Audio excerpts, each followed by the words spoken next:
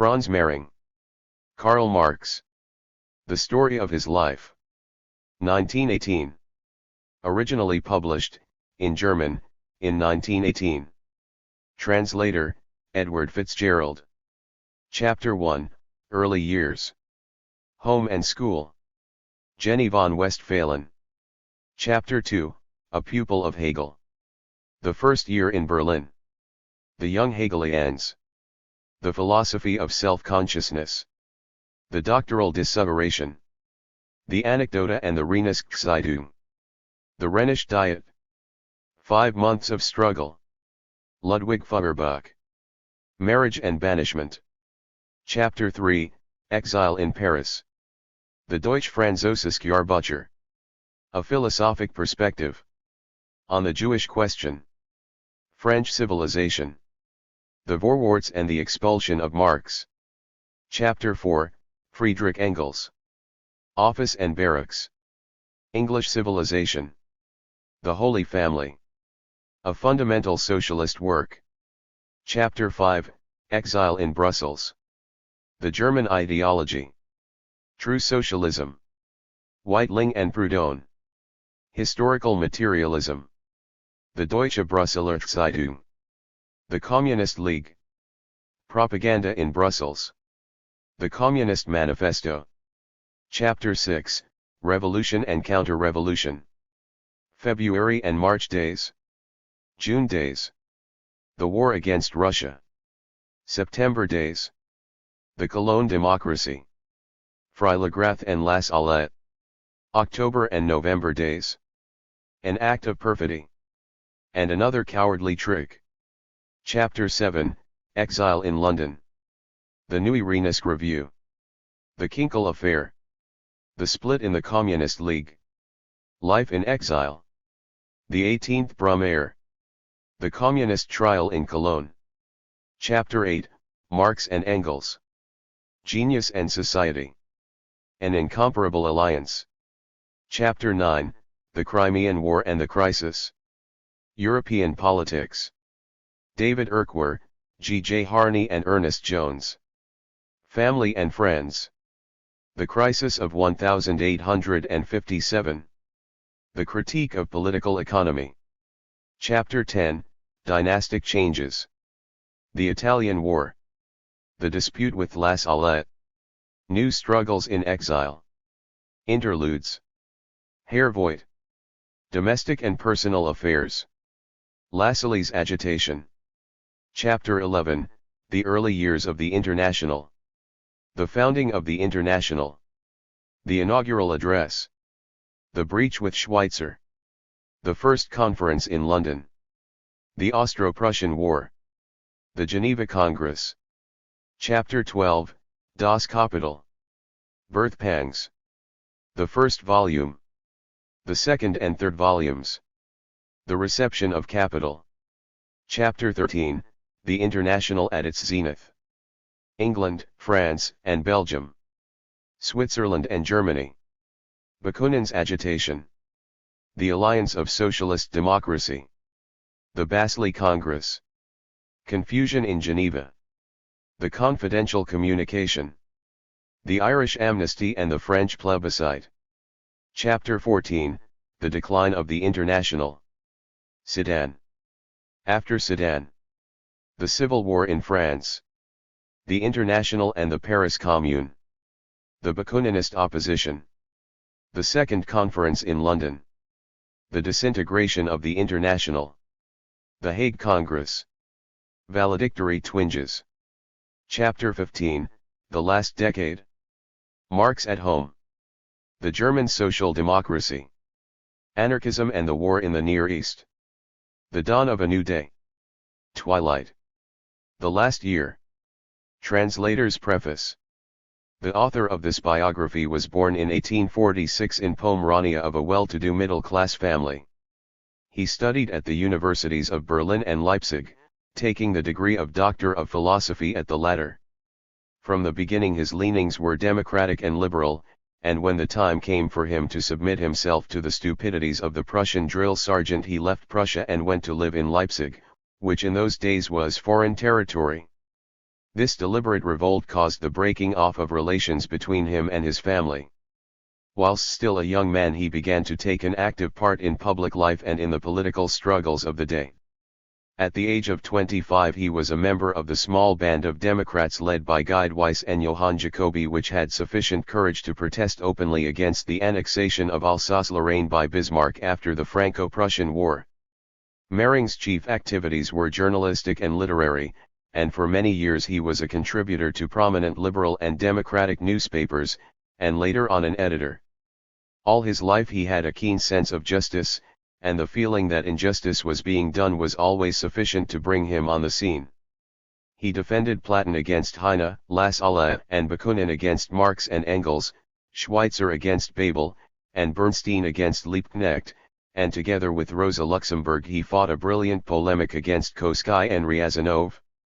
That he was not always on the side of the angels the reader of this book will discover for himself, but wherever he was to be found it was not because he had first considered the consequences for himself, but because his own sense of justice had compelled him with imperative logic. At about the age of 30 he became a socialist of the Lassalle school, appearing in the arena with a pamphlet against the historian Trotsky. It is to this period of a socialism strongly tinged with nationalism that his attacks on the social democracy and on Marx belong. Like many another well-meaning and liberal-minded man from the ranks of the possessing classes, he approached the working class movement equipped with democratic and liberal principles and a desire to assist the workers, and he suffered the failure and disappointment which such an approach inevitably brings with it. However, unlike many others, he did not then withdraw to nurse his wounded dignity and bemoan the proletarian lack of gratitude, but, spurred on by his initial failure, he came to grips with the problem and emerged as a Marxist. It was in 1890 that the final breach with his own class took place. He was then the chief editor of the democratic Berliner Volkszeitung, and in its columns he resolutely opposed Bismarck's policy and defended the Social Democrats, who were still being persecuted under the anti-socialist law. His attacks on Bismarck were extremely effective, and the latter answered with a threat of suppression unless the shareholders dismissed the uncomfortable critic. True to those traditions of pusillanimity which caused both Marx and Engels to despair of the German bourgeoisie, the shareholders swallowed their democratic principles to defend their economic interests, and Franz Mehring was sacrificed. At the age of 44 he took the final and logical step and joined the Social Democratic Party. The period of his greatest literary activity now opened up. The Neue Zeit, at that time under the editorship of Karl Koskai, published many brilliant articles from his pen, including the famous series which appeared in book form in 1893 as the Lessing Legend, the classic Prussian history of the Friderian Age, and caused Friedrich Engels to write to Koskai from London declaring that the articles made him look forward with impatience to every new number of the publication. Throughout the years which followed up to the time of his death, Mehring's pen produced innumerable articles on philosophic, historical, military, literary, and political subjects, and won him a foremost position in the international socialist movement. The chief scene of his activities was the writing desk, but for all that he was no armchair strategist, but a lighter all the time with the sharpest weapons at his disposal, and he used them with all his energy against a powerful enemy. From the closing years of the last century onwards, when the revolutionist efforts of Bernstein and his friends undermined revolutionary Marxism in the social democratic organization and provided the yearnings of its leaders for respectability with a theoretical cloak, Mehring was in the front ranks of those who fought strenuously against a policy which led logically to the collapse of the German working class movement in 1914. Throughout the war years he remained true to the principles of socialist internationalism and, despite his advanced years, he spent many months in prison. Together with Clara Zetkin and Rosa Luxemburg, the only real men in the social democratic movement as he was fond of calling them, he raised aloft the banner of proletarian internationalism in the heroic Spartakist League. He lived to see the first post-war class struggles and the defeat of the revolutionary workers, and he died in January, 1919, shortly before his 73rd birthday, his death undoubtedly being hastened by the terrible tidings which reached him a day or two before that his two friends Rosa Luxemburg and Karl Liebknecht had been slaughtered by white mercenaries. With his death, German literature lost a brilliant author and trenchant critic, and the German working class lost a great historian and socialist theoretician and the greatest literary man the socialist movement has yet produced.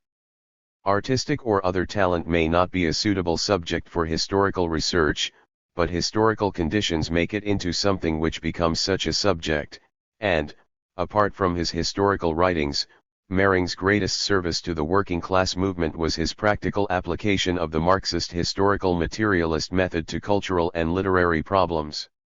In this respect he was a pioneer, for both Marx and Engels very rarely ventured into this field, their time being almost wholly taken up with the more direct economic, philosophical, and political phases of the revolutionary movement. How long and how often will socialists continue to regret that Marx finally never did carry out his intention of writing a monograph on Balzac and his Comédie humaine? The significance of Franz Mehring on this field is nowhere better described than in a letter of congratulation written to him on his 70th birthday by Rosa Luxemburg. For decades now you have occupied a special post in our movement, and no one else could have filled it. You are the representative of real culture in all its brilliance. If the German proletariat is the historic heir of classic German philosophy, as Marx and Engels declared, then you are the executor of that testament. You have saved everything of value which still remained of the once splendid culture of the bourgeoisie and brought it to us, into the camp of the socially disinherited. Thanks to your books and articles, the German proletariat has been brought into close touch not only with classic German philosophy, but also with classic German literature, not only with Kant and Hegel, but with Lessing, Schiller, and Goethe. Every line from your brilliant pen has taught our workers that socialism is not a bread and butter problem, but a cultural movement, a great and proud world ideology. When the spirit of socialism once again enters the ranks of the German proletariat, the latter's first act will be to reach for your books, to enjoy the fruits of your life's work. Today, when intellectuals of bourgeois origin are betraying us in droves to return to the fleshpots of the ruling classes, we can laugh contemptuously and let them go. We have won the best and last the bourgeoisie still possessed of spirit, talent, and character. Franz Mehring. The biography of Karl Marx, which is now presented to the English-speaking reader, was the culmination of Mehring's work. It was first published in Germany in 1918 after long and irritating delays owing to the military censorship, which wished to prevent its publication altogether or permit it only in a mutilated form. Despite the true blues times, its success was immediate, and half a dozen editions and many thousands of copies were sold.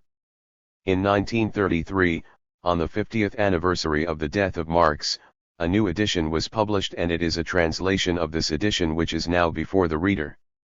Franz Mehring dedicated the first edition to Clara Zetkin, heiress to the Marxist spirit, and this first American edition therefore respects his wishes, although since then she too has joined her old friends, Franz Mehring and Rosa Luxemburg, in the ranks of those who will be enshrined forever in the great heart of the working class. After Mehring's death, a new era in Marxist research was opened up with its center in the Marx-Engels Institute in Moscow, and many facts unknown to him were brought to light. The 50th anniversary edition was therefore brought up to date by means of an appendix prepared under the direction of Edward Fuchs, an old friend of Mehring and his literary executor. This appendix, which the reader will find at the end of this volume, deals with all points of importance brought to light concerning Marx and Marxism, and in particular concerning the Lassalle-Bakunin polemics, since Mehring's death. The footnotes to the present edition were added by me in order to assist the English-speaking reader to a better understanding of references which might otherwise have been unclear, but I have kept them as few as possible. The bibliography at the end of this volume makes no claim to completeness, but it is hoped that it will prove of service to those who would like to study Marxism more thoroughly. Some of Marx's works are still untranslated, but these are becoming fewer and fewer, and before long nothing of any importance will be beyond the reach of the English-speaking reader. The honor of introducing Mehring to the English-speaking public has fallen to me, and I hope that I may be found to have done it not unworthily. However, I feel that a word of apology is necessary for my rendering of the various items of poetry quoted, but here I can claim to be in company with Marx and Engels, for the Muses omitted to place the gift of verse in my cradle too. In conclusion, I wish to express my thanks to Eduard Fuchs, Dr. Hans Glauboff and Frank Budgen for friendly assistance in various ways. The Translator. Amsterdam, July 4, 1935. Author's Preface. This book has a little history of its own. When a proposal was made to publish the correspondence which had passed between Marx and Engels, Marx's daughter, Madame Laura Lafargue, made it a condition of her agreement that I should take part in the editorial work as her representative. In a letter from Dravel dated the 10th of November, 1910, she authorized me to make what notes, explanations, or deletions I might consider necessary. As a matter of fact, I made no practical use of this authorization because no important differences of opinion arose between the editors, or rather the editor, Bernstein. Babel did no more than give his name to the work, and myself. I had neither the occasion, nor the right, nor naturally, any inclination to interfere with his work in the interests of Madame Lafargue without cogent and urgent reasons. However, during the long work I did in connection with the publication of the correspondence, the knowledge which I had gained of Karl Marx during many years of study was rounded out. I felt the spontaneous desire to give it a biographical frame, particularly as I knew that Madame Lafargue would be delighted at the idea. I had won her friendship and confidence not because she thought me the most learned or the most sagacious amongst the followers of her father, but because she felt that I had obtained the deepest insight into his character and would be able to portray it most clearly. Both in conversation and in her letters she often assured me that many half-forgotten memories of her home life had become fresh and vivid again from the descriptions in my history of the German social democracy and in particular in the posthumous edition which I issued and that many names often heard from her parents developed from a shadowy existence into a tangible reality thanks to my writings. Unfortunately, this noble woman died long before the correspondence between her father and Engels could be published. A few hours before she voluntarily took leave of life, she sent me a last, warm message of friendship. She inherited the great qualities of her father, and I thank her beyond the grave for having entrusted me with the publication of many treasures from his literary remains without having made even the slightest attempt to influence my critical judgment in any way. For instance, she gave me the letters of La Salle to her father, although she knew from my history of the German social democracy how energetically and how often I had defended La Salle against him. When I finally began to carry out my intention of writing a biography of Marx, two of the stalwart defenders of Zion in the Marxist ranks failed to show even a trace of the generosity of this great-hearted woman. They sounded the horn of moral indignation with all their might because I had made one or two observations in Die Neue Zeit concerning the relations of Marx to La Salle and to Bakunin without first having made the traditional kowtow to the official party legend.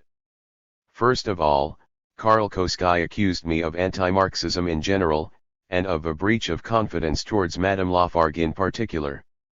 When I nevertheless insisted on carrying out my intention of writing a biography of Marx, he even devoted 60-odd pages of Die Neue Zeit, space in which was notoriously precious, to an attack on me. In this attack D. Ryazanov did his best to prove me guilty of the basest betrayal of Marx, and accompanied his efforts with a flood of accusations whose lack of conscience was equaled only by their lack of sense. I have permitted these people to have the last word out of a feeling which for politeness sake I will not call by its real name, but I owe it to myself to point out to my readers that I have not given way one hair's breadth to their intellectual terrorism, and that in the following pages I have dealt with the relations of Marx to La Salle and to Bakunin strictly in accordance with the exigencies of historical truth whilst completely ignoring the official party legend. Naturally, in doing so I have again avoided any sort of polemic. My admiration and my criticism, and both these things must have an equal place in any good biography, have been centered on a great man whose favorite and most frequent utterance about himself was, "Nothing human is foreign to me." The task which I set myself when I undertook this work was to present him in all his powerful and rugged greatness. My end determined the means which I took to attain it. All historical writing is at the same time both art and science, and this applies in particular to biographical writing. I cannot remember at the moment what wiseacre first gave vent to the extraordinary idea that aesthetic considerations have no place in the halls of historical science, and I must frankly confess, perhaps to my own shame, that I do not loathe bourgeois society quite so thoroughly as I loathe those stern thinkers who, in order to take a slap at the worthy Voltaire, declare that a boring and tiresome style is the only permissible one. In this connection Marx himself is more than suspect with me. With the old Greeks he loved so well he counted Clio one of the 9 muses. The truth is that only those scorn the muses who have been scorned by them. If I may assume the agreement of the reader with the form I have chosen for my work, I must nevertheless ask him for some indulgence for its content. From the beginning I was faced with one inexorable necessity, that of preventing the book growing too large and at the same time keeping it within the reach and comprehension of at least the more advanced workers. As it is, it has already grown half as long again as the length I originally planned. How often have I been compelled to content myself with a word when I would rather have written a line, with a line when I would rather have written a page, with a page when I would rather have written a chapter. My analysis of the scientific writings of Marx has suffered in particular from this outward compulsion, and in order to forestall any doubt about the matter I have refrained from giving my book the second part of the traditional subtitle of any biography of a great writer, the story of his life and works. There is no doubt that the incomparable stature of Marx is due not a little to the fact that in him the man of ideas was indissolubly bound up with the man of action, and that the two mutually complemented and supported each other. Neither is there any doubt that the fighter in him always took precedence over the thinker. The great pioneers of socialism were all in agreement in this respect. As Lassalle once put it, how gladly would he leave unwritten all he knew if only the time for action would come. And in our own days we have observed with horror how right they were. Lifelong followers of Marx, men who had brooded for 3 and even 4 decades over every comma in his writings, failed utterly at the historic moment when for once they might and should have acted like Marx. Instead they swung this way and that, like creaking weather vanes in a blustering wind. Nevertheless, I have no wish to pretend that I feel myself called before all others to mark down the boundaries of that tremendous field of knowledge which was Marx's domain. For instance, in order to give the reader a clear and adequate picture of the second and third volumes of Marx's Capital, I appealed to my friend Rosa Luxemburg for assistance, and he will thank her as I do for readily agreeing to assist me. Chapter 12, Number 3, the second and third volumes, was written by her. I am happy to be able to embody a treasure from her pen in my book, and I am no less happy that our joint friend Clara Zetkin has given me permission to launch my little ship and send it out onto the high seas under her flag.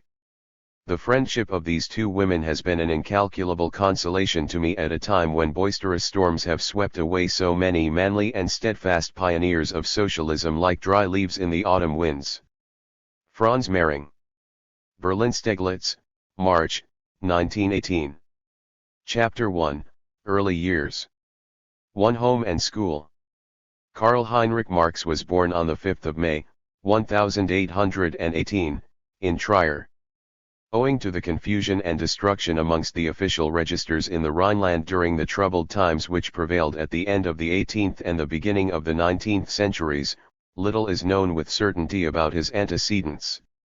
Even the year in which Heinrich Heine was born is still the subject of dispute.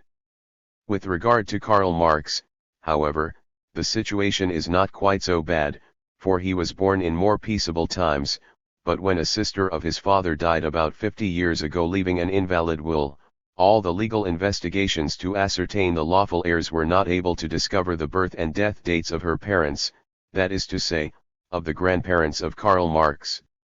His grandfather was Marx Levi, but later on the Levi was dropped. This man was a rabbi in Trier and is believed to have died in 1798.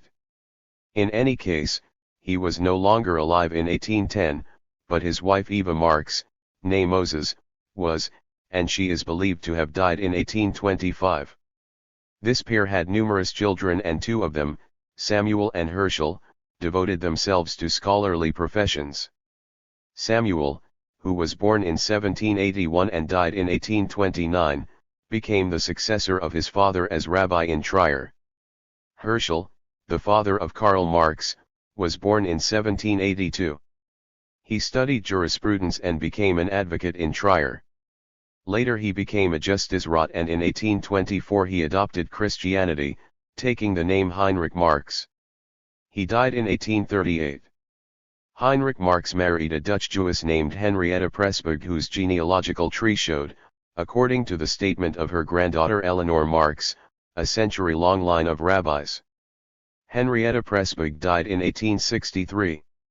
Heinrich Marx and his wife Henrietta left a large family, but at the time of the testamentary investigations which provided us with these genealogical notes, only 4 of the children were still alive: Karl Marx, Sophie the widow of an advocate named Schmalhausen in Maastricht, Emily the wife of an engineer named Conradi in Trier, and Louise the wife of a merchant named Judah in Cape Town. Thanks to his parents, whose marriage was an extremely happy one, Karl Marx, next to his sister Sophie the eldest child, enjoyed a cheerful and carefree youth. His splendid natural gifts awakened in his father the hope that they would one day be used in the service of humanity, whilst his mother declared him to be a child of fortune in whose hands everything would go well. However, Karl Marx was neither the son of his mother, like Goethe, nor the son of his father, like Lessing and Schiller. With all her affectionate care for her husband and her children, Marx's mother was completely absorbed in her domestic affairs. All her life she spoke broken German and took no part in the intellectual struggles of her son, beyond perhaps wondering with a mother's regret what might have become of him had he taken the right path. In later years Karl Marx appears to have been on intimate terms with his maternal relatives in Holland, and in particular with his uncle Philips. He repeatedly refers in terms of great friendship to this fine old boy who proved helpful to him later on in the material troubles of his life. Although Karl Marx's father died a few days after his son's 20th birthday, he too seems to have observed with secret apprehension the demon in his favorite son. It was not the petty and fidgety anxiety of a parent for his son's career which troubled him, but rather the vague feeling that there was something as hard as granite in his son's character, something entirely foreign to his own yielding nature. As a Jew, a Rhinelander, and a lawyer, he should have been thrice armed against the wiles of the East Albion Junkers, but in fact Heinrich Marx was a Prussian patriot, though not in the wretched sense the term has today, but a Prussian patriot of the Waldeck and Ziegler type, saturated with bourgeois culture and having an honest belief in the old Fritzian Enlightenment, an ideologue of the type hated by Napoleon with good reason. Although the conqueror had given to the Rhenish Jews equality of civil rights and to the Rhineland itself the Code Napoleon, a jealously guarded treasure ceaselessly attacked by the old Prussian reaction, Marx's father hated Napoleon. His belief in the genius of the Prussian monarchy was not even shaken by the fact that the Prussian government would have compelled him to change his religion in order to save his bourgeois position. This has often been cited, even by otherwise well-informed persons, apparently for the purpose of justifying or at least excusing an action which requires neither justification nor excuse. Even considered from a purely religious standpoint, a man who acknowledged a pure belief in God with Locke, Leibniz, and Lessing no longer had any place in the synagogue and belonged rather in the fold of the Prussian state church, in which at that time a tolerant rationalism prevailed, a so-called religion of reason which had left its mark even on the Prussian censorship edict of 1819. At that time the renunciation of Judaism was not merely an act of religious emancipation, but also, and even more so, an act of social emancipation. The Jewish community as such had taken no part whatever in the great intellectual labors of the German thinkers and poets.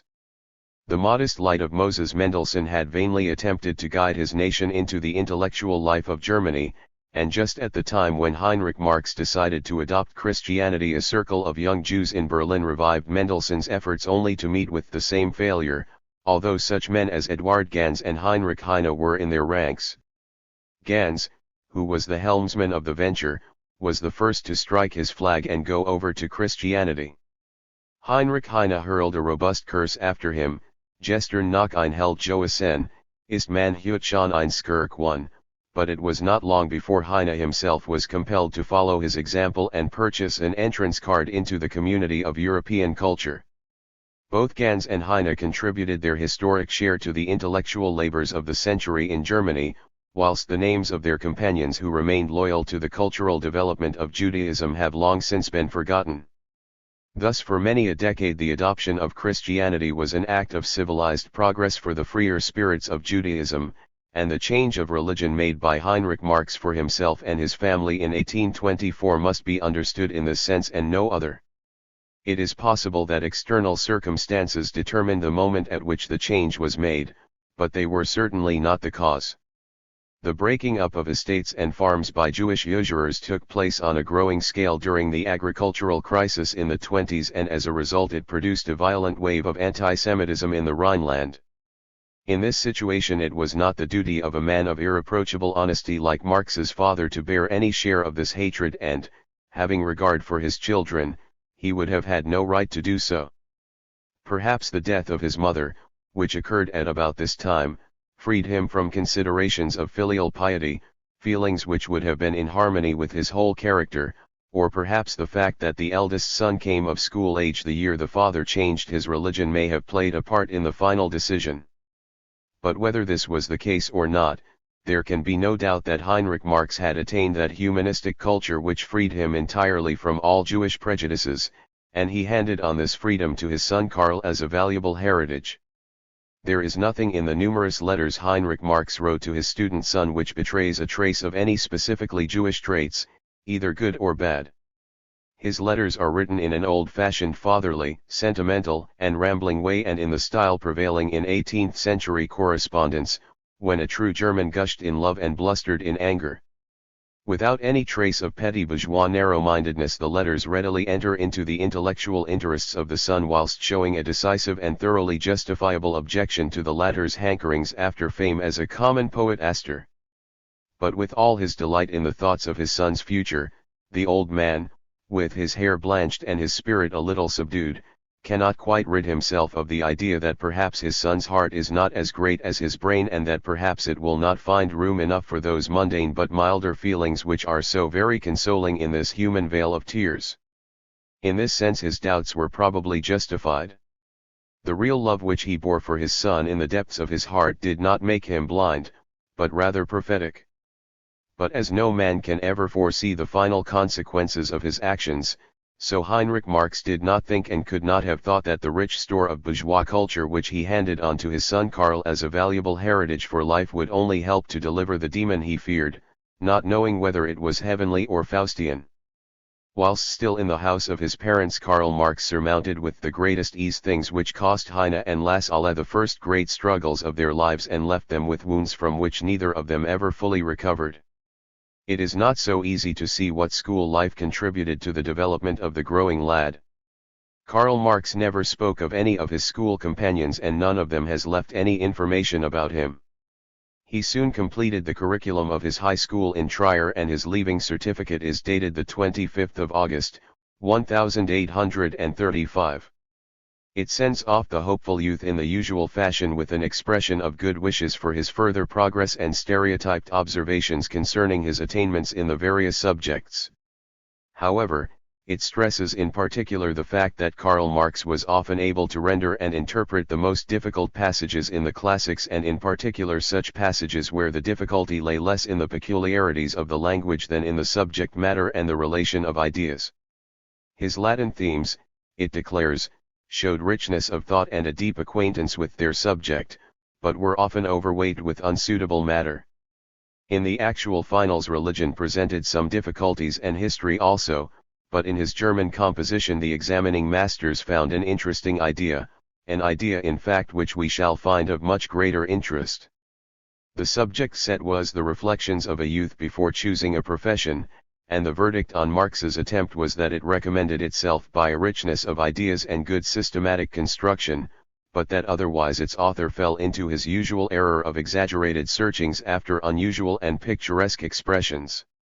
And then the following passage is quoted literally: "We cannot always take up the profession for which we feel ourselves suited, our relations in society have begun to crystallize more or less before we are in a position to determine them."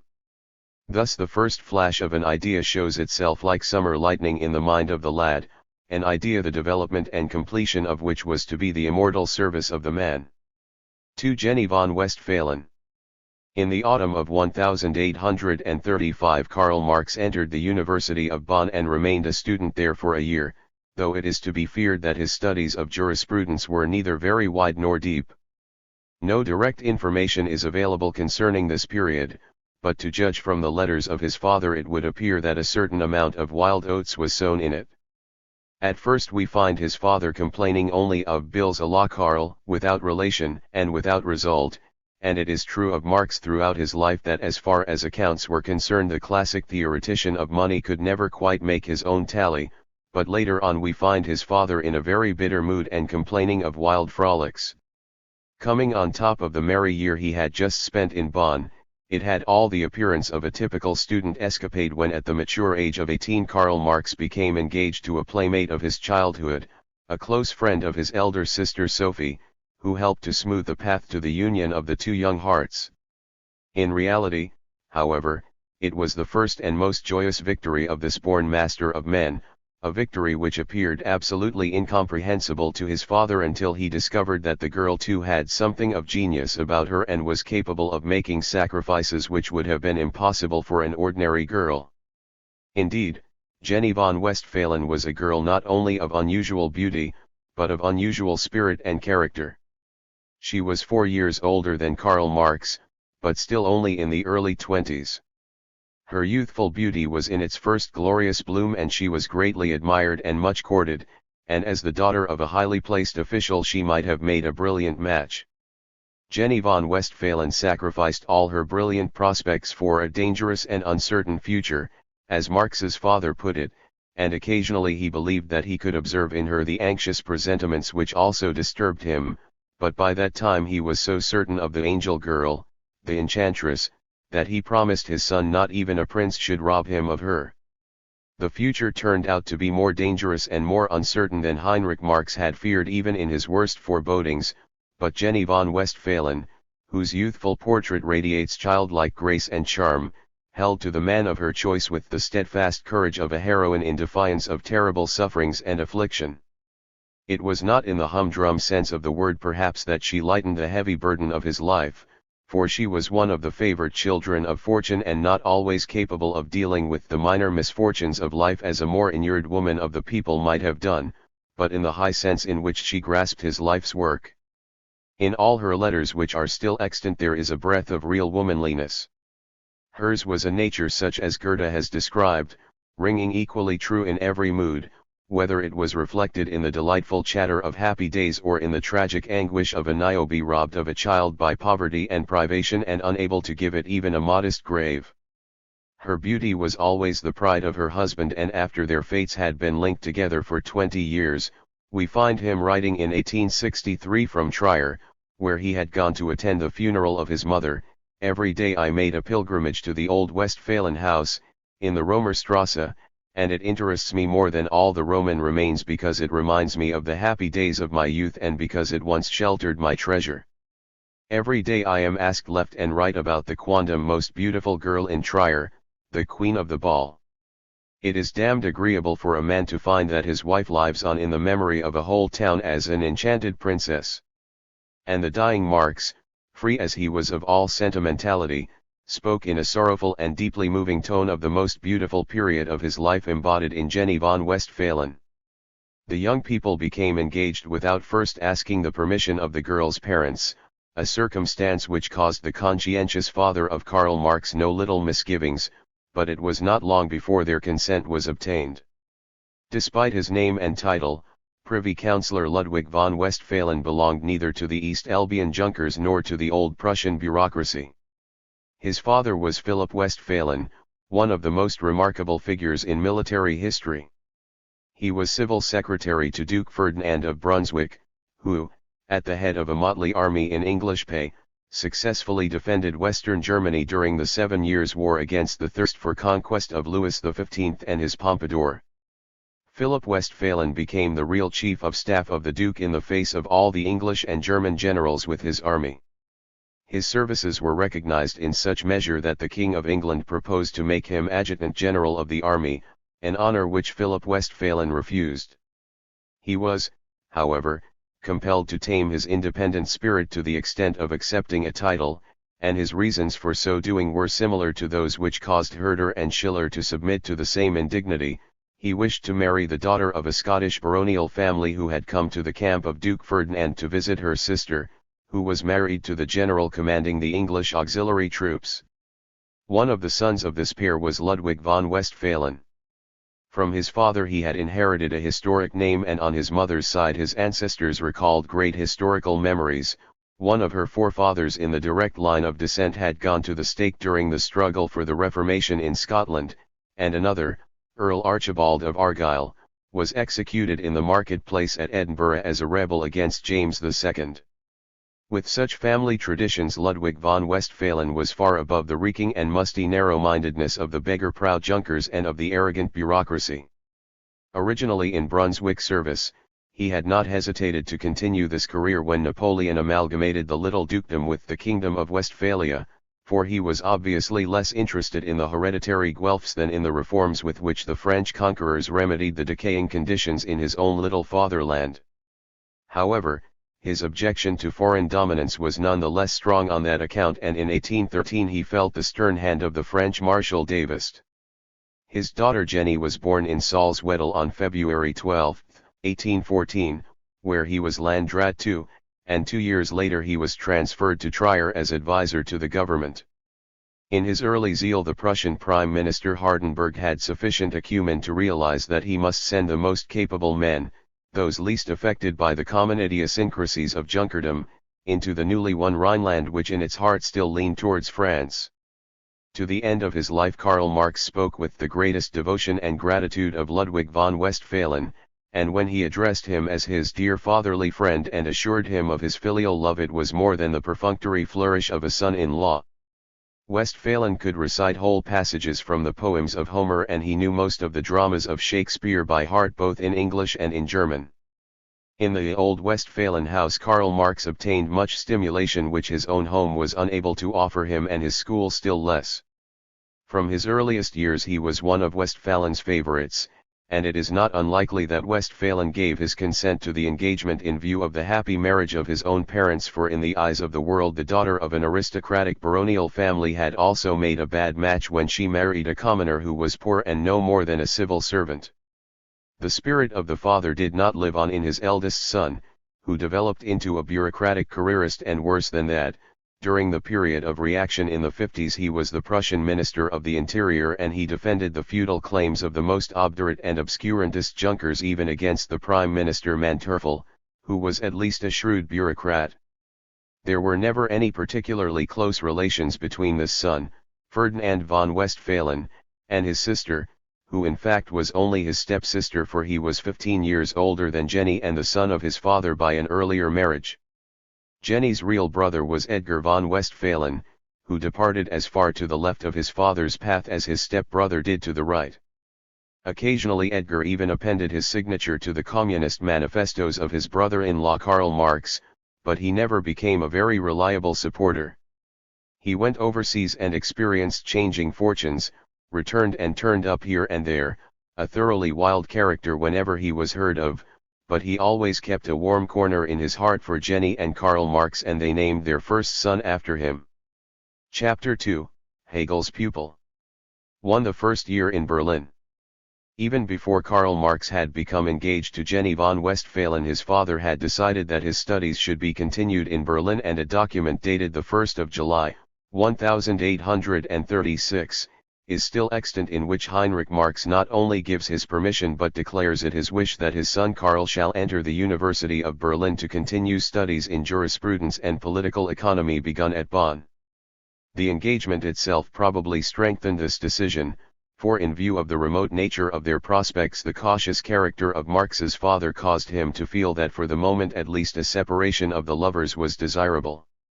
His Prussian patriotism may have influenced him in his choice of Berlin, and also perhaps the fact that the Berlin University did not foster the glorious college days tradition which, in the opinion of his prudent parent, Karl Marx had supported quite enough at Bonn. Other universities are positively bacchanalian compared with this workhouse, declared Ludwig Feuerbach, referring to Berlin. The young student certainly did not choose Berlin himself. Karl Marx loved the sunny Rhineland, and the Prussian capital remained obnoxious to him all his life. The philosophy of Hegel cannot have exercised any attraction because he knew nothing at all about it, although it ruled still more absolutely at the University of Berlin since the death of its founder than it had done even during his life. And then there was the accompanying separation from his sweetheart. It is true that he had promised to content himself with her agreement to marry him in the future and to renounce all present signs of affection, but such lovers' oaths are notoriously writ in water. In later years Marx told his children that his love for their mother had turned him into a raving Roland in those days, and in fact his young and ardent heart did not rest until he had obtained at least permission to write to Jenny. However, the first letter he received from her arrived only after he had been in Berlin a year. Thanks to a letter he wrote to his parents on the 10th of November, 1837, to give them some idea of the past year here, we are perhaps better informed about this year than about any other in his life either earlier or later. This interesting document reveals the whole man even in the youngster, the man striving after truth even to the point of moral and physical exhaustion, his insatiable thirst for knowledge, his inexhaustible capacity for work, his merciless self-criticism, and that fierce fighting spirit which might overrule the heart, but only when it seemed to be in error. Karl Marx matriculated on the 22nd of October, 1836. He did not bother much about the academic lectures, and in 9 half-yearly terms he put his name down for only 12, including for the most part the obligatory lectures on jurisprudence, and even of these 12 he probably heard very few. Eduard Ganz was the only one of the official university lecturers who exercised any influence on his mental development. Marx attended the lectures of Ganz on criminal law and the Prussian civil code, and Ganz himself has testified to the excellent diligence which Marx displayed at both these courses. Of far greater value, however, than any such testimony, which always tends to be influenced by personal considerations, is the merciless polemic which Marx waged in his earliest writings against the historical school of law under the example of the philosophically trained jurist Ganz, who had raised his eloquent voice so strongly against the narrowness and mustiness and against the deleterious influence of this school on legislation and on the development of the law. According to his own account, Marx studied jurisprudence merely as a subordinate discipline together with history and philosophy. As far as these last-mentioned subjects were concerned, he did not bother about the lectures at all and did no more than put down his name for the usual obligatory lectures on logic by Gabler, the official successor of Hegel but the most mediocre amongst Hegel's mediocre followers. Karl Marx was essentially a thinker, and even at the university he worked independently, so that in a year he obtained a wealth of knowledge which 10 years of the usual slow spoon-fed academic lectures could hardly have given him. On his arrival in Berlin the new world of love clamored for attention. Full of yearning and empty of hope, his feelings poured themselves into 3 exercise books full of poems, all dedicated to my dear and ever-beloved Jenny von Westphalen. They were in Jenny's hands in December, 1836, welcomed with tears of joy and sadness, as Marx's sister Sophie reported to Berlin. A year later, in his long letter to his parents, the poet himself passes a very disrespectful verdict on these children of his muse, all flat and formless in feeling, nothing natural about them, everything up in the air, utter contradiction between what is and what should be, rhetorical reflections instead of poetical ideas. At the end of this list of sins the young poet is prepared to grant perhaps a certain warmth of feeling and a striving after poetic fire as an extenuating circumstance, but even this was true only in the same way and to the same extent as it is true of the Laurel Leader of Schiller. In general these youthful poems breathe a spirit of trivial romanticism, and very seldom does any true note ring through. In addition, the technique of their verse is more clumsy and helpless than it had a right to be after Heine and Platon had both sung. Thus the creative talent which Marx possessed in great measure and which later expressed itself in his scientific works began to develop along peculiar bypaths.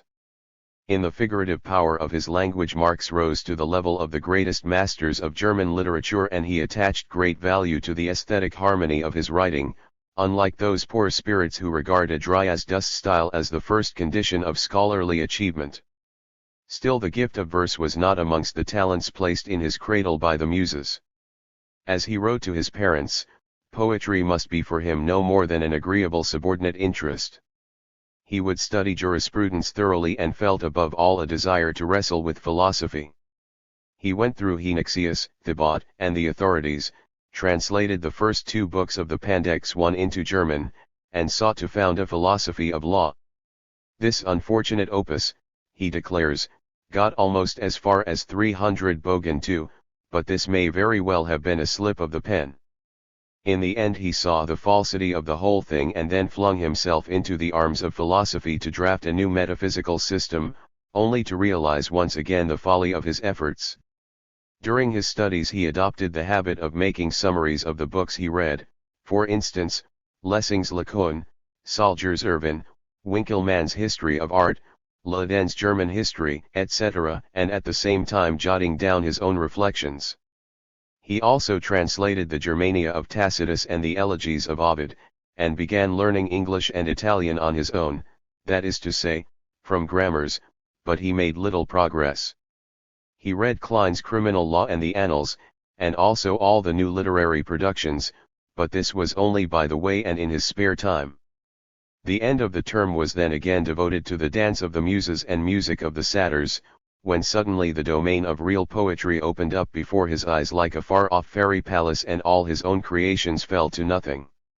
Thus the result of the first term was many nights of wakefulness, many battles fought, and much internal and external stimulation received, but little gained, nature, art, and the world neglected and friends lost. In addition his health suffered from overexertion, and, acting on medical advice he moved to Strehlau, which at that time was still a peaceful little fishing village. In Strehlau he recuperated rapidly and took up his spiritual struggle once again. In the second term he also mastered a mass of the most varied knowledge, but gradually it became more and more evident that the one firm pole in the ceaseless flow of things was the philosophy of Hegel. Marx's first acquaintance with it was rather fragmentary and its grotesque and rough-hewn melody did not please him at all, but during a second bout of illness he studied it from beginning to end and soon after fell in with a club of young Hegelians where, in the conflict of opinions, he became more and more attached to the present world philosophy, but certainly not without silencing everything sonorous within him and causing a downright rage of irony at so much negation. Karl Marx explains all this to his parents and concludes by asking permission to come home at once instead of at Easter in the following year as his father had already promised. He declares that he wanted to discuss with his father the many vicissitudes to which his mind had been subjected in the process of formation, and that only in the dear presence of his parents would he be able to lay the restless ghosts. This letter is of great value to us today because it is a mirror in which we can see the young Marx clearly, but it was not favorably received by his parents. His father, already ailing, again caught sight of the demon which he had always feared and which he now doubly feared since his son had fallen in love with a certain person whom the old man loved as his own child and since an honorable family had been persuaded to approve of a relationship which apparently and according to the usual way of the world would be full of danger and gloomy prospects for its beloved child. Marx's father was not willful enough to dictate a course of life to his son, provided that an alternative course would still permit the latter to fulfill his sacred obligations, but what the old man now saw ahead was a storm-troubled sea with no prospect of any safe anchorage. Therefore, despite his weakness, which he realized better than anyone else, he decided to be hard for once, and in his reply he was hard after his own fashion, and boundless exaggeration alternated with woeful sighs. He asks how his son has solved his problems and answers the question for him, God help us. Lack of order, a fusty prowling around in all the fields of science, a stuffy brooding under a dismal oil lamp. Going to seed in a scholastic dressing gown with unkempt hair as a change from going to seed with beer glass in hand. Repellent unsociability and the consignment to a secondary position of everything decent, even including consideration for your own father. The limitation of the social graces to a dirty room where in woeful disorder the love letters of a Jenny and the well-meaning exhortations of a father, written with tears perhaps, are used as pipe lighters, which, by the way, is better than that they should fall into the hands of third persons as a result of still more irresponsible disorder.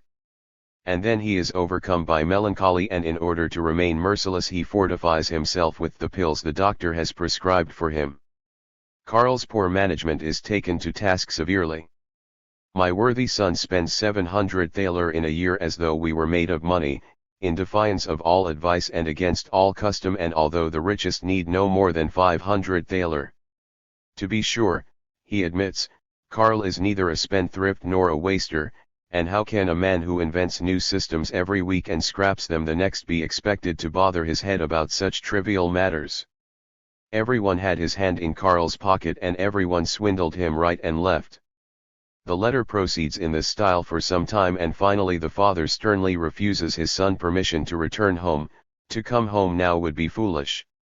I am very well aware that you do not bother much about the lectures, probably paid for all the same, but at least I insist on decorum being observed. I am no slave to the opinions of other people, but I don't like gossip at my expense. Karl could come home at Easter, as arranged, or even 10 days earlier if he cared, for his father was not pedantic. Throughout all these complaints we can detect the reproach that the son has no heart.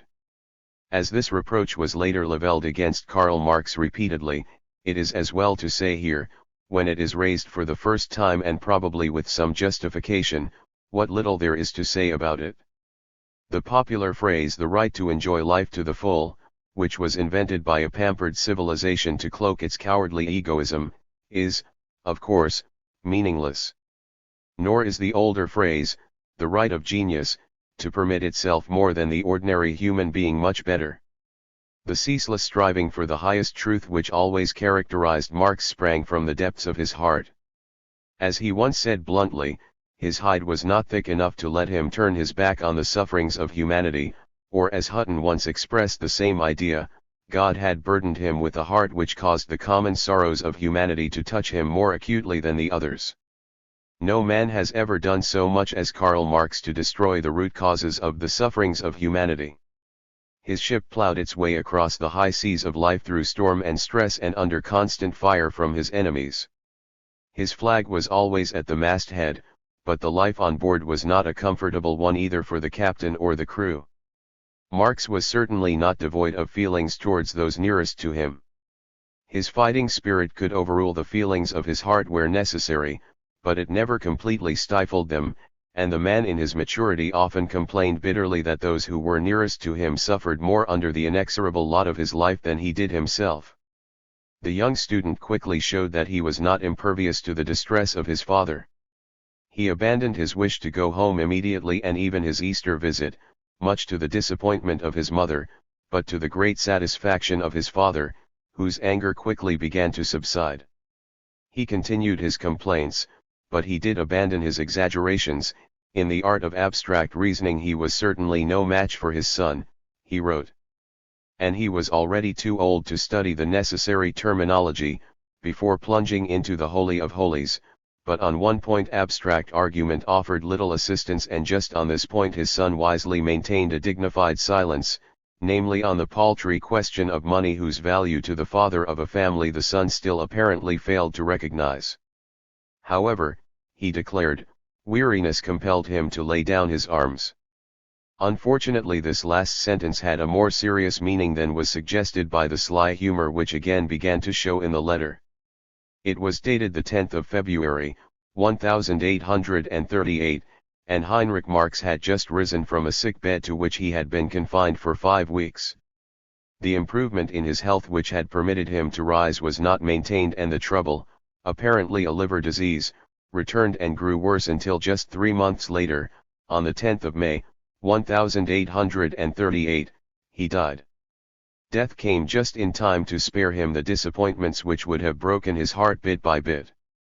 Karl Marx always realized with gratitude what his father had been to him, and as his father had enshrined him in the depths of his heart, so the son bore a picture of his father next to his heart until the day when he took it into the grave with him.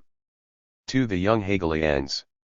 From the spring of 1838, when he lost his father, Karl Marx spent 3 more years in Berlin, and the intellectual life in the circle of young Hegelians opened up the secrets of the Hegelian philosophy to him. At that time Hegelian philosophy was regarded as the Prussian state philosophy, and the Minister of Culture Altenstein and his Privy Councillor Johannes Schultz had taken it under their special care. Hegel glorified the state as the reality of the moral idea, as the absolute reason and the absolute aim in itself, and therefore as the highest right as against the individual whose paramount duty it was to be a member of the state. This doctrine of the state was naturally very welcome to the Prussian bureaucracy, for it transfigured even the sins of the demagogue Hunt. 3. Hegel's philosophy was not hypocritical, and his political development explains why he regarded the monarchical form, embracing the best efforts of all the servants of the state, as the most ideal form of government. At most he considered it necessary that the dominant classes should enjoy a certain indirect share in the government, but even that share must be limited in a corporative fashion. He was no more prepared to consider a general representation of the people in the modern constitutional sense than was the Prussian king or his oracle Metternich. However, the system which Hegel had worked out for himself was in irreconcilable antagonism to the dialectical method which he adopted as a philosopher. With the conception of being, the conception of non-being is given, and from the antagonism of the two the higher conception of becoming results. Everything is and is not at one and the same time, for everything is in a state of flux, in a state of permanent change, in permanent development and decline. Accordingly, history is a process of development rising from the lower to the higher in an uninterrupted process of evolution. Hegel, with his universal knowledge in the most varied branches of historical science, set out to prove this, though only in that form which accorded with his own idealist conception of the absolute idea expressing itself in all historical happenings. This absolute idea Hegel declared to be the vitalizing spirit of the whole world without, however, giving any further information about it. The alliance between the philosophy of Hegel and the state of the Frederick Williams could therefore be no more than a marriage of convenience lasting as long as each partner was prepared to minister to the convenience of the other. This worked excellently in the days of the Carlsbad decisions and the demagogue Hunt, but the July Revolution of 1830 gave European development such a strong impetus that Hegel's method was seen to be incomparably more reliable than his system. When the effects of the July Revolution, weak enough in any case as far as Germany was concerned, had been stifled and the peace of the graveyard had again descended on the land of thinkers and poets, Prussian Junkerdom hastened to dig out the old dilapidated lumber of medieval romanticism for use against modern philosophy.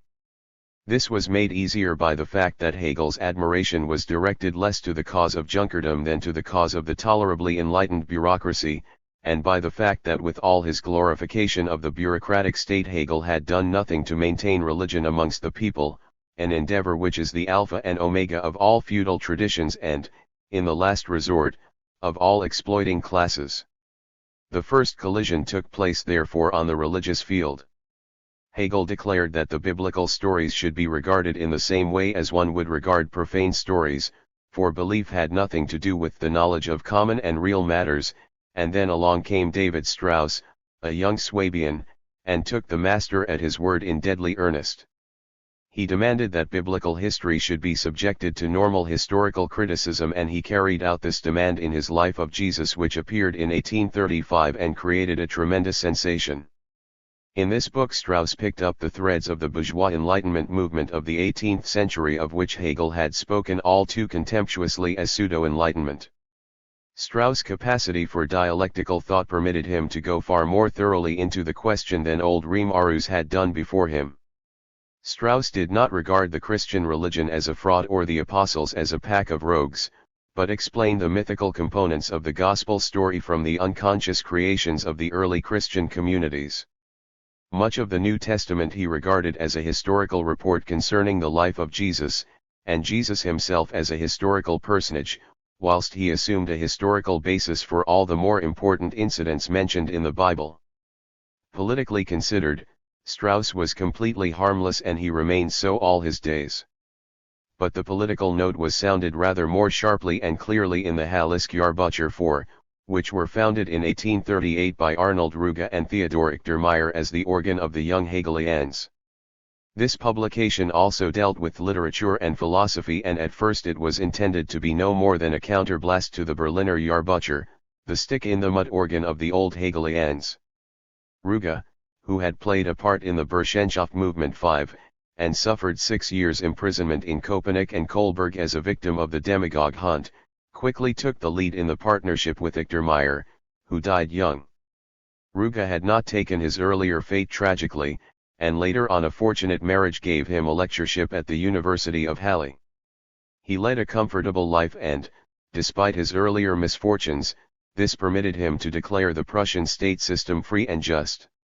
Indeed, he would have liked to justify in his person the malicious saying of the old Prussian mandarins that no one made a career for himself more quickly than a converted demagogue, but this was just the trouble. Ruge was not an independent thinker and still less a revolutionary spirit, but he had sufficient education, industry, and fighting spirit to make a good editor of a learned magazine, and on one occasion he called himself, not without a certain amount of truth, a wholesale merchant of intellectual wares. Under his leadership the Halleskjarbücher developed into a rendezvous of all the unruly spirits, men who possess the advantage, unfortunate from the governmental point of view, of bringing more life into the press than anyone else. For instance, David Strauss as a contributor did more to hold the attention of readers than all the orthodox theologians, fighting tooth and nail for the infallibility of the Bible, put together could have done. Ruge, it is true, made a point of assuring the authorities that his publication propagated Hegelian Christianity and Hegelian Prussia, but the Minister of Culture Altenstein, who was already being hard-pressed by the Romanticist reaction, did not trust his assurances and refused to be moved by Ruge's urgent pleadings for a state appointment as a recognition of his services. The result was that the Halleskjarbücher began to realize that something to be done to shiver the fetters which imprisoned Prussian freedom and justice. The Berlin Young Hegelians, in whose midst Karl Marx spent 3 years of his life, were almost all contributors to Ruge's Halleskjarbücher.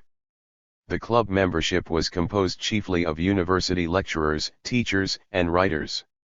Rutenberg, who is described in one of Marx's earlier letters to his father as the most intimate of his Berlin friends, had been a teacher of geography to the Berlin Corps of Cadets, but had been dismissed, allegedly for having been found one morning drunk in the gutter, but in reality because he had come under suspicion of writing malicious articles in Hamburg and Leipzig newspapers. Eduard Mayen was connected with a short-lived journal which published 2 of Marx's poems, fortunately the only 2 that ever saw the light of day. Max Stirner was teaching at a girls' school in Berlin, but it has not been possible to discover whether he was a member of the club at the same time as Marx, and there is no evidence that the 2 ever knew each other personally. In any case, the matter is not of much interest because no intellectual connection existed between them. On the other hand, the 2 most prominent members of the club, Bruno Bauer, a lecturer at the University of Berlin, and Carl Friedrich Koppen, a teacher at the Dorothean Municipal Secondary School for Modern Subjects, had a great influence on Marx. Karl Marx was hardly 20 years old when he joined the club of young Hegelians, but as so often happened in later years when he entered a new circle, he soon became its center. Both Bauer and Koppen, who were about 10 years older than Marx, soon recognized his superior intellect and asked for no better comrade than this youngster who was still in a position to learn much from them, and did so.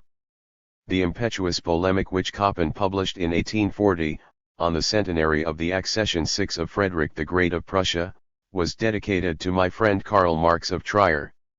Koppen possessed historical talent in very great measure, and his contributions to the Halleskjarbücher still vouch for this fact. It is to Koppen we owe the first really historical treatment of the Reign of Terror during the Great French Revolution. He subjected the representatives of contemporary historical writing, Lee, Ranke, Romer, and Schlosser, to the liveliest and most trenchant criticism, and himself made sallies into various fields of historical research, from a literary introduction to Nordic mythology which is worthy of a place beside the works of Jacob Grimm and Ludwig Uhland, to a long work on Buddha which earned even the recognition of Schopenhauer, who was otherwise not well disposed towards the old Hegelian. The fact that a man like Koppen yearned for the spiritual resurrection of the worst despot in Prussian history in order to exterminate with fire and sword all those who deny us entrance into the land of promise is sufficient to give us some idea of the peculiar environment in which these Berlin young Hegelians lived. However, two factors must certainly not be overlooked. First of all, the Romanticist reaction and everything connected with it did its utmost to blacken the memory of old Fritz.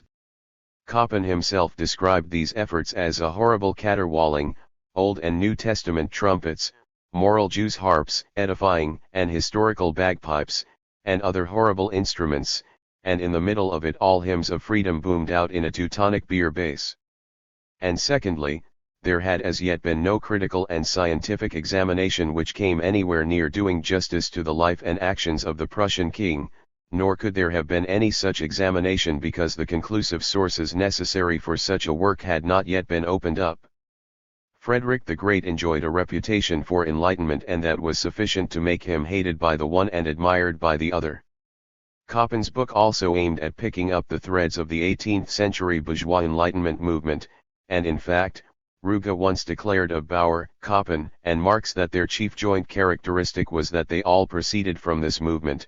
They represented a philosophic Jacobin party and wrote a many tickle Upharsin on the storm-swept horizon of Germany. Koppen refuted the superficial declamations against the philosophy of the 18th century. Despite their tediousness, we owe much to the German pioneers of bourgeois enlightenment. Their one deficiency had been that they were not enlightened enough. Here Koppen was tilting chiefly at the thoughtless imitators of Hegel, the lonely penitents of the idea, the old Brahmins of logic, sitting with crossed legs, eternally and monotonously gabbling the three holy Vedas again and again, pausing only now and then to throw a lustful glance into the world of the dancing bayaders. The shaft went home, for Varnhagen promptly condemned the book in the organ of the old Hegelians as disgusting and repulsive, probably feeling himself particularly wounded by the plain speaking of Koppen about the toads of the marsh, that vermin without religion, without a fatherland, without convictions, without conscience, without heart, feeling neither cold nor heat, nor joy, nor sorrow, nor love nor hatred, without God, and without the devil, miserable creatures who squatted around the gates of hell and were too vile to be granted admittance. Koppen honored the great king only as a great philosopher, but he went further in his advocacy than was permissible even according to the standards of Frederican knowledge then prevailing. Unlike Kant, he declared, Frederick the Great did not subscribe to two forms of reason, a theoretical one bringing forward its doubts, objections, and negations fairly, honestly and audaciously, and a practical one, under guardianship and in the public pay, to make good what the other did ill and to whitewash its student pranks. Only the most elementary immaturity can contend that as compared with the royal and practical reasoning his philosophical theoretical reasoning appears particularly transcendental, and that often old Fritz dismissed the hermit of Sanssouci from his mind. On the contrary, the king never lagged behind the philosopher. Anyone who dared to repeat Koppen's contentions today would certainly lay himself open to the reproach of most elementary immaturity even from the Prussian historical school, and even for the year 1840 it was going rather too far to place the lifelong Enlightenment work of a philosopher like Kant in the same category as the pseudo-Enlightenment farce played by the Borussian despot on the French brilliants who were content to act as his court jesters. Koppen suffered under the peculiar poverty and emptiness of Berlin life which was fatal to all the young Hegelians living there, and although he should have been able to guard himself against it more easily than the others, it affected him still more than it did them. It expressed itself even in a polemic which had undoubtedly been written with all his heart. Berlin lacked the powerful backbone which industry in the Rhineland, already highly developed, gave to bourgeois consciousness there. The result was that when the questions of the day took on a practical form the Prussian capital dropped behind Cologne, and even behind Leipzig and Königsberg. Writing of the Berliners of the day, the East Prussian Wales Road declared, they think themselves tremendously free and daring when they make fun of serf and Hagen, of the king and the events of the day, sitting safely in their cafe and joking in their familiar street rowdy style. Berlin was in fact nothing more than a military garrison and residence town, and the petty bourgeois populace compensated itself with malicious and paltry backbiting for the cowardly subservience it showed to every court equipage. A regular rendezvous for this sort of opposition was the gossip salon maintained by Varnhagen, the same man who crossed himself in pious horror even at the idea of Frederican enlightenment as Koppen understood it. There is no reason to doubt that the young Marx shared the opinions expressed in the book which brought his name before the general public for the first time. He was closely acquainted with Koppen and adopted the latter's style to a considerable extent. Although their paths soon branched off in different directions, the two always remained good friends, and when Marx returned to Berlin 20 years later on a visit he found Koppen just the same as ever, and they celebrated a joyful reunion and spent many happy hours in each other's company. Not very long afterwards, in 1863, Koppen died. 3. The philosophy of self-consciousness. The real leader of the young Hegelians in Berlin was not Koppen, however, but Bruno Bauer, who was officially recognized as an orthodox pupil of the master, particularly as he had shown great speculative arrogance in an attack on Strauss' Life of Jesus, a proceeding which earned him a vigorous rebuff from Strauss. Bauer enjoyed the protection of the Minister of Culture Altenstein, who regarded him as a very promising and talented young man. However, Bruno Bauer was not a careerist, and Strauss turned out to be a poor prophet when he declared that Bauer would end his days in the petrified scholasticism of the Orthodox chieftain Hengstenberg. On the contrary, in the summer of 1839 Bauer came to grips with Hengstenberg, who wanted to present the God of the Old Testament, the God of anger and vengeance, as the God of Christianity. The literary exchanges which resulted remained well within the limits of an academic polemic, but they were sufficiently sharp to cause the decrepit and very much alarmed Altenstein to remove his protégé from the suspicious glare of the orthodox, who were as vengeful as they were Simon pure. In the autumn of 1839 he sent Bauer to the University of Bonn as a lecturer with the intention of appointing him to a professorship before the end of the year. But Bruno Bauer, as his letters to Marx indicate, was already in a period of intellectual development which was to take him far beyond Strauss. He began a criticism of the Gospels which finally demolished the last ruins which Strauss had left still standing. He contended that there was not an atom of historical truth in the Gospel story, that everything in it was the product of fantasy, and that Christianity as a world religion was not forced on the classic Greco-Roman world, but that it was the natural product of that world. With this development he took the one path which offered a possibility of scientifically investigating the origin of Christianity, and it is not without good reason that our contemporary, the fashionable court and salon theologian Harnack Seven, who is at the moment engaged in furbishing up the Gospels in the interests of the ruling classes, roundly abuses any attempt to proceed along the path opened up by Bruno Bauer. Whilst these ideas were beginning to mature in Bruno Bauer's head, Karl Marx was his inseparable companion, and Bauer recognized his friend, 9 years his junior, as a most capable brother in arms. He had hardly settled down in Bonn when he began to try to persuade Marx to follow him. A club of professors in Bonn was simple Philistinism compared with the Hegelian club in Berlin, he declared. The latter had at least always been a center of intellectual interests. There was also plenty of amusement in Bonn too, what they called amusement there, though he had laughed more crossing the street with Marx in Berlin than he ever had in Bonn. Marx should just polish off his trivial examination. After all, only Aristotle, Spinoza, Leibniz, and nothing else were required, and stop caking such farcical nonsense seriously. He would find the Bonn philosophers easy game. And above all, a radical publication was necessary, one they could issue jointly, for the Berlin chit-chat of the Hallesjahrbucher was no longer tolerable. He felt sorry for Ruge, but why on earth didn't the fellow drive the vermin out of his paper? Bauer's letters sound revolutionary enough at times, but it is always a philosophical revolution he has in mind, and he was far more inclined to count on the support of the state than on its hostility. He had hardly written to Marx in December, 1839, that Prussia seemed destined to make progress only on account of its Jenas, though naturally such battles need not always be fought over a hecatomb of corpses, when a few months later, Following on the almost simultaneous decease of his protector Altenstein and the old king, he pledged himself to the highest idea of our state life, the family spirit of the princely house of Hohenzollern, which had devoted 4 centuries of high-minded effort to the settlement of the relations of church and state. At the same time, Bauer promised that science would not falter in its defense of the state idea against the usurpation of the church. The state might err, it might become suspicious of science and use the weapon of intimidation, but reason belonged too innately to the state for it to err long.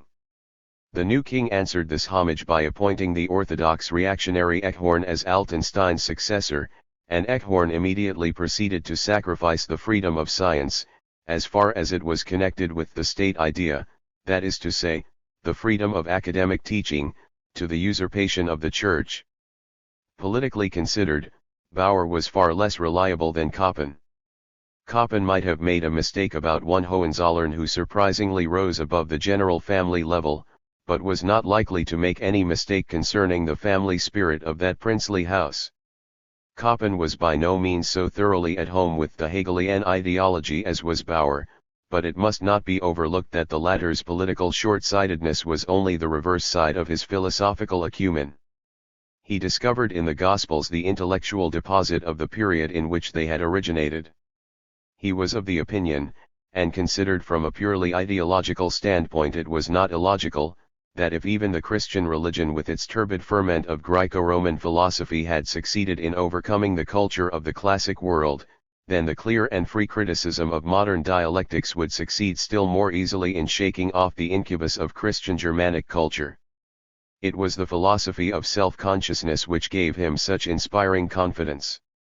The Greek philosophic schools which developed from the national disintegration of Greek life and did most to fructify the Christian religion, the Sceptics, the Epicureans, and the Stoics, had united under this name. They could not be compared with Plato in speculative depth nor with Aristotle in universal knowledge, and they had been somewhat contemptuously treated by Hegel. Their common aim was to make the individual, separated by a terrible cataclysm from everything which heretofore had stayed and fortified him, independent of everything outside himself, to lead him back into his inner life, to seek his real happiness in the peace of the mind, a peace which might remain unshaken whilst the whole world was collapsing around his ears.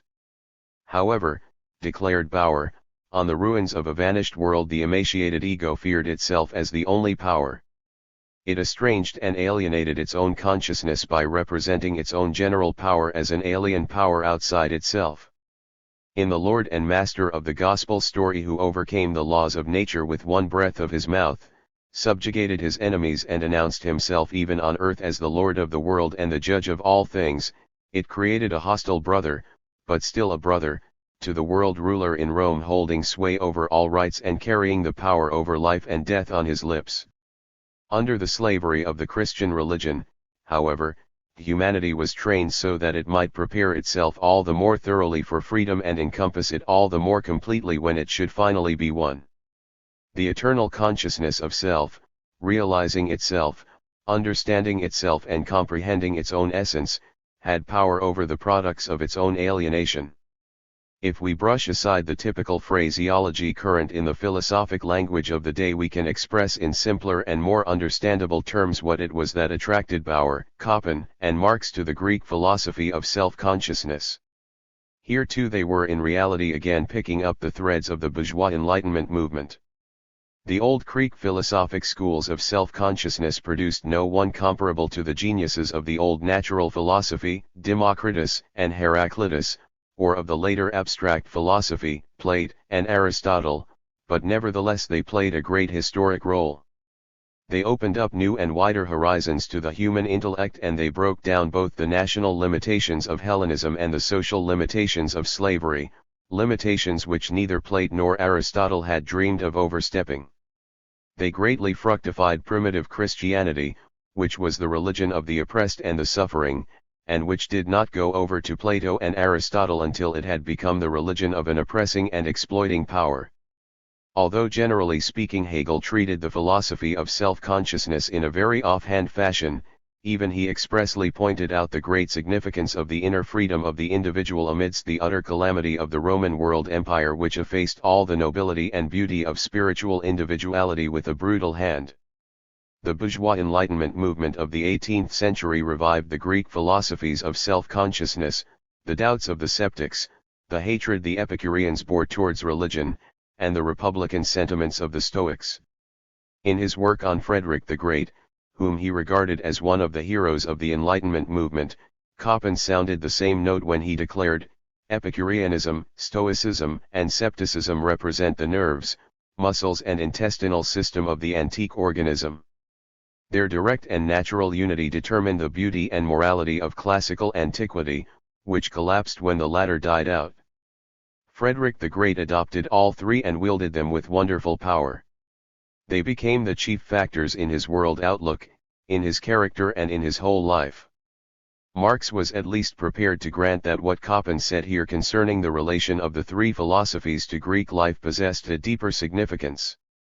The problem which occupied his older friends occupied Marx no less, but he dealt with it in a different fashion. He sought human self-consciousness as the supreme Godhead, tolerating no other gods before it, neither in the distorting mirror of religion nor in the philosophic dilettantism of a despot. He went back to the historical origins of this philosophy, whose systems represented for him as well the key to the real history of the Greek spirit. For the doctoral dissertation. When Bruno Bauer urged Marx just to polish off his trivial examination, he had some grounds for impatience, for it was the autumn of 1839 and Marx had already been studying for 8 terms. Bauer certainly did not suppose that Marx was suffering from any examination fever in the usual and disagreeable sense of the term, or he would never have credited him with being able to bowl over the professors of philosophy in Bonn at the first encounter. It was characteristic of Marx, and it remained so until the end of his days, that his insatiable urge for knowledge permitted him to master difficult problems quickly, whilst his merciless self-criticism prevented him from having done with them equally quickly. In accordance with his usual thoroughness, Marx must have plunged into the greyest depths of Greek philosophy, and the representation of only the 3 systems of the philosophy of self-consciousness was no matter which could be settled in a few terms. Bauer, who turned out his own work at a great speed, much too quickly in fact for their permanence, had little understanding for this, much less than Friedrich Engels showed later on. Even Engels sometimes became impatient when Marx could find no limit and no end to his self-criticism. However, the trivial examination presented other difficulties, if not for Bauer then for Marx. Whilst his father was still alive, Marx had decided on an academic career without thereby abandoning completely the choice of a practical profession, but with the death of Altenstein the most attractive feature of a professional career, and one which might have made up for its numerous disadvantages, began to disappear, namely, the comparative freedom granted to philosophers in their university chairs. Bauer himself was never tired of pointing out that the academic gown was good for nothing else. And in fact it was not long before Bauer discovered that even the scientific investigations of a Prussian professor could not be conducted entirely without let or hindrance. After Altenstein's death in May, 1840, the Ministry of Culture was taken over for a few months by Privy Councillor Ladenburg, who showed sufficient piety towards the memory of his old superior to make him want to fulfill the latter's promise to provide Bauer with a permanent appointment in Bonn. However, immediately Eckhorn was appointed Minister of Culture, the theological faculty in Bonn rejected the appointment of Bauer as professor on the ground that it would disturb the harmony of the faculty. Under Eckhorn it had succeeded in summoning up that rare heroism which German professors display when they are sure of the secret approval of their superiors. Bauer had spent his autumn holidays in Berlin and was on the point of returning to Bonn when the news reached him. A discussion immediately took place in the circle of his friends as to whether or not an irreparable breach had already occurred between the religious and the scientific schools, and whether a supporter of the latter could reconcile membership in a theological faculty with his scientific conscience. Bauer himself maintained his optimistic attitude towards the Prussian state and rejected a semi-official proposal made to him that he should occupy himself with literary work and receive a grant from the state funds the while. He returned to Bonn full of fighting spirit and in the hope that together with Marx, who was soon to follow him, he would be able to bring the crisis to a head. Neither of them abandoned the idea of issuing a radical journal together, but Marx's prospects of an academic career at the Rhenish University now appeared decidedly poor. As the friend and assistant of Bauer, he had to reckon with a hostile reception at the hands of the professorial clique in Bonn, and nothing was farther from his thoughts than to curry favor with Eckhorn or Ladenburg, as Bauer advised him to do, in the justifiable hope that then everything in Bonn would be all right. In such matters Marx's ideas were always very strict, but even had he felt inclined to trust himself on such a slippery path, it was easy to foresee that sooner or later he must lose his balance, for Eckhorn was not long in showing his true colors.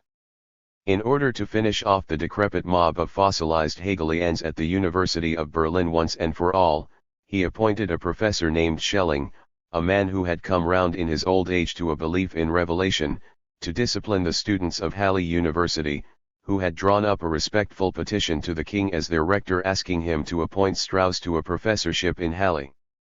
With such prospects, Marx as a young Hegelian decided not to take his examination in Prussia at all. He had no desire to give the zealous satellites of Eckhorn a chance of plaguing him, though he had no intention of evading the struggle. Quite to the contrary, in fact. He decided to take his doctor's degree at one of the smaller universities and then to publish his doctoral dissertation together with a challenging foreword as a proof of his knowledge and capacity, and after that to settle down in Bonn and publish the proposed magazine with Bauer. In this way Bonn University would not be completely closed to him because, as Doctor Promotus of a foreign university, he would have only one or two formalities to comply with in order to be given the freedom of the university as an independent lecturer. This was the plan that Marx actually carried out. On the 15th of April he was awarded the degree of Doctor of Philosophy in his absence by the University of Jena on the basis of a written dissertation dealing with the differences between Democritean and Epicurean natural philosophy. This dissertation was an anticipatory part of a larger work in which Marx intended to deal with the whole cycle of the Epicurean, Stoic, and Sceptic philosophy in its relation to Greek speculative philosophy as a whole. For the moment he demonstrated this relation on the basis of one example only and in connection with only the older speculative philosophy. Amongst the older natural philosophers of Greece, Democritus was the one who had adhered most closely to materialism. Out of nothing nothing can come. Nothing that is can be destroyed. All change is nothing but the joining and separation of parts. Nothing happens fortuitously, and everything that happens happens with reason and necessity. Nothing exists but the atoms and empty space, everything else is opinion. The atoms are endless in number and of an infinite variety in form. Falling eternally through infinite space, the larger atoms, which fall more quickly, collide with the smaller atoms, and the material movements and rotations which result are the beginning of the formation of worlds. Innumerable worlds form and pass away coexistently and successively. Epicurus took over this conception of nature from Democritus, but he made certain alterations. The most famous of these alterations consisted in the so-called declination of the atoms. Epicurus contended that in their fall the atoms declined, that is to say, that they did not fall vertically, but in a deviation from the straight line.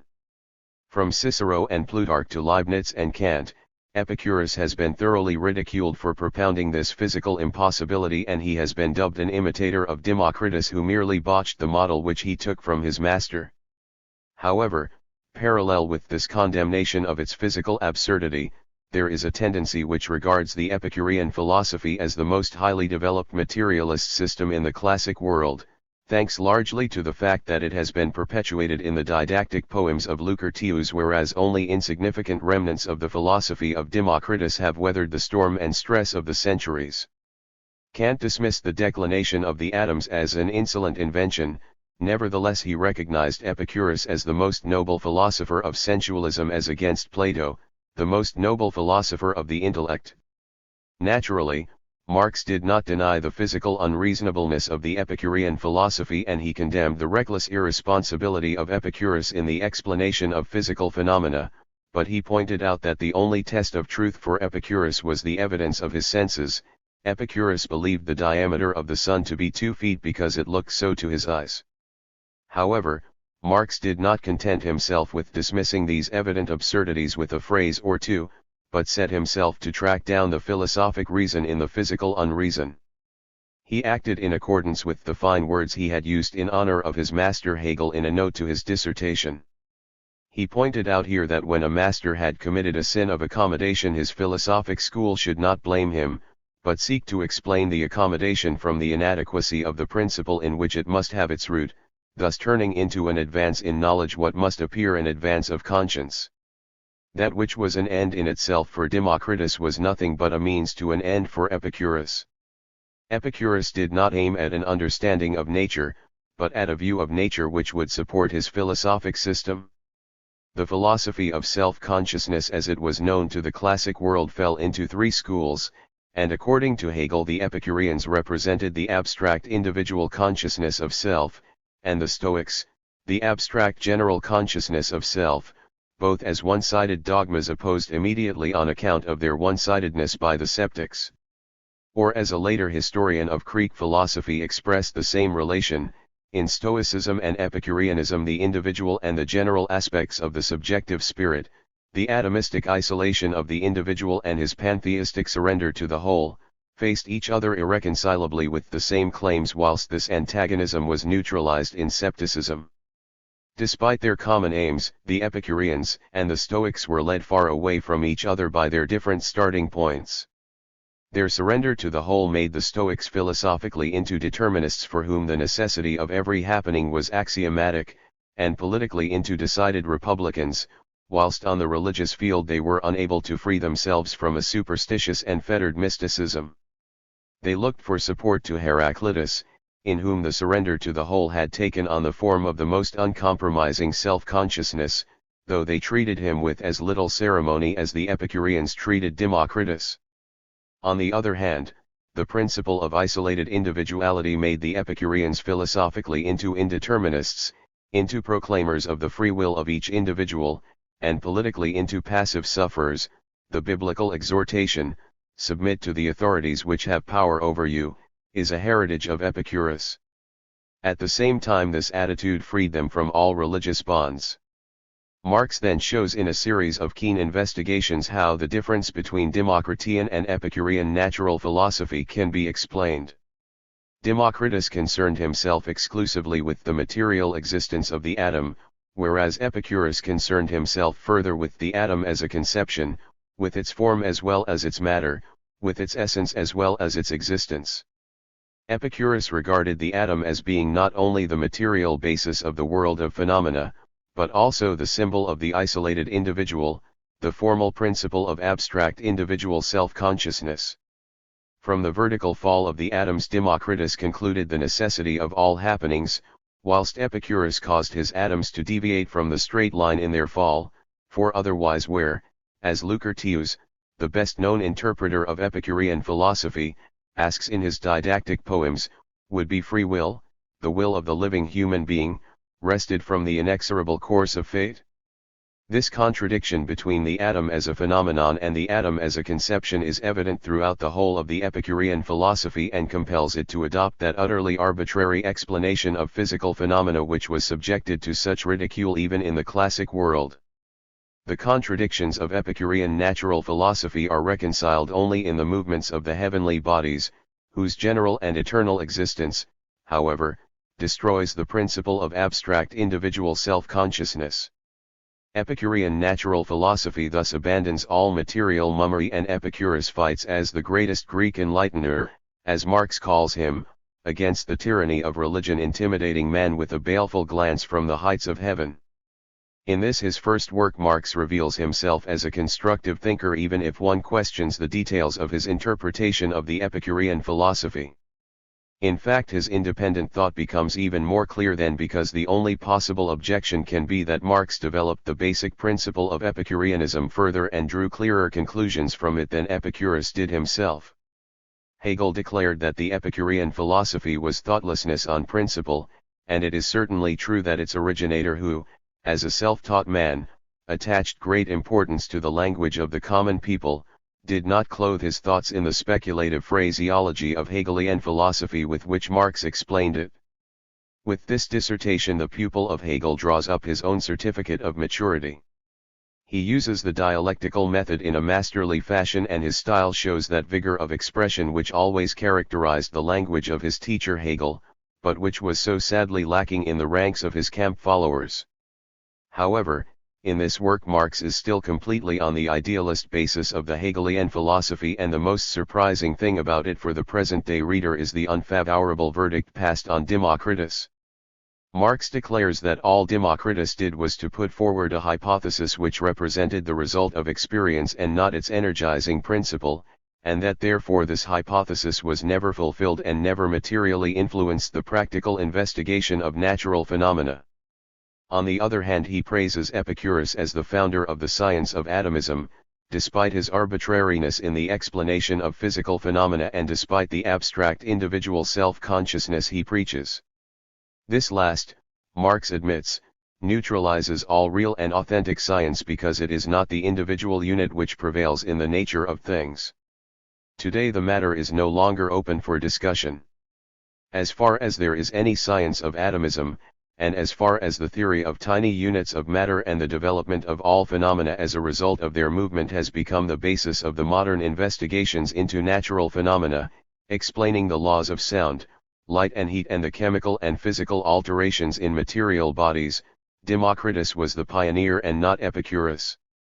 However, for the Marx of that period philosophy, or to be more accurate, abstract philosophy, was so completely science that he came to conclusion which we should hardly be able to understand today but for the fact that the very essence of his character was revealed in it.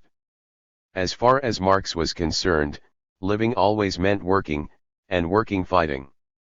What turned him against Democritus therefore was the lack of an energizing principle or, as he put it later on, the chief weakness of all previous materialism, the appreciation of the thing, of reality, of sensualism only in the form of the object or the idea, and not subjectively, not in practice, not in human sensuous activity. And on the other hand, what drew him to Epicurus was the energizing principle which permitted this philosopher to revolt against and defy the crushing weight of religion. Weder von Blitzen geschreckt, noch durch das Geron von Göttern, oder de Himmels Merenden Graal, 8. The foreword which Marx intended to publish together with the dissertation and which he dedicated to his father-in-law breathes an unquenchable and fierce fighting spirit. As long as one drop of blood still pulses through the world-conquering and untrammeled heart of philosophy, it will always defy its enemies with the words of Epicurus, not he is godless who scorns the gods of the multitude, but he who accepts the opinions of the multitude concerning the gods. Philosophy does not reject the avowal of Prometheus. Mit schlichtem Wort, den Göttern allen Hegech has. 9. And to those who complain of their apparently deteriorated well-being it replies as Prometheus replied to Hermes, the servant of the gods. Für dienen Frondienst gab ich mein Unslag los, das sei versichert, nimmer mehr zum Tosk dar. 10. Prometheus is the noblest saint and martyr in the philosophic calendar. This was the closing passage of Marx's defiant foreword which alarmed even his friend Bauer, but what seemed to the latter to be unnecessary temerity was in fact no more than the simple avowal of a man who was destined to be a second Prometheus, both in struggle and in suffering. 5. The Anecdota and the Renunkszeitung. Marx had hardly pocketed the diploma of his newly won degree when all the plans he had built up for his future collapsed as a result of further blows delivered by the Romanticist reaction. In the summer of 1841 Eckhorn mobilized all the theological faculties in a shameful campaign against Bruno Bauer on account of his criticism of the Gospels. With the exception of Halle and Königsberg, all the universities at once betrayed the principle of Protestant academic freedom and Bauer had to give way. With this all hope of Marx obtaining a foothold at the University of Bonn disappeared. At the same time the plan for the issue of a radical philosophical journal also collapsed. The new king considered himself a supporter of the freedom of the press and at his instance a mitigated censorship order was drawn up. At the end of 1841 this order actually saw the light of day, but it was then seen that the freedom of the press was to be limited to a romanticist whim. The freedom of the press as understood by the king was also demonstrated in the summer of 1841 when an order in council was issued calling on Ruge to submit his magazine, which was printed and published by Wigand in Leipzig, to Prussian press censorship or else be prepared for its prohibition in the Prussian states. This action enlightened Ruge sufficiently concerning his free and just Prussia to cause him to move to Dresden, where from July 1, 1841, he issued his magazine as the Deutsche Jahrbucher. At the same time and on his own initiative, he adopted that sharper tone which both Bauer and Marx had missed in his previous writings, and this made them decide to contribute to his publication rather than found one of their own. In the end, Marx did not publish his doctoral dissertation.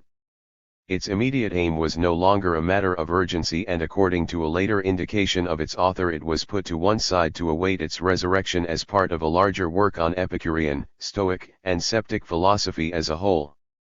As it turned out, political and philosophic affairs of quite another kind did not permit Marx to carry out his original intention. One of the most important of these affairs was to prove that not only Epicurus but also Hegel were thoroughgoing atheists. In November 1841, Wigand published an ultimatum entitled The Trumpet of the Last Judgment against Hegel, the Atheists, and the Antichrists. Under the mask of an orthodox believer, the anonymous pamphleteer bemoaned Hegel's atheism in the accents of biblical prophecy and proved his point in the most convincing fashion from Hegel's own works. The pamphlet created a great sensation, particularly as in the beginning the orthodox mask actually deceived the public and even Ruge was taken in by it. In reality, the author of The Last Trumpet was Bruno Bauer, and he intended to continue the work together with Marx and to prove on the basis of Hegel's aesthetics, his philosophy of law, etc., that the young Hegelians and not the old Hegelians had inherited the real spirit of the master. In the meantime, however, The Last Trumpet was prohibited and Wigand made difficulties about publishing any more of it.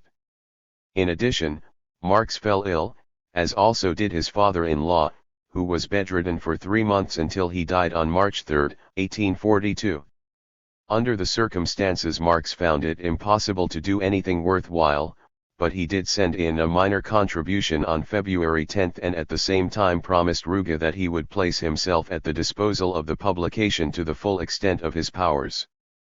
The minor contribution referred to was an article on the latest censorship instructions issued at the instance of the king with a view to securing a mitigated application of the censorship, and it represents the beginning of Marx's political career. Point by point his trenchant criticism laid bare the logical absurdities hidden beneath a cloak of hazy romanticism. His attitude was in uncompromising contradiction to the joy of the pseudo-liberal Philistines and even of some of the young Hegelians who thought they already descried the sun high in the heavens because of the royal spirit which pervaded the instructions. In his accompanying letter, Marx requests that the article be put into print as quickly as possible unless the censor censors my censure. His foreboding did not deceive him, and on February 25, Ruge wrote informing him that the Deutsche Jahrbucher was having the greatest difficulties with the censorship and that your contribution has become impossible. Ruge also informed Marx that he had chosen an elite of pungent and excellent things from amongst the material rejected by the censorship and that he intended to publish them in Switzerland as Anecdota Philosophica. On March 5 Marx wrote expressing enormous enthusiasm for the proposal. Owing to the sudden resurrection of the censorship in Saxony, the publication of his essay on Christian art, which was to have appeared as the second part of The Last Trumpet, was made quite impossible. Marx then went through it again and offered it to Ruge for the Anecdota together with a criticism of Hegelian natural law as far as it referred to the inner constitution. This latter criticism showed a tendency to attack constitutional monarchy as a thoroughly self-contradictory and self-neutralizing hybrid. Ruge proposed to accept both, but, apart from the article on the censorship instructions, he received nothing. On March 20 Marx announced that he intended to free his essay on Christian art from the style of The Last Trumpet and from the irksome limitations of the Hegelian phraseology, at the same time giving it a freer and more thorough treatment.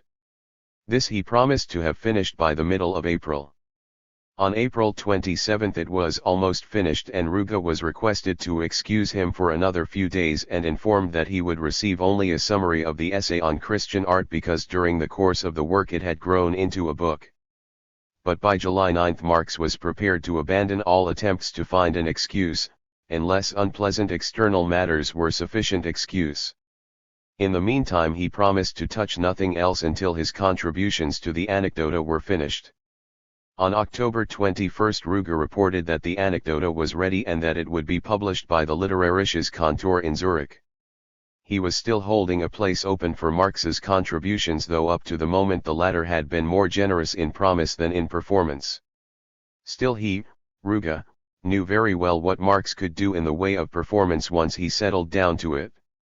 Ruge was 16 years older than Marx, but like Bruno Bauer and Koppen he had the greatest respect for the capacities of the younger man, though Marx had severely strained his editorial patience.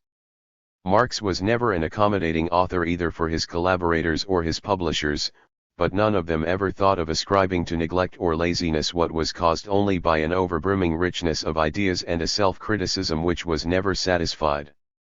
In this particular case there was another circumstance which excused him even in the eyes of Ruge, for an incomparably more powerful interest than philosophy had begun to occupy his attention. With his article on the censorship instructions he had entered the political arena, and he continued this activity in the columns of the Rheinische instead of spinning on the philosophical thread in the Anekdote. The Rheinische was founded in Cologne on January 1, 1842, and originally it was not an oppositional paper at all, but rather pro-governmental. Since the trouble with the bishops in the 30s, the Rheinische Zeitung with its 8,000 subscribers had become the mouthpiece of the Ultramontane party, which held undisputed sway in the Rhineland and caused the strong-arm policy of the government much trouble. The attitude of the Rheinische Zeitung sprang less from any righteous enthusiasm for the Catholic cause than from purely business considerations, for it was well aware that its readers were far from being enamored of the blessings of the Berlin dispensation. The monopoly of the Rheinische Zeitung was so powerful that its owners invariably succeeded in buying out any competitive newspapers even when the latter enjoyed support from Berlin. In December 1839, the necessary concession for publication had been granted to the Rheinische Allgemeine Zeitung in the hope that it would succeed in breaking the monopoly of the Rheinische Zeitung, but it was not long before the former was threatened with the fate which had overtaken all its predecessors. At the last moment, however, a group of well-to-do citizens clubbed together to raise new share capital and place the paper on a new basis. The government favored the plan and gave provisional permission for the reorganized paper, which was to be known as the Rheinische Zeitung, to use the concession which had been granted to its predecessor. The bourgeoisie of Cologne had no intention of making difficulties for the Prussian regime, which was still hated by the mass of the people in the Rhineland as an alien yoke. Business was proceeding satisfactorily and the bourgeoisie in the Rhineland had therefore abandoned its pro-French sympathies, and after the creation of the Zollverein 11 it practically demanded Prussian hegemony throughout Germany. The political demands of the bourgeoisie in the Rhineland were extremely moderate and not so far-reaching as its economic demands, which aimed at furthering the capitalist mode of production in the Rhineland, where it had already made great progress. The demands put forward were economical administration of the state, extension of the railway services, reduction of court and postage fees, a common flag and common consuls for the Zollverein, and, in short, all those items which invariably appear on a list of bourgeois desiderata. But the two young people who were entrusted with the reorganization of the editorial board, George Jung, a young referendar, and Dagobert Oppenheim, an assessor 12, turned out to be enthusiastic young Hegelians and very much under the influence of Moses Hess, who was, like them, the son of a Rhenish businessman and had not only studied the Hegelian philosophy, but also made himself familiar with French socialism. These two recruited the new contributors from amongst their own intellectual circle and above all from amongst the young Hegelians in Berlin, and, at the recommendation of Marx, Rutenberg even took over the editorship of the regular German article, although this recommendation was not, as it turned out, one of Marx's happiest notions. Marx himself must have been closely connected with the venture from the beginning. He had intended to move from Trier to Cologne at the end of March, but he found life in the latter town too noisy for him, and instead he provisionally pitched his tent in Bonn, from which Bruno Bauer had meanwhile disappeared. He observed, "It would be a pity if no one remained to annoy the Orthodox." In Bonn he began those contributions to the Rhenisch-Zeitung which were to carry him far above the heads of all the other contributors. Although the personal connections of Jung and Oppenheim were the first means of turning the paper into a rendezvous of the young Hegelians, it is difficult to believe that this change in its character could have taken place without the approval or without the knowledge of the actual shareholders. The latter were in all probability acute enough to realize that they could not have found more capable intellects anywhere in Germany. The young Hegelians were pro-Prussian, even exuberantly so, and whatever else they did which the good bourgeois of Cologne were unable to understand or found suspicious was probably regarded as harmless idiosyncrasies. Whatever the explanation may have been, the shareholders did not in fact interfere, although in the very first weeks of its existence complaints about the subversive tendency of the paper began to come in from Berlin, and there was even a threat to suppress it altogether at the end of the first quarter. The thing which chiefly shocked the Berlin dispensation was the appointment of Ruttenberg, who was regarded as a terrible revolutionary and kept under strict political surveillance. Even in the March days of 1848 Frederick William IV trembled before him, believing him to be the real instigator of the revolution. Despite the dissatisfaction felt in Berlin, the deadly bolt was not discharged, and this was due chiefly to the Minister of Culture Eckhorn, who, although he was thoroughly reactionary, felt the necessity for some counterweight to the ultramontane tendencies of the Königszeitung. Although the tendency of the Rhenisch-Zeitung was almost more dangerous, nevertheless it played with ideas which could not possibly have any attraction for the solid and reliable elements of society. This was certainly not the fault of the contributions which Marx sent in, and in fact the practical fashion in which he dealt with the affairs of the day did more to reconcile the shareholders with young Hegelianism than the contributions of Bruno Bauer and Max Stirner. Otherwise it would be impossible to understand how it came about that in October 1842, a few months after he had sent in his first article, he was made editor of the paper. For the first time Marx was now given an opportunity of showing his incomparable ability to take things as they were and to make petrified conditions dance by playing them their own tune. 6. The Rhenish Diet. In the previous year the Diet of the Rhenish province had sat for 9 weeks in Dusseldorf, and in a series of 5 long treatises Marx now proceeded to elucidate its activities. The provincial diets were impotent, pseudo-representative bodies instituted by the Prussian crown to cloak the betrayal of its promise of 1815 to grant a constitution. They held their sessions behind closed doors and were permitted at the utmost a little say in petty communal affairs. However, since the trouble with the Catholic Church in Cologne and in Posen in 1837, the diets had not been convened at all. Opposition to the government, if it came at all, was to be expected only from the Rhenish and Posen diets, but even then only an ultramontane opposition. These worthy bodies were protected very effectively from liberalist aberrations by the provision that the possession of landed property was a necessary condition of membership. The country gentry were to provide 1/2 of the membership, the urban landowners 1/3 and the peasant landowners 1/6. However, this edifying principle could not be put into operation in all its glory everywhere, and in the newly won Rhineland, for instance, 1 or 2 concessions had to be made to the spirit of modernism, but always the country gentry provided over 1/3 of the membership, and in view of the fact that all the decisions of the diets had to be adopted with a 2/3 majority, nothing could be passed without their approval. Urban landowners were subjected to the further limitation that their land must have been in their uninterrupted possession for a period of at least 10 years before it conferred the boon of eligibility to the diet. As a further precautionary measure, the government reserved the right to veto the election of any urban official. Although the diets were the object of general contempt, Frederick William IV convened them again in 1841 after his accession to the throne, and he even extended their rights somewhat, but only in order to trick the creditors of the state who had been promised by the crown in 1820 that no new loans should be floated without the consent and the guarantee of the future Reich Corporative Assembly. Johann Jacobi issued a famous pamphlet calling on the Diets to demand the fulfillment of the royal promise, but he preached to deaf ears. Even the Rhenish Diet gave way ignominiously, and it did so precisely on those political questions relating to the Church on account of which the government had most feared it. With a two-thirds majority it rejected a demand that the illegally arrested Archbishop of Cologne should either be brought before the courts or reinstated, although the justice of this demand was beyond discussion both from the liberal and the ultramontane standpoints.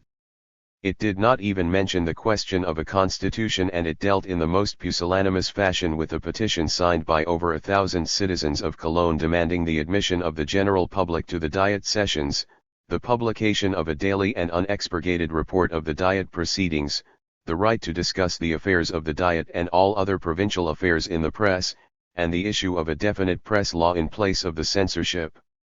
All the Diet did was to request the king for permission to publish the names of the speakers in its records, and instead of demanding a press law it asked for a censorship law designed merely to prevent arbitrariness in the application of the censorship. The well-earned consequence of its cowardice was a rebuff at the hands of the crown even for these modest requests. The Diet showed signs of life only when it sprang to defend the interests of the landowners. The restoration of the old feudal glories was out of the question. Even the officials sent into the Rhineland from East Prussia reported that to Berlin. Any attempt to do so would have aroused fierce opposition on the part of the Rhinelanders, who were not prepared to put up with anything of the sort. In particular, they were prepared to resist any interference, whether in the interests of the country gentry or in the interests of the peasantry, with the right to partition landed property at will, although the unlimited carving up of landed property had already led to the downright atomization of the land holdings, as the government pointed out with more than a little justification.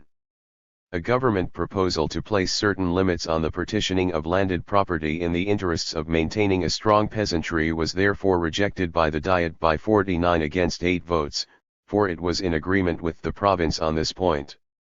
But after this the Diet plunged into legislation more after its own heart, and it passed a number of laws put forward by the government against wood gathering, trespass and poaching on private lands and in the woods. The landowners in the Diet shamelessly and unscrupulously prostituted their legislative powers to their own private interests. Marx had drawn up a comprehensive plan for taking the Diet to task. In the first treatise, which was composed of 6 long articles, he dealt with the debates of the Diet on the freedom of the press and on the publication of the Diet proceedings. Permission to publish a report of the proceedings without publishing the names of the speakers was one of the reforms with which the king had tried to encourage the Diets, but he met with violent opposition from the Diets themselves. The Rhenish Diet did not go so far as the Pomeranian and the Brandenburg Diets, which flatly refused to publish any reports of their proceedings, but it too showed that stupid arrogance which would make of elected representatives higher beings secure from the criticism of the electors. The Diet cannot stand the light of day. The privacy of its own circle is better suited to it. If the province has sufficient confidence in a body of individuals to entrust them with the representation of its rights, then it is only natural that these individuals should be condescending enough to accept the honor, but it would really be going too far to demand that they should return the compliment and submit themselves, their modes of living and their characters to the judgment of the province which has just given them such a vote of confidence. With delicious humor Marx derides the first appearance of that phenomenon which he was later to dub parliamentary cretinism, a thing he hated all his life. And for the freedom of the press his rapier play has never been equalled in brilliance and trenchancy. Without envy, Ruga admitted, it would be impossible to say anything more deep or more thorough in favor of the freedom of the press. We may congratulate ourselves that such maturity, genius, and such sovereign mastery over the vulgar confusion of ideas have made their debut in our press. In one passage Marx refers to the free and happy climate of his homeland, and in these articles there is, even today, still something of the brightness and warmth of the summer sun playing on the vineyards along the banks of the Rhine. Hegel once spoke of the miserable subjectivity of a bad press which would liquidate everything, but Marx reached back to the bourgeois Enlightenment movement, and in the Reinigungszeitung he recognized Kant as the German theorist of the French Revolution. However, he went back to it, with all the breadth of political and social horizon which the historical dialectics of Hegel had opened up to him. One has only to compare the articles of Marx in the Rheinischen with Jacobi's four questions in order to realize what an advance the former were. Jacobi appealed again and again to the royal promise of a constitution as the alpha and omega of the whole question, whilst Marx did not consider it worthy of even a casual mention. With all his praise of a free press as the watchful eye of the people as against a censored press with its fundamental vice of hypocrisy, a vice which gave rise to all its other imperfections including the evil of a passivity disgusting even from an aesthetic standpoint, Marx did not overlook the dangers threatening this freedom.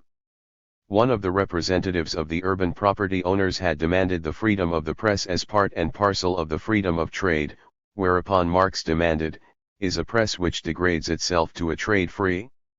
A writer must certainly earn money in order to exist and write, but he should not exist and write in order to earn money.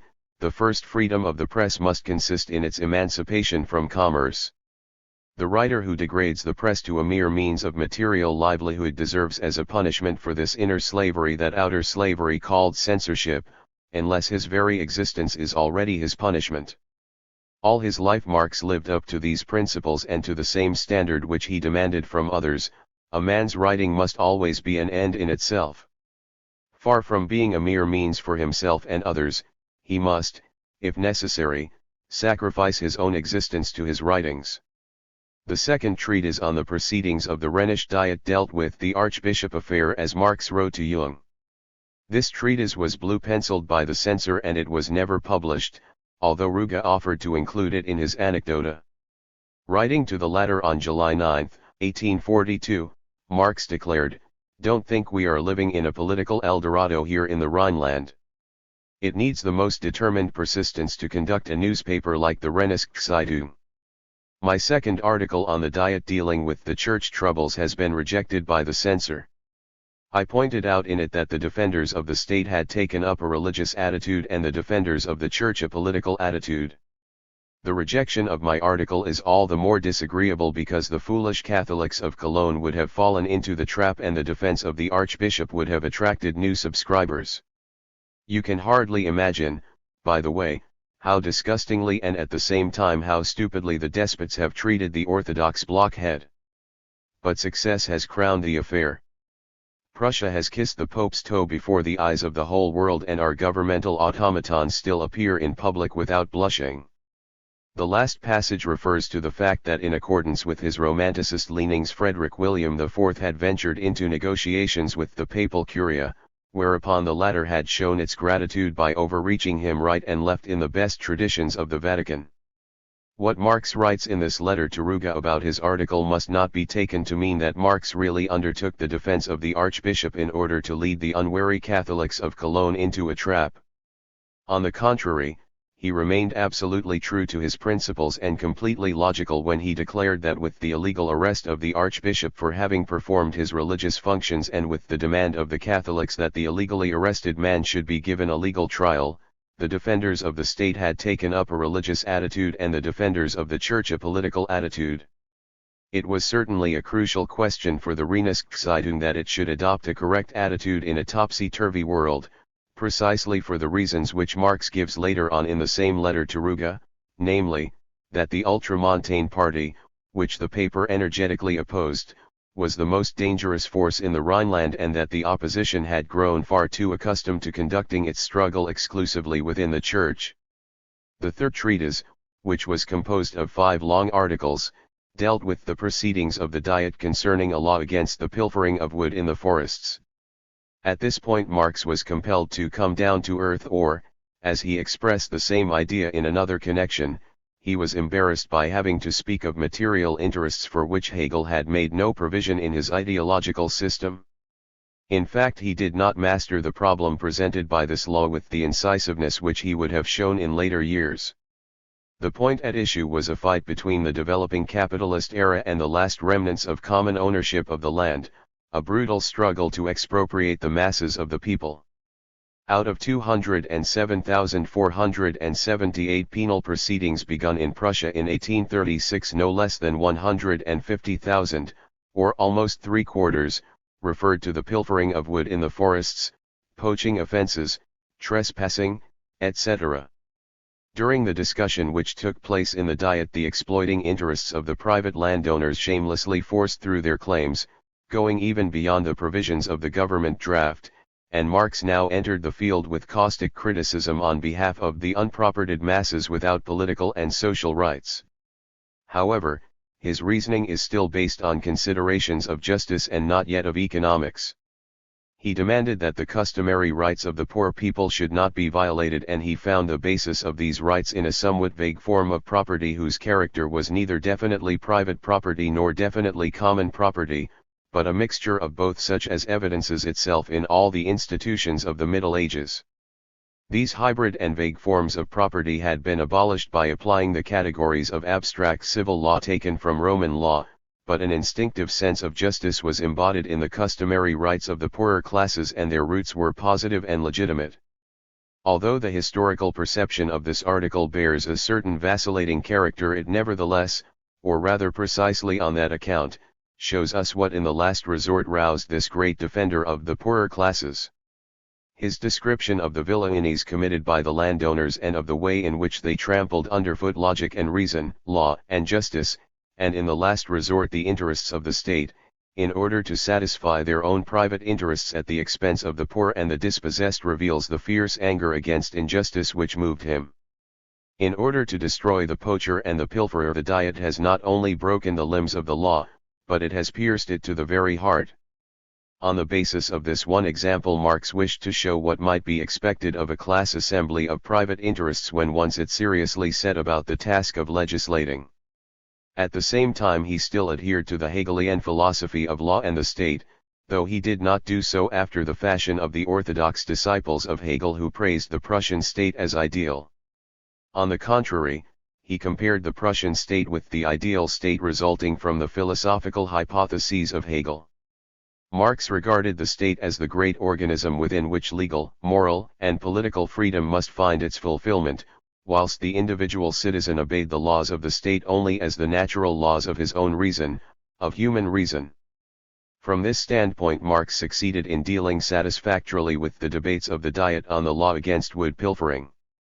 From the same standpoint he could probably have dealt with the fourth treatise discussing a law against poaching and trespassing, but not with the fifth, which was intended to crown the whole work and discuss the mundane question in life size, the question of partitioning the land.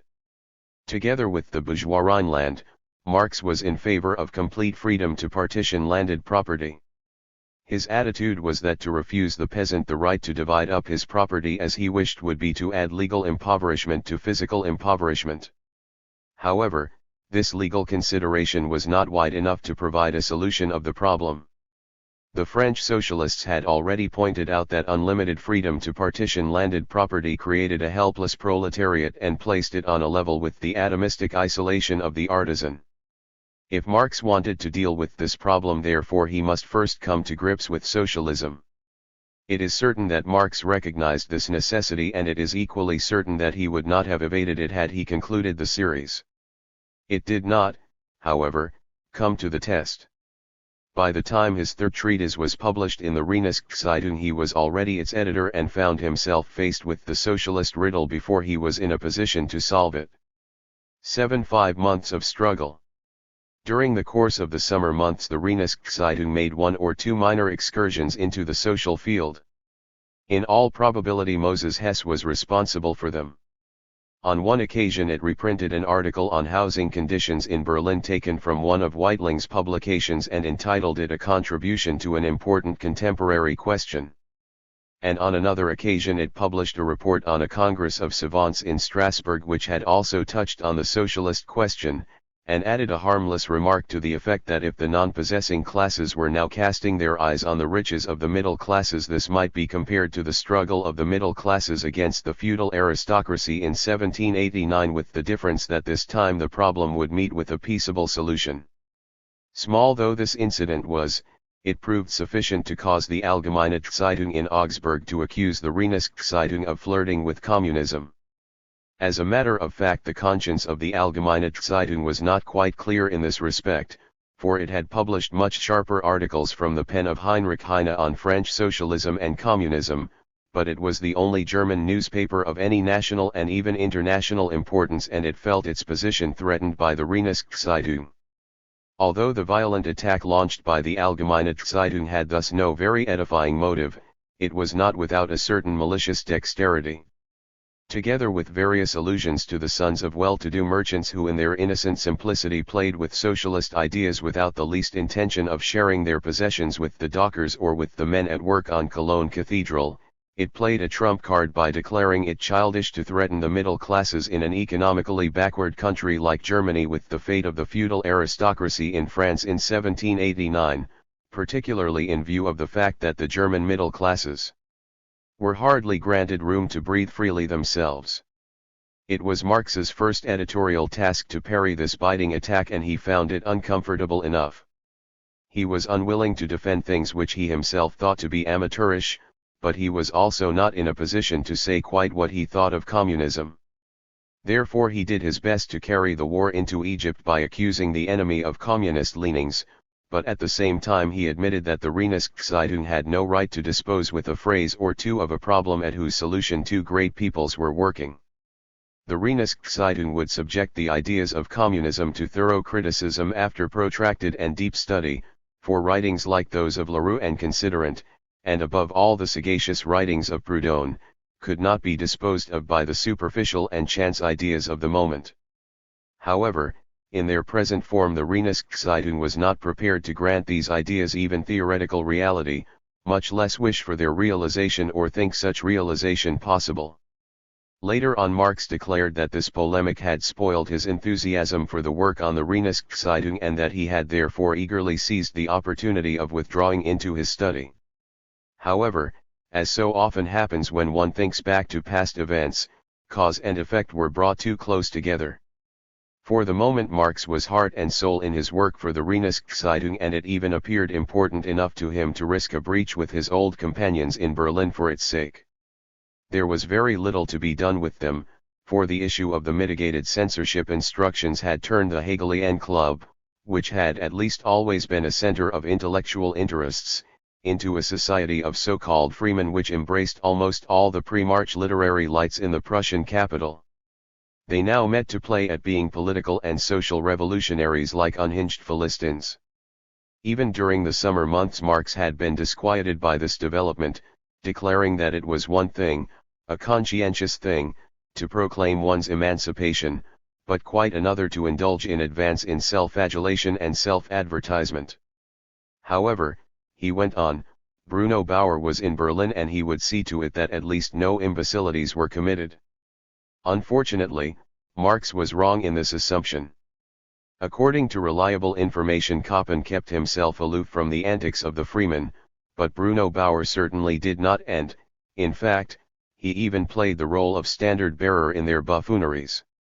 The ragging processions through the streets, the scandalous scenes in brothels and taverns, and the deplorable taunting of a defenseless clergyman at Stirner's wedding, when Bauer removed the brass rings from a knitted purse he was carrying and handed them to the officiating clergyman with the remark that they were quite good enough to serve as wedding rings, made them the object half of admiration and half of horror for all tame Philistines, but they hopelessly compromised the cause which they were supposed to represent. Naturally, these gutter-snipe antics had a devastating effect on the intellectual production of the freemen, and Marx had great difficulties with their contributions to the Rheinischen-Zeitung. Many of their contributions were blue-penciled by the censor, but as Marx declared in a letter to Ruge, I permitted myself to dispose of at least as many.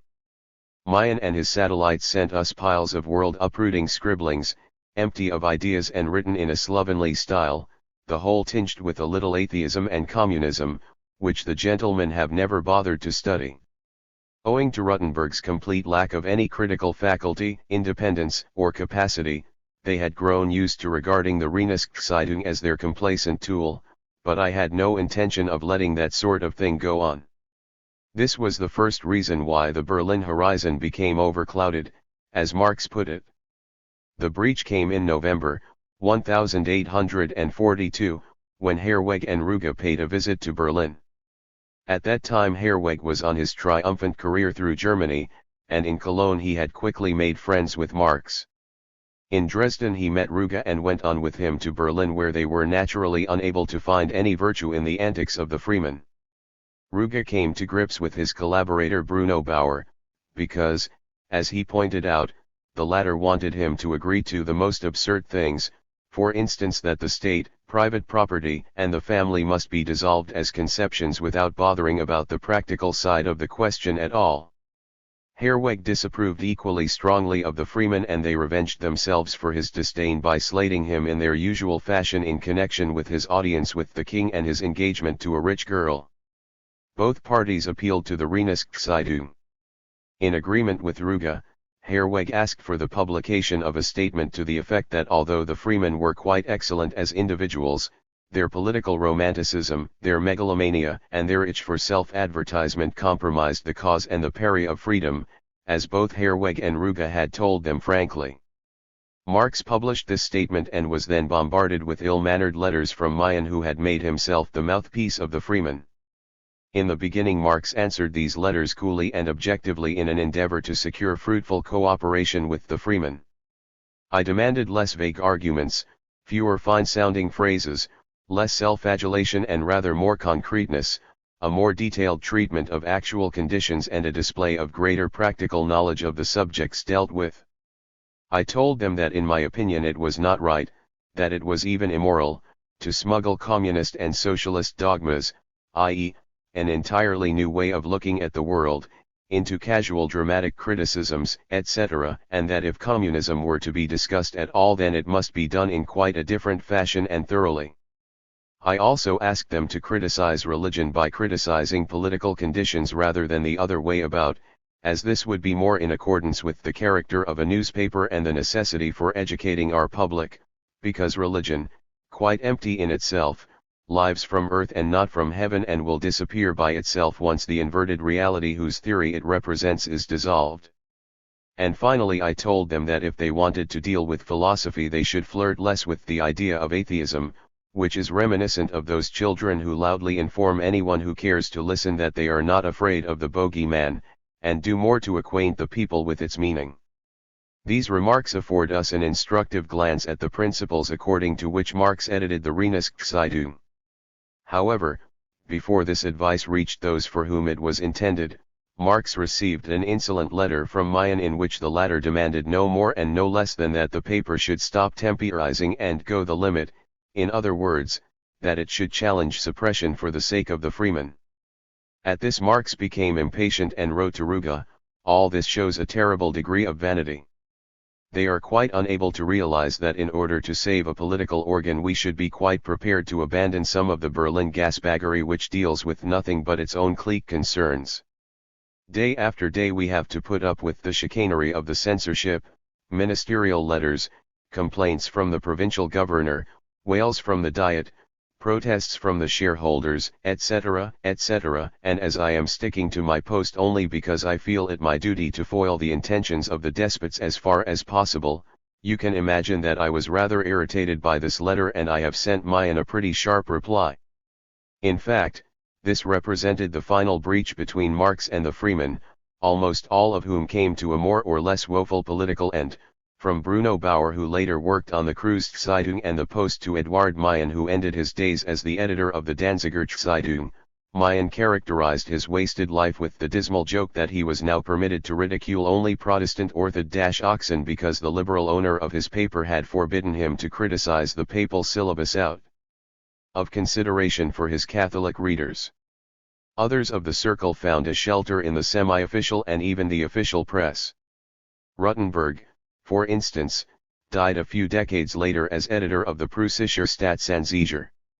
However, at that time, in the autumn of 1842, Rutenberg was a much feared man and the government demanded his removal from the Reinigungszeitung. Throughout the summer the government had done its best to make life miserable for the paper, but it had been spared in the hope that it would die of its own accord.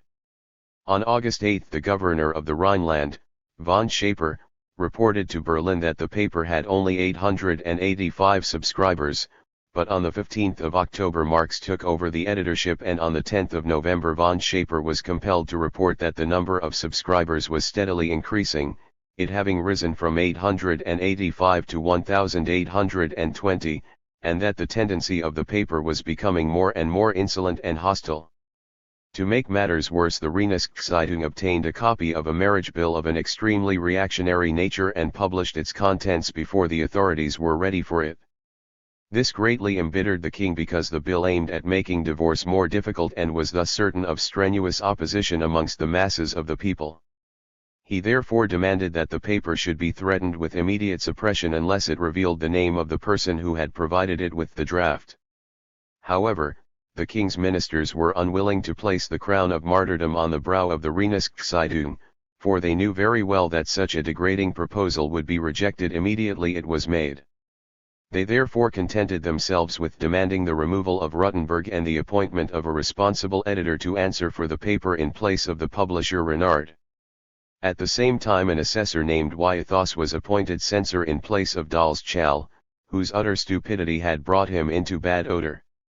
On the 30th of November Marx reported to Ruge, owing to the colossal stupidity of our state dispensation, Ruttenberg, who had already been deprived of the German article, his work on it consisted chiefly in correcting the punctuation, and was given the French article only at my intervention, is regarded as dangerous, although he is dangerous to nothing and no one apart from the Rheinischen and himself. Still, his removal was demanded categorically. The Prussian dispensation, this despotism Prussian, le plus hypocrite, le plus 4b, has spared the guarantor, Renard, an unpleasant experience, and the new martyr, who is already adept in the facial expression, carriage, and language of his new role, is exploiting the occasion to the full. He is writing everywhere, including Berlin, declaring that he represents the exiled principle of the Rheinischen and that the latter is now about to revise its attitude towards the government. Marx mentions the incident because it aggravated his quarrel with the Berlin freemen, but it would appear almost as though he went a little too far in his mockery of the poor devil, the martyr Ruttenberg. Marx's observation that the government had categorically demanded the removal of Ruttenberg and that the guarantor Renard had thereby been spared an unpleasant experience can only mean that the Rheinischen gave way to the pressure exerted by the government and that it made no attempt to keep Ruttenberg. In any case, such an attempt would have been hopeless, and in addition there was every reason to spare the publisher an unpleasant experience, i.e., an examination by the police and the drawing up of a protocol, an ordeal which the absolutely unpolitical man was quite unsuited to undergo. However, he signed a written protest against the threat to suppress the paper, but the handwriting of the document, which is now in the town archives of Cologne, shows that it was drawn up by Marx. It announces that, giving way to force, the Rheinischen agrees to the temporary removal of Ruttenberg and to the appointment of a responsible editor. It also assures the authorities that the Rheinischen will gladly do everything reconcilable with the character of an independent newspaper to save itself from suppression, and that it is prepared to moderate the form of its articles in so far as the subject matter may permit. This document is drawn up with a diplomatic caution of which the life of its author offers no second example, but it would be unfair to weigh scrupulously every word of it and equally unfair to say that the young Marx did any noticeable violence to his convictions at the time, even when he referred to the pro-Prussian attitude of the paper.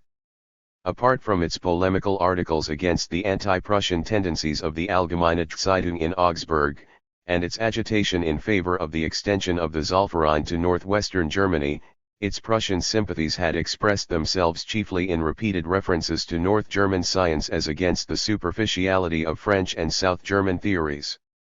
Marx also points out in this document that the Rheinischen was the first Rhenish and South German newspaper to introduce the North German spirit into the South and thus contributed to the intellectual unification of the separated branches of the German people. The answer of the governor of the Rhineland, von Schaper, to this address was somewhat ungracious. Even if Ruttenberg were dismissed immediately and a thoroughly suitable editor named, it would still depend on the future conduct of the paper whether it would be granted a definite concession or not. However, the paper was granted until the 12th of December to appoint a responsible editor, though things never progressed as far as that, for in the middle of December new cause for dissension arose. Two articles from a correspondent in Bernkastel concerning the impoverished situation of the Moselle peasants caused von Schaper to send in two corrections which were as empty of content as they were formally ill-mannered in style. For the moment the Rheinischen again made the best of a bad job and praised the calm dignity of von Schaper's corrections, declaring that they put the agents of the secret police to shame and were calculated as much to dissolve mistrust as to restore confidence. But when it had collected sufficient material it published 5 articles, beginning in the middle of January, containing a mass of documentary evidence showing that the government had stifled the complaints of the Moselle peasants with brutal severity. The highest government official in the Rhineland was thus exposed to general ridicule, but he had the agreeable consolation of knowing that on January 21, 1843, the cabinet had decided, in the presence of the king, that the paper should be suppressed. Towards the close of the previous year a number of happenings had angered the king, a sentimentally defiant letter which Herweg had addressed to him from Königsberg and which the Allgemeine Zeitung in Leipzig had published without the knowledge of the author, the acquittal of Johann Jacobi by the Supreme Court on charges of high treason and lèse-majesté, and finally the New Year's proclamation of the Deutsche Jahrbucher in favor of democracy with all its practical problems. The Deutsche Jahrbucher was immediately suppressed and the Allgemeine Zeitung also as far as Prussian territory was concerned, and the Harlot Sister on the Rhine was to be suppressed in the general clean-up, particularly as it had still further irritated the authorities by publishing an indignant protest against the suppression of the other 2 publications. The formal pretext for the suppression of the Rheinische Zeitung was the alleged lack of an official concession, as though it could have appeared in Prussia for a single day without official permission when not even a dog can exist without a government license, as Marx exclaimed. The supplementary and objective reason was the usual babble about its nefarious tendency, the old stuff and nonsense about its ill will, its empty theorizing, diddly-dum-day, etc., as Marx declared contemptuously. Out of consideration for its shareholders, the paper was permitted to appear until the end of the quarter. Writing to Ruge, Marx declared, "During our gallows respite we are under double censorship. Our real censor, a very decent fellow, is himself under the censorship of the provincial president von Gerlach, a passive and obedient blockhead. When it is ready for print the paper must be thrust under the noses of the police, and if they think they can smell anything unchristian or un-Prussian then the paper may not appear." Assessor Wyethos showed spirit and decency enough to give up his post as censor, and for this action he was honored with a serenade by the Cologne Choral Society. Ministerial Secretary St. Paul was then sent from Berlin to take his place, and this man did the garroting so thoroughly that the double censorship was withdrawn on the February 18. The suppression of the paper was felt as a personal insult by the whole population of the Rhineland, and the number of subscribers jumped to 3,200, whilst petitions with thousands of signatures were sent to Berlin in an attempt to ward off the final blow. A deputation from the shareholders went to Berlin in order to see the king, but they were not permitted an audience. The petitions from the populace wandered into the waste paper baskets of government offices, and those officials who had signed them were severely reprimanded. However, much worse was the fact that the shareholders were inclined to demand that the policy of the paper should be toned down in the hope that this would prove successful where their appeals had failed. It was chiefly the circumstance which caused Marx to resign his post as editor on the 17th of March, though naturally this did not prevent him giving the censorship as much trouble as possible up to the last moment. The new censor, St. Paul, was a youthful bohemian. In Berlin he had caroused with the freemen, and in Cologne he was soon mixed up in a phrase with night watchmen outside the brothels. However, he was a cunning fellow, and he soon discovered the doctrinaire center of the Rheinische Zeitung and the living source of its theories. In his reports to Berlin he speaks with involuntary respect of Marx, whose character and intellect obviously made a deep impression on him despite the great speculative errors which he thought he had discovered in Marx's views. On March 2 he was able to report to Berlin that under the existing circumstances Marx had decided to sever his connections with the Rheinische Zeitung and to leave Prussia. This report caused the Berlin wiseacres to make a note in their records to the effect that it would be no loss if Marx emigrated, Because his ultra-democratic opinions are in utter contradiction to the principles of the Prussian state, a statement which it would be difficult to dispute. On March 18 the worthy St. Paul then sent a triumphant report to Berlin.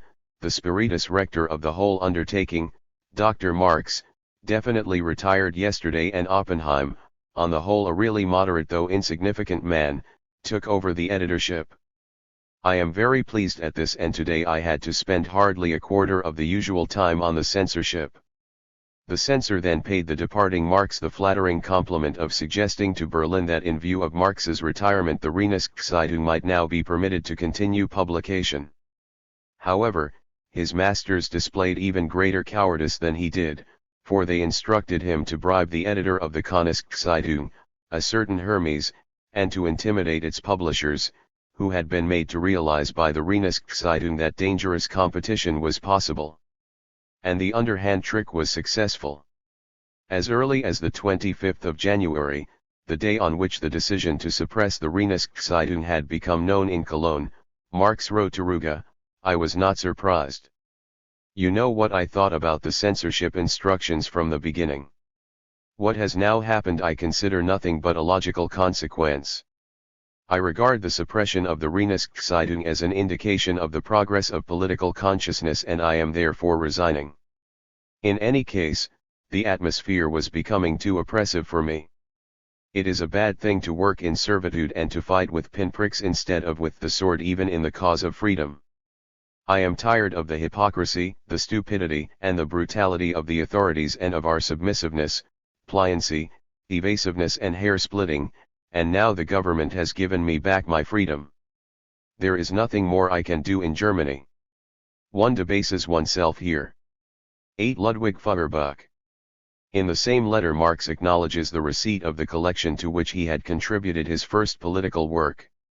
This collection appeared in 2 volumes under the title, Anekdote zur neuesten deutschen Philosophie und Publizistik, and it was published in Zurich at the beginning of March, 1843, by the Literarisches Kontor, which Julius Froebel had made into an asylum for those authors who had been compelled to flee the German censorship. In this collection the old guard of the young Hegelians took the field once again, but its ranks were already wavering. In the van was Ludwig Feuerbach, the daring thinker who had already thrown the whole philosophy of Hegel onto the scrap heap, who had declared the absolute idea to be nothing more than the deceased spirit of theology and thus a belief in pure phantoms, who found all the secrets of philosophy resolved in the contemplation of humanity and nature. The preliminary theses on the reform of philosophy which he published in the Anekdote were a revelation for Marx among others. In later years Engels dated the great influence which Feuerbach exercised on Marx's intellectual development from the Essence of Christianity, Feuerbach's most famous work, which was published in 1844. Of this book Engels declared that one must have read it in order to realize its liberating effect. The enthusiasm was general and we were all instantly followers of Feuerbach. However, Marx's writings for the Rheineszeitung reveal no trace of Feuerbach's influence, and although Marx did, in fact, enthusiastically welcome the new ideas, whilst making 1 or 2 critical reservations, this was not until February, 1844, when the Deutsche Französische Jahrbucher appeared and indicated even in its title a certain relation to Feuerbach's ideas. The ideas of the preliminary theses are already contained in germ in the Essence of Christianity, and therefore the trick which Engels' memory played him would seem to be of very little importance, but it is in reality not quite so unimportant because it tends to misrepresent the intellectual relations between Feuerbach and Marx. Feuerbach was only at ease in rural seclusion, but he was no less a fighter on that account. With Galileo he regarded the town as a prison for speculative minds, whilst in the freedom of rural life the book of nature was open to the eyes of anyone with sufficient intelligence to read it. This was always Feuerbach's defense against all the reproaches directed against him on account of the secluded life he led in Bruckberg. He loved rural seclusion, not in the sense of the old peaceable maxim that he is fortunate who lives in obscurity, but because in seclusion he found the strength necessary to carry on the fight. It was the need of the thinker to compose his thoughts in peace, away from the noise and bustle of the town which might have distracted him from the contemplation of nature which he regarded as the great source of all life and of all its secrets. Despite the rural seclusion in which he lived, Feuerbach was in the forefront of the great struggles of his day. His contributions had given Ruge's publications their point and trenchancy. In his Essence of Christianity he pointed out that man makes religion and not religion man, and that the higher being which man's fantasy creates is nothing but the imaginative reflection of his own being. However, just at the time when this book was published, Marx had turned his attention to the political struggle which led him right into the hurly-burly of public life, as far as it was possible to speak of such a thing in Germany, and the weapons which Feuerbach had forged in his writings were not suited to such surroundings. The Hegelian philosophy had already proved itself incapable of solving the material problems which had arisen during Marx's work on the Reinigungszeitung, when the preliminary theses on the reform of philosophy appeared and gave Hegelian philosophy the coup de grace as the last refuge and the last rational prop of theology. The work therefore deeply impressed Marx, although he immediately made critical reservations. Writing to Ruge on the 13th of March he declared, "Feuerbach's aphorisms are not to my liking in one point only, namely, that they concern themselves too much with nature and too little with politics. Still, an alliance with politics is the only way in which contemporary philosophy can become a reality, but I suppose it will happen as in the 16th century when the nature enthusiasts were faced with another set of state enthusiasts." Marx's objection was reasonable enough, for in his preliminary theses Feuerbach mentioned politics only once, and even then his attitude represented rather a retrogression from Hegel than an advance on him. The upshot was that Marx determined to examine Hegel's philosophy of law and the state as thoroughly as Feuerbach had examined his philosophy of nature and religion. Another passage in this letter to Ruge reveals how strongly Marx was under Feuerbach's influence at the time.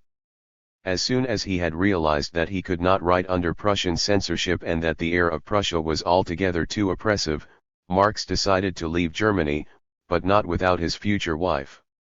On January 25 he had written to Ruge inquiring whether it would be possible for him to find something to do on the Deutsche Boat which Herwegh intended to publish in Zurich. However, owing to his own expulsion from Zurich, Herwegh had been unable to carry out his plan.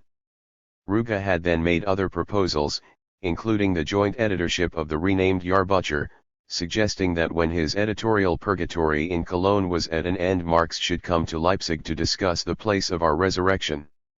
In his letter of the 13th of March Marx agreed in principle but expressed his provisional opinion on our plan as follows: after the fall of Paris some proposed that the son of Napoleon should be made regent, whilst others suggested Bernadotte as the ruler of France, whilst still others were in favor of Louis Philippe.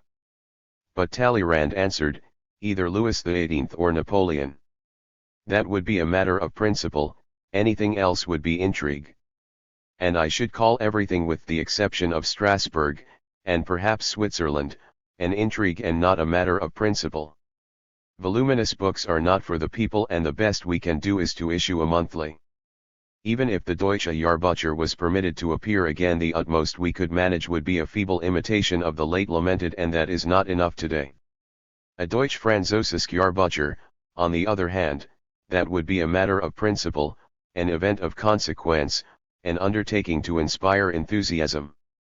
In this letter one can hear the echo of Feuerbach's preliminary theses, in which he declares that a real philosophy in harmony with life and humanity must be of Gallo-Germanic origin.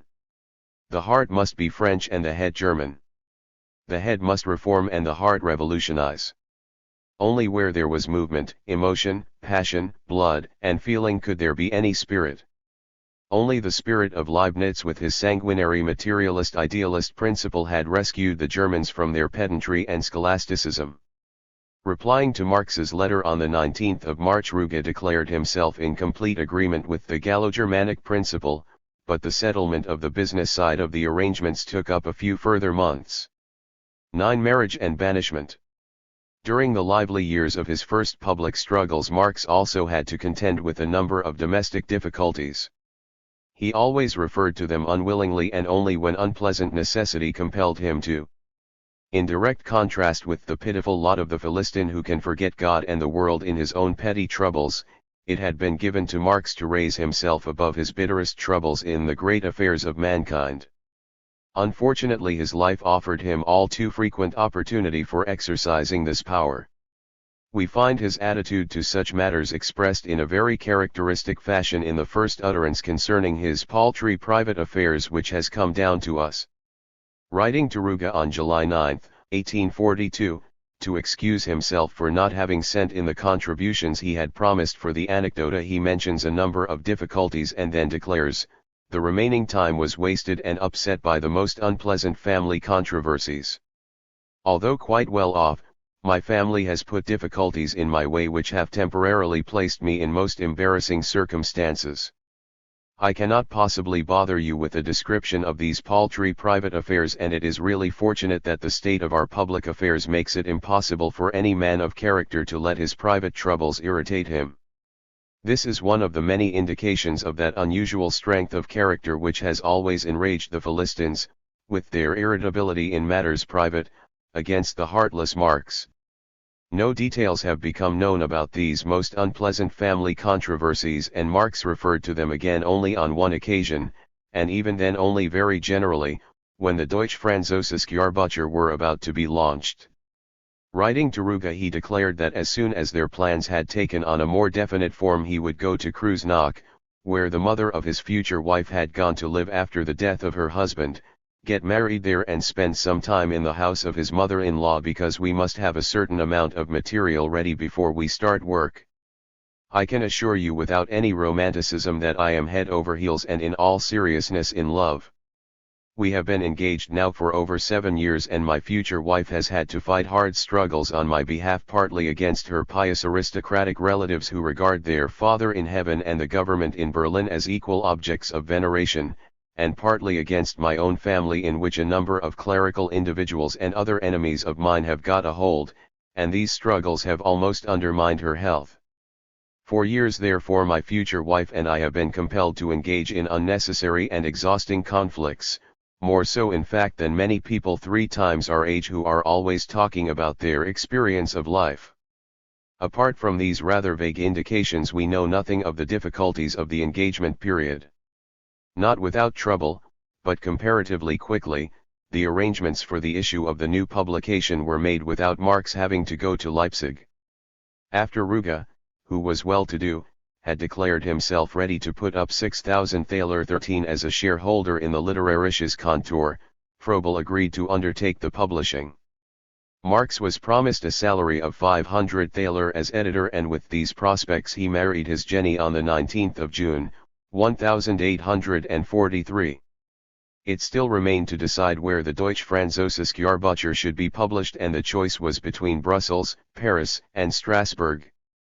The young pair would have preferred the Alsatian capital, but finally the decision was taken in favor of Paris after both Ruga and Froebel had visited Paris and Brussels and made various inquiries.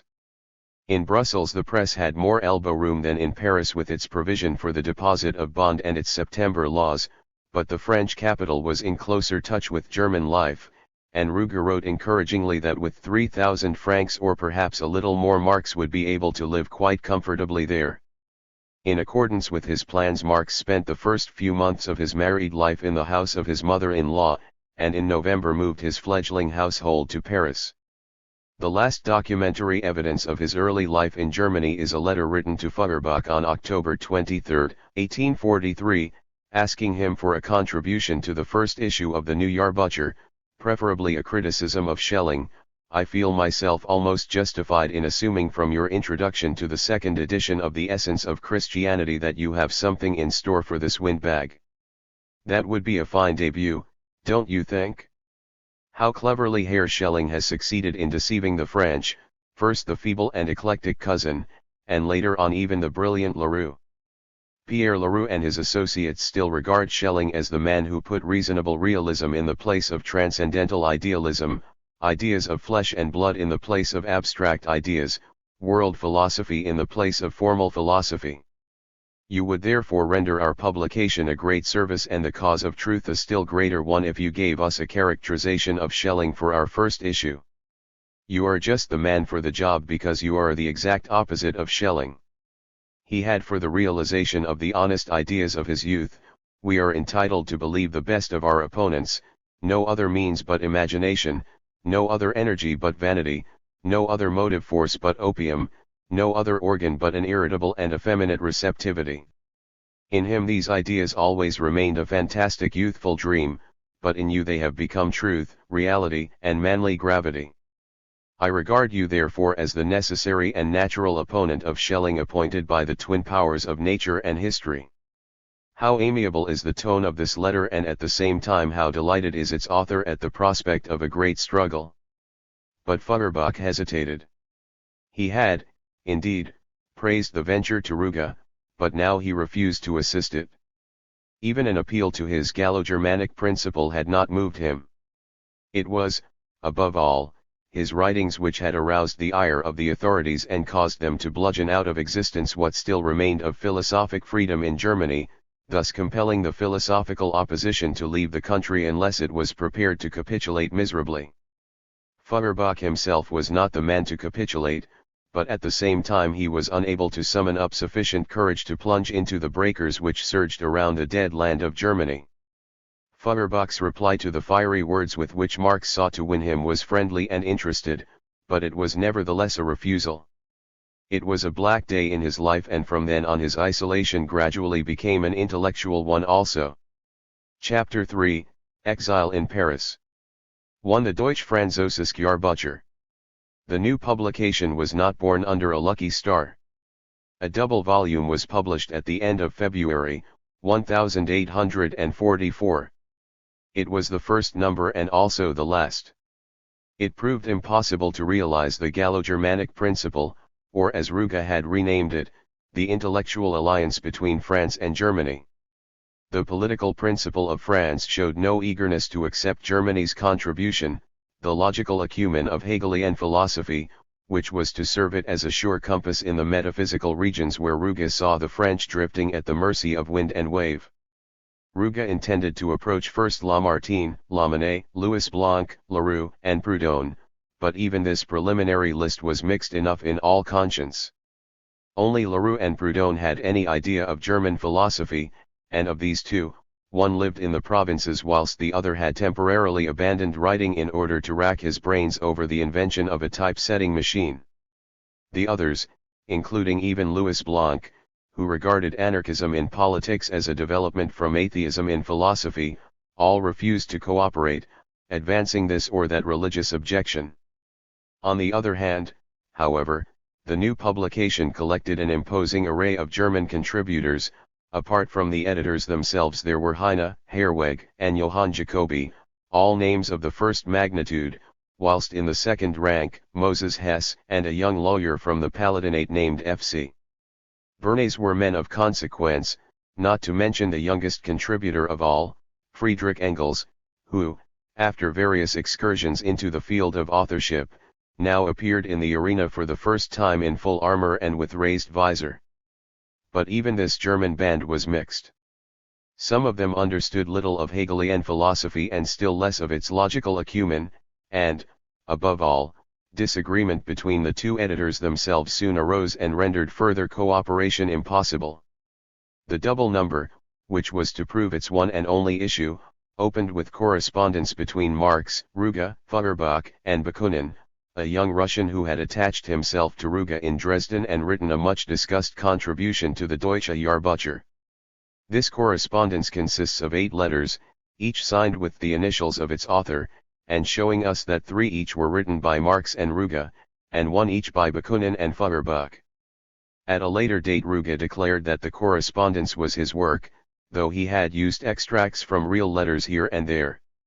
It is included in his collected works, but, significantly with serious mutilations and the suppression of the final letter, which is signed with the initials of Marx and contains the real point of the whole correspondence. The contents of the letters leave no doubt that they are really the work of the authors whose initials they bear, and, as far as they represent a uniform composition, Marx plays the first fiddle in the concert. It is not necessary, however, to deny that Ruge may have tinkered with his own letters and those of Bakunin and Feuerbach. Marx opened and closed the correspondence. His introduction is like a short and spirited fanfare. The Romanticist reaction was leading to revolution. The state was much too serious a matter to be degraded to the level of a harlequinade. A shipload of fools might drift before the wind for quite a time before anything happened, but it would finally meet its doom just because the fools refused to believe it. Whereupon Ruge answered with a long Jeremiad on the inexhaustible and sheep-like patience of the German Philistine. His contribution was plaintive and hopeless, as he afterwards declared himself, or as Marx replied immediately and more politely, "Your letter is a good elegy, a breath-robbing dirge, but it is not in the least political. If the world was the property of the Philistines, then it was worthwhile studying these lords of the world, although the Philistine was the lord of the world only because, like worms in a corpse, he filled the world with his society. So long as the Philistine was the material basis of the monarchy, the monarch himself could never be more than king of the Philistines." More wide awake and alive than his father, the new king of Prussia had attempted to dissolve the Philistine state on its own ground, but so long as the Philistines remained Philistines, he would be able to make neither himself nor his subjects really free men. Thus the old petrified servile and slave state had returned, but even in this desperate situation there was new hope. Marx then pointed to the incompetence of the masters and the inertia of their servants and subjects, who let everything come and go as God pleased. The two qualities together were sufficient to bring about a catastrophe. He pointed to the enemies of Philistinism, all thinking and suffering men, who had come to an understanding. He even pointed to the passive system of perpetuation on the part of the old loyal subjects which daily was soliciting recruits in the cause of a new humanity. While the system of profits and trading, of property and the exploitation of humanity, was leading even more rapidly to a split within society, a split which the old system would be unable to repair because it did not heal and create, but only exist and enjoy. The task was therefore to drag the old world into the full light of day, and to develop the new world along positive lines. Both Bakunin and Feuerbach wrote encouragingly, each in his own way, to Ruge, who thereupon declared that he had been converted by the new Anarcharsis I and the new philosophers. Feuerbach compared the end of the Deutsche Jahrbucher with the end of Poland, declaring that the efforts of a few men must prove ineffective in the general quagmire of a rotten society, and Ruge then wrote to Marx, as the Catholic faith and aristocratic freedom failed to save Poland, so theological philosophy and respectable science failed to save us. We can get rid of our past only by making a decisive breach with it. The Jahrbucher are dead and Hegelian philosophy belongs to the past. Let us strive for an organ in Paris in which we can criticize ourselves and Germany as a whole with complete freedom and relentless honesty. Marx had the first word and he also had the last. Clearly, a new rallying point must be created for thinking and independent brains. Although there was no doubt about the past, there was confusion enough about the future. General anarchy has broken out amongst the reformers, and all of them would be compelled to admit that they have no exact ideas about the future. However, it is precisely the advantage of the new movement that we do not seek to anticipate the new world dogmatically, but rather to discover it in the criticism of the old. Up to now the philosophers have always had the solution of the riddle lying ready in their writing desks, and all the stupid external world had to do was to close its eyes and open its mouth to receive the ready-baked pie of absolute science. Philosophy has become secular, and the most striking proof of this is that the philosophic consciousness itself has been drawn into the heat of the fray not only superficially, but thoroughly. It is certainly not our task to build up the future in advance and to settle all problems for all time, but it is just as certainly our task to criticize the existing world ruthlessly. I mean ruthlessly in the sense that we must not be afraid of our own conclusions and equally unafraid of coming into conflict with the prevailing powers. Marx had no desire to unfurl any dogmatic standard, and communism as preached by Cabet, Desemy, and Weitling he regarded as a dogmatic abstraction. Whether one liked it or not, the chief interest of contemporary Germany was in religion and only secondarily in politics. It was no use presenting them with a ready-made system such as was contained in the Journey to Icaria II, one must begin with them just as they were. Marx condemned the attitude of the crass socialists who felt that political questions were beneath their dignity. Social truth could be arrived at everywhere, from the contradiction in the political state, from the conflict between its ideal mission and its practical hypothesis. There is therefore nothing to prevent us beginning our criticism with a criticism of politics, taking part in politics, that is to say, in real struggles. In this way we should avoid presenting ourselves to the world in a doctrinaire fashion and with a new principle, declaring, "Here is truth, bow down and worship it." We should develop new principles for the world out of its old principles. We must not say to the world, "Stop your quarrels, they are foolish, and listen to us. We possess the real truth." Instead we must show the world why it struggles, and this consciousness is a thing it must acquire whether it likes it or not. Marx sums up the program of the new organ as follows: to assist the age to come to a realization, critical philosophy, of its struggles and its wishes. Marx came to this realization, but not Ruge. Even the correspondence shows that Marx was the driver and Ruge the driven. A supplementary factor was that after his arrival in Paris Ruge fell ill and was able to take very little part in the editorial work. He was thus unable to exercise his chief capacity to the full, and Marx seemed to him too circumstantial for the purpose. Ruge was unable to give the organ the form and the attitude which he considered the most suitable, and he was even unable to publish a contribution of his own in it. However, he was not altogether displeased with the first issue, and he found some quite remarkable things in it which will create a sensation in Germany, although he complained that a number of unpolished things had been served up in a hurry and that he would have improved them. The undertaking would probably have continued to appear, but for the fact that a number of outside hindrances prevented it. First of all, the funds of the Literarisches Kontor soon became exhausted, and Froebel declared that he could not carry on without more money, and secondly, the Prussian government took action immediately after the first announcement of the publication of the Deutsch-Französische Jahrbucher. Its action, however, met with little sympathy from Metternich and less from Guizot, and it had to stop for the moment with informing the governors of all Prussian provinces that the Jahrbucher represented high treason and lèse-majesté, and this it did on the 18th of April, 1844. At the same time the governors were instructed to have their police arrest Ruge, Marx, Heine, and Bernays with as little stir as possible, and to confiscate their papers should they set foot on Prussian soil.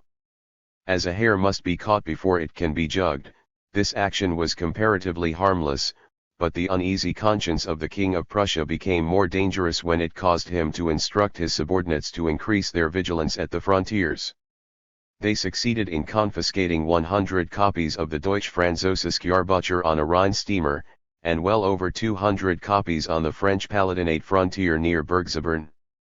In view of the very small circulation with which the publishers were entitled to reckon, these were very grievous blows. Where internal differences already exist, they are readily embittered and accentuated by external difficulties. According to Ruge, these circumstances accelerated his breach with Marx, or even caused it, and there may be something in this, because whilst Marx always displayed a sovereign indifference in money matters, Ruge did just the contrary, displaying the suspicious avarice of a grocer.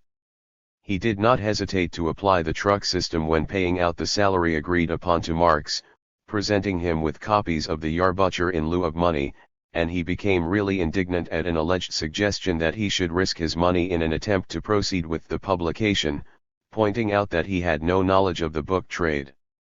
In a similar situation Marx certainly risked his own money, but it is very unlikely that he proposed the same to Ruge. Perhaps he advised Ruge not to throw down the cards at the first failure, and it is possible that Ruge, who had already been angered by a proposal that he should put up a few more francs to secure the publication of Weitling's works, suspected this advice to be a dangerous attack on his pocketbook. Further, Ruge himself indicates the real reason for the breach when he admits that the immediate occasion was a quarrel about Herweg, whom he had called a rogue, though perhaps with rather too much emphasis, whilst Marx had stressed Herweg's great future. As a matter of fact, as far as Herweg was concerned, Ruge was right. The man had no great future, and the mode of life he was leading in Paris at the time would really seem to have been open to objection. Even Heine condemned him sharply, whilst Ruge himself admits that Marx also was none too pleased with the man. In any case, the generous error did more honor to the bitter and malignant Marx than the uncanny instinct did to the honest and irreproachable Ruge, for Marx was concerned with the revolutionary poet whilst Ruge was thinking of petty bourgeois morality. This was the deeper significance of the insignificant incident which separated the two men forever. The breach with Ruge did not possess the political significance of the later polemics with Bruno Bauer and Proudhon. As a revolutionary, Marx had probably been annoyed with Ruge for a long time before the quarrel about Herwegh caused his bile to rise, even assuming that it all took place exactly as Ruge describes. If one wishes to know Ruge from his best side, one must read the memoirs which he published about 20 years later. The 4 volumes deal with his life up to the time when the Deutsche Jahrbucher ceased publication, that is to say, throughout a period when Ruge was an irreproachable example of that literary advance-guard of schoolmasters and students who spoke on behalf of a bourgeoisie which lived from small trading and great illusions. They contain a wealth of charming genre pictures from Ruge's childhood, spent on the lowlands of Rügen and Pomerania, and they give a description, unique in German literature, of the stirring times of the Burschenschaffen and the demagogue hunt. Ruge's misfortune was that his memoirs appeared at a time when the German bourgeoisie was beginning to abandon its great illusions in favor of big business, and so his memoirs went almost without notice, whilst Reuter's Festungsted, a book incomparably inferior both historically and as literature, was received with storms of applause. Ruge had really been an active member of the Burschenschaffen, whereas Reuter had casually fallen in with them. However, the German bourgeoisie was already flirting with Prussian bayonets, and it much preferred Reuter's golden humor and the jocular manner in which he treated the infamous mockery of justice committed in the days of the demagogue hunt, to the audacious humor, to quote Freiligrath's appropriate words, with which Ruge described how his jailers had fated to break his spirit and how he won inner liberty during his imprisonment. But even in the graphic descriptions of Ruge one feels keenly that pre-March liberalism was in the last resort nothing but Philistinism despite all its fine words, and that its spokesmen were Philistines and must remain so to the last. Ruge was the most high-spirited of them all, and within his ideological limits he fought bravely enough, but the same temperament made his defection all the easier when in Paris he came face to face with the great contradictions of modern life. He had reconciled himself with socialism as the hobby of philosophic humanists, but the communism of the Paris artisans filled him with panic-stricken horror and Philistine fear, not so much for his personal safety as for his pocketbook.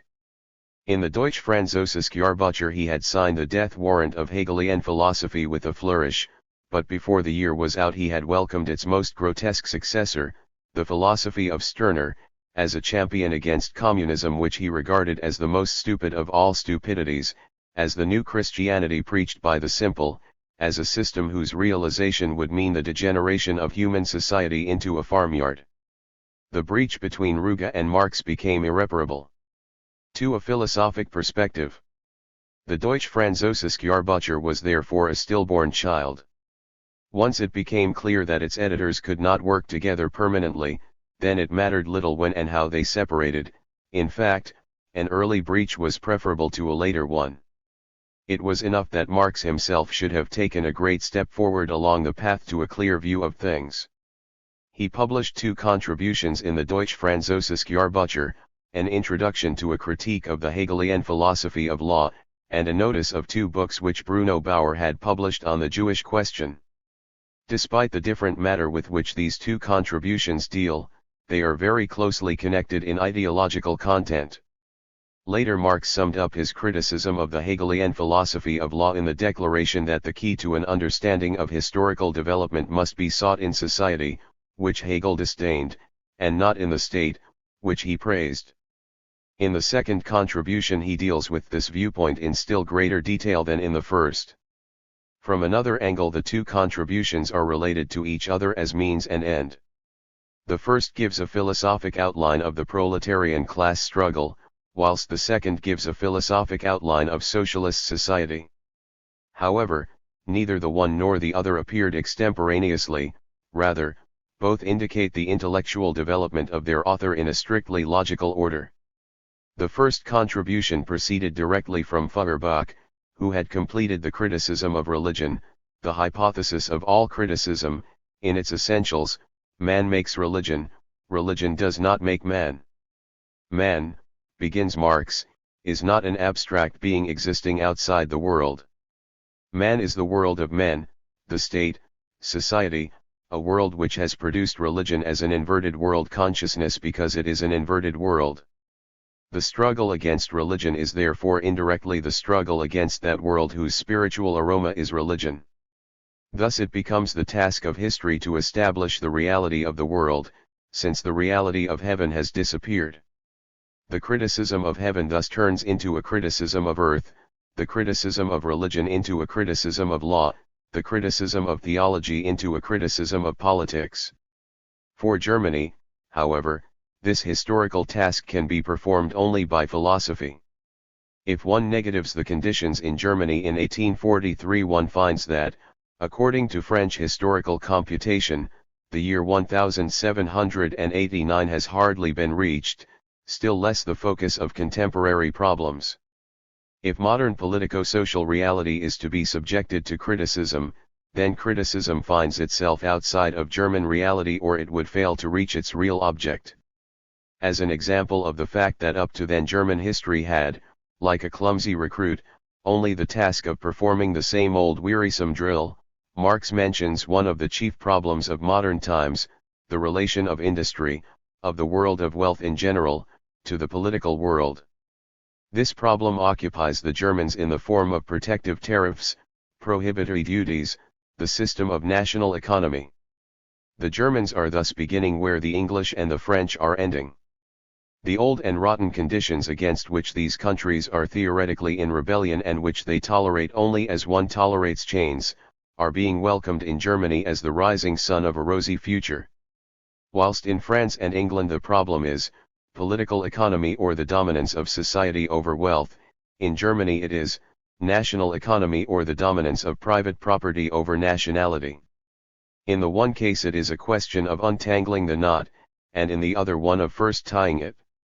Although they are not historical contemporaries of other nations, the Germans are philosophic contemporaries. The criticism of the German philosophy of law and the state, which has received its most logical form in the hands of Hegel, leads directly into the center of these burning questions of the day. Marx then clearly defines his attitude both to the two tendencies which had existed side by side in the Reinigungszeitung and to Feuerbach. Feuerbach had thrown philosophy onto the scrap heap, but if one wished to deal with really vital matters, one must not forget, points out Marx, that up to the present the really vital life of the German people had flourished in its skull only. To the cotton barons and iron magnates he declares, "You are quite right to demand the liquidation of philosophy, but you cannot liquidate it without first having realized it." And to his old friend Bruno Bauer and the latter's followers he declares on the contrary, "You are quite right to demand the realization of philosophy, but you cannot realize it without liquidating it." The criticism of the philosophy of law resolves itself into tasks for which there is only one means of solution: practice.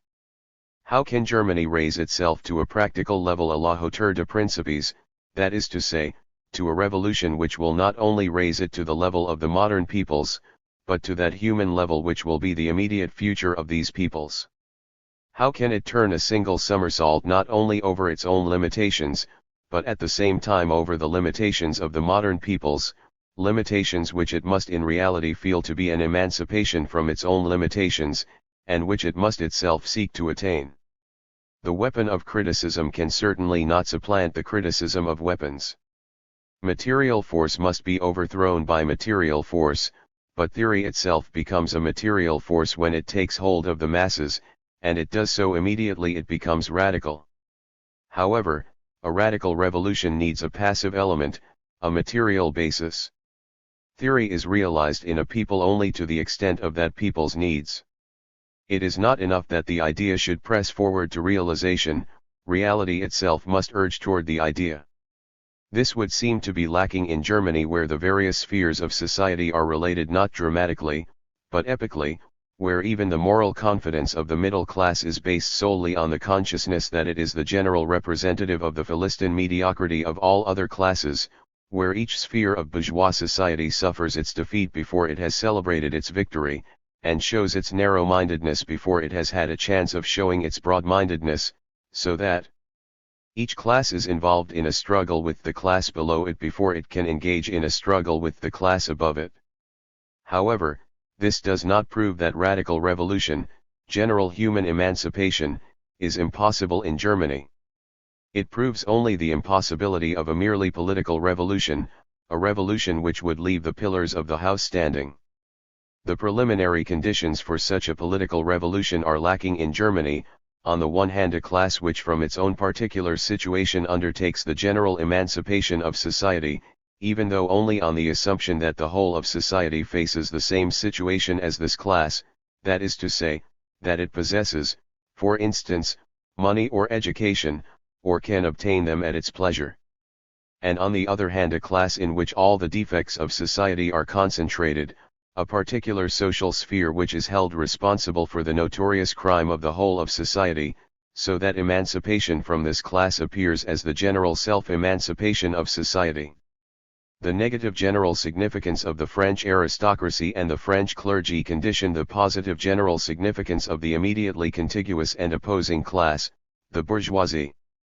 From the impossibility of a half-revolution, Marx concludes the possibility of a radical revolution. Asking where this possibility exists, he answers, in the formation of a class with radical links, a class of bourgeois society which is not a class of bourgeois society. This class must represent the dissolution of all classes. It must be a sphere of society of universal character as a result of its universal suffering, demanding no particular right, because no particular wrong has been done to it, but only wrong as such. It must no longer be able to appeal to a historical title, but to a human title only. It must no longer merely stand in a one-sided contradiction to the consequences, but in general and all-round contradiction to the very hypotheses of the German state. Finally, it must be of such a nature that it cannot emancipate itself at all without emancipating itself from all other spheres of society, thus emancipating them at the same time. In a word, there must be a complete forfeiture of man as he is, compelling an equally complete rebirth of a new humanity. This dissolution of society is the proletariat. It began to develop in Germany as the Industrial Revolution swept over the country, for it was formed not by natural but by artificial poverty, not by the masses crushed by the mere weight of society, but by the masses resulting from the acute dissolution of society, chiefly the dissolution of the middle classes, although gradually and as a matter of course the naturally poor and the Christian Germanic serfs entered the ranks of these masses. As philosophy finds its material weapons in the proletariat, so the proletariat finds its intellectual weapons in philosophy, and as soon as the lightning of thought has struck deep into the mass of the common people, the emancipation of the Germans into human beings will take place. The emancipation of the Germans is the emancipation of man. Philosophy cannot be realized without the liquidation of the proletariat cannot liquidate itself without realizing philosophy. When all the inner conditions have been fulfilled, the day of German resurrection will be announced by the crowing of the Gallic chanticleer. Judged both by its form and its content, this article is in the front rank of all those youthful writings of Marx which have been preserved. A short sketch of the basic ideas contained in it cannot give even an approximate idea of the overt owing richness of thought which Marx masters in such epigrammatic and concise form, and those German professors who found its style grotesque and its manner in appalling taste have thereby borne inglorious testimony against themselves. However, even Ruge found its epigrams too artificial. He criticized its formlessness and superform, but discovered in it a critical talent developing into dialectic, but occasionally degenerating into brashness. This is not unfair criticism, for the youthful Marx sometimes exulted in the mere swish of his sword through the air, though in action it proved sharp and heavy enough. Arrogance is the dowry of all talented youth. However, the philosophic perspective into the future which this article opens up is still far off. No one has proved more conclusively than the later Marx that no nation can at a single bound leap over the necessary stages of its historical development, but though the perspectives he sketched in this article were shadowy, they were not incorrect. In detail many things have come about differently, but on the whole they have come about as he prophesied. Both the history of the German bourgeoisie and that of the German proletariat are his vindication. 3. On the Jewish question. The second contribution which Marx published in the Deutsche Französische Jahrbucher is not so arresting in its form, but in the power of critical analysis it displays it is almost superior. In this second contribution he examines the difference between human emancipation and political emancipation on the basis of two treatises on the Jewish question written by Bruno Bauer. At that time the question had not sunk so deeply into the morass of anti-Semitic and pro-Semitic badgering. A class of society which was increasing its power as one of the most prominent representatives of mercantile and loan capital was deprived of all civil rights on account of its religion, with the exception of those special privileges it enjoyed as a result of its usurious practices. The most famous representative of enlightened absolutism, the philosopher of Sanssouci, Frederick the Great, gave the world an edifying object lesson by granting the liberty of Christian bankers to those moneyed Jews who assisted him in his coining forgeries and other doubtful financial operations, while he tolerated the presence of the philosopher Moses Mendelssohn within his territory not because the latter was a philosopher and strove to guide his nation into the intellectual life of Germany, but because he occupied the post of bookkeeper to one of the privileged and moneyed Jews. His dismissal by his master would have deprived him of all rights. With one or two exceptions, even the pioneers of the bourgeois Enlightenment movement displayed no particular objection to the proscription of a whole section of the population merely on account of its religion. The Israelitic religion was repugnant to them because it was the prototype of religious intolerance from which Christianity had first learned its human censoriousness, whilst, on the other hand, the Jews showed no interest whatever in the bourgeois Enlightenment movement. The Jews were delighted when enlightened criticism took the Christian religion to task, for they had themselves always cursed it, but when the same criticism turned its attention to the Jewish religion they howled aloud as though humanity were being betrayed. The Jews demanded political emancipation for Judaism, but not in the sense of equal rights for all and with the intention of abandoning their own special position, but rather with the intention of consolidating that special position, and all the time they were prepared to abandon liberal principles the moment they came into conflict with any specifically Jewish interest. The criticism of religion conducted by the young Hegelians of course extended to the Jewish religion, which they regarded as a preliminary stage of Christianity. Feuerbach had analyzed Judaism as the religion of egoism. The Jews have maintained their special peculiarities down to the present day. Their principle, their God, is the practical principle of the world, egoism in the form of religion. Egoism centers and concentrates man upon himself, but at the same time it limits his theoretical outlook because he is indifferent to everything which is not directly related to his own welfare. Bruno Bauer said much the same thing, declaring that the Jews had crawled into the nooks and crannies of bourgeois society to exploit its uncertain elements like the gods of Epicurus who lived in the interstices of the world, where they were freed from certain labor. The religion of the Jews was animal cunning and trickery, and with it they satisfied their sensual needs. They had always opposed historical progress and in their hatred of all other peoples they had cut themselves off from the world and lived the most fantastic and circumscribed life. Feuerbach explained the character of the Jewish religion from the character of the Jew, while Bauer, despite thoroughness, daring, and trenchancy in his treatises on the Jewish question, which earned high praise from Marx, saw the question exclusively through theological spectacles. Like the Christians, he declared, the Jews could win through to freedom only by overcoming their religion. Owing to its own religious character the Christian state was unable to emancipate the Jews, whilst at the same time the Jews could not be emancipated owing to their own religious character. Christians and Jews must cease to be Christians and Jews if they wished to be free. But since Judaism as a religion had been superseded by Christianity, the Jew had a longer and more difficult path to traverse than the Christian before he could win freedom. In Bauer's opinion the Jew must first take a course in Christianity and Hegelian philosophy before he could hope to emancipate himself. At this point Marx intervened, declaring that it was not enough to ask who was to do the emancipating and who was to be emancipated. Criticism must go further and ask what kind of emancipation was in question, political emancipation or human. In certain states both Christians and Jews were completely emancipated politically without thereby being humanly emancipated. There must therefore be some difference between political emancipation and human emancipation. The essence of political emancipation was the highly developed modern state, which was also the fully developed Christian state. For the Christian Germanic state, the state of privileges, represented only the incomplete, the still theological state not yet developed in all its political clarity. However, the political state in the highest stages of its development did not demand the abandonment of Judaism by the Jews or the abandonment of religion in general by humanity as a whole. It had emancipated the Jews and its very character had compelled it to do so.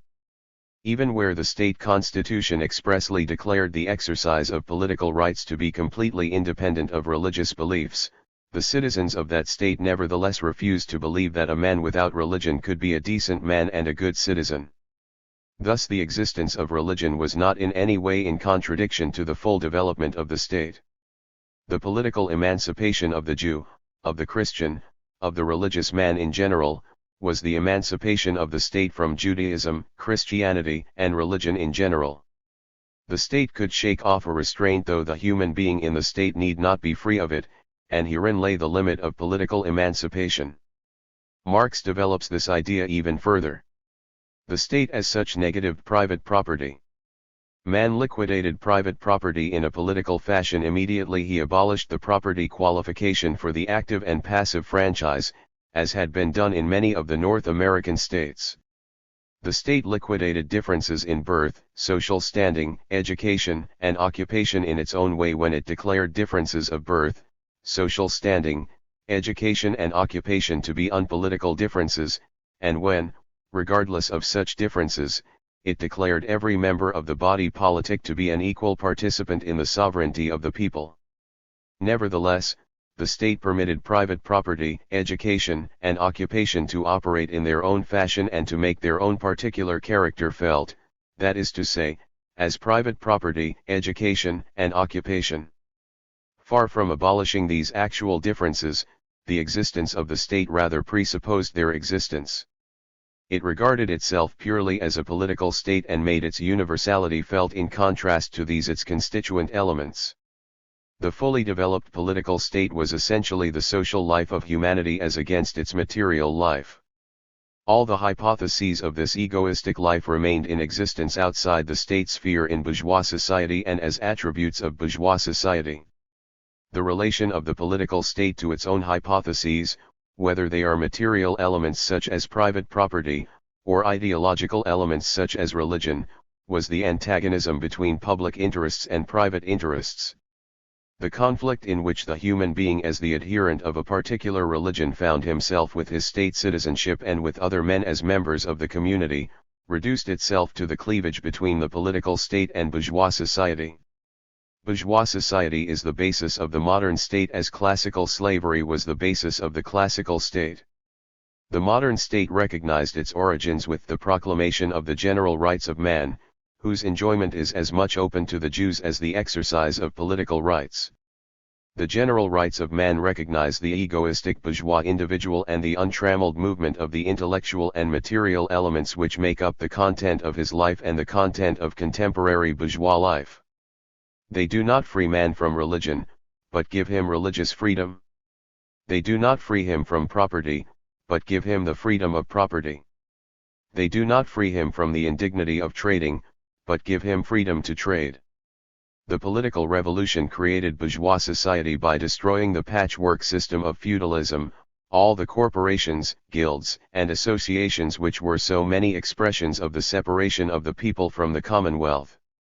It created the political state as the concern of all, as a real state. Marx then sums up, political emancipation is the reduction of man to a member of bourgeois society, to the egoistic independent individual, on the one hand, and to a citizen of the state, a moral being, on the other. Only when the real individual reabsorbs the abstract citizen of the state and becomes a social being, in practical life, in his own work and under his own conditions, only when man recognizes and organizes his forces propres as social forces and, therefore, no longer separates the social force from himself in the form of political force, only then will the emancipation of humanity be completed. The contention that the Christian as such was more capable of emancipation than the Jew, a contention which Bauer sought to prove from the Jewish religion, still remained to be examined. Marx proceeded from Feuerbach, who had explained the Jewish religion from the Jew and not the Jew from the Jewish religion, but he went beyond Feuerbach by revealing the special social element which reflects itself in the Jewish religion. What was the secular basis of Judaism? Practical necessity, self-interest. What was the secular cult of the Jew? Buying and selling. What was his secular god? Money.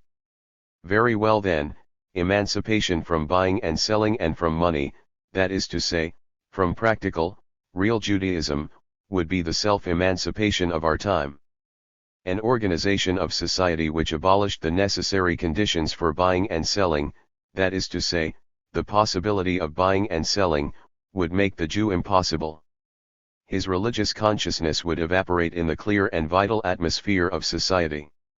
On the other hand, when the Jew recognizes this practical character of his as futile and works for its abolition, then he is working from the basis of his own previous development for the emancipation of humanity itself and turns against the highest practical expression of human self-alienation.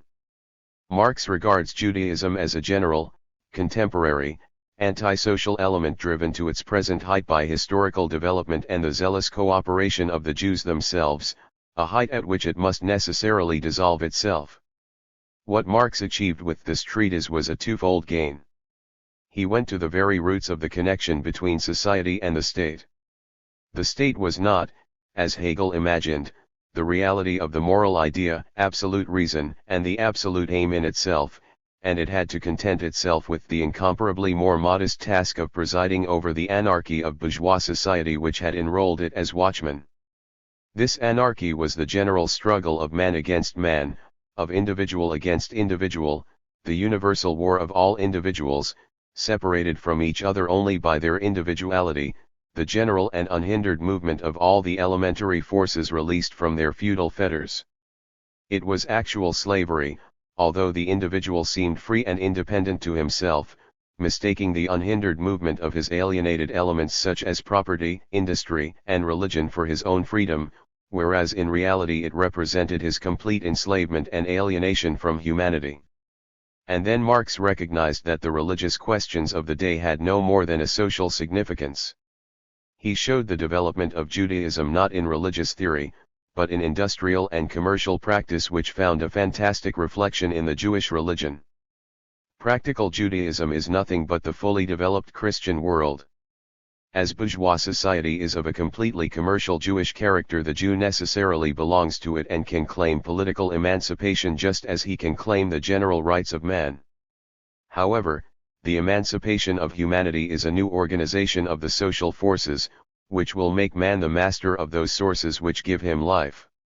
Thus, in shadowy contours, we observe an outline of socialist society beginning to form. In the Deutsche Französische Jahrbuch Marx is still plowing the philosophic field, but in the furrows turned over by his critical plowshare, the first shoots of the materialist conception of history began to sprout, and under the warm sun of French civilization they soon shot up into flower. For French civilization. Judging by the way in which Marx usually worked, it is very probable that he had already drafted the two contributions to the Deutsche Französische Jahrbuch, at least in their fundamentals, while he was still in Germany, very likely during the first few months of his happy marriage. As the ideas contained in them turned on the great French Revolution, nothing was more natural than that he should plunge into the study of the history of this revolution as soon as his presence in Paris gave him an opportunity of exploring its sources, and also the sources of its predecessor, French materialism, and of its successor, French socialism. Paris at that time could justly claim that it was in the van of bourgeois civilization. After a series of illusions and catastrophes, the French bourgeoisie had finally secured in the July Revolution of 1830 that which it had begun in the Great Revolution of 1789. Its forces were now relaxing comfortably, although the resistance of the old powers had by no means been completely broken, and new powers were beginning to make themselves felt. The result was that a ceaseless battle of intellects raged, rolling now here, now there, such as could be found nowhere else in Europe and certainly not in Germany, which lay motionless in the silence of intellectual death. Marx now plunged into this rejuvenating flood. In 1844 Ruger wrote to Feuerbach informing him that Marx was reading a tremendous amount and working with unusual intensity. However, he finished nothing, broke off his work constantly and plunged again and again into an endless sea of books. He was irritable and violent, particularly when he had worked himself sick and had not been to bed for 3 or 4 nights in succession. He had put his criticism of Hegelian philosophy on the shelf in order to utilize his stay in Paris to write a history of the convention, having already collected the necessary material and adopted a number of very fruitful viewpoints. The evidence of this letter is all the more valuable because it was written in no commendatory sense. Marx did not write a history of the convention, but this fact does not disprove the information of Ruger. On the contrary, it makes it rather more credible if anything. The deeper Marx penetrated into the historic significance of the Revolution of 1789, the easier it became for him to dispense with a criticism of the Hegelian philosophy as a means of arriving at a clear view of the struggles and demands of the age. However, the history of the convention alone could not satisfy him because, although it represented a maximum of political energy, political power, and political understanding, it had proved itself impotent in the face of social anarchy. Apart from the meager indications of Ruger, there is unfortunately no evidence to assist us in following in detail the course of study Marx pursued in the spring and summer of 1844. However, the general way in which his studies developed can be seen. The study of the French Revolution led him onto the historical literature of the Third Estate, a literature which originated under the Bourbon Restoration and was developed by men of great historical talent who followed the historical existence of their class back into the 11th century and presented French history as an uninterrupted series of class struggles. Marx owes his knowledge of the historical nature of the classes and their struggles to these historians. He mentions in particular Guizot and Thierry, and he then proceeded to study the economic anatomy of the classes from the bourgeois economists, mentioning Ricardo in particular. Marx always denied having originated the theory of the class struggle. What he claimed as his contribution was having supplied proof that the existence of the classes was bound to definite historical struggles in the development of production, that the class struggle necessarily led to the dictatorship of the proletariat, and that this dictatorship was only a transitional period leading to the complete abolition of the classes and the establishment of a classless society. This series of ideas developed during his stay in Paris. The most brilliant and most trenchant weapon used by the Third Estate in its struggle against the ruling classes in the 18th century was the philosophy of materialism. During his exile in Paris, Marx zealously studied this philosophy, but less the branch represented by Descartes which developed into natural science, than the branch which proceeded from Locke and developed into social science. Other stars which hung over the Paris studies of the young Marx were Helvetius and Holbach, who carried materialism into social life and who presented as chief points in their system the natural equality of human intellects, the essential unity between the progress of reason and the progress of industry, the natural goodness of humanity, and the omnipotent power of education.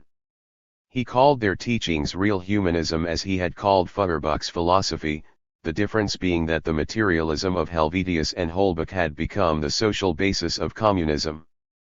Paris now offered him all the opportunities he needed for studying communism and socialism, as he had promised in the Renaissance.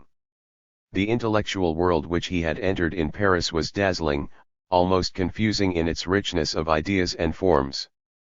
The intellectual atmosphere of Paris was pregnant with the germs of socialism, and even the Journal des Débats, the traditional organ of the ruling finance oligarchy, which was in receipt of a considerable government subsidy annually, was unable to hold itself completely aloof from the spirit of the day, though it did no more than publish Eugene Sue's socialist thrillers in its feuilleton columns.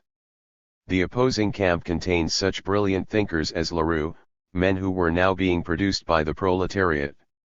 Between the hostile camps were the remnants of the Saint-Simonists and the active Fourierist sect led by Considerant, whose organ was the Démocratie Pacifique, Christian socialists like the Catholic priest Lamennais and the former Carbonaro Butches, petty bourgeois socialists like Sismondi, Buret, Pecker, and Vidal, whilst even in belles lettres magnificent productions, such as the songs of Béranger and the novels of George Sand, brilliantly reflected socialist ideas and problems. The common characteristic of all these socialist systems was that they all reckoned on the goodwill and the reasonableness of the possessing classes, whom they hoped to convince by peaceful propaganda of the necessity of social reforms or revolution. They were all born out of the disappointments of the Great Revolution, and they disdained the political path which had resulted in these disappointments. They desired to assist the suffering masses because the latter were unable to assist themselves. The insurrections of the workers in the 30s had failed, and even their most determined leaders, men like Barbes and Blanqui, knew nothing of any socialist theory or of any definite practical means for achieving a social revolution. Notwithstanding, the working class movement grew all the more rapidly, and with the prophetic eye of the poet, Heinrich Heine sketched the problem which arose in the following words: "The Communists represent the only party in France deserving of respect. I should feel the same way about the remnants of the Saint-Simonists perhaps, who still exist under strange banners, or about the Fourierists, who are still alive and active, but these good fellows are moved by the word only, by the social problem as a question of traditional concepts and not by any demoniacal necessity. They are not the servants predestined by the supreme world spirit to fulfill its tremendous decisions. Sooner or later the scattered army of Saint-Simon and the whole general staff of the Fourierists will go over to the growing army of communism, there to play the role of the fathers of the Church, lending brutal necessity the creative word." Thus Heine on June 15, 1843, and within the year the man arrived in Paris who was to play the role Heine thought the Saint-Simonists and the Fourierists might play. He lent brutal necessity the creative word. In all probability whilst he was still in Germany, and in any case whilst his standpoint was still predominantly philosophic, Marx had declared himself against cut-and-dried systems for the future, against any attempt to settle all problems for all time, against the unfurling of any dogmatic standard, and against the idea of the crass socialists that political questions were beneath their dignity. And if he had declared it not enough that the idea should press forward to reality, but that reality must become the idea, this condition fulfilled itself before his eyes. Since the last insurrection of the workers in 1839, the working class movement and socialism had begun to approach each other in three ways. First of all, there was the Democratic Socialist Party. Its socialism was not of any very great import because it was composed of lower middle class and proletarian elements, and because the slogans which it inscribed on its banners, the organization of labor and the right to work, were nothing but lower middle class utopias impossible of fulfillment in capitalist society. The latter organizes labor as it must be organized, namely, as wage labor, and this presupposes the existence of capital and can be abolished only along with it, while the situation with regard to the right to work is no different.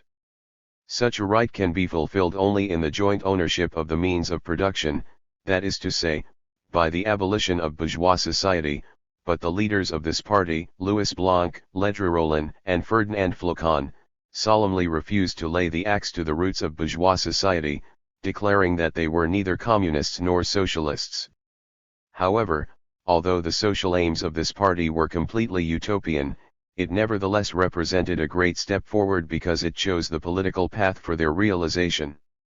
It declared that no social reform was possible without political reform, and that the conquest of political power was the only means by which the suffering masses could save themselves, and therefore it demanded the general franchise, a demand which met with a lively echo in the ranks of the proletariat, which was tired of putschs and conspiracies, and sought more effective weapons for the prosecution of the class struggle. Still greater masses of the workers rallied to the banner of proletarian communism unfurled by Cabet, who had originally been a Jacobin and was later converted to communism by his reading and in particular by the Utopia of Sir Thomas More. Cabet professed communism as openly as the Democratic Socialist Party rejected it, but he agreed with the latter that political democracy was a necessary transitional stage.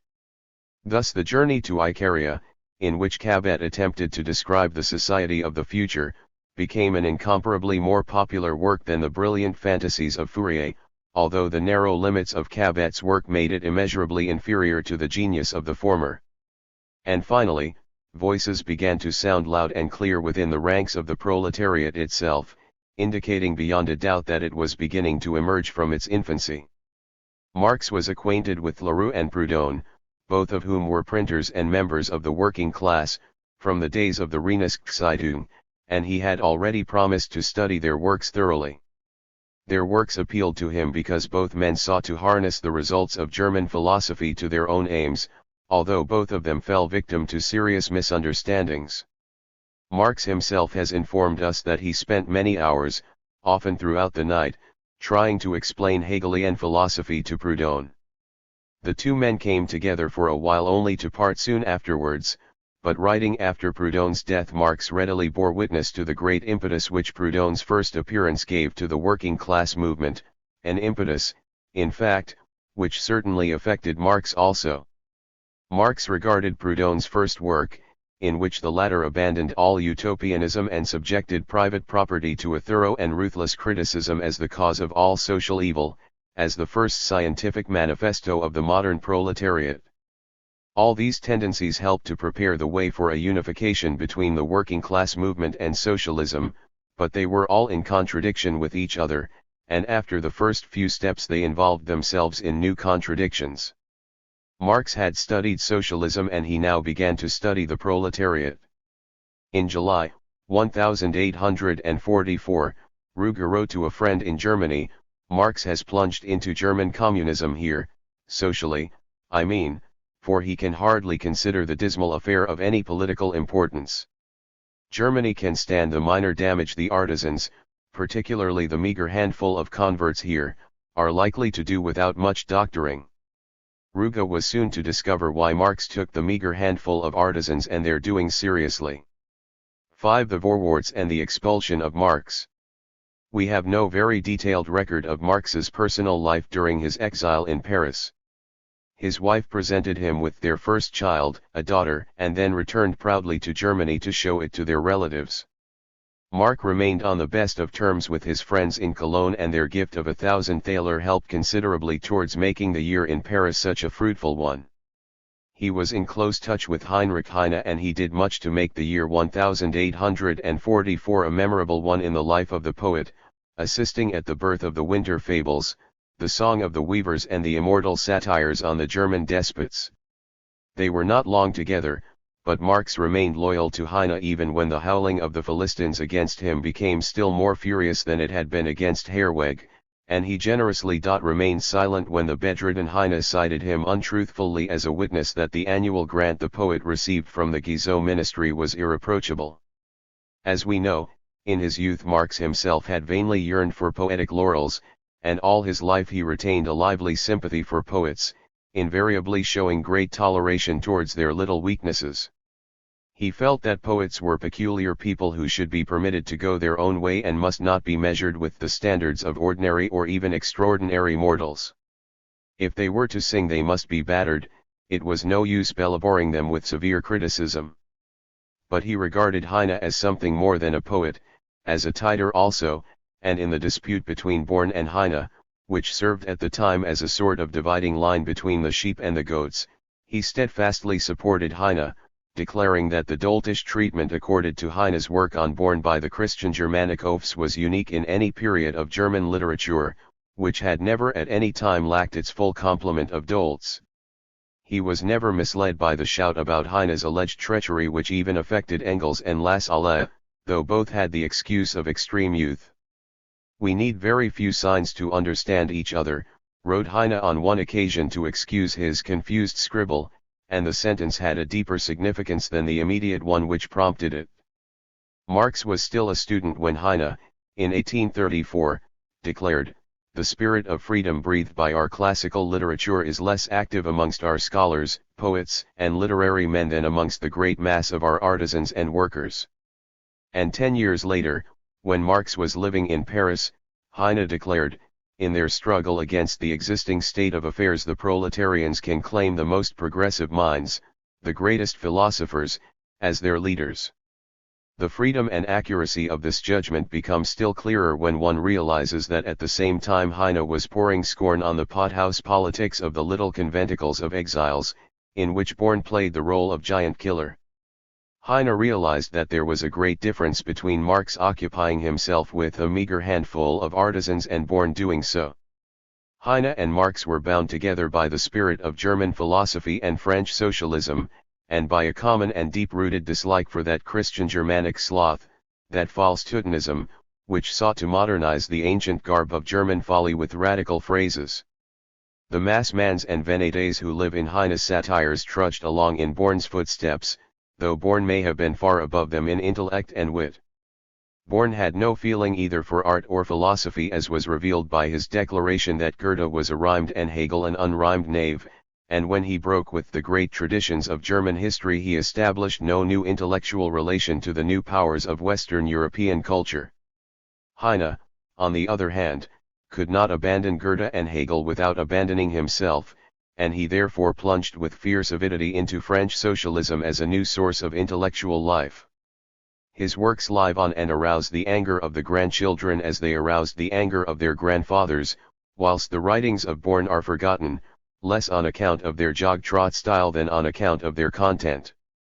Referring to the backbiting gossip which Born had set going against Heine even whilst the two were standing shoulder to shoulder, and which Born's literary legatees were unwise enough to publish later on, Marx declared that he had never imagined the man to be so absurd, superficial and petty. However, he would never have called the personal honesty of the gossiper into question on that account had he actually carried out his intention of writing about the dispute. It is always difficult to find worse Jesuits in public life than those narrow-minded and orthodox radicals who wrap themselves up in the threadbare cloak of their own virtue and stop at nothing in their insinuations against the finer and freer spirits to whom it is given to recognize the deeper relations of history. Marx was always on the side of the latter and never with the former, particularly as he had made the acquaintance of the virtuous ones himself.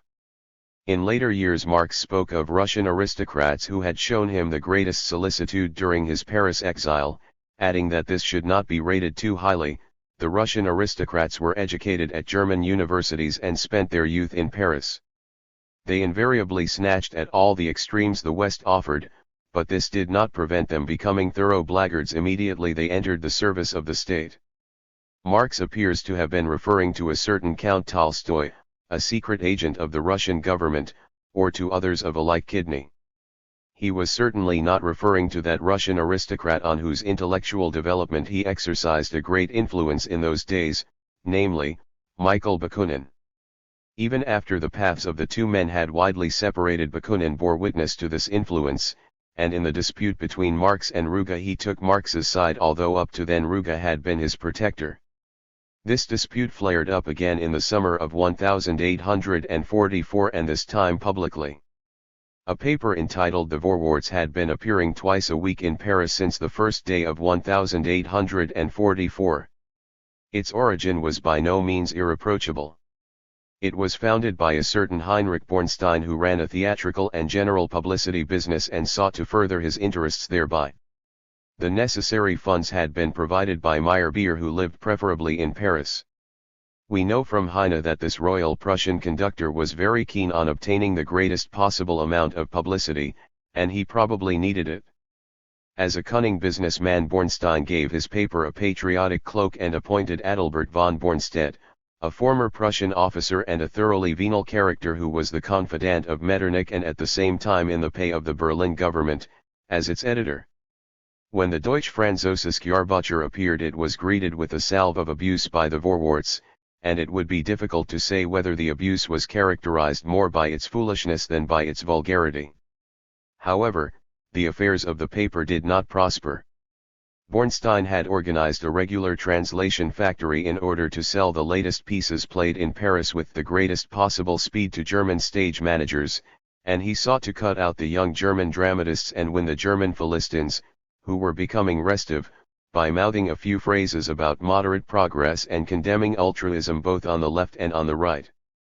His editor, Bornstedt was in the same boat because he had to lull the suspicions of the emigrants if he was to associate with them freely, a proceeding which was absolutely necessary if he was to earn his blood money. However, the Prussian government was blind even to its own interest of self-preservation, and it prohibited the sale of the Vorwärts in its territory, an example which was followed by other German governments. Bornstedt threw in his hand at the beginning of May, regarding the game as hopeless, but not so Bornstein, who wanted to do business and was not at all particular about the way in which he did it. With the cold-blooded calculation of a cunning speculator, he said to himself that if the Vorwärts was to be prohibited in Prussia in any case, it might just as well seek for itself all the advantages of a prohibited paper, so that the German Philistines would consider it worthwhile to obtain such a paper secretly. It suited his book extremely well, therefore, when the youthful firebrand Bernays offered him a fiery article for the Vorwärts, and after a certain amount of preliminary skirmishing Bernays was made editor in place of Bornstedt.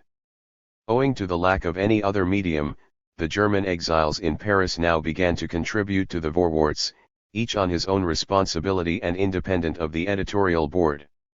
One of the first to do so was Rüge, who came forward under his own name and even defended Marx's contributions to the Deutsche Französische Jahrbucher as though he were in agreement with them. A few months later, however, he published 2 anonymous articles in the Vorwärts, a few short observations concerning Prussian policy and a long article containing nothing but gossip about the Prussian dynasty, interlarded with remarks about the drinking king and the limping queen and their purely spiritual marriage, etc. The articles were signed a Prussian, and under the circumstances it appeared as though Marx was the author, for Rüge was a member of the Dresden Town Council and registered at the Saxon Embassy in Paris. Bernays was a Bavarian from Rhineland-Westphalia, whilst Bornstein was a Hamburger, and although he had lived for a long time in Austria, he had never lived for any length of time in Prussia.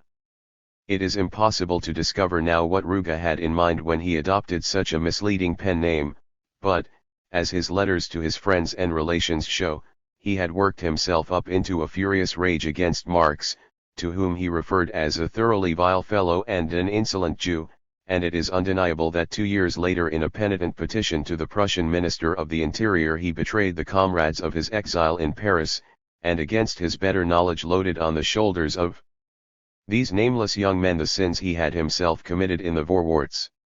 It is of course quite possible that he signed his articles a Prussian in order to give them greater weight as they dealt with Prussian affairs, but if this were the case he acted with irresponsible thoughtlessness, and it is quite understandable that Marx hastened to parry the trick of the alleged Prussian.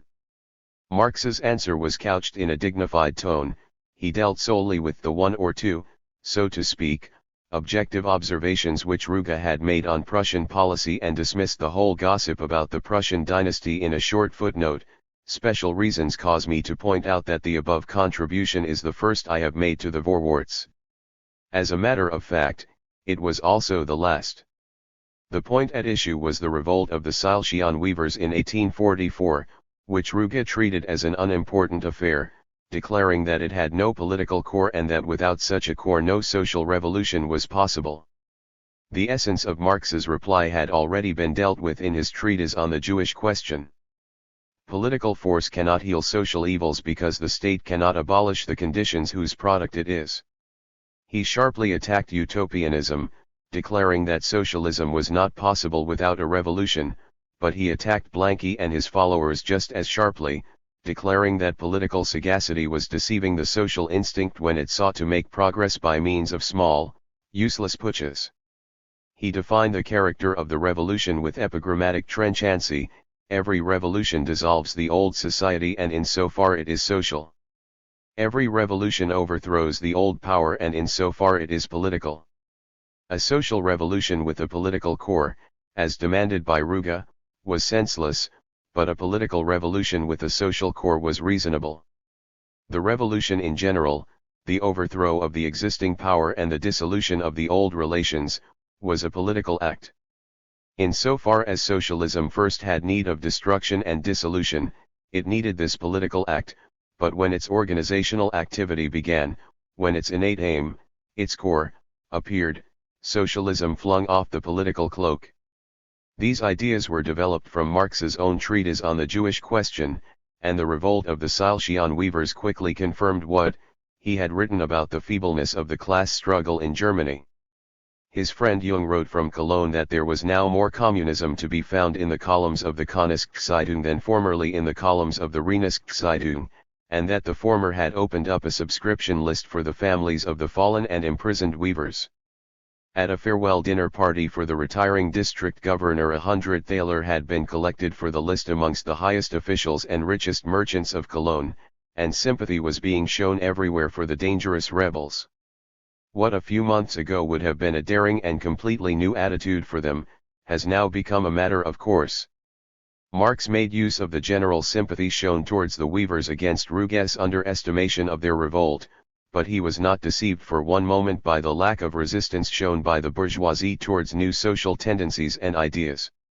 He realized that immediately the working class movement gained any real power, the effect would be to stifle the political antipathies and antagonisms within the camp of the ruling classes and to cause the latter to direct their whole hostility against the workers.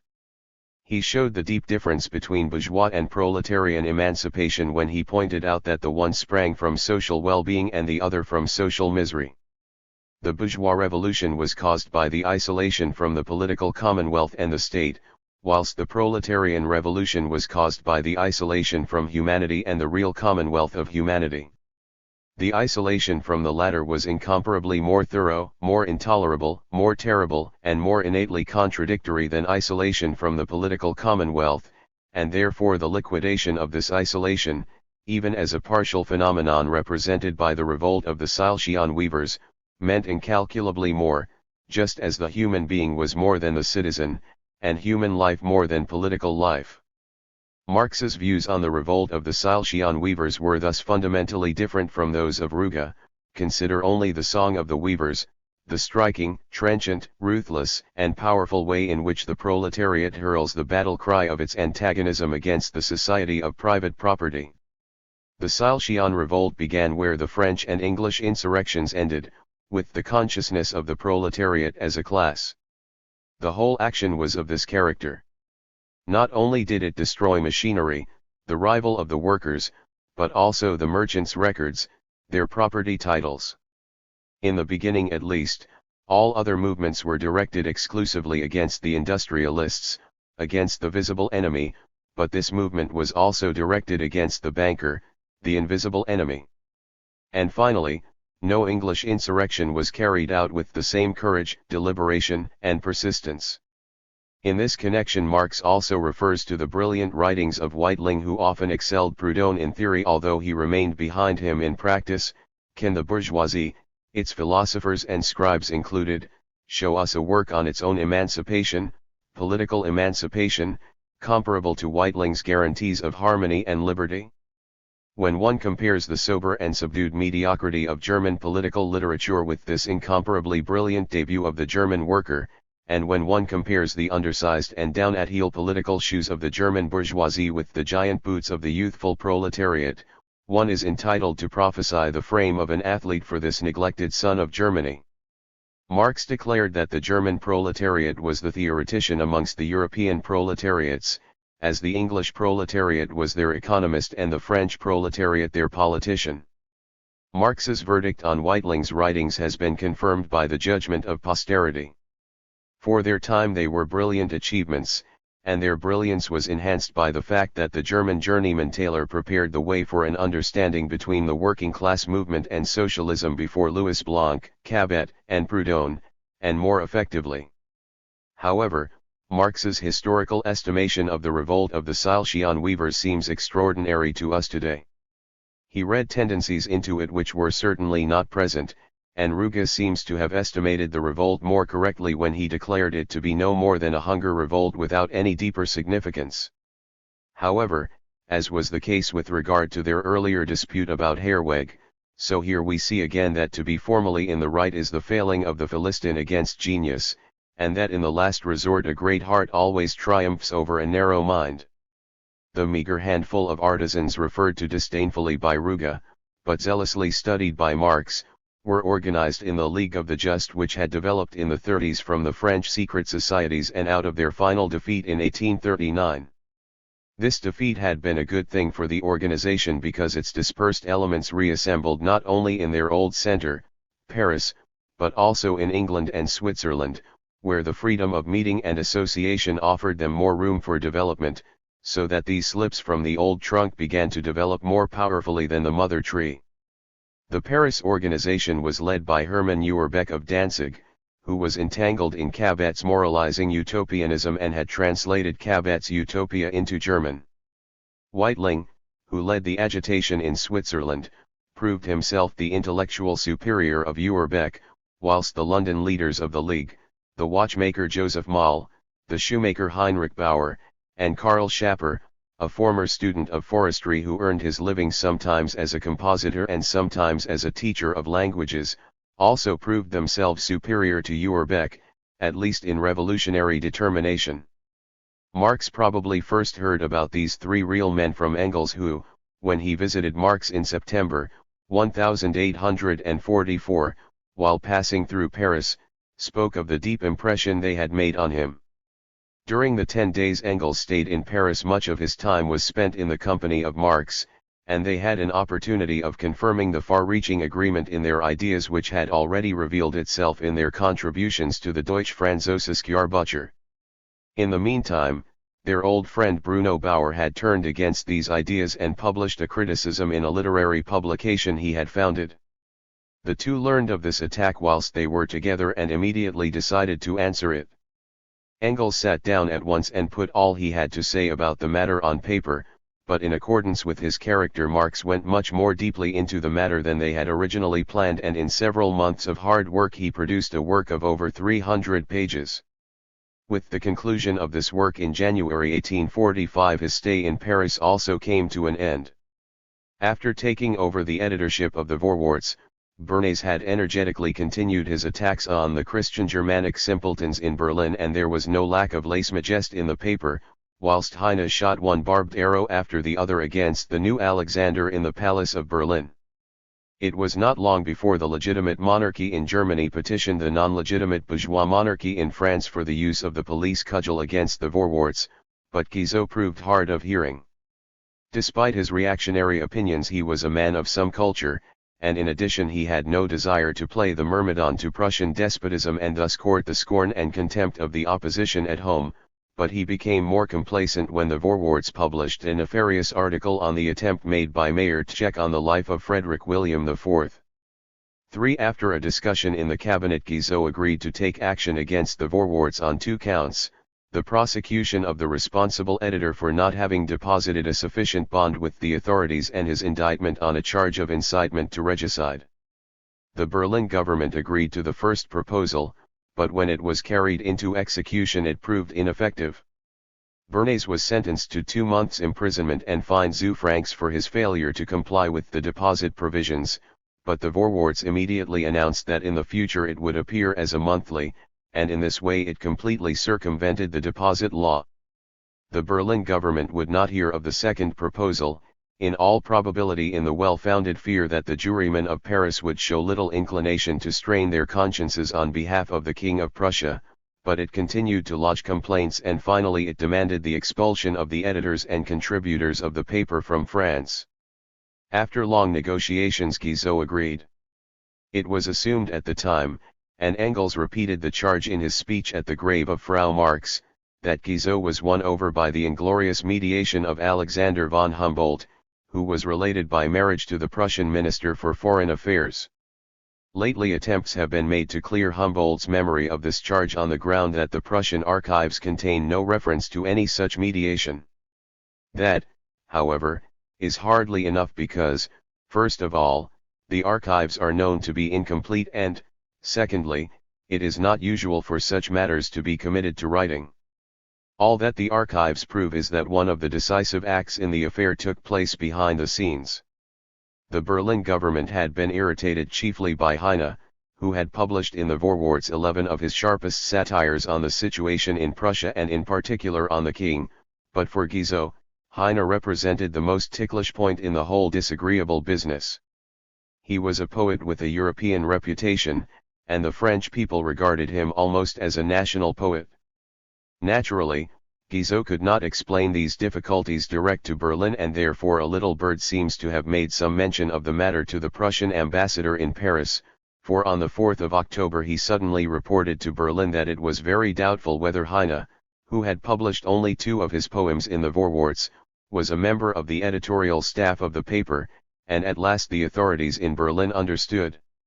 Heine himself was therefore not molested, but on January 11, 1845, a number of other German fugitives who had contributed to the Vorwärts or who were suspected of having done so, received orders of expulsion, including Marx, Ruge, Bakunin, Bornstein, and Bernays. Some of them saved themselves, Bornstein by giving an undertaking to cease publishing the Vorwärts, and Ruge by running from the Saxon ambassador to various French deputies and back again in order to assure everyone what a loyal citizen he really was. Naturally, Marx was not open for anything of that sort, and he therefore prepared to move to Brussels. His exile in Paris had lasted a little over a year, but it was perhaps the most important one in all his years of wandering and apprenticeship. It was rich in experience and stimulation, and it was made still richer by the winning of a comrade in arms who served him magnificently and to the very end. Chapter 4, Friedrich Engels. 1 Office and Barracks. Friedrich Engels was born on the 28th of November, 1820, in Barmen. Like Marx, he did not acquire his revolutionary opinions in the home of his parents, nor was he driven into revolutionary paths by personal indigence, but by high intelligence. His father was a well-to-do manufacturer of conservative and orthodox views, and religiously Engels had more to overcome than Marx. He attended high school in Elberfeld, but left a year before his finals to enter business life. Like Freiligrath, he became a very capable businessman without his heart ever having been in this damned business, as he called it. We make his acquaintance for the first time in the letters he wrote as an 18-year-old apprentice in the office of Consul Luppold in Bremen to the brothers Graber, 2 of his school friends who were then studying theology. There is not much about business in these letters except remarks like the following, which is found in one of them, given from our office stool when for once we were not feeling seedy. The youthful Engels, like the later Engels, was a convivial drinker, and although he never gave himself up to reverie like Hauff or sang like Heine, he tells us with robust humor of the drinking bouts at which he was present within the time-honored walls of the Bremen Ratskeller. Like Marx, he first tried his hand at poetry, but he realized as quickly as Marx had done that the laurels of the bard were certainly not for him. In a letter dated the 17th of September, 1838, that is to say, before he had completed his 18th year, he declares that Goethe's advice for young poets has cured him of all belief in any poetic mission. He is referring to the 2 short essays in which the master of German poetry pointed out that the German language had reached such a high level of development that it was not difficult for anyone to express himself felicitously in rhythm and rhyme, a faculty therefore about which no one was entitled to compliment himself very highly. Goethe concludes his advice with the rhyme: Jungling, Merk dir in Zeiten. Wo sich Geist und Sinn erholt. Das die Muse sie begleiten. Doch sie leiten nicht versteht. 1. The youthful Engels found himself aptly described in Goethe's advice, and he realized that his rhyming was not likely to produce anything worthwhile in the cause of poetry. Still, he would retain it as an agreeable supplement, as Goethe said, and now and then submit a poem for publication, because other fellows who are just as big or even bigger fools than I am have done it, and because I shall neither raise nor lower the level of German literature thereby. Even in his youth the jovial tone which Engels always adopted concealed nothing frivolous in his character, and in the same letter we find him asking his friends to send him popular classics from Cologne, Siegfried, Eulenspiegel, Helena, Octavian, Schildberger, Heimannskinder, and Dr. Faust, and announcing that he is studying Jacob Boehme. His is a somber, but deep soul. Most of what he writes must be thoroughly studied if any of it is to be grasped. It was not long, therefore, before Engels plunged into the depths and lost all taste for the superficial literature of young Germany. 2. In a letter written a little later, on the 10th of January, 1839, we find him attacking this fine company chiefly because it sent things out into the world which did not exist in reality.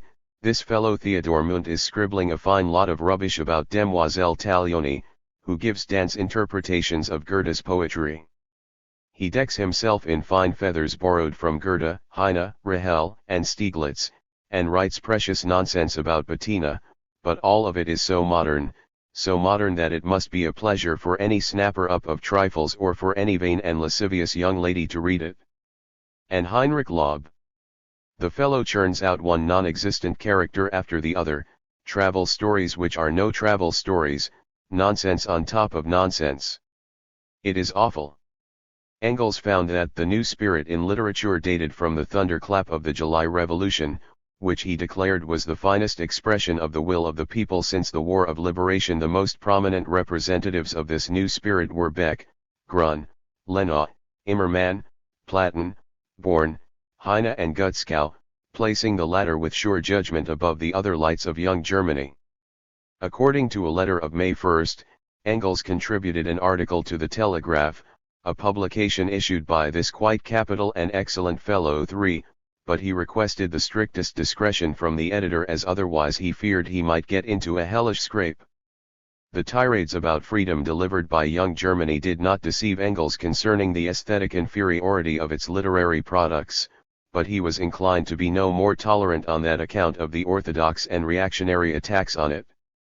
He joined forces unconditionally with the party of the persecuted and probably signed himself Young German, and in a letter we find him threatening his friend, "And I can tell you one thing, Fritz, if you should ever become a pastor you can be as orthodox as you like, but if you become a pietist then you will have me to deal with."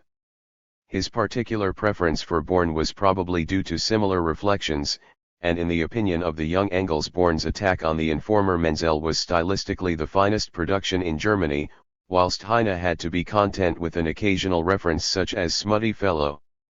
Feelings ran high against Heine in those days, and even the young Lassalle wrote in his diary, "And this man has abandoned the cause of freedom.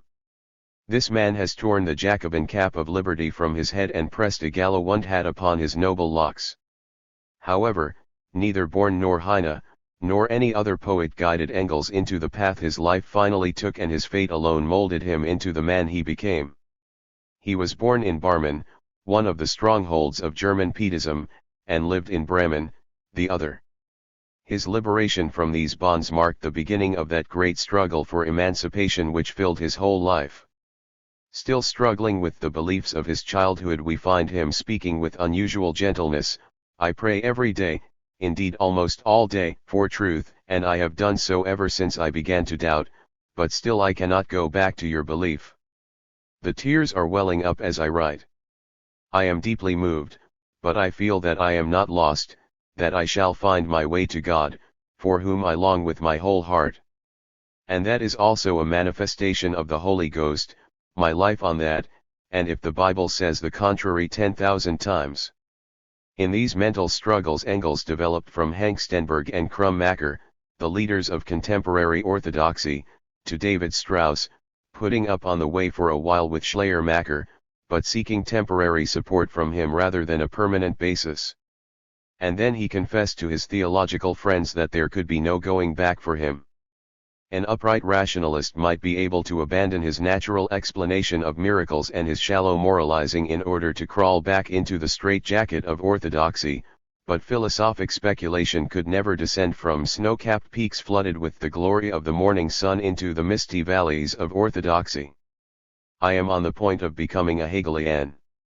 Whether I shall or not I certainly don't yet know, but Strauss has thrown light on Hegel for me and it all appears very plausible.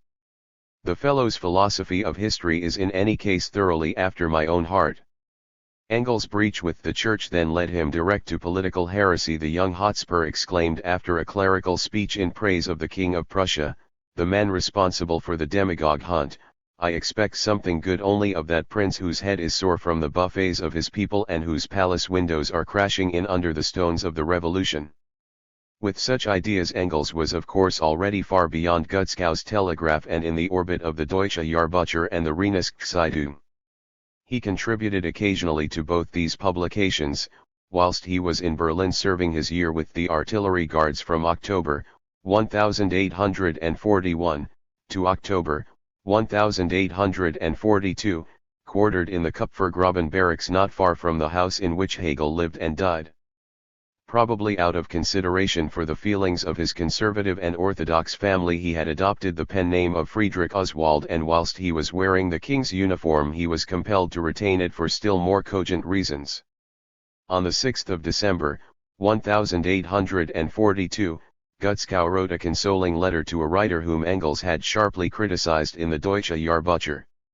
The disservice of having introduced F. Oswald into literature is unfortunately mine. Years ago a young businessman named Engels sent me letters from Bremen about matters in the Wuppertal. I corrected his matter, struck out the personalities when they were too glaring, and printed it. After that he sent me further stuff, but I always had to rewrite it, and then suddenly he forbade me to make correction in his work, began to study Hegel and went off to other journals. Only a little while before his criticism of you appeared I had sent him 15 thaler to Berlin. That is always the way with these young fellows, they owe us thanks for having taught them to think and write, and then their first independent act is intellectual parricide. Naturally, this evil would not flourish so if the Rheineszeitung and Ruges paper did not cater to it. This is certainly not the groaning of the old Moor in the Hunger Tower, but rather the horrified cackle of an old hen when she sees the duckling she has hatched out swim cheerfully away from her. Engels had been a capable servant of commerce in his office, and in the barracks he became a capable soldier. From his service days until the end of his life military science was one of his favorite studies. Close and constant contact with practical daily life made up for what his philosophic consciousness lacked in speculative depth. During his year of military service in Berlin he caroused lustily with the freemen and contributed 1 or 2 papers to their disputes, though this was at a time when their doings had not yet degenerated. In April 1842, a 55-page pamphlet written by Engels was published anonymously in Leipzig. It was entitled, Schelling and Revelation, and criticized the latest reactionary attacks on free philosophy, or the attempt of Schelling to drive Hegelian philosophy from the field at the University of Berlin with his own belief in revelation. Ruge, who thought that Bakunin was the author, welcomed the work flatteringly with the remark, "This promising young man is outstripping all the old fools in Berlin." The work, in fact, represented philosophic young Hegelianism in its extremest consequences, but other critics were not being unreasonable when they declared that it was characterized less by trenchant criticism than by poetic philosophic exuberance. At about the same time, and under the fresh impression of Bruno Bauer's dismissal, Engels published a Christian epic in 4 cantos satirizing the triumph of belief over the arch-Satan, to the great horror and dismay of the latter.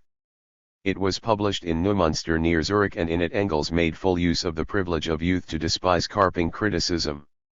The verses in which he describes himself and Marx, with whom he had not yet come into personal contact, give us some idea of his manner.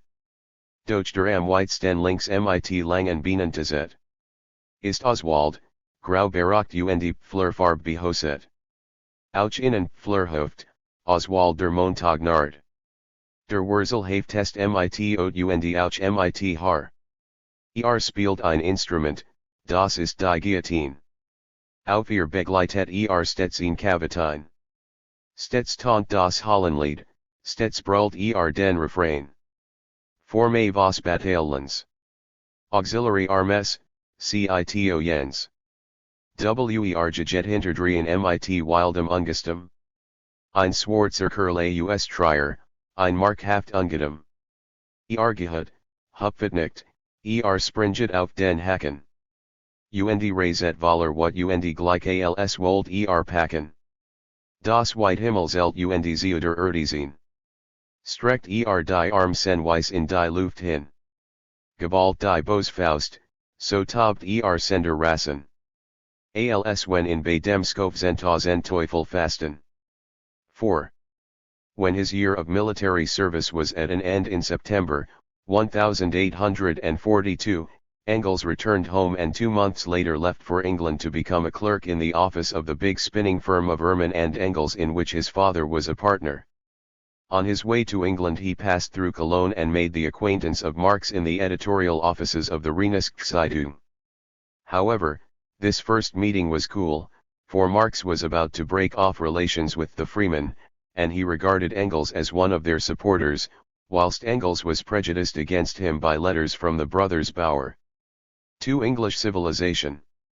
The 21 months Engels now spent in England had the same significance for him as the year spent in Paris had for Marx. Both of them had gone through the German philosophic school, and whilst abroad they came to the same conclusions, but whilst Marx arrived at an understanding of the struggles and the demands of the age on the basis of the French Revolution, Engels did so on the basis of English industry. England had also gone through its bourgeois revolution, a century before France in fact, but just on that account the English bourgeois revolution had taken place under far less developed conditions, finally resolving itself into a compromise between the aristocracy and the bourgeoisie, which resulted in the setting up of a joint monarchy. The English middle class was not compelled to wage such a long and bitter struggle with the monarchy and the aristocracy as fell to the lot of the Third Estate in France, but whereas French historians realized the class nature of the struggle of the Third Estate only on subsequent consideration, the idea of the class struggle in England sprang up, so to speak, spontaneously when the proletariat took up the struggle against the ruling classes at the time of the Reform Bill in 1832. This difference is explained by the fact that in England large-scale industry had ploughed up the country far more deeply than was the case in France. In an almost visible process of development, English industry had destroyed old classes and created new ones. The internal structure of modern bourgeois society was much more clearly visible in England than in France. Studying the history and character of English industry, Engels learned that economic factors, though they had played no role in historical research, or at the utmost a very minor one, represented a decisive historical force, at least in the modern world, and that they formed the basis for the development of existing class antagonisms. Where these class antagonisms were completely formed thanks to the development of large-scale industry, they represented the basis for the development of the political parties and the political struggles, and thus the basis for the whole of political history. The fact that Engels directed his attention primarily to the economic field was largely the result of his profession. His contribution to the Deutsche Französische was a criticism of national economy, whilst Marx's contribution was a criticism of the philosophy of law. Engels' contribution is written with all the avidity of youth, but it reveals an unusual maturity of judgment. It remained the privilege of the German professorial Philistines to dub it an utterly confused worklet, whilst Marx declared it to be a brilliant sketch. It was in fact no more than a sketch, because what Engels had to say about Ricardo and Adam Smith was by no means exhaustive and not always correct, whilst the objections he brought forward had perhaps already been made by the English and French socialists. However, his attempt to explain all the contradictions of bourgeois economics from their real source, private property as such, was brilliant, and it carried Engels far beyond Proudhon, who never got any farther than fighting private property on its own ground. The observations of Engels concerning the inhuman effects of capitalist competition, the population theory of Malthus, the ever-increasing momentum of capitalist production, the commercial crises, the law of wages, the progress of science, which he declared had degenerated under the rule of private property into a means for consolidating the slavery of humanity instead of being a means for the emancipation of humanity, etc., contain the fruitful seeds of scientific communism on the economic field, and it was Engels in fact who was the pioneer in this field. He was much too modest about his own contributions. On one occasion he declared that Marx had given his economic writings their final shape and form, on another occasion that Marx was greater, saw farther, saw more and saw more quickly than all of us, and on a third occasion that Marx would have discovered what he, Engels, had discovered in any case. However, the fact remains that in the beginning Engels gave and Marx received on that field on which, in the last resort, the decisive struggle must be fought out and is being fought out. There is no doubt that Marx was philosophically the greater of the two and that his brain was more highly trained.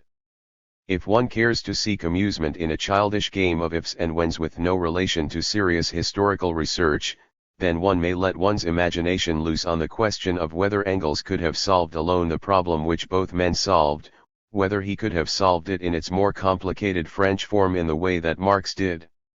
However, a fact which has been unjustly overlooked is that Engels solved the problem in its simpler English form none the less happily.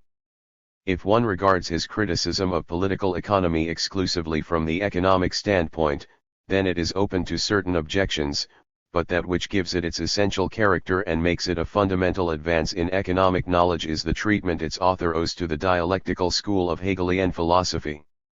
The philosophic starting point can be seen still more clearly in Engels' second contribution to the Deutsche Französische Jahrbuch. Here he describes the situation in England on the basis of one of Carlyle's books, declaring it to be the only book worth reading out of the literary harvest of a whole year, a literary poverty in characteristic contrast to the literary riches of France. He adds a note with reference to what he describes as the intellectual exhaustion of the English aristocracy and bourgeoisie. The educated Englishman, who was regarded on the continent as the measure of the English national character, was, he declared, the most contemptible slave under the sun and stifled by prejudices, particularly of a religious nature. The only decent section of English society is that one unknown to the continent, the workers, the pariahs of England, the poor, despite their coarseness and demoralization. England's hope for salvation lies in them. They are uneducated, but they have no prejudices and they represent good material for education. They have still sufficient vitality for a great national movement. They have still a future. Engels then pointed out, using the expression of Marx, that philosophy was beginning to sink deep into the naive mass of the people. No respectable English translator had dared to do Strauss' Life of Jesus into English and no reputable publisher had dared to publish it, but a socialist lecturer had translated it and it was now being sold amongst the workers in London, Birmingham, and Manchester as a penny pamphlet. Engels translated the most beautiful, often wonderfully beautiful, passages of Carlyle in which the latter described the situation in England in the blackest colors. However, he quoted Bruno Bauer and Feuerbach against Carlyle's remedial proposals, a new religion, a pantheistic hero cult, and the rest of it, pointing out that all the possibilities of religion had been exhausted, including pantheism, which Feuerbach's theses in the Anecdota had disposed of forever. Up to the present the question raised has always been, what is God? And German philosophy has given us the answer, God is man. Man has but to realize himself, to measure all the conditions of life against himself, to judge them according to his own character, to create the world in a thoroughly human fashion in accordance with the demands of his own nature, and he has solved the riddle of our age. Marx immediately interpreted Feuerbach's man as the character of man, the state, society, whilst Engels interpreted the character of man as his history, our one and all, which must be held higher by us than by any other former philosophic school, higher ever than by Hegel, who in the last resort had regarded it as no more than a test of his own logical conclusions.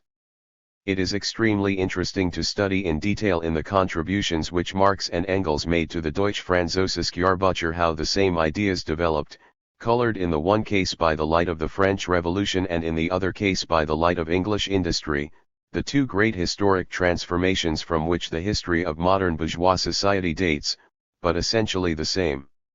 Marx arrived at a realization of the anarchic character of bourgeois society from the rights of man, whilst Engels declared that competition was the chief category of the economist, his favorite daughter.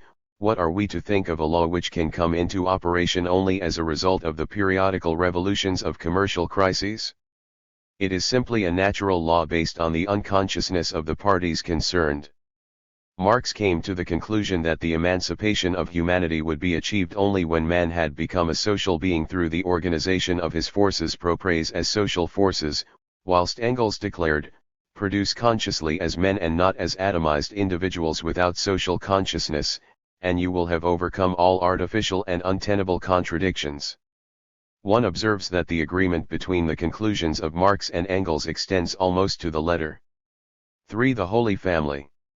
The first work jointly undertaken by Marx and Engels was the overhauling of their philosophic consciences, and it took the form of a polemic against the Allgemeine Literaturzeitung published since December 1843, in Berlin-Charlottenburg by Bruno Bauer and his brothers Edgar and Egbert. In the columns of this organ the Berlin freemen attempted to justify their world outlook, or what they referred to as such. Bruno Bauer had been invited by Froebel to contribute to the Deutsche Französische Jahrbuch, but after some hesitation he had not done so. His personal vanity had been deeply wounded by Ruge and Marx, although this was not the real reason why he clung to his old philosophy of self-consciousness. For all their bitterness, his acid remarks about the late lamented Reinigungszeitung, the radicals and the clever sticks of Anno Domini 1842 had a basis in fact. The thoroughness and dispatch with which the Romanticist reaction had crushed the Deutsche Jahrbuch and the Reinigungszeitung as soon as they had turned from philosophy to politics, and the complete indifference of the masses to this intellectual massacre had convinced him that no progress could be made along such lines. For him salvation could be found solely in a return to pure philosophy, pure theory, and pure criticism, and, naturally, once the retirement to the ideological clouds had been accomplished, it was not a matter of any great difficulty to create an omnipotent ruler of the world from these materials. The program of the Allgemeine Literaturzeitung, as far as it is possible to speak of anything so tangible, was summed up by Bruno Bauer as follows: up to the present all the great movements of history have been misguided and doomed to failure from the beginning, because they aroused the interest and enthusiasm of the masses, or they came to a miserable end because the idea around which they centered was one requiring no more than a superficial understanding, and reckoning therefore with the applause of the masses. This antagonism between intellect and the masses was the leitmotif throughout the whole of the Allgemeine Literaturzeitung, which declared that intellect at last knew where it must seek its only opponent, namely in the self-deception and spinelessness of the masses. Accordingly therefore, Bauer's organ treated all mass movements with the contempt they deserved: Christianity and Judaism, pauperism and socialism, the French Revolution and English industry.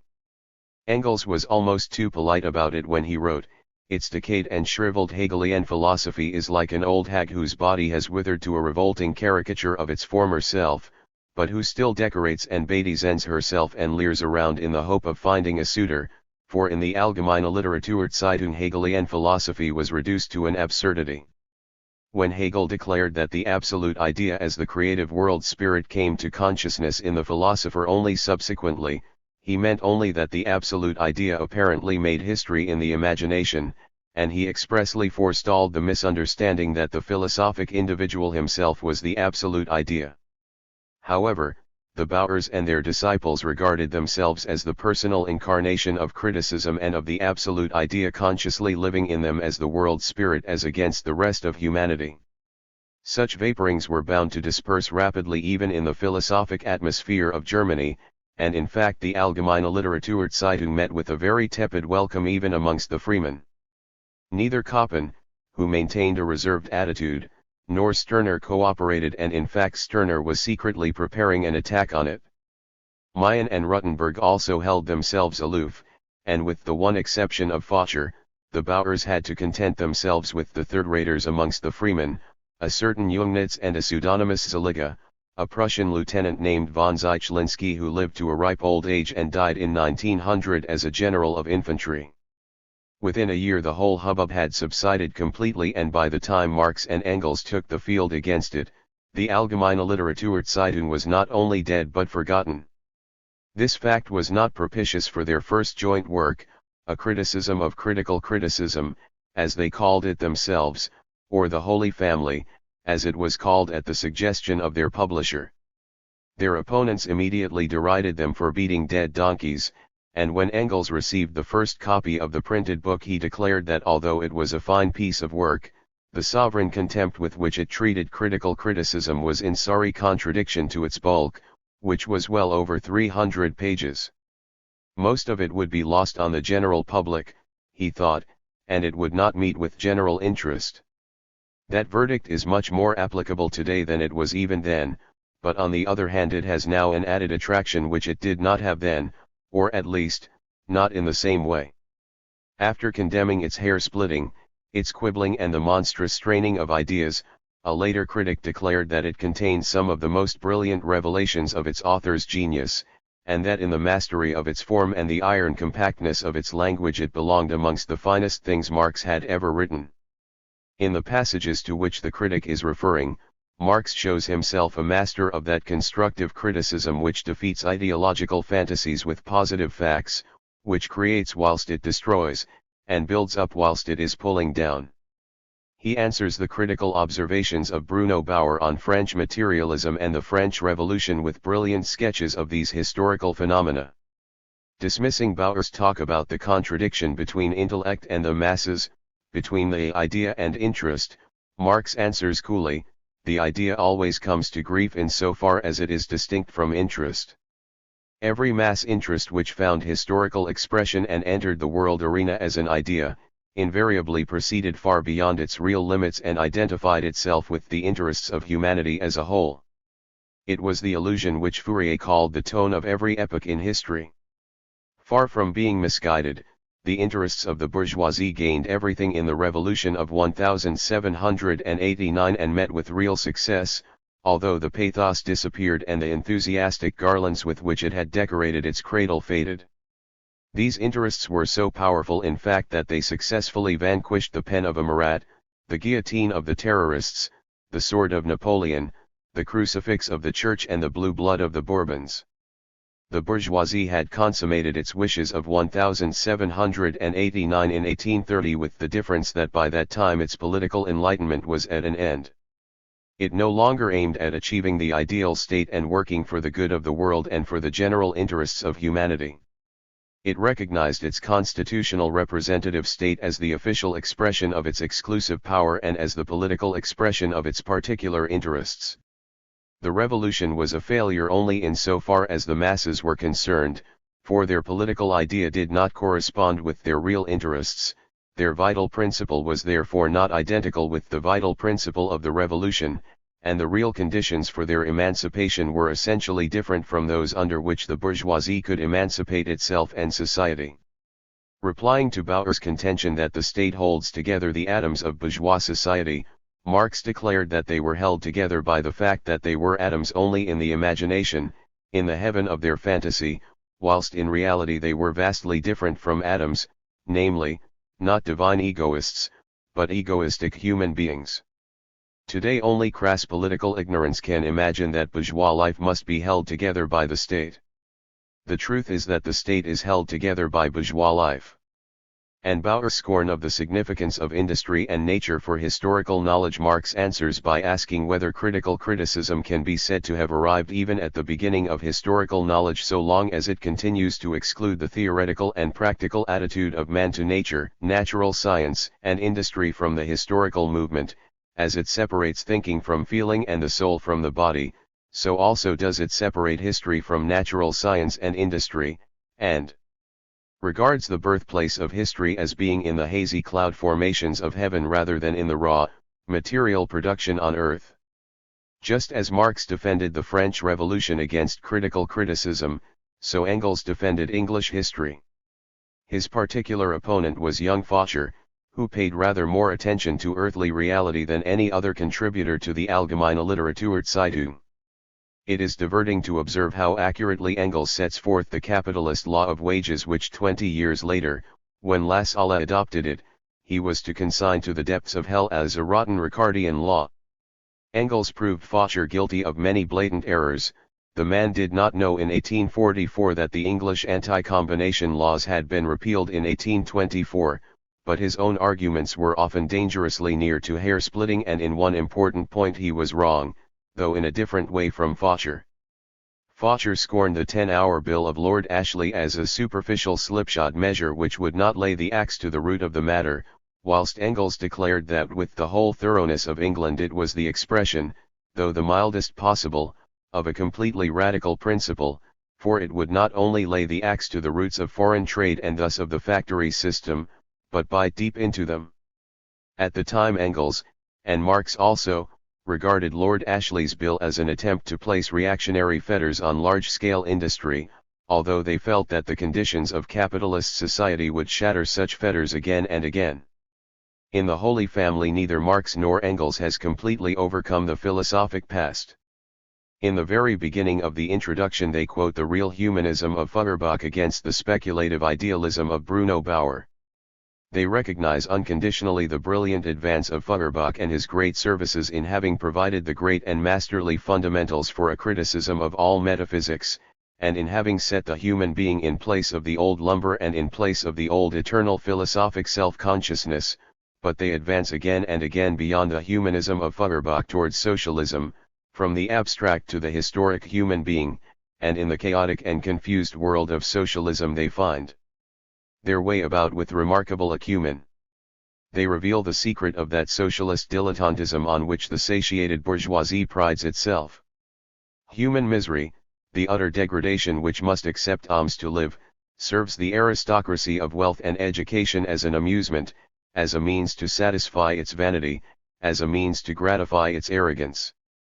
And all the numerous welfare associations in Germany, the charitable organizations in France and the various quixotic doings in England, the charity concerts, balls, and performances, the charity spreads for the poor, and even the public subscriptions for the victims of labor and industry, have no deeper significance than this.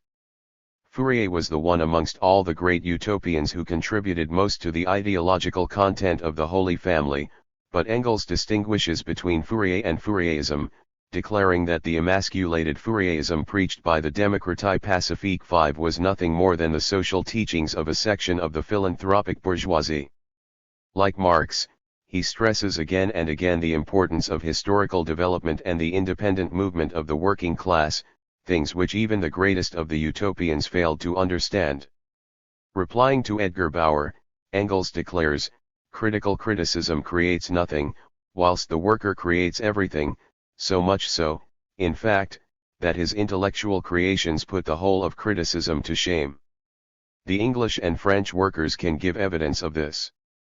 Marx disposes of the alleged mutually exclusive contradiction between intellect and the masses by pointing out that the communist criticism exercised by the utopians was in fact in accordance with the movement of the great masses. In order to gain some idea of the nobility of this movement one must make the acquaintance of the insatiable thirst for knowledge, the moral energy and the indefatigable urge forward of the French and English workers. It is not difficult to understand the great vigor with which Marx attacked Edgar Bauer on account of his poor translation of Proudhon and his absurd comments on Proudhon in the Allgemeine Literaturzeitung. To object that Marx glorified Proudhon in the Holy Family only to attack him fiercely a few years later, is a facile academic trick. In the Holy Family, Marx is defending Proudhon's real achievements from being obscured and misrepresented by the empty phrases of Edgar Bauer. Marx recognized Proudhon's work as being just as much a pioneer achievement on the economic field as Bruno Bauer's own work was on the theological field, but just as Marx attacked Bauer's theological limitations so he attacked Proudhon's economic limitations. Proudhon deals with property as an internal contradiction on the basis of the bourgeois economic system, but Marx declares, private property as such as wealth, is compelled to maintain its own existence and at the same time that of its opposite, the proletariat. It is the positive side of the contradiction, representing private property sufficient in itself.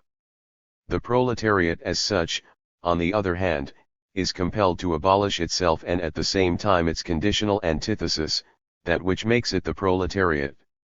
It is the negative, disintegrating side of the contradiction, representing dissolved and dissolving private property. Within the antithesis, therefore, the property owner is the conservative and the proletarian, the destructive party. From the one proceeds the action to maintain the contradiction and from the other the action to destroy it. In its economic movement private property advances to its own dissolution, in a development that is independent of itself, unconscious and involuntary, conditioned by the nature of the problem, namely in that it produces the proletariat as proletariat, intellectual and physical misery conscious of its misery, inhumanity conscious of its inhumanity and therefore liquidating itself. The proletariat carries out the verdict which private property pronounces on itself by the creation of the proletariat, just as it carries out the verdict which wage labor pronounces on itself by the production of riches for others and misery for itself. When the proletariat is victorious, it will not thereby become the absolute side of society, because it can be victorious only by dissolving both itself and its antithesis. With this, not only the proletariat, but also its conditional antithesis, private property, will disappear. Marx points out expressly that he is not turning the proletarians into gods when he credits them with this historic role. The contrary is true, because the abstraction of all humanity, even the appearance of humanity, is practically complete in the fully developed proletariat, because the living conditions of the proletariat represent the focal point of all inhuman conditions in contemporary society, because the human being is lost in the proletariat, but has won a theoretical consciousness of loss and is compelled by unavoidable and absolutely compulsory need, the practical expression of necessity, to revolt against this inhumanity. All these are the reasons why the proletariat can and must emancipate itself.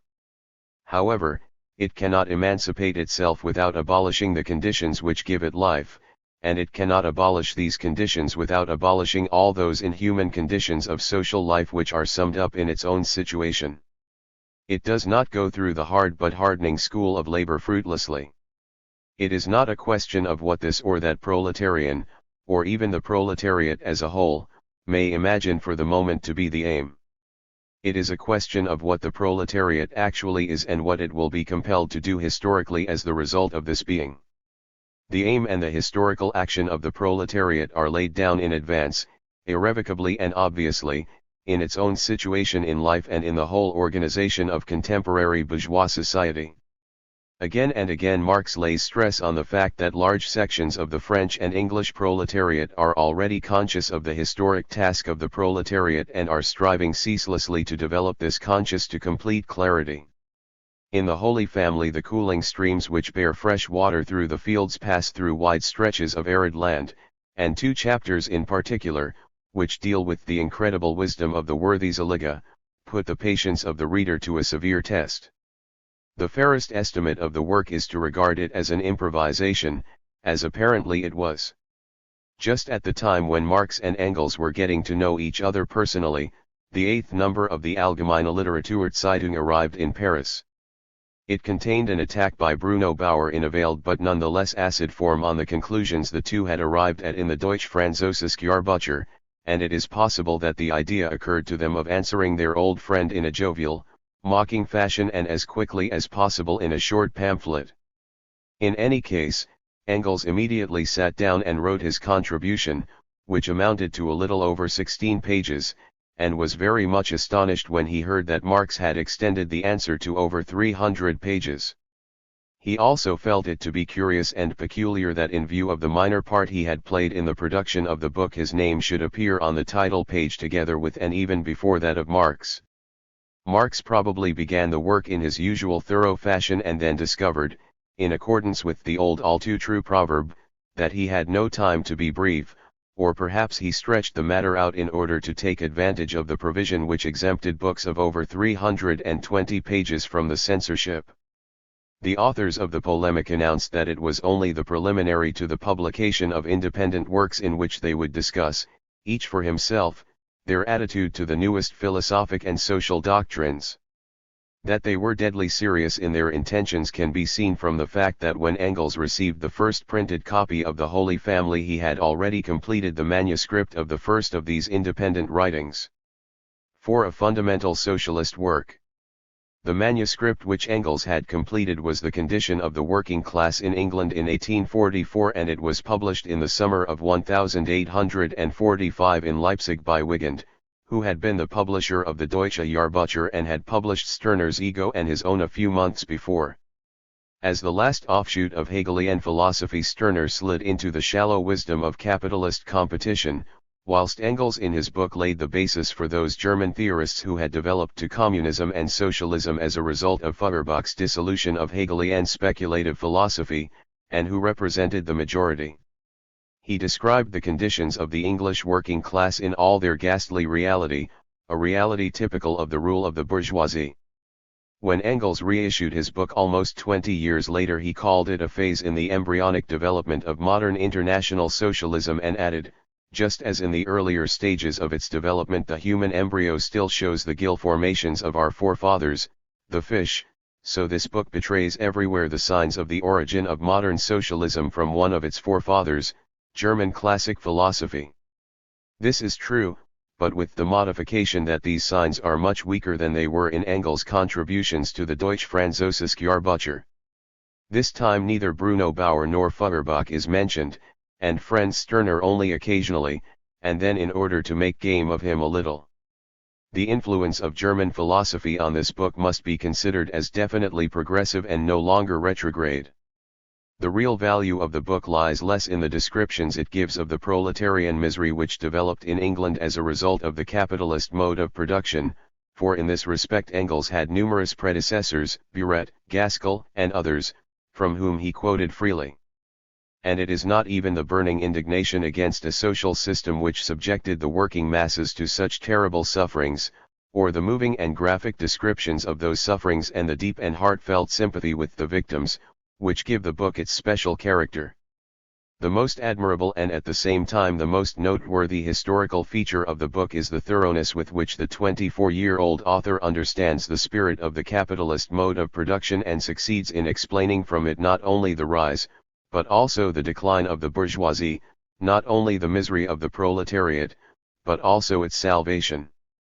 The aim of the book was to show how large-scale industry created the modern working class as a dehumanized, physically shattered race, degraded intellectually and morally to the point of bestiality, and how, thanks to a process of historical dialectics whose laws he reveals in detail, it develops, and must inevitably develop, to the point of overthrowing its creator.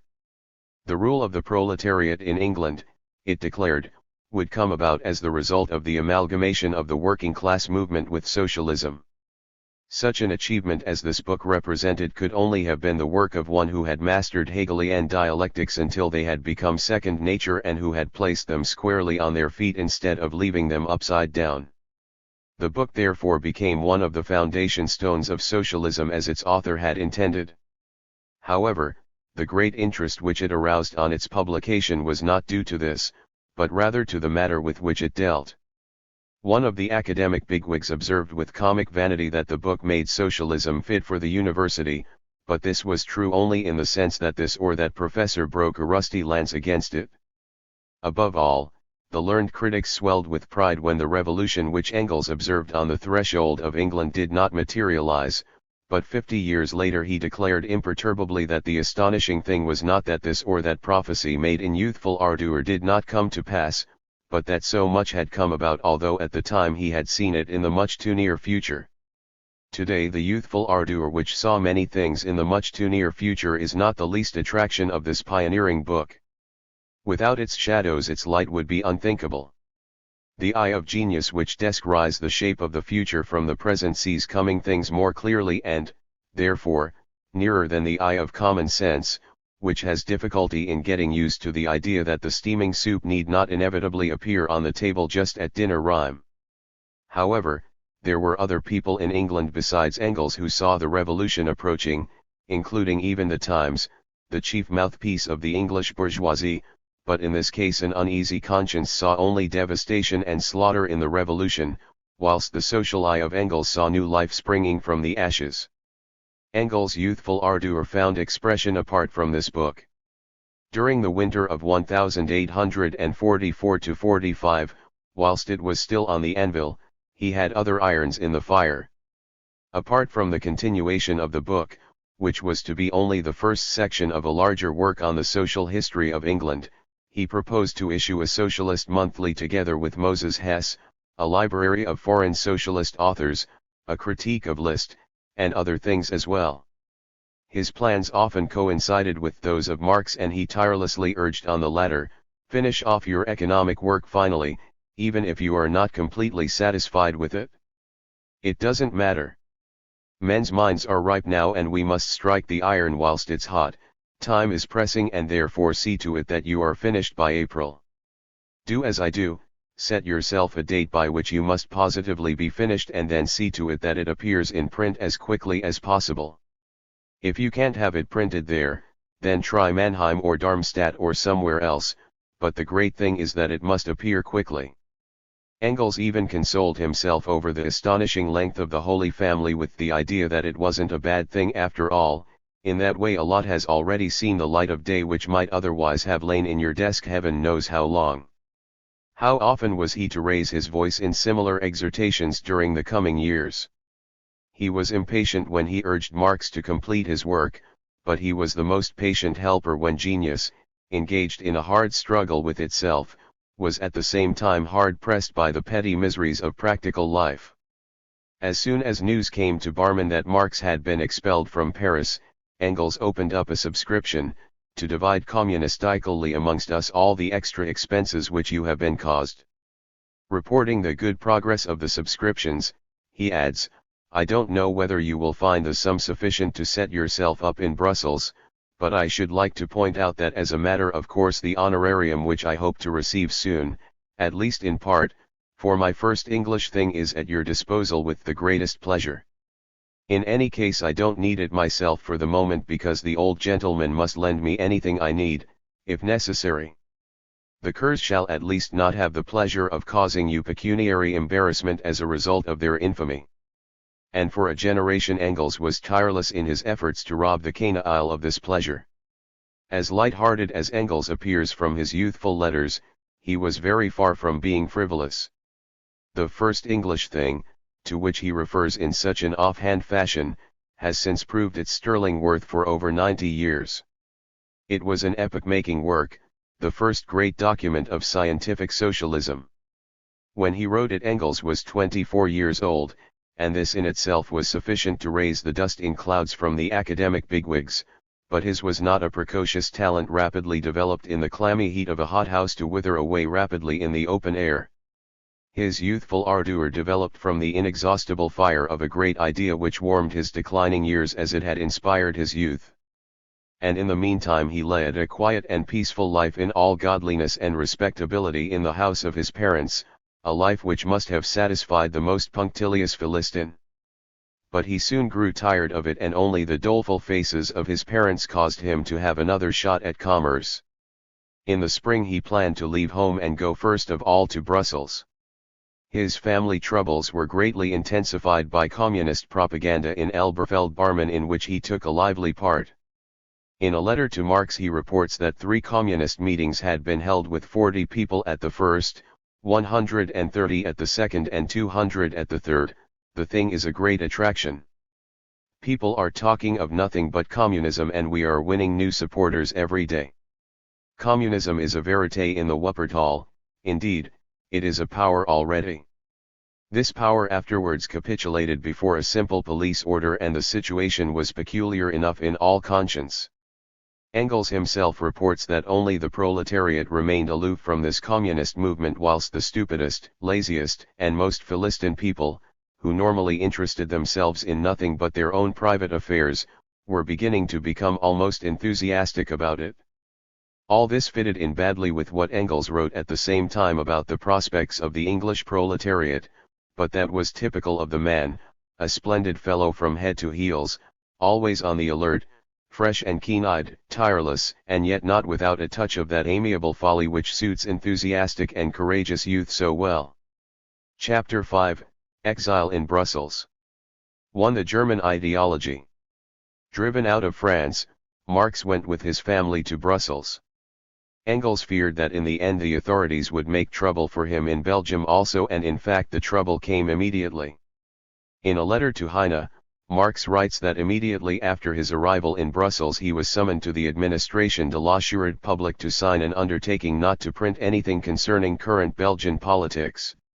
He agreed to this with an easy conscience, for he had neither the intention nor the possibility of doing anything of the kind, but as the Prussian government continued to importune the Belgian authorities with demands for his expulsion, Marx formally abandoned Prussian citizenship in the same year, on the 1st of December, 1845.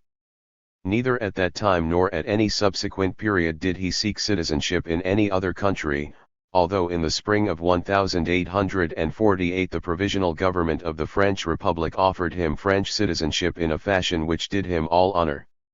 Like Heine, Marx was unable to make up his mind to such a course, though Freiligrath, who was so often played off against them as a German to the core and the brilliant antithesis of the two vagabonds without a fatherland, saw no objection at all to taking out naturalization papers during his exile in England.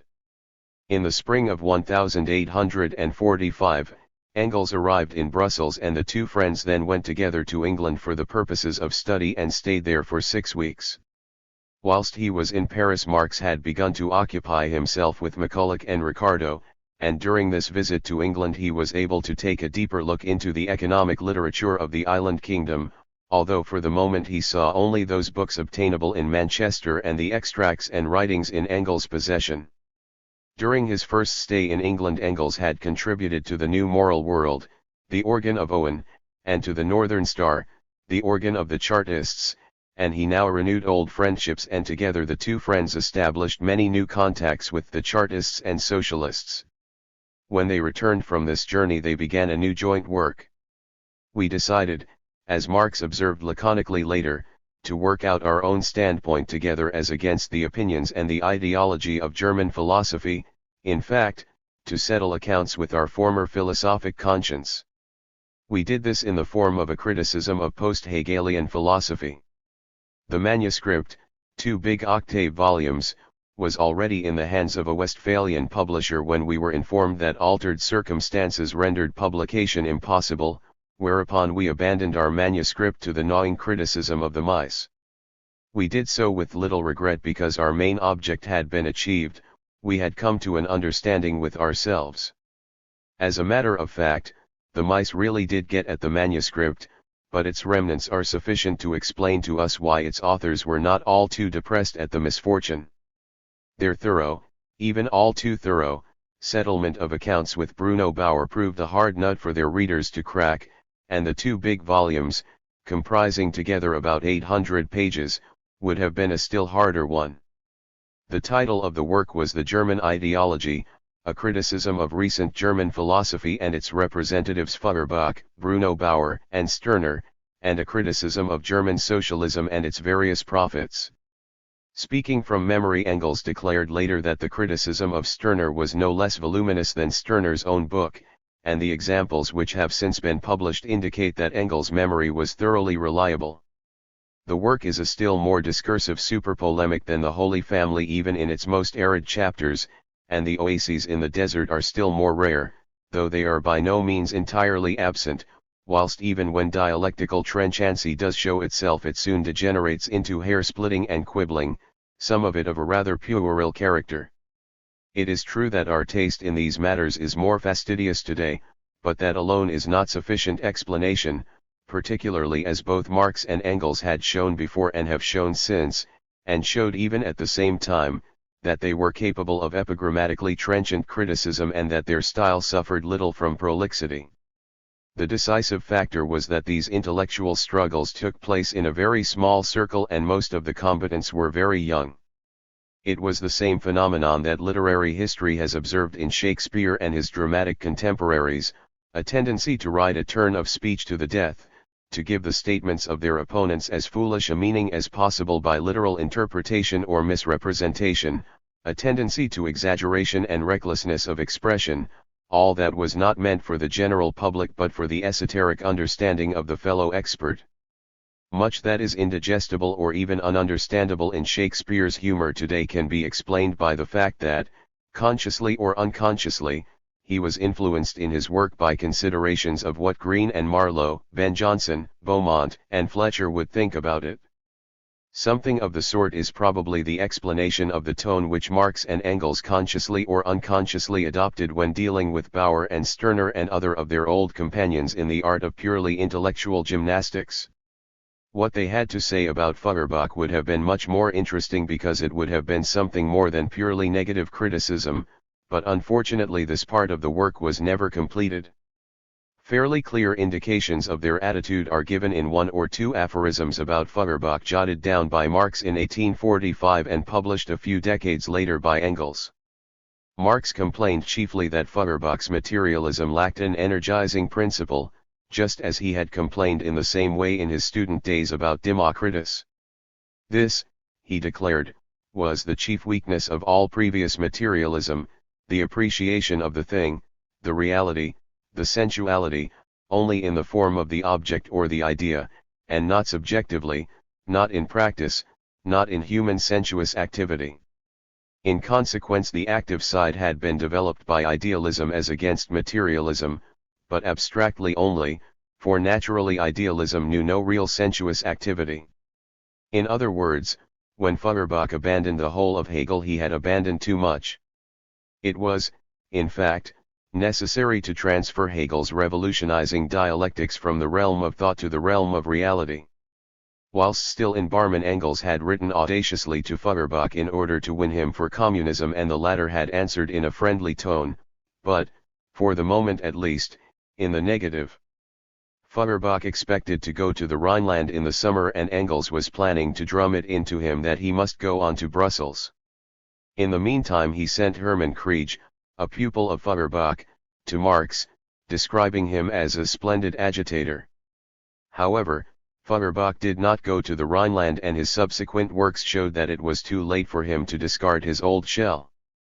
His pupil Krieg also failed to come up to the mark. He did carry communist propaganda over the Atlantic, but he caused irreparable mischief in New York, and it reacted ruinously on the communist colony which Marx had begun to gather around him in Brussels. 2. True Socialism. The second part of the work which Marx and Engels had planned was to deal with German socialism and its various prophets, and to dissolve critically the whole bad and stale literature of German socialism. This attack was launched against men like Moses Hess, Karl Grun, Otto Luening, Meermann Putman, and others, who had created quite a respectable literature, particularly in periodicals. There was the Gesellschaftsspiegel, which appeared monthly from the summer of 1845 to the summer of 1846, the Rheinisches and the Deutsches Bürgerbuch, which both appeared in 1845 and 1846, the Westfälisches Dampfblatt, a monthly which first appeared in 1845 and which lasted into the German Revolution, and finally one or two dailies such as the Trier's Zeitung. The extraordinary phenomenon which Karl Grun once termed true socialism, an expression which Marx and Engels adopted ironically, had a short life. By 1848 practically nothing was left of it, and what remained disappeared immediately the first shot of the revolution was fired. It exercised no effect whatever on the intellectual development of Marx, who was its masterful critic from the beginning, but the harsh verdict he passes on it in the Communist Manifesto does not sum up his whole attitude towards it, and for a time he regarded it as a mixture which for all its absurdities might produce something worthwhile, and Engels was even more firmly of this opinion. Engels cooperated with Moses Hess in the publication of the Gesellschaftsspiegel, and even Marx made one contribution to it. Both Marx and Engels cooperated with Hess on numerous occasions during the Brussels period, and at one time it appeared as though Hess had completely adopted their ideas. Marx repeatedly tried to persuade Heine to contribute to the Rheinisches, whilst this publication and the Deutsches Bürgerbuch, both of which were issued by Putman, printed contributions from Engels. Both Marx and Engels contributed to the Westfälisches Dampfblatt, and this organ published the only part of the second section of the German ideology which has yet seen the light of day. It was a thorough and sharp criticism of a book which Karl Grun had published on the social movement in France and Belgium. The fact that true socialism also developed out of the dissolution of Hegelian philosophy has led to the contention that in the beginning Marx and Engels were its adherents, and that for this reason they criticized it all the more sharply later, but this was not true. The difference between Marx and Engels and the supporters of true socialism was that although both sides had arrived at socialism from Hegel and Feuerbach, Marx and Engels had studied the character of socialism from the French Revolution and from English industry, whilst the supporters of true socialism had contented themselves with translating socialist formulas and slogans into corrupt Hegelian German. Marx and Engels did their best to raise true socialism above this level, and at the same time they were fair enough to recognize the whole tendency as a product of German history. It was flattering enough for Grun and his friends when their interpretation of socialism as an idle speculation on the realization of the human character was compared with the fact that Kant understood the expression of the will of the Great French Revolution only as the law of the really human will. In their pedagogic efforts to improve true socialism, Marx and Engels spared neither patience nor severity. Cooperating with Hess on the Gesellschaftsspiegel, Engels let many things of the latter pass, though it must have gone against the grain, but in the Deutsches Bürgerbuch in 1846 he proceeded to make things hot for the true socialists.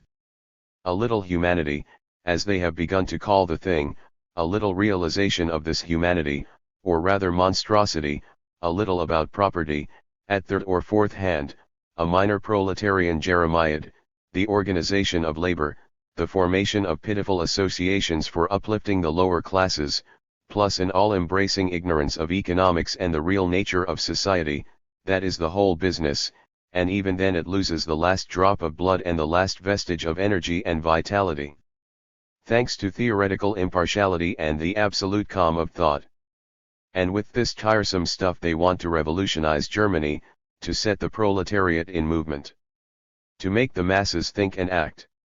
It was consideration for the proletariat and the masses which chiefly determined the attitude which Marx and Engels took up towards true socialism.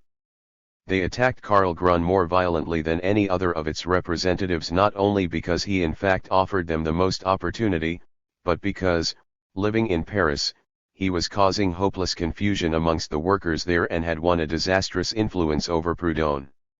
And when they dissociated themselves so sharply from true socialism in the Communist Manifesto, even clearly indicating their former friend Moses Hess, they did so because thereby they were opening up the path for practical agitation on the part of the international proletariat.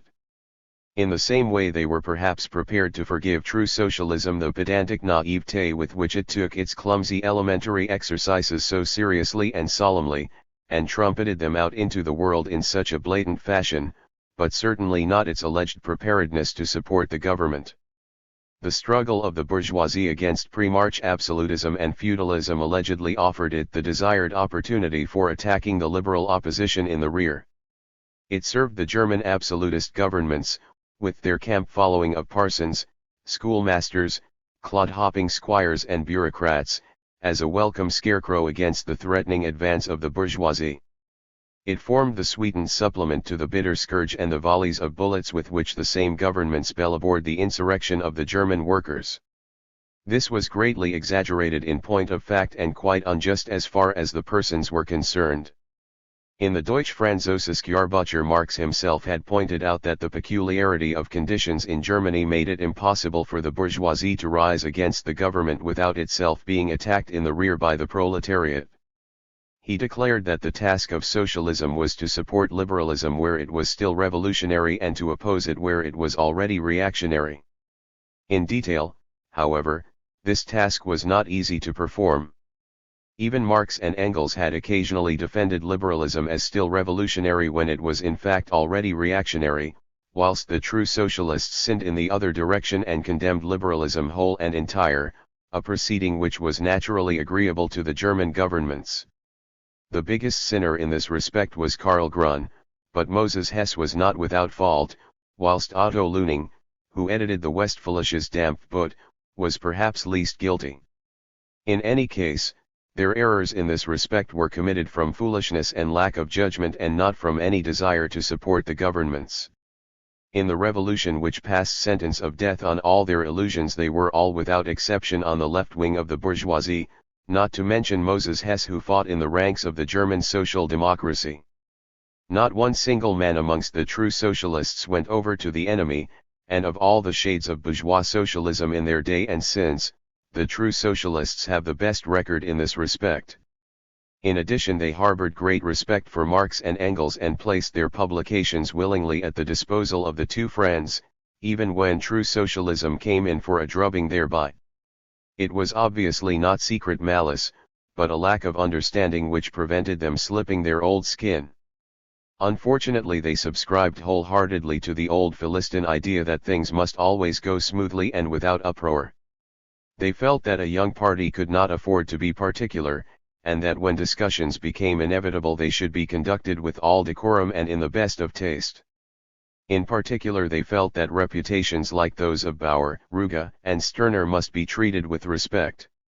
Naturally they caught a Tartar in Marx, and on one occasion he declared, "It is characteristic of these old women that they are always striving to gloss over and whitewash all real party disputes." However, the robust ideas of Marx on this subject met with understanding here and there even in the ranks of the true socialists. For instance, Joseph Wade Meyer, who was related to Leuning by marriage and who collaborated in the editorship of the Westfälisches Dampfboot, became one of the most loyal supporters of Marx and Engels. Wade Meyer had been a lieutenant in the Prussian artillery but had abandoned a military career on account of his political convictions, and as sub-editor of the Trier's Zeitung, which was under the influence of Karl Grun, he had come under the sway of the true socialists. In the spring of 1846 he went to Brussels. Whether he did so with the express intention of meeting Marx and Engels we do not know, but in any case, he quickly became friendly with them and stoutly opposed the chorus of protest which arose in the ranks of the true socialists at the ruthlessness of the criticism exercised by Marx and Engels, although even his brother-in-law Leuning joined in the protest. Born in Westphalia, Wade Meyer had something of the quiet and even slow but loyal and tenacious character attributed to his countrymen. He never became a writer of any outstanding talent, and when he returned to Germany he obtained work as a surveyor in connection with the building of the Cologne-Minden Railway, collaborating in the editorship of the Westfälisches Dampfboot only in his spare time. In his own practical way he now sought to be of assistance to Marx and Engels in a difficulty which was becoming more and more serious the longer it made itself felt, namely, the difficulty of obtaining a publisher. Owing to the spite of Ruge, the Literarisches Kontor in Zurich was closed to them. Ruge knew very well that whatever Marx might write would hardly be of poor quality, but he practically dragooned his partner Froebel into having no business relations with Marx, whilst Wigand in Leipzig, the chief publisher of the Young Hegelians, had already refused to publish a criticism of Bauer, Feuerbach, and Stirner.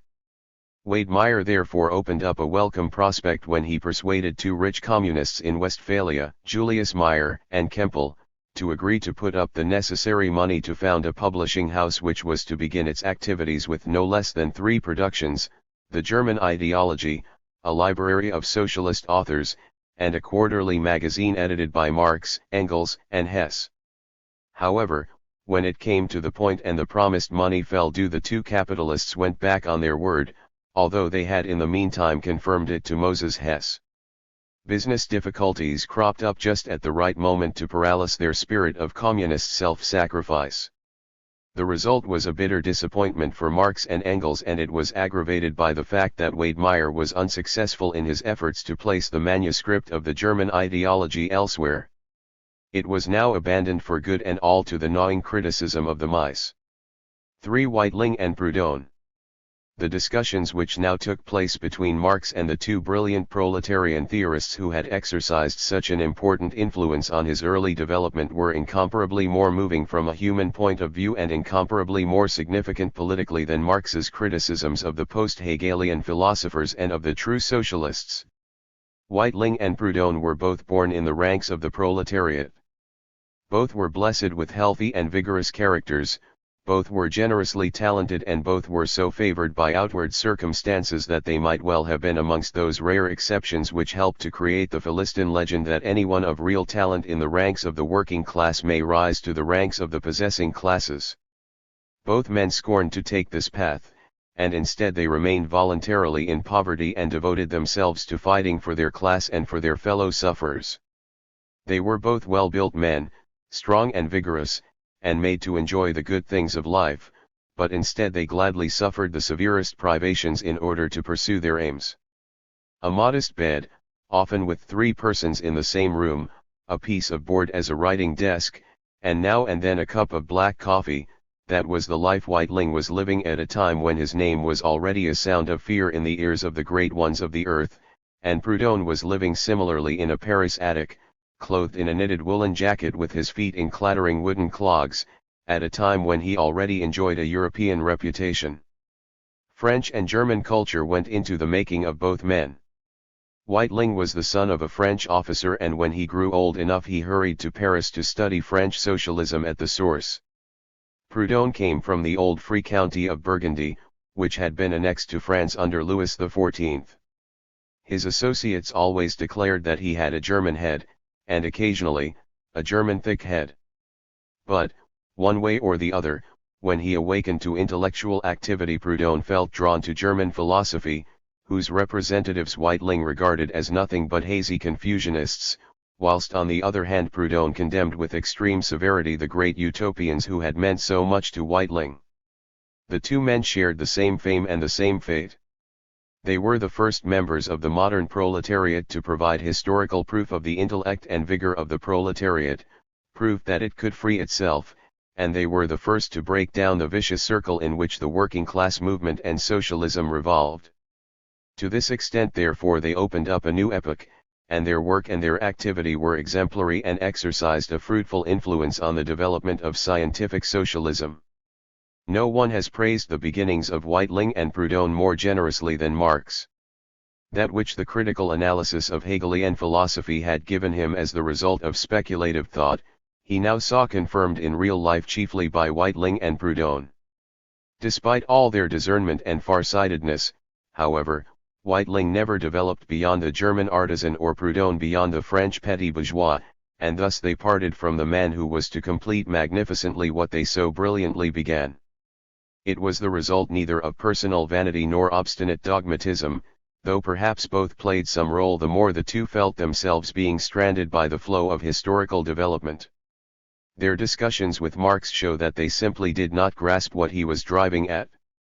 They were the victims of a limited class consciousness which was all the more effective because it influenced both of them unconsciously.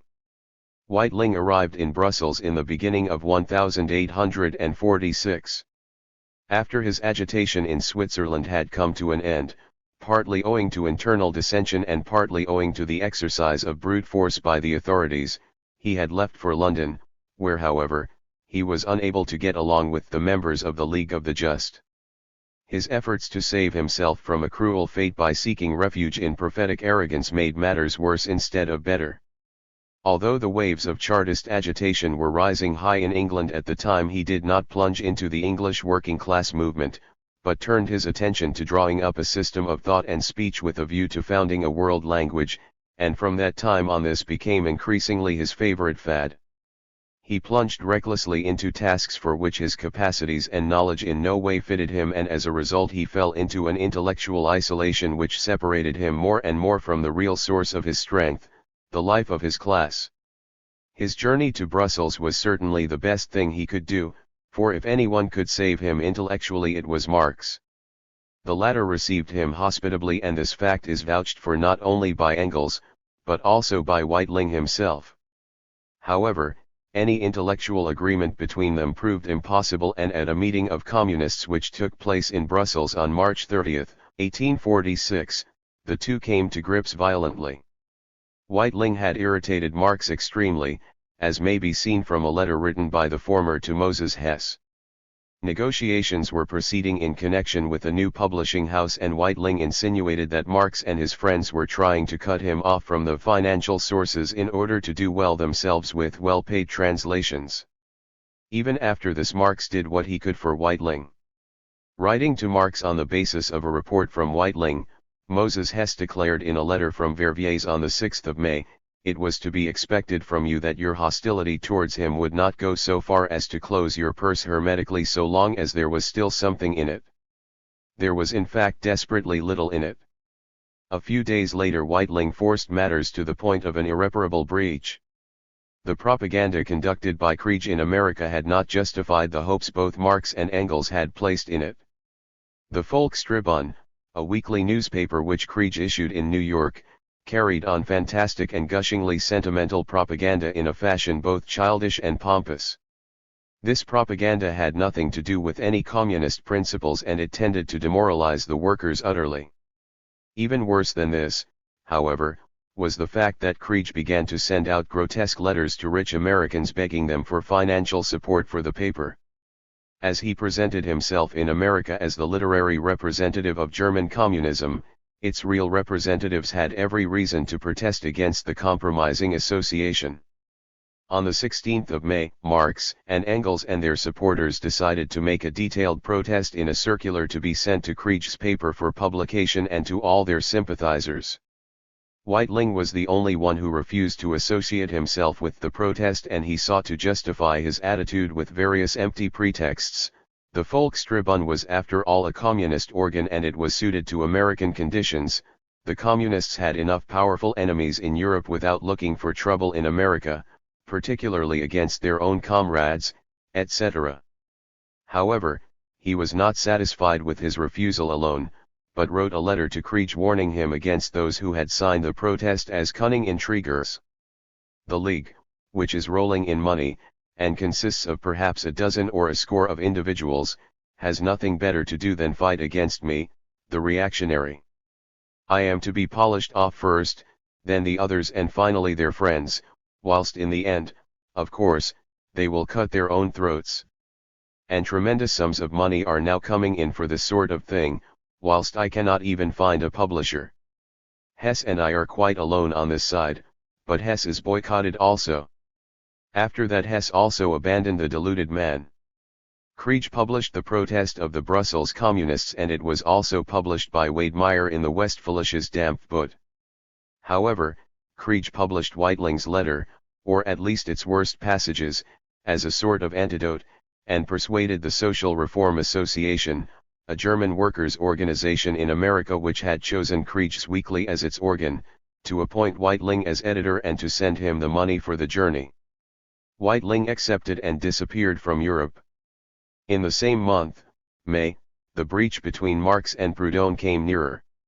In order to make up for the lack of an organ of their own, Marx and his friends issued printed or lithographed circulars, as in the Krieg affair, and at the same time sought to establish permanent correspondence connections between the various big towns in which there were communist groups. Such corresponding bureaus, as they were called, existed in Brussels and London, and one was to be set up in Paris.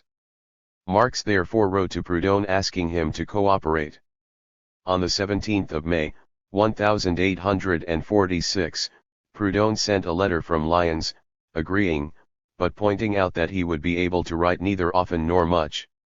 At the same time he utilized the occasion for delivering a moral lecture to Marx which revealed to the latter how wide was the gulf which had opened up between them. Proudhon now professed an almost absolute anti-dogmatism in economic matters and advised Marx not to fall into the error of his countryman Luther, who, after the overthrow of Catholic theology, had immediately begun to found a Protestant theology to the accompaniment of a great wealth of anathema and excommunications. We should not give mankind new work by creating new confusion. Let us rather give the world an example of wise and far-seeing toleration. We should not play the role of apostles of a new religion even if that religion is the religion of logic and reason. In other words, like the true socialists, Proudhon wished to maintain that pleasant confusion whose abolition Marx considered the preliminary condition for any real communist propaganda. Proudhon also abandoned the revolution in which he had believed so long. I prefer to burn property in a slow fire rather than give it new force in a St. Bartholomew's night of property owners.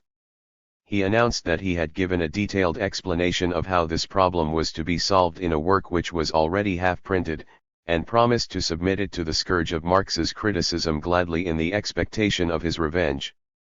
In passing I may remark that in my opinion the situation is, our proletarians in France have such a great thirst for knowledge that we should get a bad reception if we offered them nothing to drink but blood.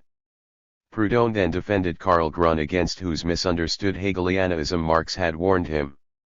Owing to his ignorance of German, Proudhon was dependent on Grun and Uhrbeck in his studies of Hegel and Feuerbach of Marx and Engels. He informed Marx that Grun intended to translate his, Proudhon's, latest work into German, and asked whether Marx would assist in the distribution, adding that this would be honorable for everyone concerned. The conclusion of Proudhon's letter sounds almost like mockery, though it was probably unintentional. But in any case, Marx can hardly have found it edifying to be described as bloodthirsty in the bombastic gibberish of Proudhon, and in consequence the doings of Grun gave rise to even stronger suspicion. This was one of the reasons why in August 1846, Engels decided to go to Paris for a while and take over the reporting there, for Paris was still the most important center of communist propaganda. It was necessary to inform the Paris communists at first hand about the breach with Weitling, the Westphalian publishing fiasco, and about those various other matters which had stirred up the dust, particularly as Uerbeck was not altogether reliable and Bernays still less so. In the beginning the reports sent by Engels from Paris, some to the Brussels corresponding bureau and others to Marx personally, were quite hopeful, but gradually he came to the conclusion that Grun had thoroughly mucked up the whole situation. The work mentioned by Proudhon in his letter appeared in the autumn of the same year and turned out in fact to lead into the morass as his letter had already indicated. Marx then proceeded to wield the scourge of criticism thoroughly, as Proudhon had invited, but all the revenge that the latter took consisted in a certain amount of round abuse. For historical materialism. Proudhon entitled his book, The System of Economic Contradictions, with the subtitle, The Philosophy of Poverty, and Marx therefore entitled his reply, The Poverty of Philosophy, and he wrote it in French in order to hit his opponent still more certainly. As a matter of fact, Marx did not succeed, for Proudhon's influence on the French working class and on the proletariat of the Latin countries in general rose rather than fell, and for many decades Marx had still to contend with Proudhonism. However, neither the immediate value of his reply nor its historical significance was diminished thereby. It represented a milestone both in the life of its author and in the history of social science. In this book the decisive factors of historical materialism were scientifically developed for the first time. In his earlier writings these ideas flash up like isolated comets, and in later writings he collected them in epigrammatic form, but in his reply to Proudhon he developed them systematically with all the convincing clarity of a triumphant polemic. The greatest scientific service rendered by Marx was his development of historical materialism, and it did for the historical sciences what Darwin's theories did for the natural sciences. Engels had a share in this, and it was a larger share than his modesty was prepared to admit, but the classic formulation of the basic idea he ascribes, and probably with justice, exclusively to his friend. He describes how, when he went to Brussels in the spring of 1845, Marx placed the basic idea of historical materialism before him in its finally developed form, namely, that economic production in each historical period, and the social structure necessarily following from it, formed the basis for the political and intellectual history of the period, that in consequence the whole of history had been a history of class struggles, struggles between the exploited and the exploiters and between the ruled and the ruling classes at various stages of social development, and that these struggles had now reached a stage at which the exploited and oppressed class, the proletariat, could no longer free itself from the exploiting and oppressing class, the bourgeoisie, without at the same time freeing the whole of society from exploitation and oppression forever. This is the basic idea presented in the reply to Proudhon, the focal point from which a multitude of rays irradiate. The style of the reply is magnificently clear and incisive, in strong contrast to the discursiveness which sometimes tires the reader in the polemics against Bruno Bauer and Max Stirner. This time the vessel is not being pushed and dragged along through a marsh, but speeds along over the open sea with a fresh breeze in its sails. The book is in two parts. In the first part, to quote Lassalle, Marx shows himself as a Ricardo turned socialist, and in the second part as a Hegel turned economist. Ricardo had proved that the exchange of commodities in capitalist society took place on the basis of the amount of labor spent on them. Proudhon demanded that this value of commodities should be constituted so that the product of one producer should exchange with the product of another containing the same amount of labor. Society was to be reformed by turning all its members into workers exchanging similar quantities of labor. English socialists had already drawn this egalitarian conclusion from Ricardo's theory and had attempted to put it into practice, but their exchange banks had soon gone into liquidation. Marx now pointed out that the revolutionary theory which Proudhon thought he had discovered to emancipate the proletariat was in fact nothing but the formula of modern working-class slavery. On the basis of his law of value, Ricardo logically developed his law of wages. The value of labor as a commodity was determined by the amount of time necessary to obtain the products which the worker needs in order to live himself and perpetuate his kind. It was a bourgeois illusion to imagine individual exchange without class contradictions, and to suppose in bourgeois society the possibility of a state of harmony and eternal justice permitting no one to enrich himself at the cost of others. Marx describes the real development of things in these words: with the beginning of civilization, production begins to rise, based on the contrast of occupation, social position, and finally on the contrast of accumulated and direct labor. Without contrast there can be no progress. Civilization has acknowledged this law down to the present day. Up to the present the productive forces have been developed on the basis of this dominance of class contradiction.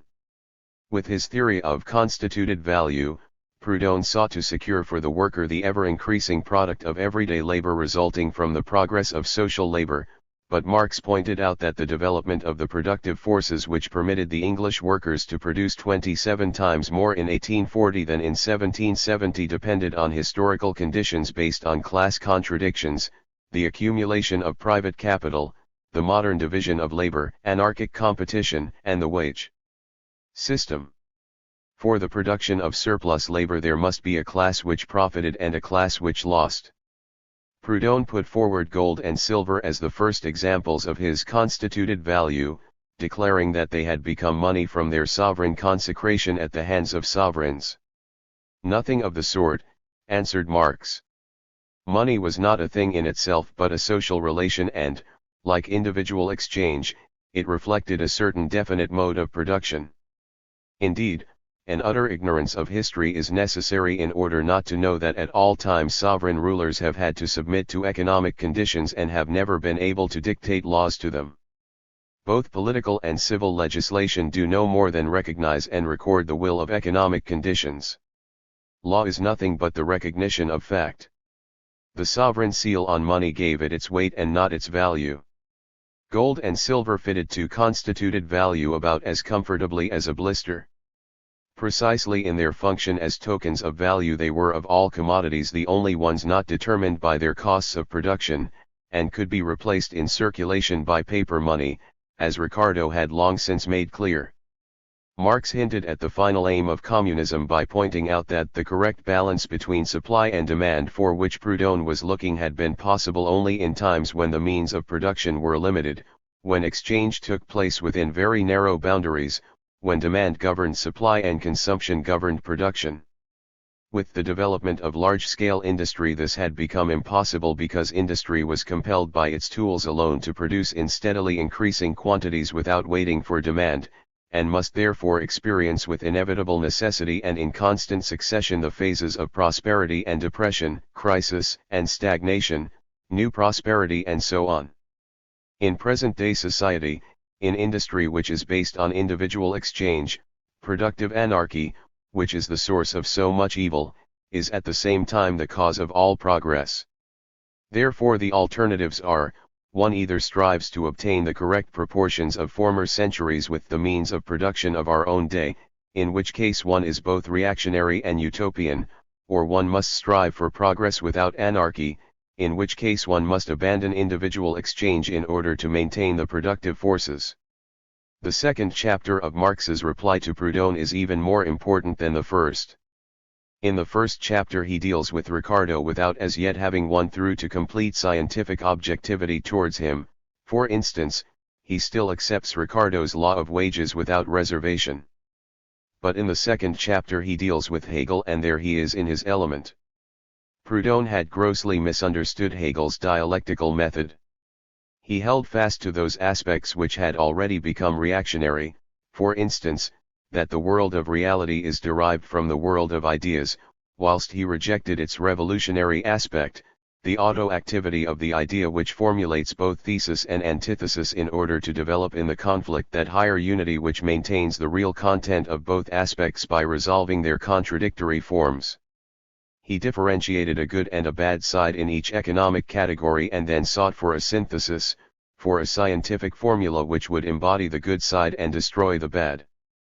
The good side he saw stressed by the bourgeois economists and the bad side condemned by the socialists. With his formulas and syntheses he thought he raised himself above both the bourgeois economists and the socialists.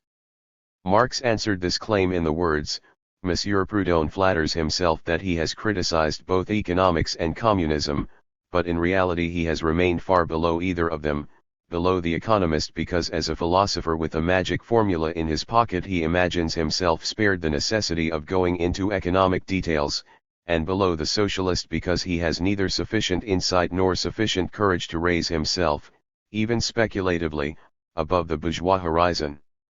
He aspires to be the synthesis and he is in fact nothing but a composite error. He desires to hover above both bourgeois and proletarian as a man of science, but in fact he is nothing but a petty bourgeois thrown hither and thither between capital and labor, between economics and socialism.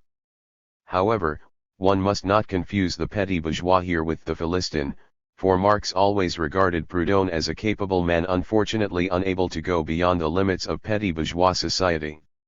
It was not difficult for Marx to reveal the defectiveness of the methods adopted by Proudhon. If one split up the dialectical process into a good and a bad side and offered the one category as an antidote against the other, then all life fled from the idea, it could no longer function, no longer formulate the thesis and the antithesis. As an authentic student of Hegel, Marx was well aware that the bad side which Proudhon was so anxious to abolish everywhere was just the side which made history by producing the struggle. Had one tried to maintain the better aspects of feudalism, the patriarchal life in the towns, the prosperity of the rural domestic industry and the development of urban handicraft, whilst at the same time seeking to exterminate everything which cast a shadow over the picture, serfdom, privilege and anarchy, then everything which produced the struggle would have been wiped out and the bourgeoisie would have been strangled at birth. One would thereby have taken on the grotesque task of emasculating history.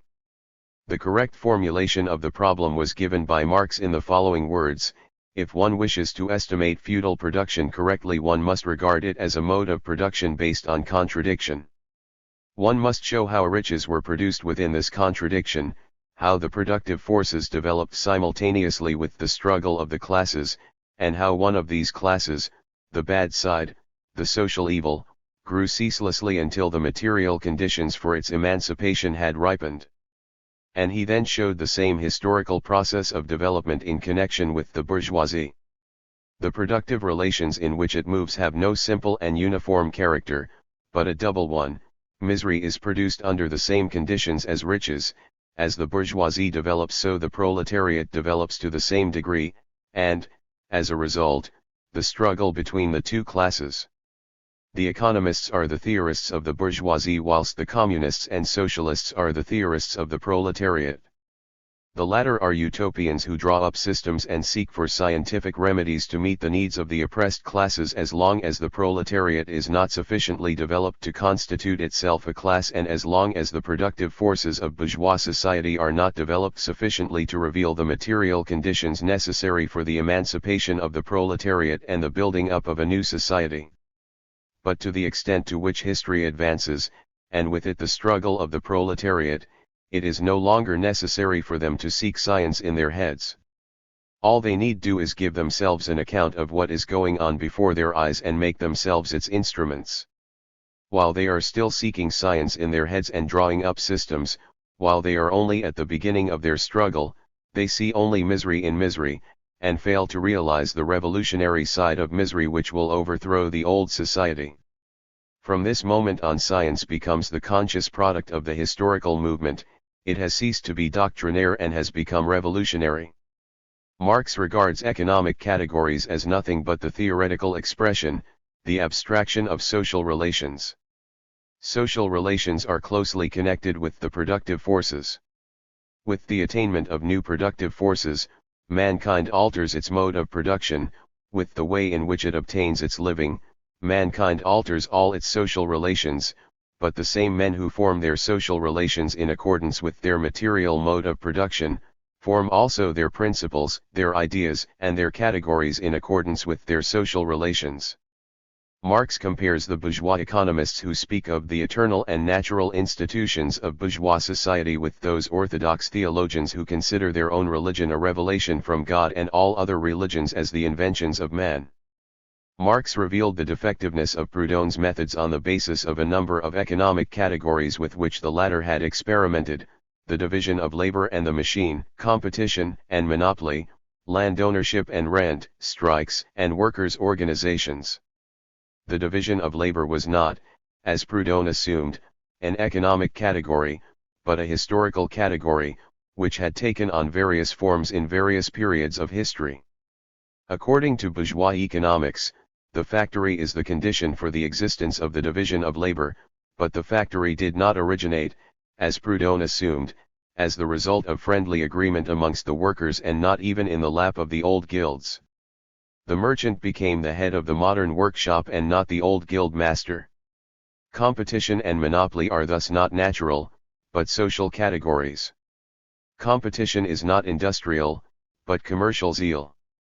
It is not concerned with the product, but with profit.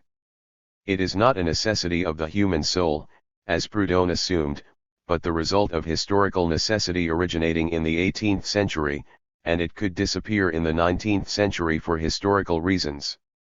Proudhon's idea that landed property had no historical origin, that it was based on psychological and moral considerations having only a very distant connection with the production of wealth, that ground rent should bind man closer to nature, was just as erroneous. In every period property developed differently and under quite different social relations. To explain bourgeois property therefore means nothing more than to explain all the social relations of bourgeois production. To explain property as an independent relation is nothing but an illusion of metaphysics or jurisprudence. Ground rent, the surplus of the price of agricultural produce above the cost of production including the prevailing rate of profit on capital and the interest on capital, originated under definite social relations and could have originated only under those definite social relations. It is land ownership in its bourgeois form, feudal property subjected to the conditions of bourgeois production. And finally Marx explains the historic significance of strikes and unions, both of which Proudhon rejected. Although both bourgeois economists and socialists may warn the workers, though perhaps for opposite reasons, against the use of such weapons, strikes and unions will develop parallel with the development of large-scale industry. Divided in their interests by competition, the workers have nevertheless a common interest in maintaining their wages. The idea of resistance, common to them all, united them in unions which contain all the elements of a coming struggle, just as the bourgeoisie began with sectional combinations against the feudal lords, then constituted itself as a class and, as a constituted class, transformed feudal society into bourgeois society. The antagonism between proletariat and bourgeoisie is a struggle of class against class, a struggle which, brought to its highest expression, means a complete revolution. The social movement does not exclude the political movement because there is no political movement which is not at the same time a social movement. Only in a society without classes will social evolution cease to be political revolution, but until then the last word of social science on the eve of all general social transformations will always be, victory or death. Bloody war or nothing. This is the pitiless formulation of the question. Marx used this quotation from George Sand to conclude his reply to Proudhon. In this book Marx developed historical materialism from some of its most important angles and at the same time he finally settled accounts with German philosophy. He went beyond Feuerbach by going back to Hegel. The official Hegelian school had certainly gone bankrupt. It had degenerated the dialectical methods of its master to a mere formula which it applied to everything and everybody, often with the greatest clumsiness. One could say of these Hegelians, and it was said of them, that they understood nothing and wrote about everything. Their hour had struck when Feuerbach challenged the speculative conception. The positive content of science once again outweighed its formal side. But the materialism of Feuerbach lacked an energizing principle. It remained pure natural science and excluded the historical process. This was not enough for Marx, and how right he was seen later when the peripatetic preachers of this materialism, Buchner and Voigt, appeared on the scene. Their narrow-minded Philistine methods of thought caused even Feuerbach to exclaim that though he might agree with such materialism from behind, yet never would he from the front. Or, to quote a comparison once used by Engels, the stiff-kneed cart horse of bourgeois common sense naturally shies at the ditch which separates essence from appearance and cause from effect, but if one wants to hunt over the broken country of abstract thought, one must not ride a cart horse. However, the Hegelians were not Hegel. They might display their ignorance, but Hegel himself was amongst the best brains of all time. Far more than all other philosophers, his method of thought had a historic significance which permitted him a magnificent conception of history, although this conception was a purely ideological one which saw things, so to speak, in a concave mirror and conceived world history as no more than a practical example of the development of thought. Feuerbach had not succeeded in coping with this real content of the Hegelian philosophy, and the orthodox Hegelians had abandoned it. Marx took it up anew, but he reversed it in that he no longer proceeded from pure thought, but from the stubborn facts of reality, thus giving materialism the historical dialectical method and an energizing principle which sought not merely to explain society, but to transform it. 5. The Deutsche Brüsseler Zeitung. Marx found publishers both in Brussels and in Paris for his answer to Proudhon, but, although it was not very voluminous, he had to pay for the costs of the printing himself. By the time the book appeared in midsummer, 1847, he also had a mouthpiece in the Deutsche Brüsseler Zeitung which offered him the possibility of placing his views before the public. The paper had been issued twice a week since the beginning of the year by Adalbert von Bornstedt, who had formerly edited Bornstein's Vorwärts in Paris, and who had been in the pay of both the Austrian and Prussian governments, a fact which has since been irrefutably established from documents in the Berlin and Vienna archives, and the only point which is not quite clear is whether Bornstedt was continuing his spying in Brussels. There was a certain amount of suspicion against him, but this was dispelled by the fact that the Prussian ambassador in Brussels roundly denounced his paper to the Belgian authorities. Naturally, these denunciations may very well have been made in order to throw dust into the eyes of the revolutionary elements which had collected in Brussels, and to accredit Bornstedt in their ranks, for the defenders of throne and altar have never been squeamish in their choice of means to further their lofty aims. Marx in any case did not believe that Bornstedt was a Judas. Despite its many weaknesses, the Deutsche Brüsseler Zeitung was doing good work, he declared, and those who thought it not good enough should work to make it better and not shield themselves behind the facile pretext that suspicion clung to Bornstedt's name. On August 8 we find Marx writing bitterly to Herweg, either the man's no good, or it may be his wife, or it's the tendency, or the style, or the size, or the distribution involves a certain amount of danger. Our Germans have always 1,000 words of wisdom up their sleeves to prove why they should once again let an opportunity slip by unutilized. An opportunity for doing something is nothing but a source of embarrassment for them. He then sighs that his manuscripts are suffering the same fate as the Deutsche Brüsseler Zeitung, and ends up with a robust curse at the fools who reproached him because he preferred to write in French rather than not write at all. Even if we assume from this that Marx treated the suspicion against Bornstedt somewhat lightly in order not to let an opportunity slip by unutilized, it would hardly be possible to reproach him for it, because the opportunity was indeed favorable and it would have been foolish to let it slip by merely on account of suspicion. In the spring of 1847, pressing financial need had compelled the King of Prussia to call together the United Diet, a gathering of the former provincial diets, that is to say, a feudal body along corporative lines similar to the one called by Louis XVI in the spring of 1789 under similar outward compulsion. Matters had certainly not developed so rapidly in Prussia as they had previously in France, but still, the United Diet kept the purse strings tightly drawn and brusquely informed the government that it would refuse to vote any moneys until its rights had been extended, and in particular until a guarantee had been given that it would be convened regularly. With this things had begun to move, for the financial straits of the government were really pressing. Sooner or later the dance would have to begin anew, and the sooner the music struck up the better. This was the idea which pervaded the contributions of Marx and Engels to the Deutsche Brüsseler Zeitung. An article which was published anonymously, but which, to judge from style and content, came from the pen of Engels, dealt with the debates in the United Diet on free trade and protective tariffs. At the time Engels was thoroughly convinced that the German bourgeoisie needed protective tariffs in order to prevent itself being driven to the wall by foreign industry, and to give itself an opportunity of developing sufficient strength to overcome feudalism and absolutism. For this reason, and for this reason only, Engels advised the proletariat to support the agitation for protective tariffs.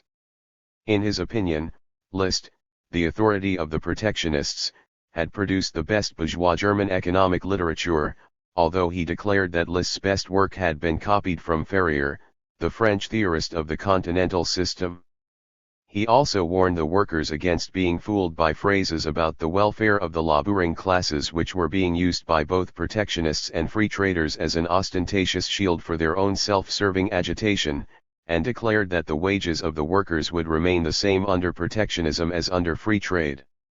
He defended protectionism purely and simply as a progressive bourgeois measure, and this was Marx's standpoint also. A longer contribution which appeared in the Deutsche Brüsseler Zeitung, repulsing an attack on the part of Christian feudal socialism, was the joint work of Marx and Engels. The attack had been launched in the Rheinisker Beobachter, an organ which the government had recently founded in Cologne in order to play off the workers of the Rhineland against the bourgeoisie. It was in the columns of this paper that young Hermann Wagner won his spurs, as he afterwards placed on record in his memoirs. Marx and Engels maintained close connections with Cologne, and they were obviously aware of Wagner's activities, for mocking references to neat ecclesiastical commissioners formed a sort of refrain to their observations, and at the time Wagner was an ecclesiastical commissioner in Magdeburg. The Rheinisker Beobachter now used the failure of the government to obtain what it wanted from the United Diet for an attempt to mislead the workers, declaring that by refusing to vote the necessary moneys the bourgeoisie had shown that all it cared about was seizing power in the state in its own interests. It cared nothing for the welfare of the people, but merely pushed forward the masses in order to intimidate the government. The masses were being treated as nothing but cannon fodder in an attack on the government. Marx and Engels replied in a fashion which is obvious to us today: the proletariat had no more illusions about the bourgeoisie than it had about the government, and its only consideration was which served its purpose better, the rule of the bourgeoisie or the rule of the government. The answer to the question could be obtained by a simple comparison between the situation of the German workers and that of the English and French workers. "Happy people," declared the Rheinisker Beobachter.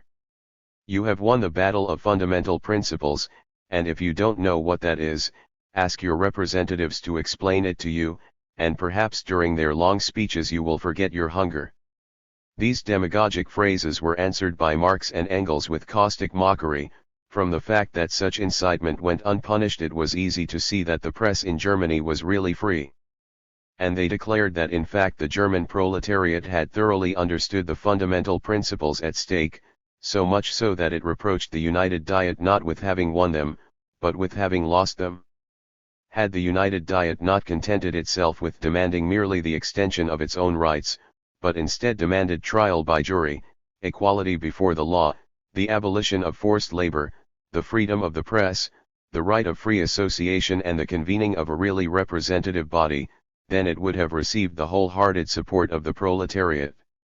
The pious mumblings of the Rheinisker Beobachter about the social principles of Christianity which made communism unnecessary were thoroughly disposed of. The social principles of Christianity have had 1800 years in which to develop, and they need no further development at the hands of Prussian ecclesiastical commissioners. The social principles of Christianity justified slavery in the classic world, and they glorified medieval serfdom, and if necessary they are quite willing to defend the oppression of the proletariat even if they should wear a somewhat crestfallen appearance the while.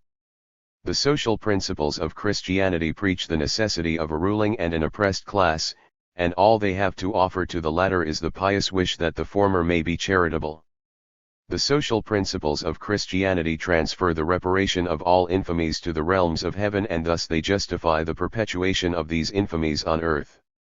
The social principles of Christianity declare that all the villainies of the oppressors against the oppressed are either the just punishment for original or other sin, or tribulations which God in his inscrutable wisdom causes the redeemed to suffer.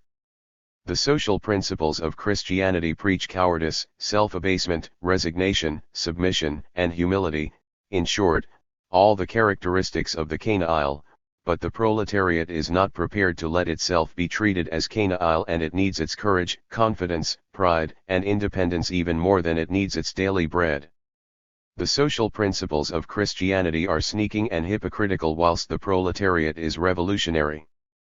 It was this revolutionary proletariat which Marx and Engels led into the field against the blandishments of monarchist social reform.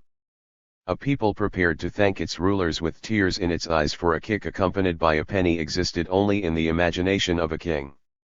The real people, the proletariat, was, in the words of Hobbes, a robust and dangerous youth, and its way of dealing with kings who tried to worst it could be seen graphically in the fate of Charles I of England and Louis XVI of France.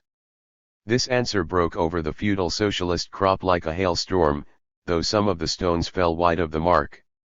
Marx and Engels were right when they defended the action of the United Diet in refusing to grant monies to a reactionary and negligent government, but they did the Diet too much honor when they adopted the same attitude towards its rejection of a government income tax proposal.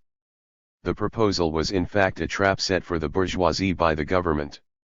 The demand that the milling and slaughtering taxes, which weighed most heavily on the workers in the big towns, should be abolished and the resultant financial deficit made up by means of an income tax on the propertied classes, had first been raised by the Rhenish bourgeoisie, which was moved by considerations similar to those which moved the English bourgeoisie in its struggle for the repeal of the Corn Laws.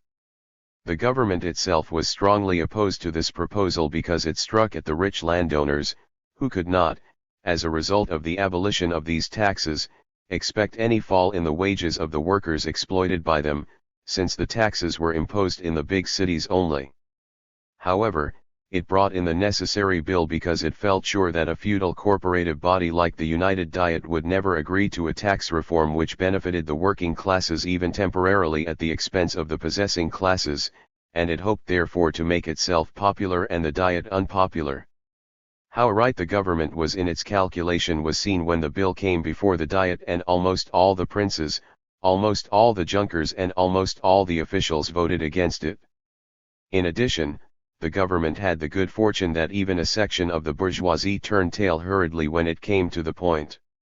The rejection of the income tax proposal was then thoroughly exploited by the subsidized press as a striking proof of the hypocritical and deceitful game being played by the bourgeoisie, and the Renisker Beobachter in particular rode the poor nag to death.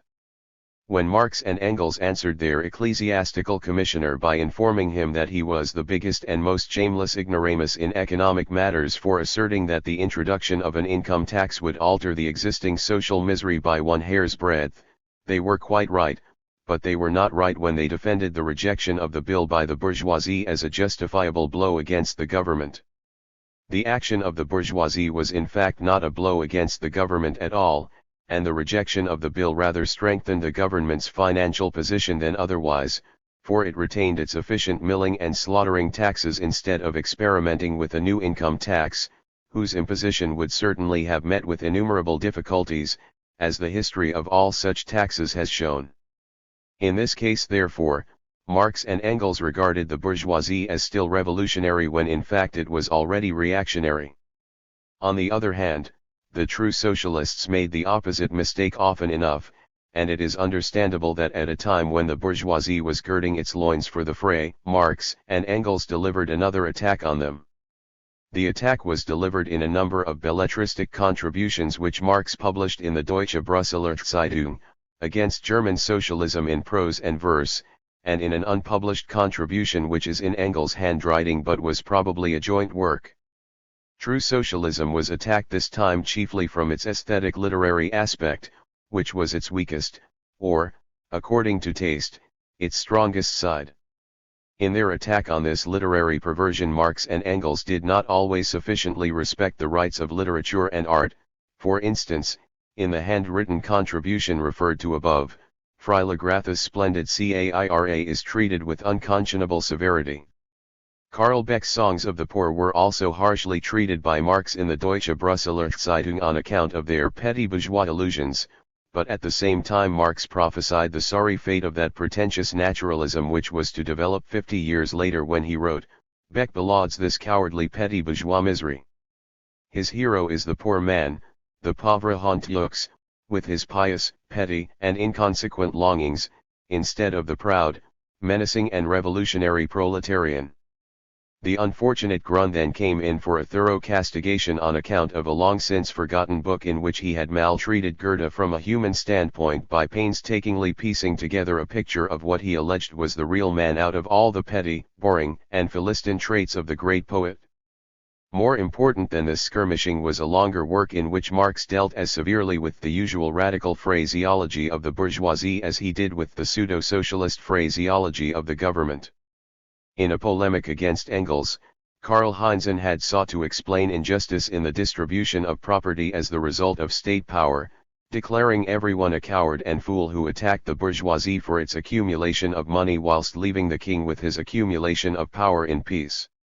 Heinzen himself was a very mediocre phrasemonger and unworthy of any particular attention, but his arguments were very much after the heart of the enlightened Philistine. The monarchy owed its existence to the fact that for centuries humanity had been without common sense and without human dignity, and now that humanity was once again in possession of these valuable attributes, all social problems paled into insignificance before the great question, monarchy or republic. This brilliant argument was a suitable complement to the argument of the princes that revolutions were caused purely by the wickedness of demagogues. Marx demonstrated, chiefly on the basis of German history, that history made the princes, not vice versa. He laid bare the economic causes of the absolute monarchy, pointing out that it developed in a transitional period when the old feudal classes were in decline and the new class of modern bourgeois still in process of formation. The fact that the absolute monarchy had developed later in Germany and was lasting longer was due to the crippled development of the German bourgeoisie. The violently reactionary role being played by the princes was thus due to economic reasons. Where the absolute monarchy formerly encouraged trade and industry and the simultaneous rise of the bourgeoisie as necessary conditions of national power and of its own magnificence, it now sought to hamper them everywhere as increasingly dangerous weapons in the hands of a bourgeoisie already grown too powerful. The absolute monarchy was now turning its dull and anxious glance away from the town, the origin of its own rise to power, to the countryside, whose fields were manured with the corpses of its old and valiant feudal opponents. This work contains many fruitful ideas, but the common sense of the admirable Philistine was proof against it. The same theory which Marx took up on Engels' behalf against Heinzen had to be taken up again a full generation later by Engels on Marx's behalf against Dühring. 6. The Communist League. During the year 1847 the communist colony in Brussels had grown to quite considerable proportions, although there was no one in the group who could measure himself with Marx or Engels. Occasionally it seemed as though either Moses Hess or Wilhelm Wolff, both of whom contributed to the Deutsche Brüsseler Zeitung, might play the third in the alliance, but in the end neither of them did. Hess was never quite able to brush away his earlier philosophic cobwebs, and finally the painfully severe fashion with which the Communist Manifesto dealt with his writings led to a complete breach between him and Marx and Engels. The friendship of Marx and Engels with Wilhelm Wolff was of a later date, Wolff having come to Brussels only in the spring of 1846, but it proved to be a staunch one and ended only with the death of Wolff, which unfortunately occurred very early. He was not an independent thinker, but as a writer he had the popular manner. He came from the ranks of the Silesian serf peasantry, and under tremendous difficulties he had worked his way up to the university, where he fed a white-hot hatred against the oppressors of his class on the works of the great thinkers and poets of classic antiquity. As a demagogue he had for several years been dragged from one Silesian fortress to the next, and afterwards had earned his living as a private teacher whilst, at the same time, conducting ceaseless guerrilla warfare against the bureaucracy and the censorship until the filing of new proceedings against him caused him to go abroad in preference to rotting in a Prussian prison. From his stay in Breslau he was friendly with Lassalle, who, together with Marx and Engels, has laid imperishable laurels on his grave. Wolf was one of those noble natures who, in the words of the poet, pay their way in life with what they are themselves.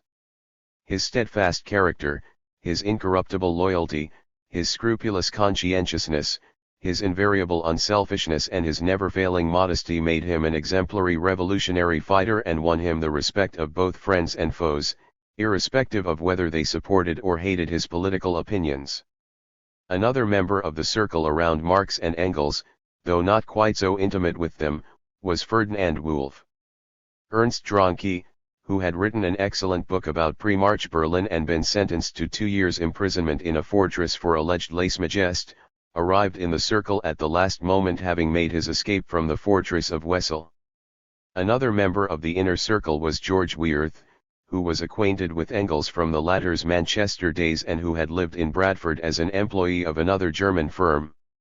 Wearth was a real poet, and in consequence he was free from all the affectations of the poet Astor.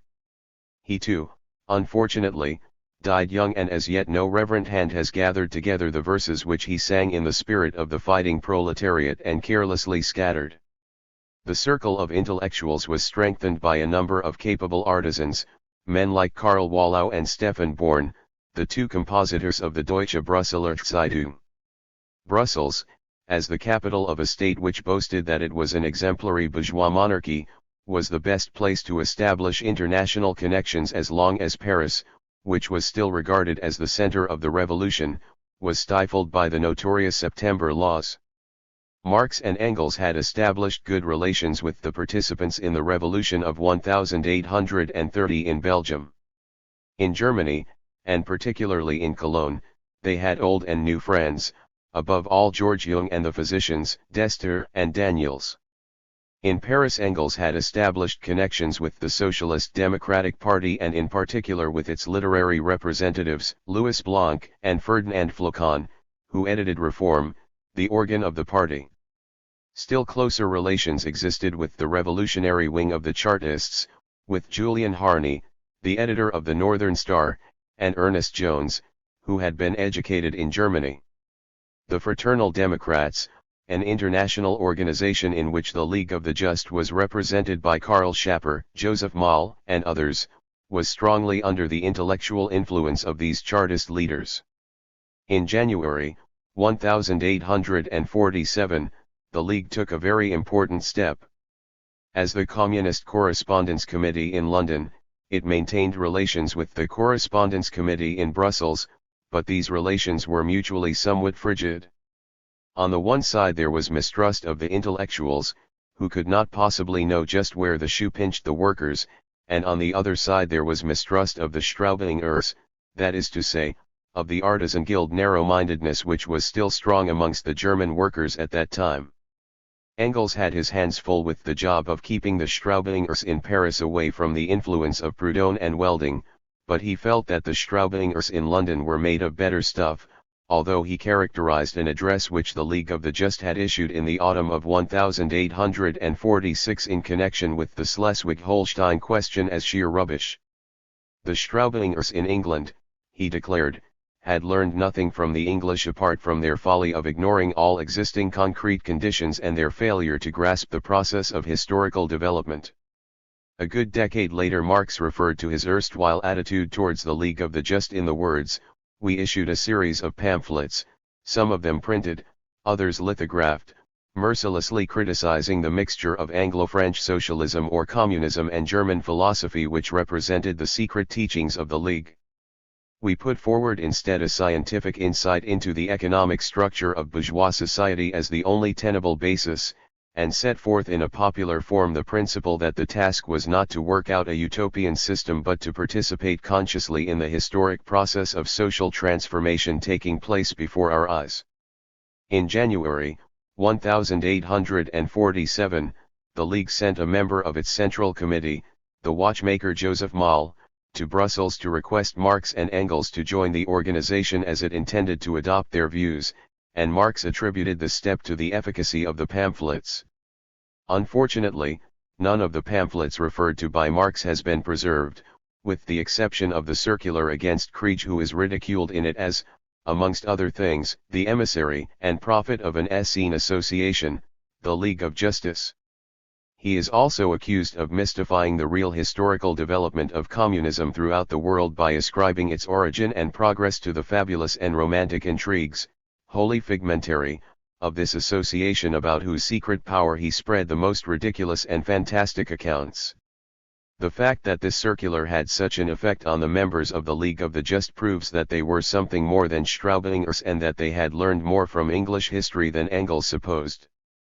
Although their organization was referred to as an Essene association and came in for one or two very unfriendly remarks, they took it in much better part than Whiteling, who was not mentioned at all, but who nevertheless went over to Kriege.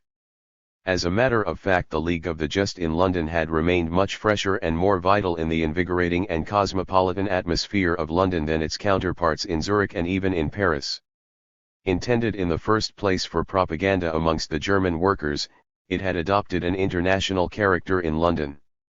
It maintained close relations with political fugitives from all manner of countries, and, with the example of the Chartist movement before it, which was rapidly growing in power and activity, its leaders broadened their horizon and progressed far beyond their old handicraft conceptions. Apart from the older leaders, Schapper, Bauer, and Moll, younger men, such as the miniature painter, Karl Pfander of Heilbronn, and the tailor, George Icarius of Thuringia, distinguished themselves by their theoretical ability. The authorization which Moll presented to Marx in Brussels and afterwards to Engels in Paris was dated January 20, 1847, and written by Schapper. It was drafted with a certain amount of caution and authorized the bearer to report on the situation of the League and to give detailed information on all important points, but in conversation Moll was much less reserved.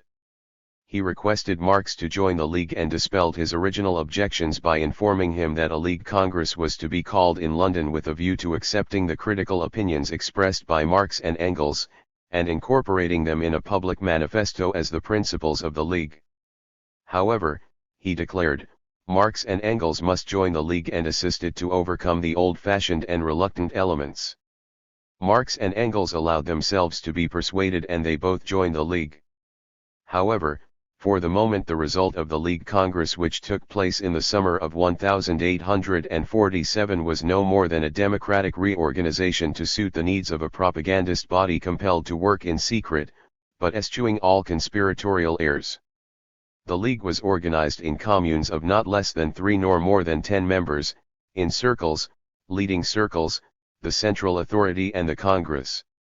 Its aims were declared to be the overthrow of the bourgeoisie, the establishment of the rule of the proletariat, the abolition of the old society based on class contradictions, and the building up of a new society without classes and without private property.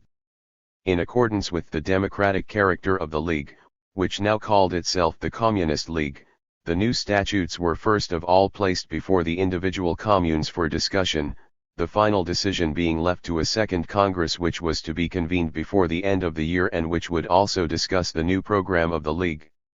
Marx was not present at the first Congress, but Engels was there as the representative of the Paris Communists and Wilhelm Wulff as the representative of the Brussels Circle. 7. Propaganda in Brussels. The Communist League regarded its first task as the organization of associations of German workers which would give it the possibility of public propaganda and from which it could draw the most reliable members for its own extension. The procedure of these associations was the same everywhere. One day in the week was marked down for discussion and another for social intercourse, singing, recitation, etc. Libraries were founded everywhere in connection with the associations, and where possible classes were organized to instruct the workers in the elementary principles of communism. This was the plan according to which the German Workers' Association, Deutsche Arbeiterverein, was founded in Brussels at the end of August. The 2 chairmen of the association were Moses Hess and Wallau, and its secretary was Wilhelm Wulff. The members of the association, who soon numbered over 100, met every Wednesday and Sunday evening. On Wednesdays important questions of interest to the proletariat were discussed, whilst on Sundays Wulff gave a political review of the week, a task at which he very quickly became highly proficient, and after that the gathering became a social one and women were also present. On the 27th of September this association held an international banquet to demonstrate the fraternal feelings harbored by the workers of each country for the workers of other countries. At the time it was customary to choose banquets as a framework for political propaganda in order to avoid the police interference inevitable at public meetings. However, there was a special purpose behind this particular banquet, which had been arranged by Bornstedt and other dissatisfied elements in the German colony in order, as Engels, who happened to be in Brussels at the time, wrote to Marx, who happened to be absent, to push us into a secondary role as against the Belgian Democrats and to form a much more magnificent and universal organization than our miserable little workers' association. Engels succeeded in foiling this intrigue in good time, and despite his reluctance, on account of the fact that he looked so frightfully young, he was elected one of the two vice-presidents together with the Frenchman Imbert, whilst General Melinet was elected honorary president and the advocate Jotrand acting president. Both had been active fighters in the Belgian Revolution of 1830.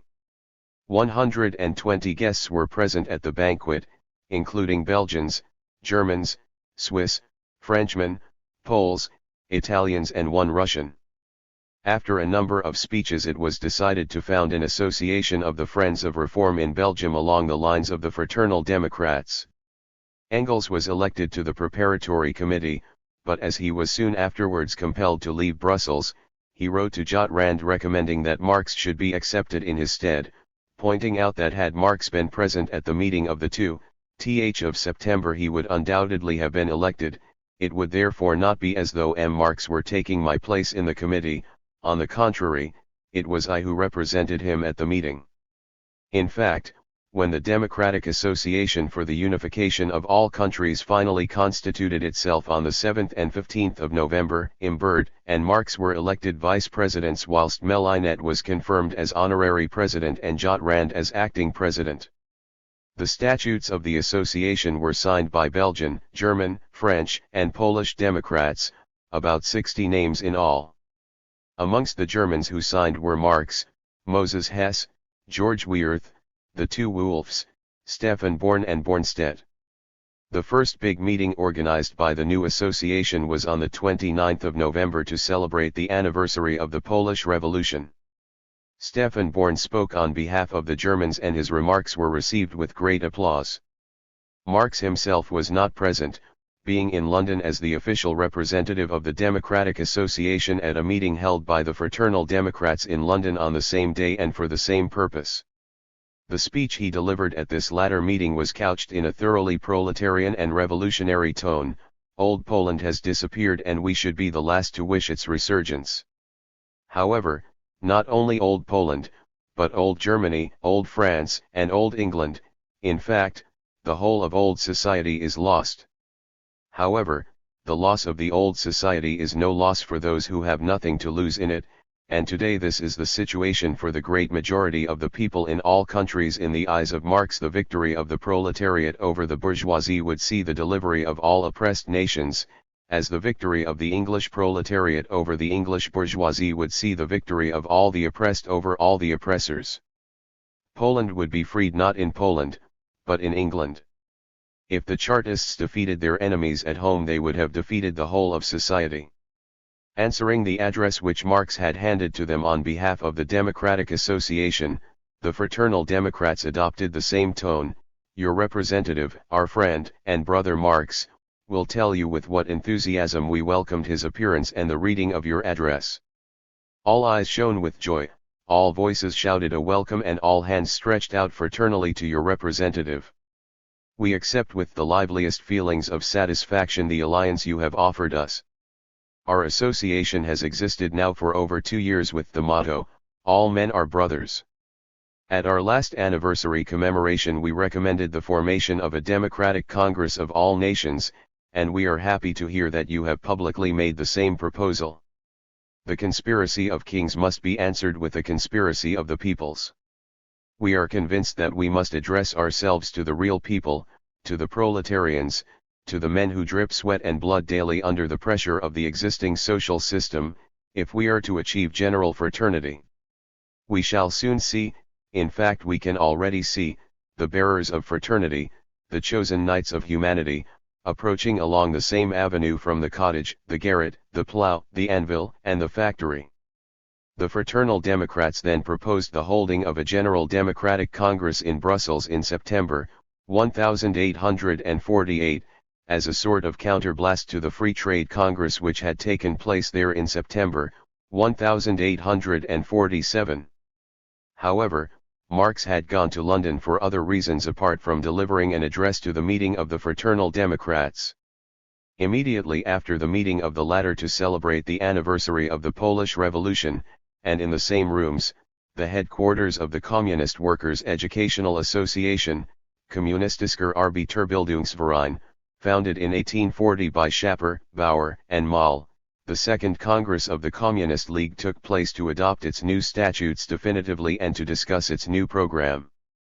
Engels was also present at this Congress. He had left Paris and met Marx in Ostend on the 27th of November in order to go with him to England. After a discussion which lasted about 10 days, Marx and Engels were given the task of drawing up the fundamental principles of communism in a public manifesto. In the middle of December, Marx returned to Brussels and Engels to Paris via Brussels.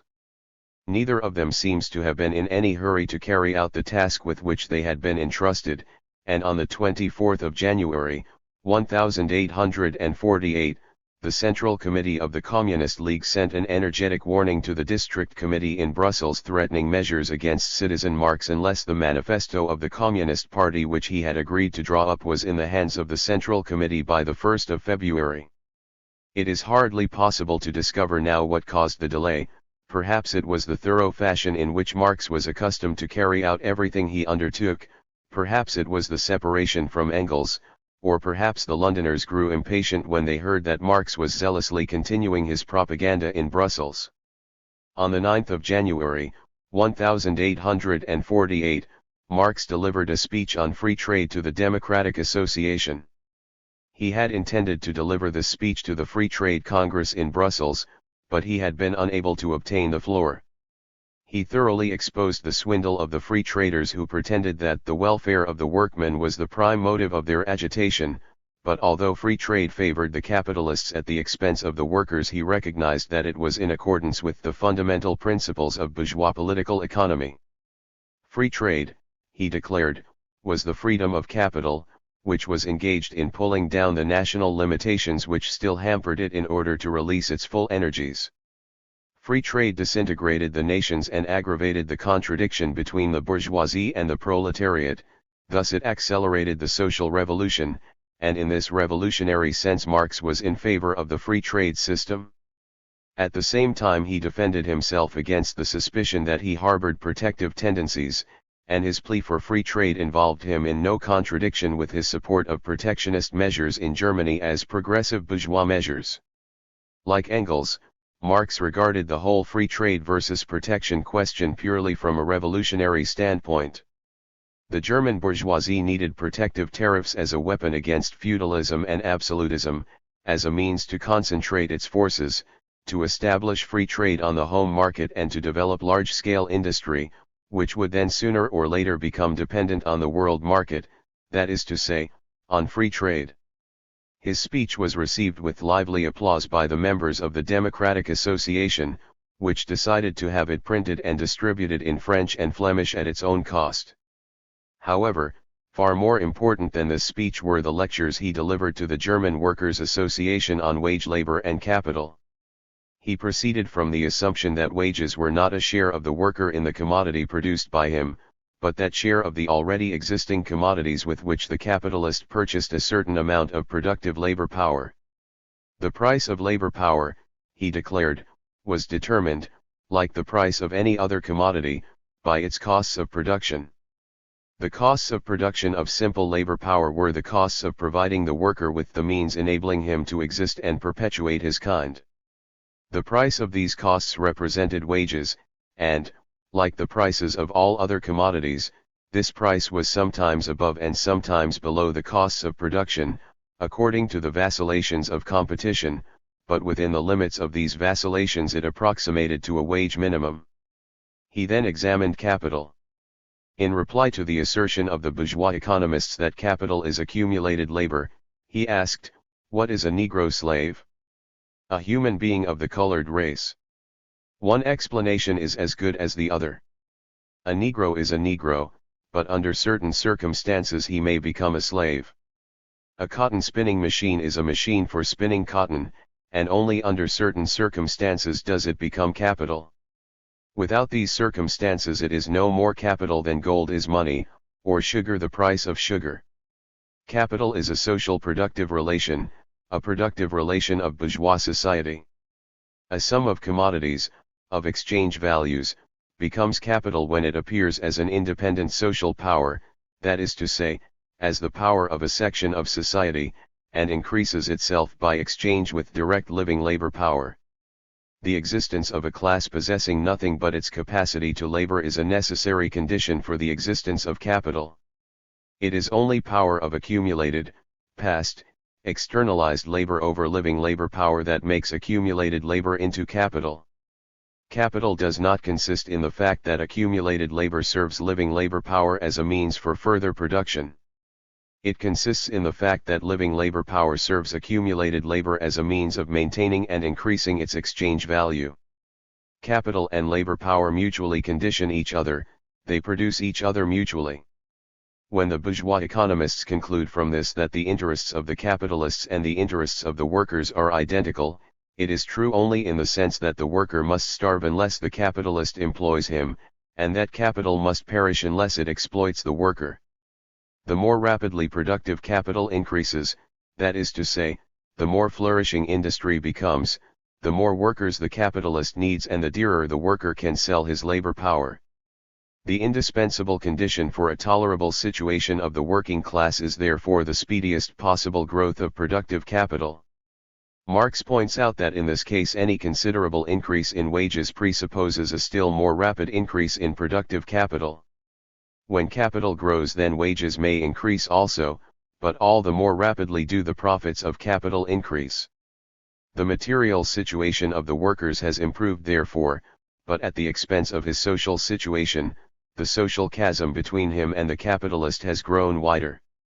Therefore, to say that the most favorable condition for wage labor is the speediest possible growth of capital means only that the more rapidly the working class strengthens the hostile power, the alien riches which dominate it, the more favorable will be the conditions under which it is permitted to work anew to increase the power of capital, satisfied with forging the golden chains which drag it along at the heels of the bourgeoisie. However, continues Marx, the growth of capital and the increase of wages are by no means so indissolubly connected as the bourgeois economists contend.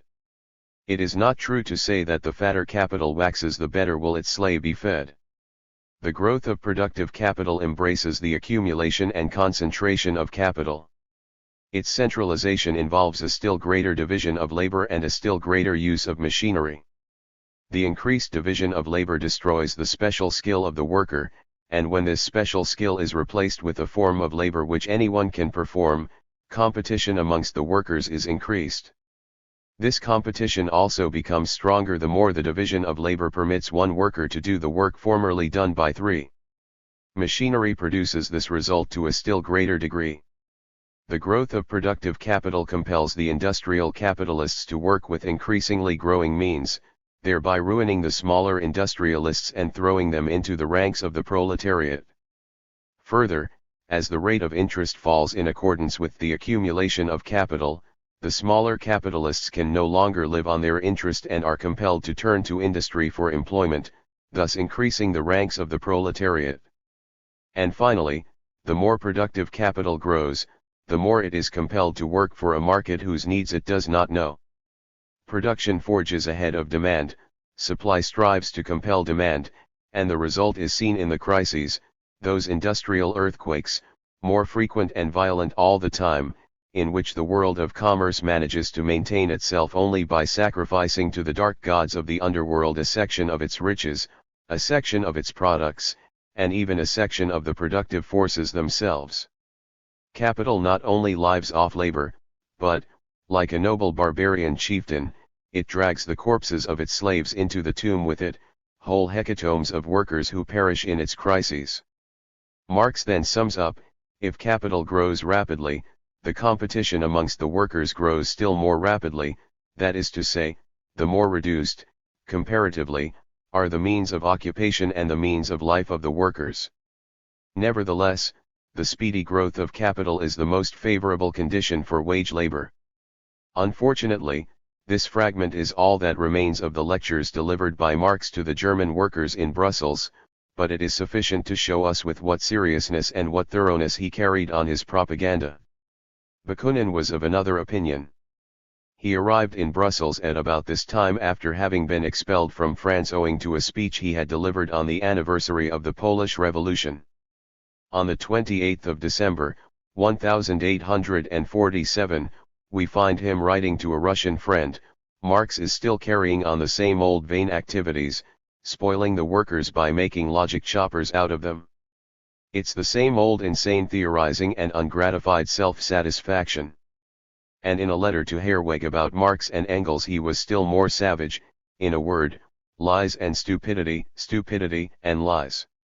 It is impossible to breathe freely in their company. I keep away from them and I have told them very definitely that I will not join their communist artisans group and that I refuse to have anything to do with it. These remarks of Bakunin are noteworthy not so much on account of the personal irritation they betray, for Bakunin had judged Marx quite differently on former occasions and was to do so again, but because they reveal an antagonism which was to lead to violent struggles between the two revolutionaries. 8. The Communist Manifesto. In the meantime the manuscript of what was afterwards to be known as the Communist Manifesto had been sent off to London. There had been plenty of preparatory work immediately after the First Congress, which had left the discussion of the program to the Second Congress. Naturally, it was the theorists of the movement who occupied themselves with the task, and drafts were drawn up by Marx, Engels, and Moses Hess. However, the only one of these preliminary drafts which still exists is the one which Engels refers to in a letter to Marx dated the 24th of November, 1847, that is to say, shortly before the Second Congress. Think over the Confession of Faith a bit. I think it would be better to drop the catechism form and call the thing a Communist Manifesto. As a certain amount of history will have to be brought in, I think the present form is unsuitable. I am bringing along what I have done here. It is in simple narrative form, but miserably edited and done in a terrible hurry. Engels then adds that he had not yet submitted his draft to the Paris branches but that, apart from one or two minor details perhaps, he hoped to get it through. This draft is completely in the catechism form, and this would rather have enhanced the general understanding of it than otherwise, and it would have been better suited to the purpose of immediate agitation than the subsequent manifesto with whose ideological content it was in complete harmony. Engels immediately sacrificed his 25 questions and answers in favor of the historical method of presentation, and in doing this he gave proof of his conscientiousness, for he realized that the manifesto in which communism presented itself to the world must be, in the words of the Greek historian, a work of lasting importance and not a polemic for the casual reader. It was in fact the classical form which won a lasting place in world literature for the Communist Manifesto, although this statement is not intended as the least concession to the Polish fellows who are so anxious to prove by tearing out some passage from its context that its authors have plagiarized Carlyle or Gibbon or Sismondi or someone or other. That is sheer nonsense, and in fact the manifesto is as independent and original as any writing ever was. However, it contained no idea which Marx and Engels had not already dealt with in their previous writings. It was therefore not a revelation, but a presentation of the world outlook of its authors in a mirror whose glass could not have been clearer nor its frame smaller. As far as the style permits us to judge, it would appear that Marx had the greater hand in shaping its final form, but, as his own draft shows, Engels was not behind Marx in his understanding of the problems at issue, and he ranks side by side with Marx as the author of it. 2/3 of a century have passed since the manifesto was first published, and the 6 or 7 decades which have unrolled have been full of tremendous economic and political changes which have not left it untouched.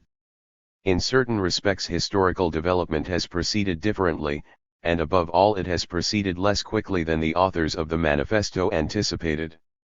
The farther their glance penetrated into the future, the nearer it appeared to be. This much may be said: without this shadow there could have been no light. It was a psychological phenomenon which Lessing had already noticed in those human beings who cast accurate glances into the future, that for which nature requires thousands of years, must ripen in the moment of their existence. Marx and Engels were certainly not thousands of years out, but they were in error to the tune of decades. When they drew up the Communist Manifesto, they regarded capitalism as having reached a level which it has hardly reached in our own day.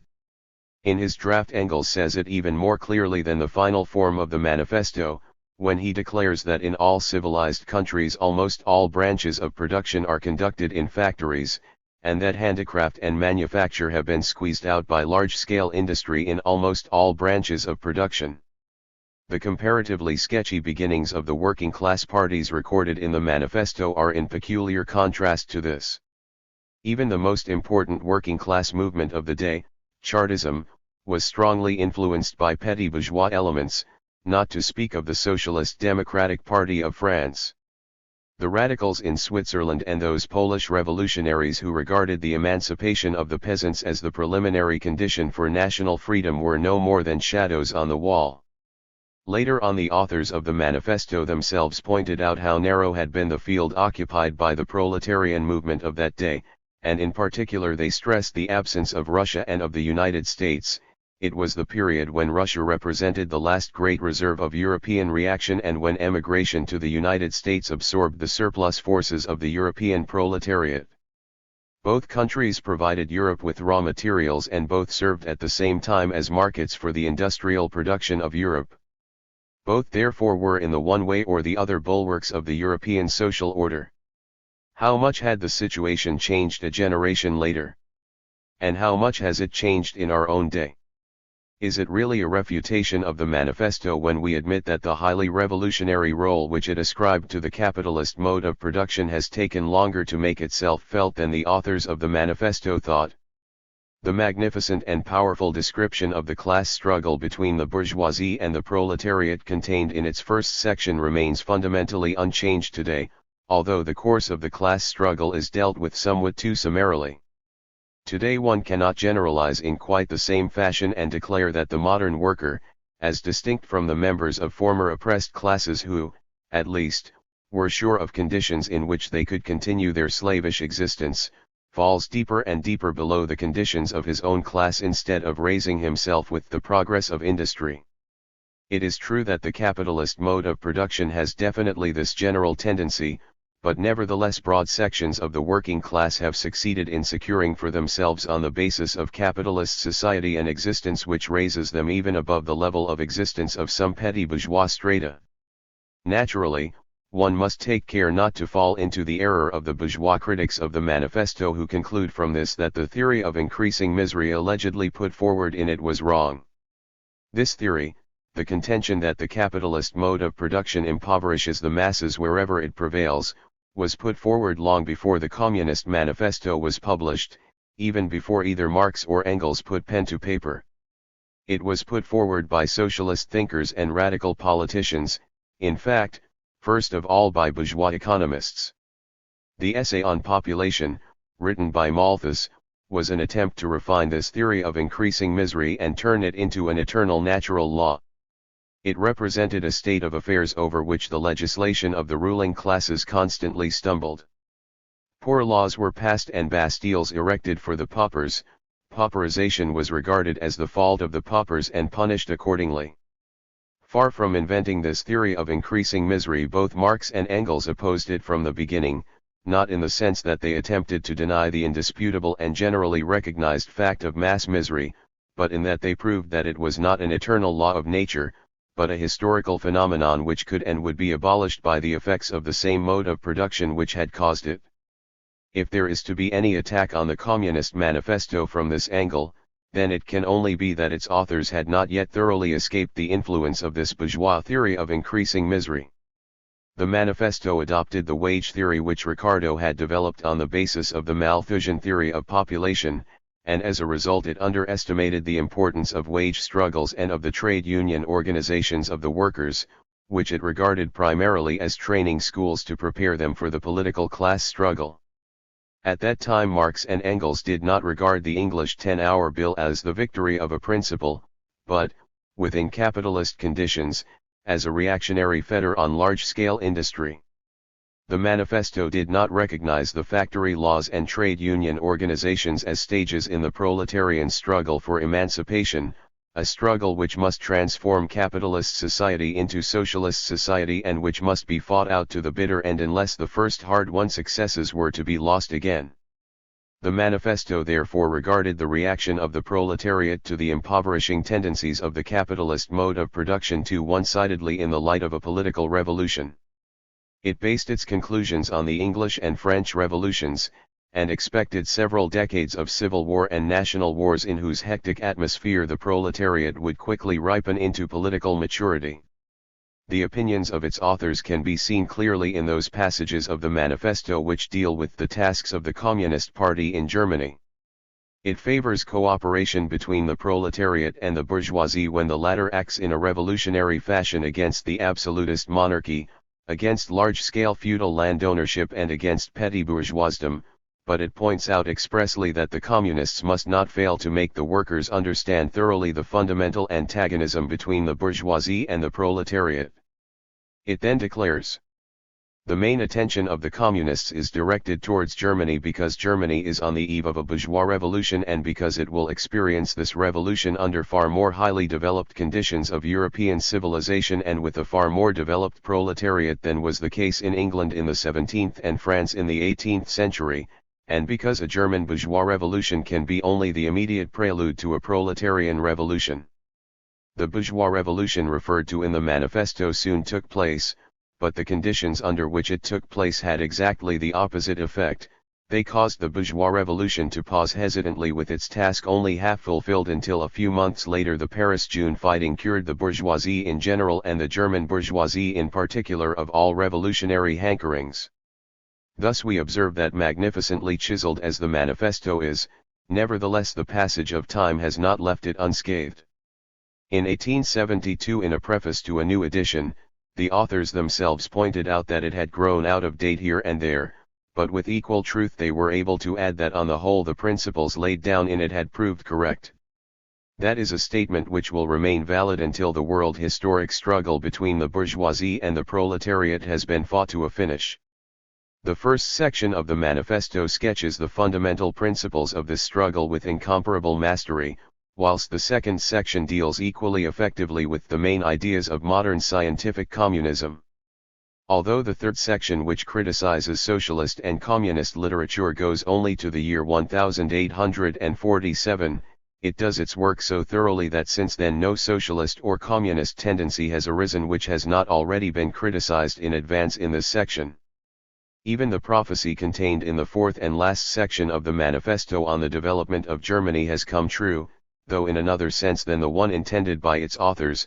The German Revolution, stunted in the bud, has become no more than the prelude to the powerful development of the proletarian class struggle. Irrefutable in its fundamental truths and instructive even in its errors, the Communist Manifesto has become a historic document of worldwide significance, and the battle cry with which it closes still re-echoes throughout history: workers of the world unite. Chapter 6, Revolution and Counter-Revolution. 1 February and March days. On February 24, 1848, the bourgeois monarchy in France was overthrown by a revolution. This movement was not without its repercussions in Brussels, but King Leopold, a wily old Coburger fox, succeeded in extricating himself from the situation more cleverly than his father-in-law in Paris. He announced to his liberal ministers, the deputies, and the mayors that if the nation demanded it he would abdicate at once, and this generous gesture so touched the hearts of the sentimental bourgeois statesmen that they immediately suppressed all their rebellious feelings. But after that the king caused his soldiers to disperse all public meetings and set his police to hunt down foreign fugitives. Marx was treated with particular brutality. Not only did the police arrest him, but they also arrested his wife, who was held for one night in the company of common prostitutes. The police official responsible for this piece of infamy was later removed from his post and the order of arrest had to be withdrawn immediately, but not so the order of expulsion, although it was a thoroughly unnecessary piece of chicanery, for Marx was in any case about to leave Brussels for Paris. Immediately after the outbreak of the revolution, the central authorities of the Communist League in London transferred executive authority to the district representatives in Brussels, but in view of the situation in Brussels, which was practically under martial law, the latter handed on this authority to Marx together with instructions to form a new central leadership in Paris, to which he had been recalled by a letter signed by Flocon on behalf of the provisional government, an incident which greatly honored him. On March 6 he once again had an opportunity of putting his superior understanding of the political situation to good account when at a big meeting of German fugitives living in Paris he energetically opposed an adventurous plan to invade Germany by armed force in order to revolutionize the country. This plan had been hatched out by the dubious Bornstedt, who had unfortunately succeeded in winning Herweg for it. Bakunin was also in favor of the plan, though he later regretted having given it his support. The provisional government was also prepared to support the plan, but less from any real revolutionary enthusiasm than with the arrière-pensée that in view of the prevailing unemployment it would be an excellent thing to get rid of many foreign-born workers. It placed barracks at the disposal of the revolutionaries and made them a daily grant of 50 centimes per man for the march to the frontier. Herweg had no illusions about the reasons which prompted the provisional government to support the venture, and he himself referred to the egoistic motive, the desire to get rid of many thousands of foreign-born artisans who were competing with the French, but his lack of political vision caused him to pursue the adventure to its pitiful end near Niederdosenbach. Whilst Marx energetically opposed this revolutionary foolery, which, with the victory of the revolution in Vienna on March 13 and in Berlin on March 18 had lost any justification it might have had, he was busily engaged in forging the weapons to further the German Revolution effectively, a task on which the Communists had concentrated their main attention.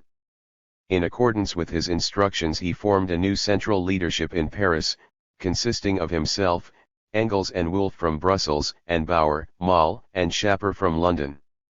This new body then issued an appeal containing 17 demands in the interests of the German proletariat, the petty bourgeoisie and the peasantry, including a demand that Germany should be proclaimed a republic, one and indivisible, and further demands for the arming of the people, the nationalization of the princely and other feudal estates, of the mines and of the transport system, the establishment of national workshops, and the introduction of a general system of compulsory education at state cost, etc.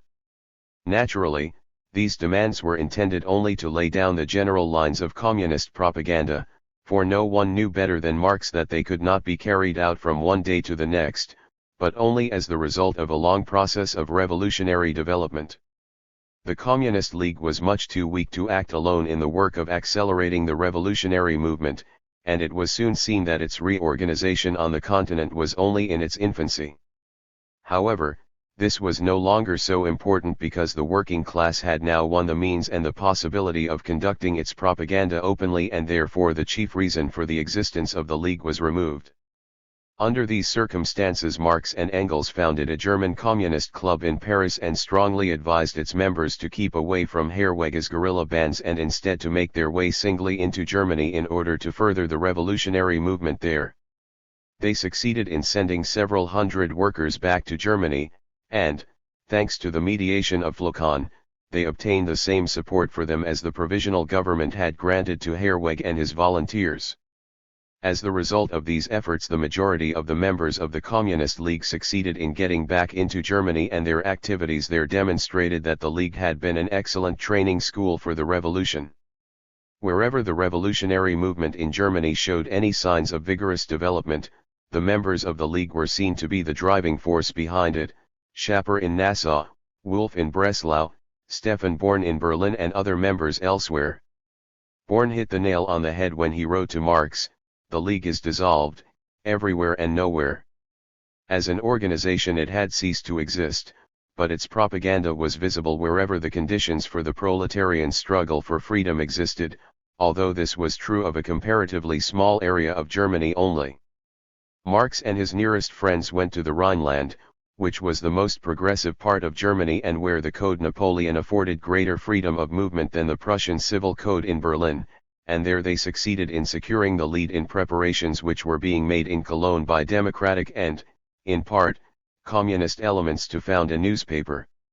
However, things were not by any means all plain sailing, and Engels in particular suffered the disappointment of discovering that communism in the Wuppertal was not even a reality, much less a power in the land, and that since the revolution had begun to show real signs of life, Wuppertal communism was nothing but a faint shadow of the past. Writing to Marx, who was in Cologne, he declared in a letter of the 25th of April from Barmen, "It is damned little use reckoning on any shares here, they all avoid any discussion of social questions like the plague, they call it incitement.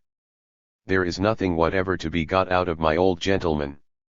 He regards the Königszeitung as the last word in incitement, and he would sooner send us 1,000 bullets to finish us off than 1,000 thaler to help us along. However, Engels succeeded in floating 14 shares, and on the 1st of June, 1848, the first number of the Neue Rheinische appeared.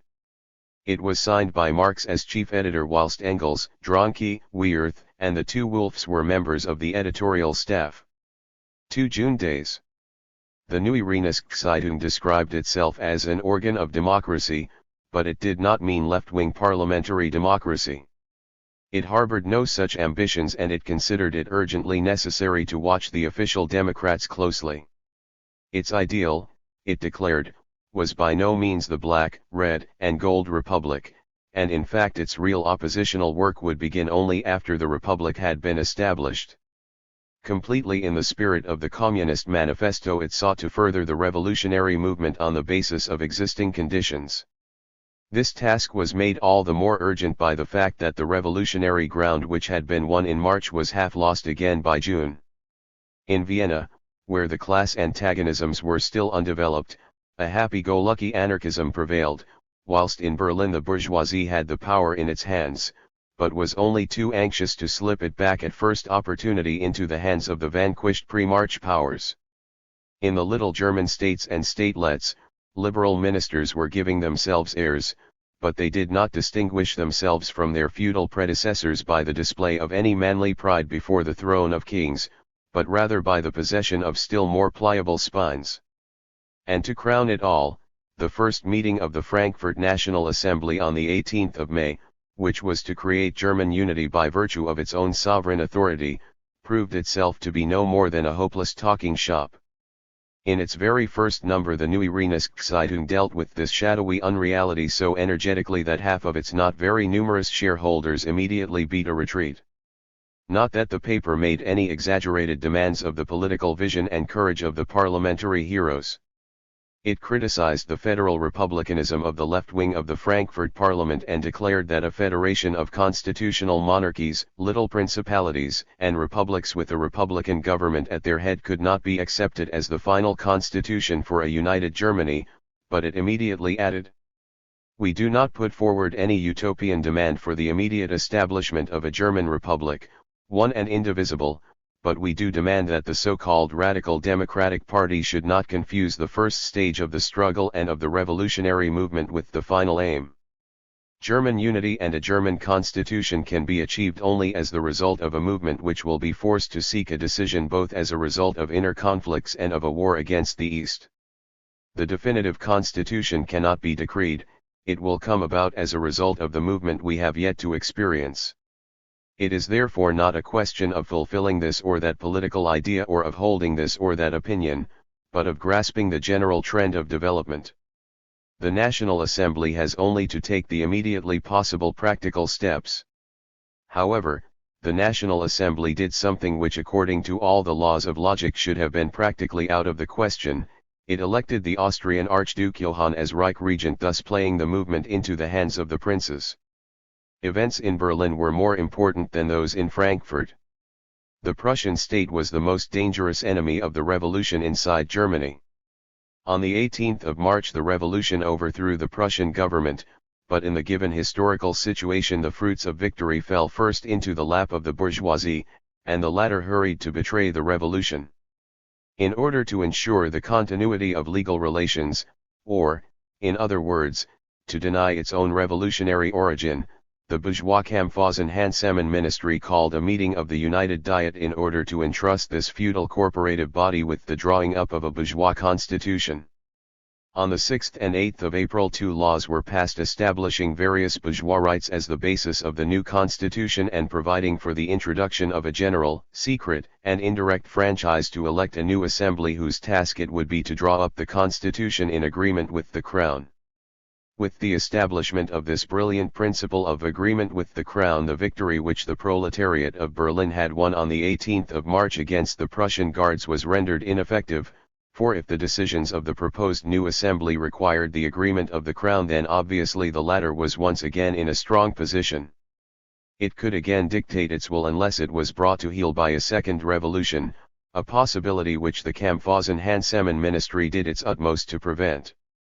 It subjected the assembly, which met on the 22nd of May to the pettiest chicanery, placed itself as a shield before the dynasty and gave the leaderless counter-revolution a head by recalling the Prince of Prussia from England, whither the thoroughly reactionary heir to the throne had fled to escape the anger of the masses on the 18th of March.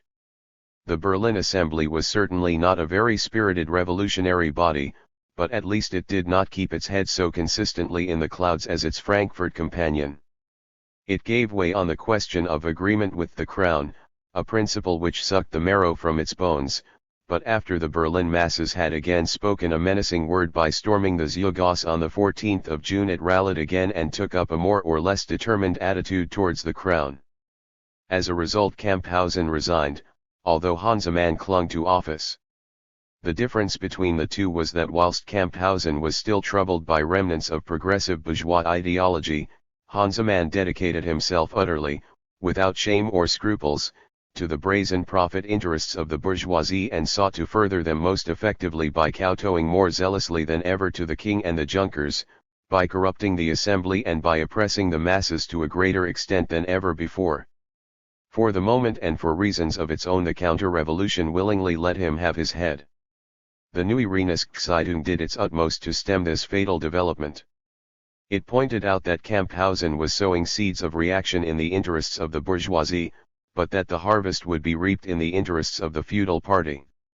It did its utmost to stiffen the resistance of the Berlin Assembly and in particular its left wing, and it fought against the indignation aroused by the fact that a number of old flags and weapons had been destroyed in the storm on the Ziegasse, declaring that the people had shown unerring instinct not only in attacking its oppressors, but in destroying the brilliant illusions of its own past. And above all, it warned the left wing against contenting itself with the deceptive appearance of parliamentary victories, pointing out that the reaction would gladly grant it such illusions providing the really commanding positions still remained in the hands of the old powers. It prophesied a miserable end for the Hansemann ministry, which sought to create a basis for bourgeois dominance by compromising with the old feudal and police state. In this ambiguous and contradictory task it sees itself and its aim, the founding of bourgeois dominance, outwitted at every turn by the reaction in the absolutist and feudal interests, and it will be the loser. The bourgeoisie cannot establish its dominance without winning the whole people as its temporary ally and without taking up a more or less democratic attitude. Caustic scorn was poured on the attempts of the bourgeoisie to turn the emancipation of the peasantry, the legitimate task of the bourgeois revolution, into a piece of legerdemain. The German bourgeoisie of 1848 is betraying the peasantry, without decency and without shame, although the peasantry represents its natural ally, flesh of its flesh and blood of its blood, and although it is helpless against the aristocracy without the support of the peasantry. The German Revolution of 1848 was nothing but a parody of the French Revolution of 1789, it declared. It was a parody in another sense also, for the German Revolution had not gained the victory as a result of its own strength but as the result of a French Revolution which had already given the proletariat a share in the government. This neither justifies nor excuses the treachery of the German bourgeoisie to the revolution, but at least it explains it. Whilst the Hansemann ministry was beginning its grave-digging services, the spectre the bourgeoisie feared was almost banned. In a terrible street battle which lasted 4 days, the proletariat of Paris was defeated, thanks to the joint services rendered to capital by all bourgeois classes and parties. In Germany, the banner of the victorious vanquished was raised from the dust by the Neue Rheinische-Zeitung, and in a striking article Marx pointed out which side democracy must take in the class struggle between the bourgeoisie and the proletariat. They will ask us whether we have no tears, no sighs and no words of regret for the victims in the ranks of the National Guard, the Mobile Guard, the Republican Guard and the regiments of the line who fell before the anger of the people. The state will look after their widows and orphans, pompous decrees will glorify them and solemn processions will bear their remains to the grave. The official press will declare them immortal and the European reaction from east to west will sing their praises. On the other hand, it is the privilege and right of the democratic press to place the laurel wreaths on the lowering brows of the plebeians tortured with the pangs of hunger, despised by the official press, abandoned by the doctors, abused as thieves, vandals, and galley slaves by all respectable citizens, their wives and children plunged into still greater misery, and the best of their survivors deported overseas. This magnificent article, which breathes the fires of revolutionary passion even today, cost the Neue Rheinische-Zeitung the greater number of those shareholders who still remained. 3. The war against Russia. In foreign policy, the war against Russia was the pivot around which the Neue Rheinische-Zeitung moved. It regarded Russia as the one really dangerous enemy of the revolution and one which would inevitably enter the struggle as soon as the revolutionary movement took on a European character. It was quite right in this respect, for whilst it was calling for a revolutionary war against Russia, the Tsar was offering the Prince of Prussia the use of the Russian army to re-establish despotism in Prussia by armed force. The Neue Rheinische-Zeitung, however, was not aware of this, but it has since been proved by documentary evidence, and a year later the Russian bear saved Austrian despotism by crushing the Hungarian Revolution in its clumsy embrace. The German Revolution could not be finally victorious without destroying both the Prussian and Austrian absolutist states, declared the Neue Rheinische-Zeitung, and this would remain impossible so long as the power of the Tsar was unbroken. As a result of such a war against Russia, the Neue Rheinische-Zeitung hoped for a tremendous release of revolutionary forces such as had taken place in France in 1789 as a result of the war against feudal Germany. In the words of Weirth, it treated the German nation en canaille, and this was true in that it bitterly scourged the lackey services which the Germans had rendered for 70 years against the freedom and independence of other nations in America and France, in Italy and Poland, in Holland and Greece, and still other countries. Now that the Germans are beginning to cast off their own yoke, they must alter their whole policy towards other countries, otherwise they will find that the chains they have forged for others will entangle their own shadowy young freedom. Germany will win its own freedom to the extent that it leaves other countries in freedom. The paper denounced the Machiavellian policy which, although it was being shaken to the roots in Germany itself, deliberately fomented a narrow-minded hatred of things foreign in defiance of the cosmopolitan character of the Germans, in order to paralyze democratic energies, divert attention from itself, turn the molten lava of the revolution from its course, and forge a weapon of internal oppression. Despite the patriotic howling and drumming of almost the whole of the German press, the Neue Rheinische-Zeitung came out from the beginning on the side of the Poles in Posen, the Italians in Italy and the Hungarians in Hungary, and mocked at the profundity of the combination and the historical paradox which sought to lead the Germans into a crusade against the liberty of Poland, Hungary, and Italy at a time when the same Germans were fighting against the very governments which proposed to lead them. Only a war against Russia would be a revolutionary war for Germany. In such a war it could wash away the sins of the past, vindicate its own manliness, defeat its own despots, advance the cause of civilization by sacrificing its own sons in a manner worthy of a people which has flung off the chains of long-suffered and inert slavery, and win freedom at home by fighting for freedom abroad. As a result of this attitude, the Neue Rheinische-Zeitung supported the cause of Polish freedom more passionately than that of any other oppressed nation. The movement in Poland in 1848 was limited to the Prussian province of Posen because Russian Poland was still exhausted from the Revolution of 1830 and Austrian Poland from the insurrection of 1846. It was modest enough in its attitude and demanded hardly more than had been promised by the treaties of 1815 but never granted, the replacement of the army of occupation by native troops and the holding of all positions by natives. In the first spasm of fear occasioned by the events of the 18th of March, the Berlin government promised a national reorganization, though naturally, it had no intention of ever carrying it out. The Poles were trustful enough to believe in its goodwill, but it deliberately incited the German and Jewish population of the province of Posen and systematically provoked a civil war whose atrocities were almost completely the guilt of the Prussians. Deliberately provoked to armed resistance, the Poles fought gallantly, and more than once they routed forces superior to their own in numbers and equipment, for instance, on the 30th of April near Miloslav, but in the long run the fight of the Polish scythes against Prussian shrapnel was hopeless. In the Polish question also the German bourgeoisie played its usual role of treachery and panic. Before the March Revolution it had realized clearly enough how closely the cause of Poland was connected with the cause of Germany, and even after the 18th of March its spokesman had declared at the so-called preliminary parliament in Frankfurt that to work for the re-establishment of national unity in Poland was the solemn duty of the German nation. But this did not prevent Camphausen from playing the lackey to the Prussian Junkers in this question also. He carried out the promise of national reorganization in a shameful fashion by wresting one piece after the other from the province of Posen, in all over 2/3, and causing the Federal Diet to incorporate it in the German League. This piece of infamy was the last gasp of that body, which ended its life miserably amidst the general contempt of the German people. The National Assembly in Frankfurt was now faced with the question of whether or not it should recognize as its members those deputies who had been elected in the annexed parts of Posen. After a debate which lasted 3 days it decided as might have been expected of it, and this degenerate offspring of the revolution gave its blessing to the infamy of the counter-revolution.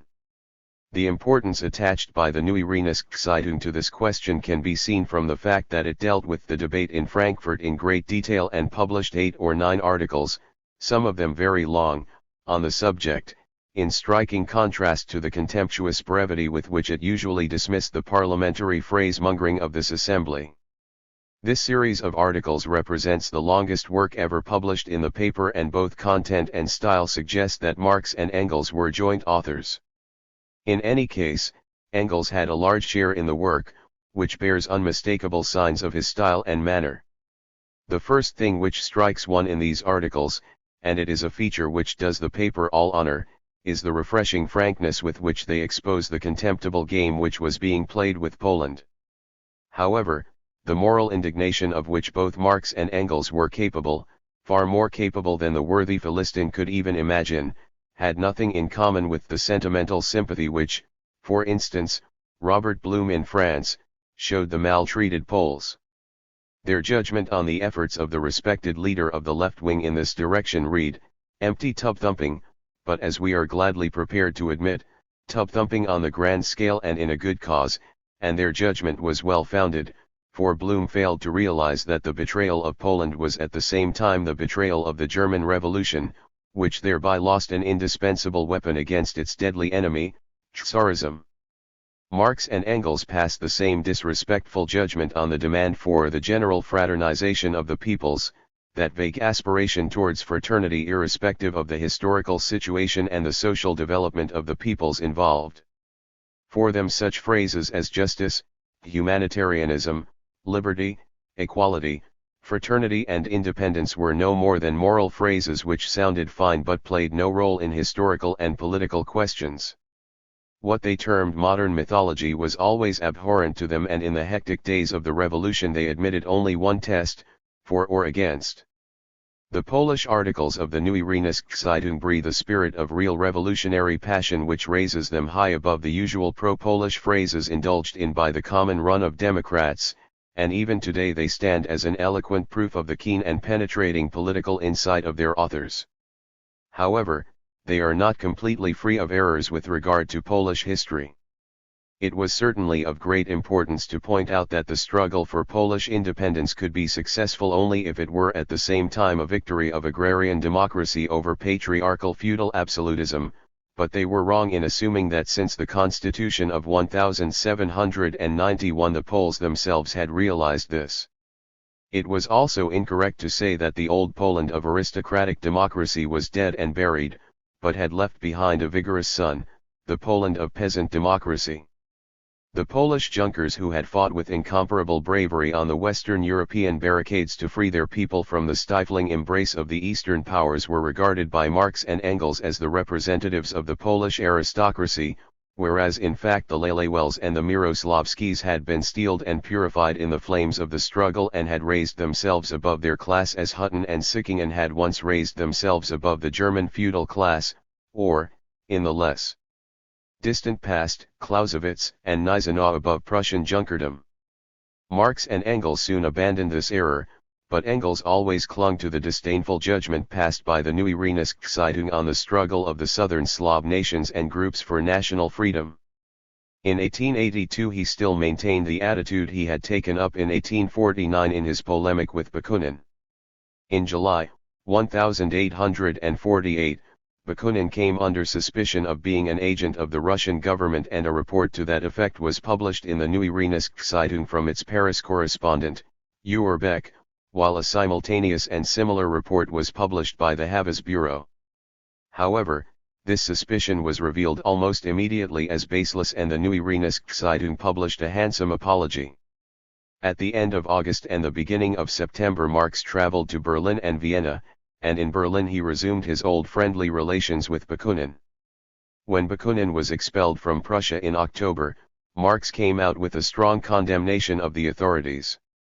When Engels published his polemic against Bakunin in connection with an appeal the latter had issued to the Slavs, he began with the assurance that Bakunin was our friend, and only then proceeded to attack Bakunin's pan-Slav tendencies, though he did so with considerable severity. In the Slav question also the interests of the revolution were paramount in determining the attitude of Marx and Engels. The Austrian Slavs, with the exception of the Poles, had sided with the reaction in the struggle of the Vienna government against the revolutionary Germans and against Hungary. They had taken revolutionary Vienna by storm and handed it over to the merciless vengeance of the royal and imperial authorities. At the time when Engels was conducting his polemics against Bakunin they were again in action against insurrectionary Hungary, whose revolutionary war was reported by Engels through the columns of the Neue Rheinische with expert knowledge, but at the same time with such passionate partisanship that he overestimated the level of the historical development of the Magyars as he had previously overestimated that of the Poles. Answering Bakunin's demand that the Austrian Slavs should be guaranteed their independence he declared, "Not on your life." Our answer to the sentimental phrases about fraternity which are now offered to us on behalf of the most counter-revolutionary nations in Europe is, hatred of Russia was the first revolutionary passion of the Germans and it still is. Since the revolution this hatred of Russia has been enhanced by hatred of the Czechs and the Croats, and, together with the Poles and Magyars, we can secure the victory of the revolution only by energetic terrorism against these Slav peoples. We know now where the enemies of the revolution are concentrated, in Russia and in the Austrian Slav countries, and no amount of phrases and appeals to a vague democratic future for these countries will prevent us treating our enemies as our enemies.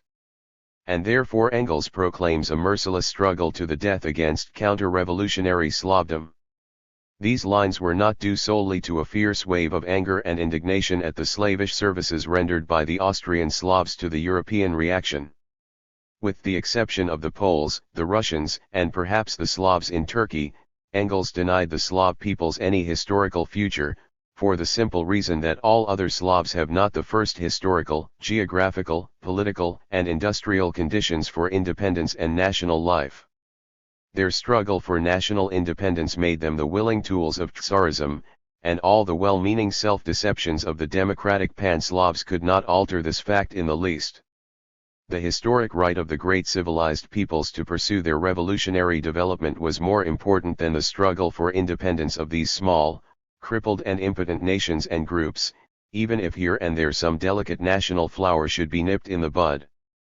As a result of the greater struggle, these little nations and groups would be privileged to take part in a process of historical development which would remain completely foreign to them if they were left to themselves. And in 1882 he again said very much the same thing: if the struggle of the Balkan Slavs for their independence ran counter to the interests of the proletariat of Western Europe, then these lackeys of Tsardom could go to the devil. As far as he was concerned, poetic sympathies had no place in the political struggle. Engels was wrong when he denied any historical future to the smaller Slav nations, but the fundamental idea which governed his attitude was undoubtedly correct, and the Neue Rheinische held fast to this idea even in a case when it coincided with the poetic sympathies of the Philistines. 4 September days. This case was the war begun by the Prussian government after the 18th of March against Denmark at the instructions of the German League in the Schleswig-Holstein question. Holstein was a German district and belonged to the German League. Schleswig was not a member of the League, and its northern section at least was preponderatingly Danish.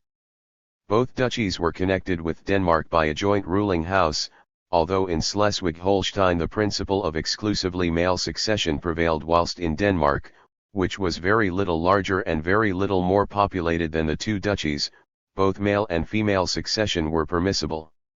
Schleswig and Holstein had a joint administration and enjoyed state independence together. That at least was the formal relation of Denmark to the two duchies according to international treaties, but in fact up to the verge of the 19th century the German spirit was dominant in Copenhagen, and the German language was the official language of the kingdom, while the nobles of Schleswig-Holstein exercised decisive influence in Danish governmental circles. During the Napoleonic Wars, national antagonisms began to develop.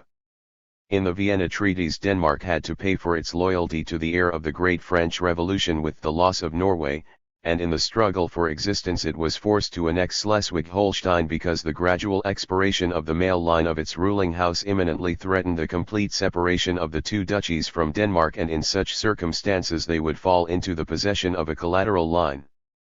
Denmark began to emancipate itself as far as possible from German influence, and as it was too small to develop a really national spirit, it began to foster a sort of artificial Scandinavianism with a view to uniting itself with Norway and Sweden in a joint cultural community.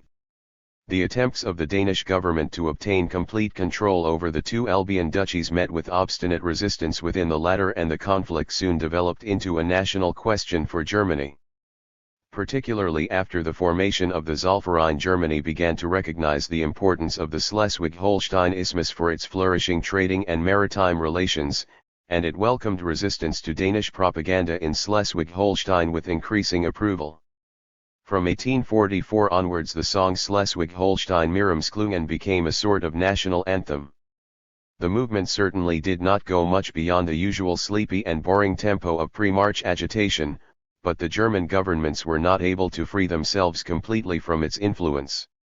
In 1817, King Christian VIII of Denmark made a decisive move in the game by issuing a royal letter declaring the Duchy of Schleswig, and even part of the Duchy of Holstein, to be integral parts of the Kingdom of Denmark, and now even the German Federal Diet pulled itself together sufficiently to lodge a lame protest instead of declaring itself non-competent, as was its custom whenever it was necessary to defend the interests of the German people against princely violence.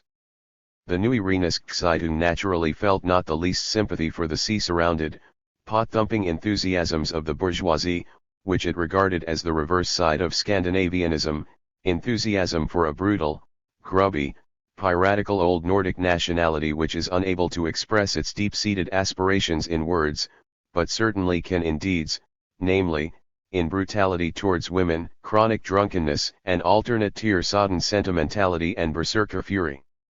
The situation shifted in the most extraordinary fashion because it was the bourgeois opposition in Denmark, the party of the so-called Yderdanes, which fought under the banner of Scandinavianism, which wanted to make the Duchy of Schleswig Danish, to extend Denmark's economic activities and to consolidate the Danish state by giving it a modern constitution.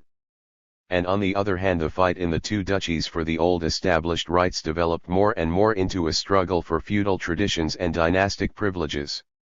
In January, 1848, Frederick VII came to the throne of Denmark as the last of the male line, and in accordance with the deathbed advice of his father he immediately began to prepare a liberal constitution for Denmark and for the two duchies.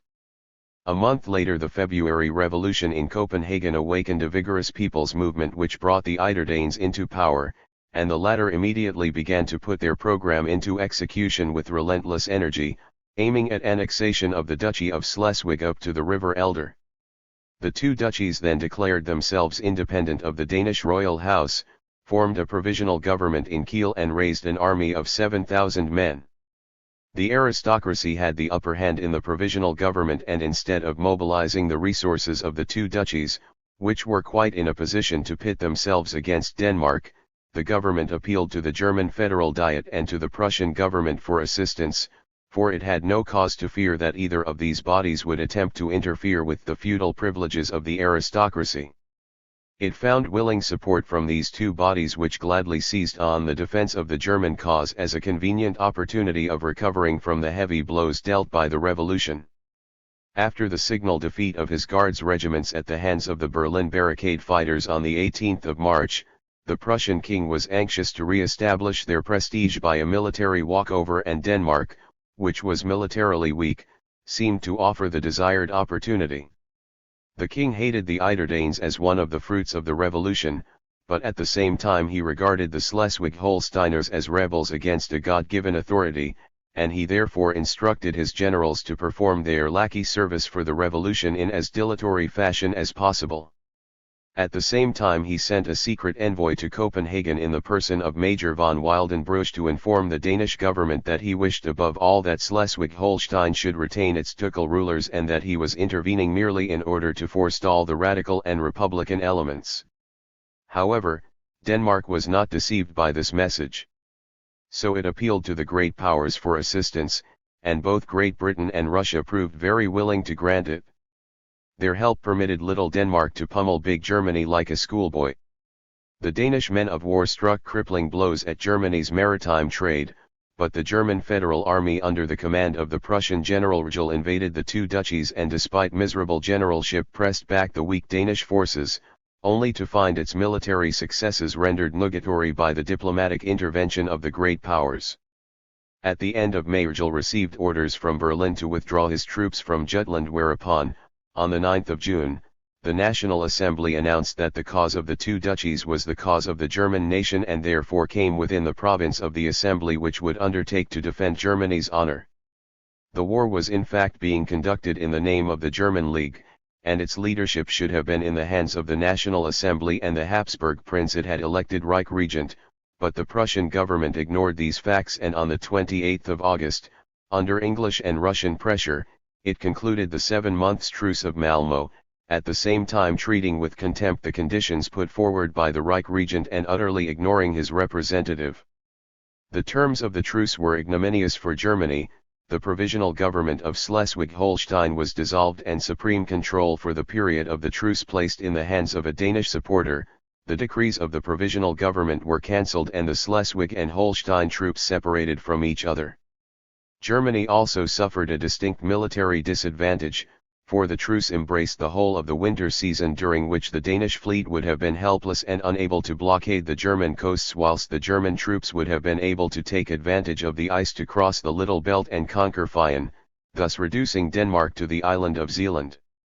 The news of the signing of the armistice arrived in the first days of September and burst like a bombshell in the Frankfurt National Assembly, whose deputies were endlessly discussing with the washerwoman loquacity of medieval scholastics the fundamental rights of the future Reich Constitution. In their first consternation, the deputies actually decided on the 5th of September to veto the armistice, and this caused the resignation of the Reich Ministry. This decision was welcomed with lively satisfaction, but without any illusions by the Neue Rheinischen, which demanded the prosecution of the war against Denmark as a result of historical development quite apart from any treaty rights. The Danes are a people unconditionally dependent on Germany commercially, industrially, politically, and in literature. It is a well-known fact that Hamburg is the capital of Denmark and not Copenhagen, and that Denmark derives its literary imports from Germany in the same way as it does its material imports. With the sole exception of Holberg, Danish literature is nothing but a feeble copy of German literature. Germany must take Schleswig with the same justification that France took Flanders, Alsace, and Lorraine, and sooner or later will take Belgium. It is the right of civilization against barbarism, of progress against stagnation. The war which we are waging in Schleswig-Holstein is a real national war. Who has taken the side of Denmark from the beginning? The three most counter-revolutionary powers in Europe, Russia, England, and the Prussian government. As long as it possibly could, the Prussian government waged the war only in appearances. Remember von Wildenbruch's note, the willingness with which Prussia evacuated Jutland at the request of England and Russia, and now the conclusion of this armistice. Prussia, England, and Russia are the three powers which have most to fear from the German Revolution and its first fruit, German unity, Prussia because it would thereby cease to exist, England because the German market would be lost to its exploitation, and Russia because democracy would advance thereby not only to the Vistula, but to the Dvina and the Dnieper. Prussia, England, and Russia have conspired together against Schleswig-Holstein, against Germany, against the revolution. The war which may come about as a result of the Frankfurt decisions would be a war of Germany against Prussia, England, and Russia. The German revolutionary movement needs such a war to rouse it from its lethargy, a war against the three great powers of the counter-revolution, a war which would finally make Prussia an integral part of Germany, which would make an alliance with Poland an urgent and unavoidable necessity, which would immediately give Italy its freedom and be waged directly against the old counter-revolutionary allies of Germany from 1792 to 1815, a war which would endanger the fatherland and save it just because the victory of Germany would depend on the victory of democracy. These clear and sharp passages from the Neue Rheinische reflected what the revolutionary masses instinctively felt. Thousands of men streamed into Frankfurt from a radius of 50 miles around, ready and eager for new revolutionary struggles, but, as the Neue Rheinische pointed out, such a struggle would abolish the National Assembly itself, and the latter preferred suicide by cowardice to suicide by heroism. On the 16th of September it gave its approval to the Truce of Malmö, whilst with one or two exceptions, the representatives of its left wing rejected a demand that it should constitute itself as a revolutionary convention. The only fighting which took place was a minor barricade engagement in Frankfurt itself, and even this was deliberately permitted to grow by the worthy Reich Regent in order to give him a pretext for bringing in an overwhelming force of troops from the neighboring federal garrison of Mayence and overawing the sovereign parliament with its bayonets. At the same time the Hansemann ministry in Berlin was overtaken by the miserable fate which the Neue Rheinische had prophesied for it. It had strengthened the state power against the forces of anarchy, thus assisting the old Prussian military, police, and bureaucratic state to rise to its feet again after the buffeting it had received on the 18th of March, but it had not even succeeded in furthering the brazen profit interests of the bourgeoisie for which it had betrayed the revolution. And above all, as a member of the Berlin Assembly sighed dolefully, despite the breach in the March days, the old military system is with us in its entirety again. This was true, and since the Paris June days it had resumed its menacing saber-rattling almost automatically. It was an open secret that one of the reasons why the Prussian government had agreed so readily to the truce with Denmark was its desire to recall Rogel and his troops to the neighborhood of Berlin in order to prepare a counter-revolutionary coup. On the 7th of September, therefore, the Berlin Assembly plucked up sufficient courage to demand from the Minister for War that he should issue an order warning all army officers against reactionary activities and calling upon all those officers whose political convictions ran counter to the existing constitutional situation to resign their commissions as a matter of honor. This demand was really of no very great importance, particularly as similar appeals had in fact already been issued to the members of the bureaucracy without producing any result whatever, but it was more than militarism was prepared to stand from a bourgeois ministry. The Hansemann ministry fell and a purely bureaucratic ministry was formed under General Pfuel, who then calmly issued the orders in question to the officers' corps as proof to the world that militarism no longer feared the bourgeoisie and was now in a position to mock at it. In this way the petulant, super-clever, and impotent assembly experienced the fulfillment of the prophecy of the Neue Rheinische that one fine morning its left wing would wake up to find that its parliamentary victory had coincided with its material defeat. Replying to the hubbub raised by the counter-revolutionary press, which declared that the victory of the left wing had been won under the pressure of the Berlin masses, the Neue Rheinische spurned the lame denials of the liberal newspapers and declared frankly, the right of the democratic masses of the people to exercise a moral influence on the actions of constitutional assemblies by their presence is an old revolutionary right, and no period since the English and French revolutions has seen its abandonment. History has to thank this right for almost all the energetic steps taken by such assemblies. This hint was directed as much to the parliamentary cretinism of the Frankfurt Assembly in those September days of 1848 as to the Berlin Assembly. 5. The Cologne democracy. The September crises in Berlin and Frankfurt had strong repercussions in Cologne. The Rhineland represented the biggest anxiety of the counter-revolution, and it was flooded with troops recruited from the eastern provinces. Almost one-third of the Prussian army was quartered in the Rhineland and in Westphalia, and under the circumstances minor insurrections were quite useless. The need of the moment was the carrying out of a thorough and disciplined organization of democracy for the day when it would be possible to turn the half-hearted revolution into a whole one.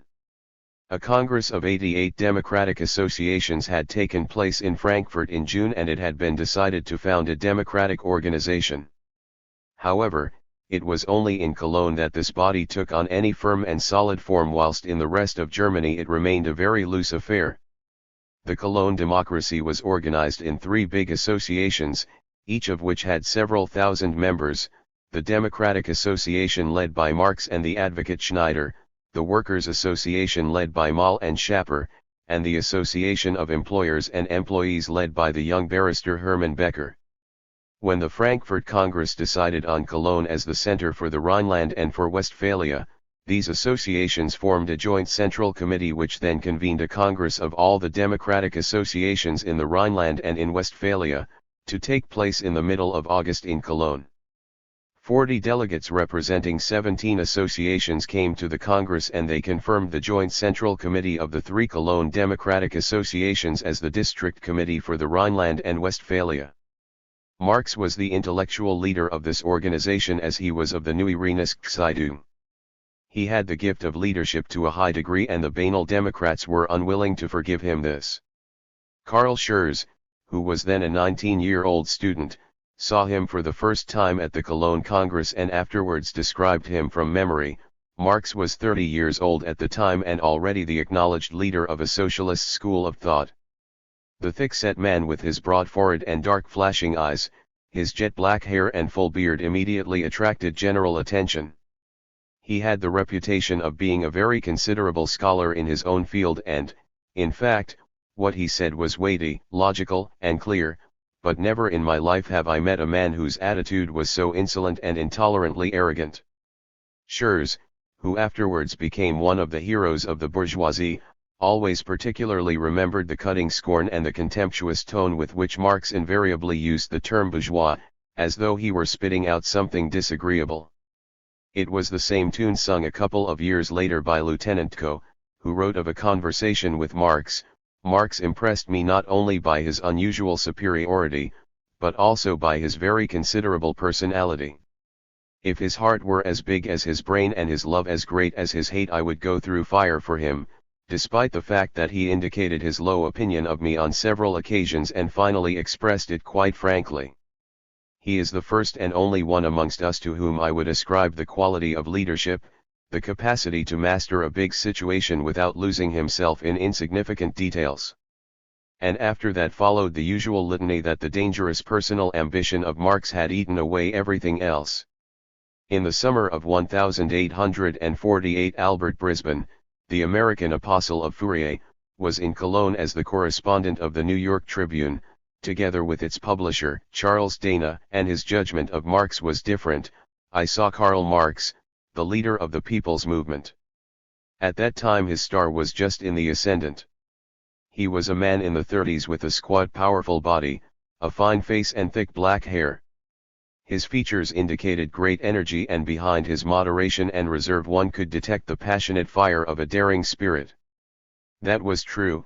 In those days Marx was leading the Cologne democracy with cool but daring courage.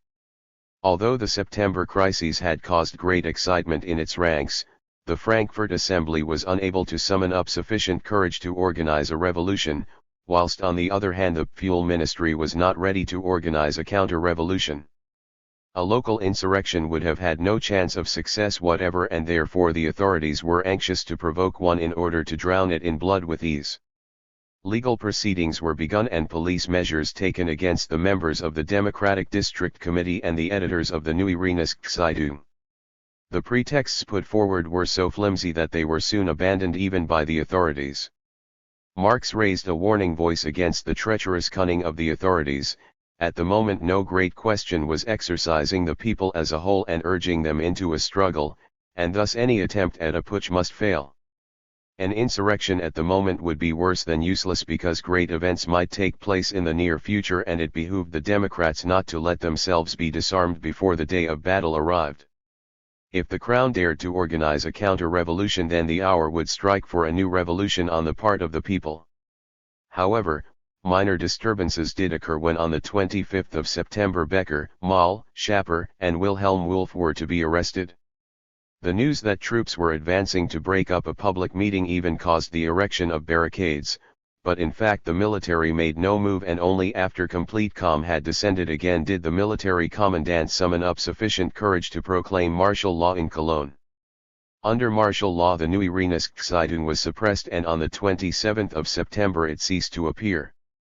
This was probably the only aim of the senseless military coup, and a few days afterwards the Fuel Ministry raised the state of siege.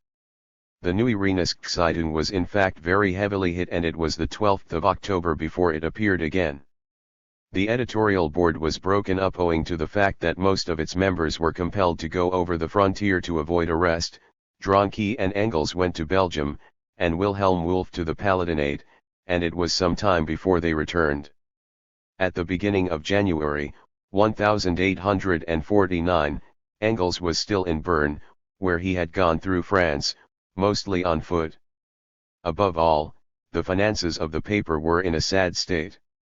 After the shareholders had turned their backs on it, the paper managed to exist for a while on its increased circulation, but after the latest blow it was saved from final disappearance only by the fact that Marx took it over as his personal property, that is to say, by the fact that he sacrificed what little he had inherited from his father, or what little he could obtain in advance on his future inheritance.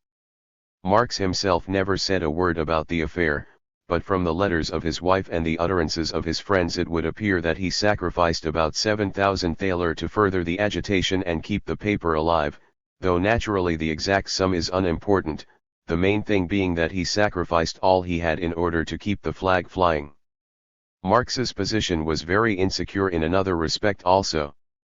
After the outbreak of the revolution, the Federal Council had decided on the 30th of March that the German fugitives should be given both the active and passive franchise in the elections for the German National Assembly, provided they returned to Germany and gave notice of their desire to renew their former civil rights. This decision was expressly recognized by the Prussian government, and Marx, who fulfilled all the conditions guaranteeing him national civil rights, was therefore all the more entitled to demand that he should be given back his Prussian civil rights. In fact, when he applied in April, 1848, the Cologne Town Council immediately granted his application, and when he pointed out to the police president of Cologne, Müller, that he could not very well bring his family from Trier to Cologne so long as the affair was uncertain, Müller replied that the district authorities, which according to an old Prussian law had to confirm the decision of the town council, would certainly give their permission for his renaturalization. However, in the meantime the Neue Rheinische began to appear, and on August 3 Marx received an official intimation from the commissarial police president Geiger to the effect that under the circumstances the royal government had decided to make no use for the moment in his case of its right to grant Prussian civil rights to a foreigner, and that therefore he must continue to regard himself as an alien. On the 22nd of August he appealed indignantly to the Minister of the Interior, but his appeal was rejected. Devoted husband and father as he was, Marx had in the meantime brought his family to Cologne despite the uncertainty. In the meantime its numbers had increased. The first daughter, who was called Jenny after her mother and was born in May, 1844, was followed by a second daughter Laura, who was born in September, 1845. Presumably not long afterwards, a son, Edgar, was born. Edgar is the only one of Marx's children whose exact birth date is not known. Since its Paris days the family had been accompanied by Helene de Muth, a loyal and devoted servant and friend. Marx was not one of those men who greet every new acquaintance as a friend and a brother immediately, but his loyalty to his friends was beyond reproach and his friendship firm. At the same Congress at which his intolerable arrogance is alleged to have repulsed men who would gladly have approached him, he won lifelong friends in the lawyer Scheele of Trier and the teacher Immand of Krefeld, and although the stern singleness of purpose which guided him throughout his life made him appear forbidding to semi-revolutionaries like Schurz and Co., at the same time it irresistibly drew real revolutionaries like Freiligrath and Lassalle into his intellectual and personal orbit. 6. Freiligrath and Lassalle. Ferdinand Freiligrath was 8 years older than Marx, and in his youth he had been liberally suckled with the pure milk of orthodoxy. On one occasion he had felt the lash of the old Rhenisch-Zeitung for having published a mocking poem on the unsuccessful tour of Herwegh after the latter's expulsion from Prussia. However, it had not been long before the pre-March reaction had turned Saul into Paul, and during the period of exile in Brussels he had made the acquaintance of Marx. Their acquaintance in the beginning was slight but friendly. A nice fellow, interesting and modest in his attitude, he declared of Marx, and he was no bad judge of character. Freiligrath himself was utterly free of all personal vanity, and perhaps just for this reason he had a fine feeling for anything which suggested arrogance in others. The acquaintance of the two men ripened into a firm friendship in the summer and autumn of 1848, and the thing which drew them together was the respect which each felt for the courageous and uncompromising fashion with which the other represented their joint revolutionary principles in the Rhenish movement. Referring to Freiligrath, Marx declared in a letter to Wedemeyer, "He is a real revolutionary and a thoroughly honest man, and that is praise I would give to very few." At the same time Marx advised Wedemeyer to flatter the poet a little, declaring that all poets needed a little flattering encouragement if they were to give of their best. Marx was not a man who wore his heart on his sleeve, but in a moment of tension he wrote to Freiligrath, "I tell you frankly that I am not prepared to lose one of the few men I regard as my friends in the best sense of the word merely on account of unimportant misunderstandings." Apart from Engels, Marx had no better friend than Freiligrath in the times of his worst troubles. Because this friendship was so simple and so real, it has always been a source of annoyance to the Philistines. Sometimes they declared that the passionate fantasy of the poet had played him a scurvy trick by leading him into bad company, and at other times they declared that a demoniacal demagogue had breathed poisonously on a harmless poet and shriveled up his song. It would not be worth while to waste a word on this nonsense, but for the fact that a wrong antidote has been offered against it. An attempt has been made to turn Freiligrath into a modern social democrat, and this puts him in a wrong light. Freiligrath was a revolutionary from passionate instinct and poetic feelings, and not out of any scientific considerations. He regarded Marx as a pioneer of the revolution and the Communist League as the revolutionary advance guard, but the historical arguments of the Communist Manifesto always remained more or less foreign to him, and above all, his glowing fantasy could make nothing of the often miserable and sober petty details of the everyday agitational work. Ferdinand Lassalle, who joined Marx's circle at about the same time, was a totally different type. He was 7 years younger than Marx, and up to that time his reputation was based exclusively on his zealous struggle on behalf of the Countess Hatzfeld, who had been ill-treated by her husband and betrayed by her caste. In February 1848, he had been arrested on a charge of instigating the theft of a deed box, but on the 11th of August he was acquitted by a Cologne jury, after putting up a brilliant defense, and he was then able to devote himself to the revolutionary struggles.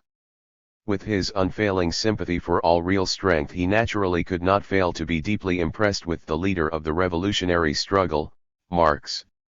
Lassalle had also gone through the Hegelian school and had thoroughly mastered its methods without up to that time harboring any doubts as to their infallibility, and without being affected by the decadence of Hegel's successors.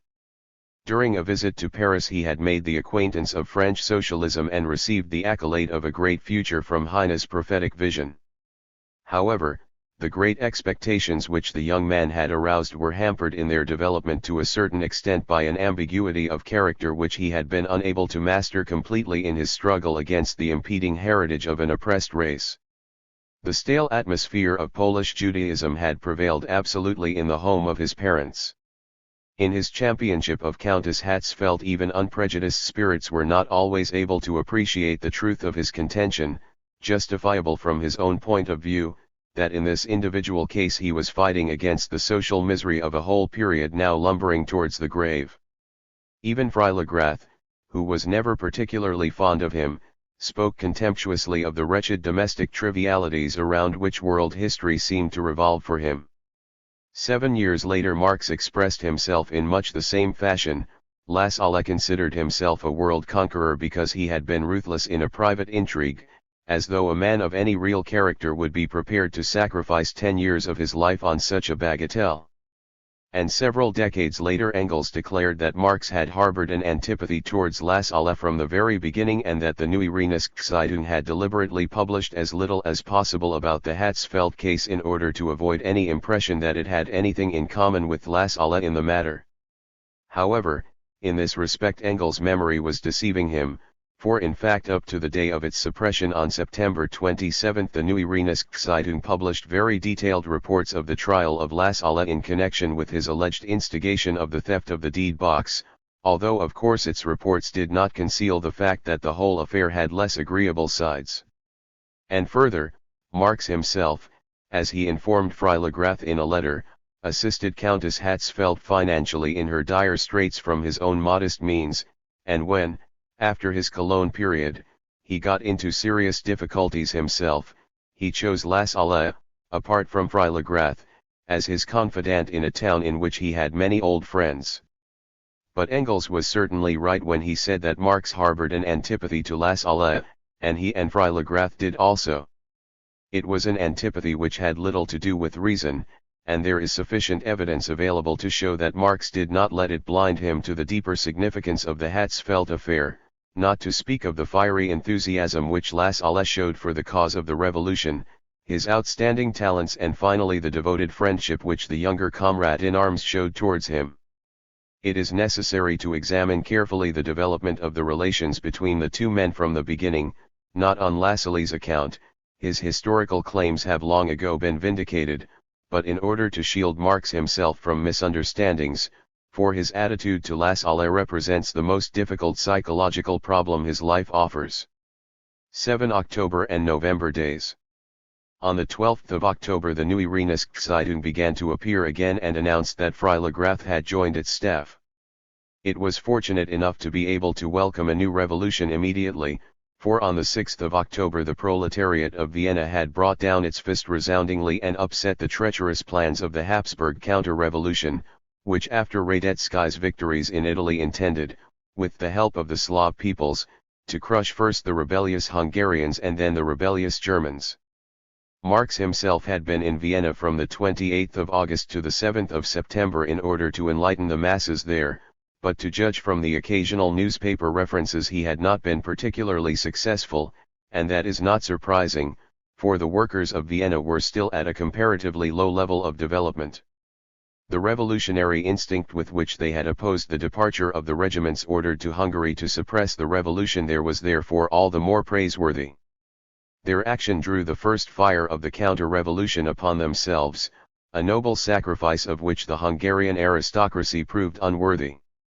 It was anxious to wage its struggle for Hungarian independence on the basis of its historical rights, and the Hungarian army made only one half-hearted drive which increased rather than diminished the difficulties of the Vienna insurrectionaries.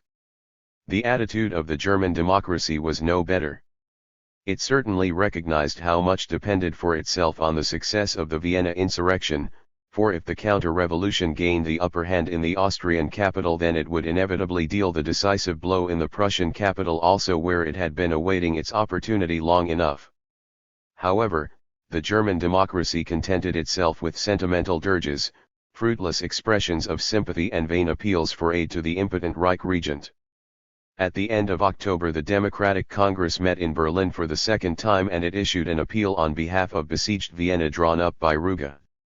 The Neue Rheinische Zeitung pointed out aptly that the appeal tried to make up for its lack of revolutionary energy by a sermonizing and tearful pathos, and that it contained not a vestige of revolutionary passion or ideas. On the other hand, the passionate appeals of Marx in powerful prose, and of Freiligrath in magnificent verse, to afford the besieged Viennese the only effective assistance possible by overthrowing the counter-revolution at home, re-echoed like voices in the desert. Thus the fate of the Vienna Revolution was sealed. Betrayed by the bourgeoisie and by the peasants and supported only by the students and a section of the petty bourgeoisie, the workers of Vienna fought heroically, but on the evening of the 31st of October the besieging troops succeeded in effecting an entry into the town, and on the 1st of November the great black and yellow flag of the counter-revolution waved from the steeple of St. Stephen's Cathedral.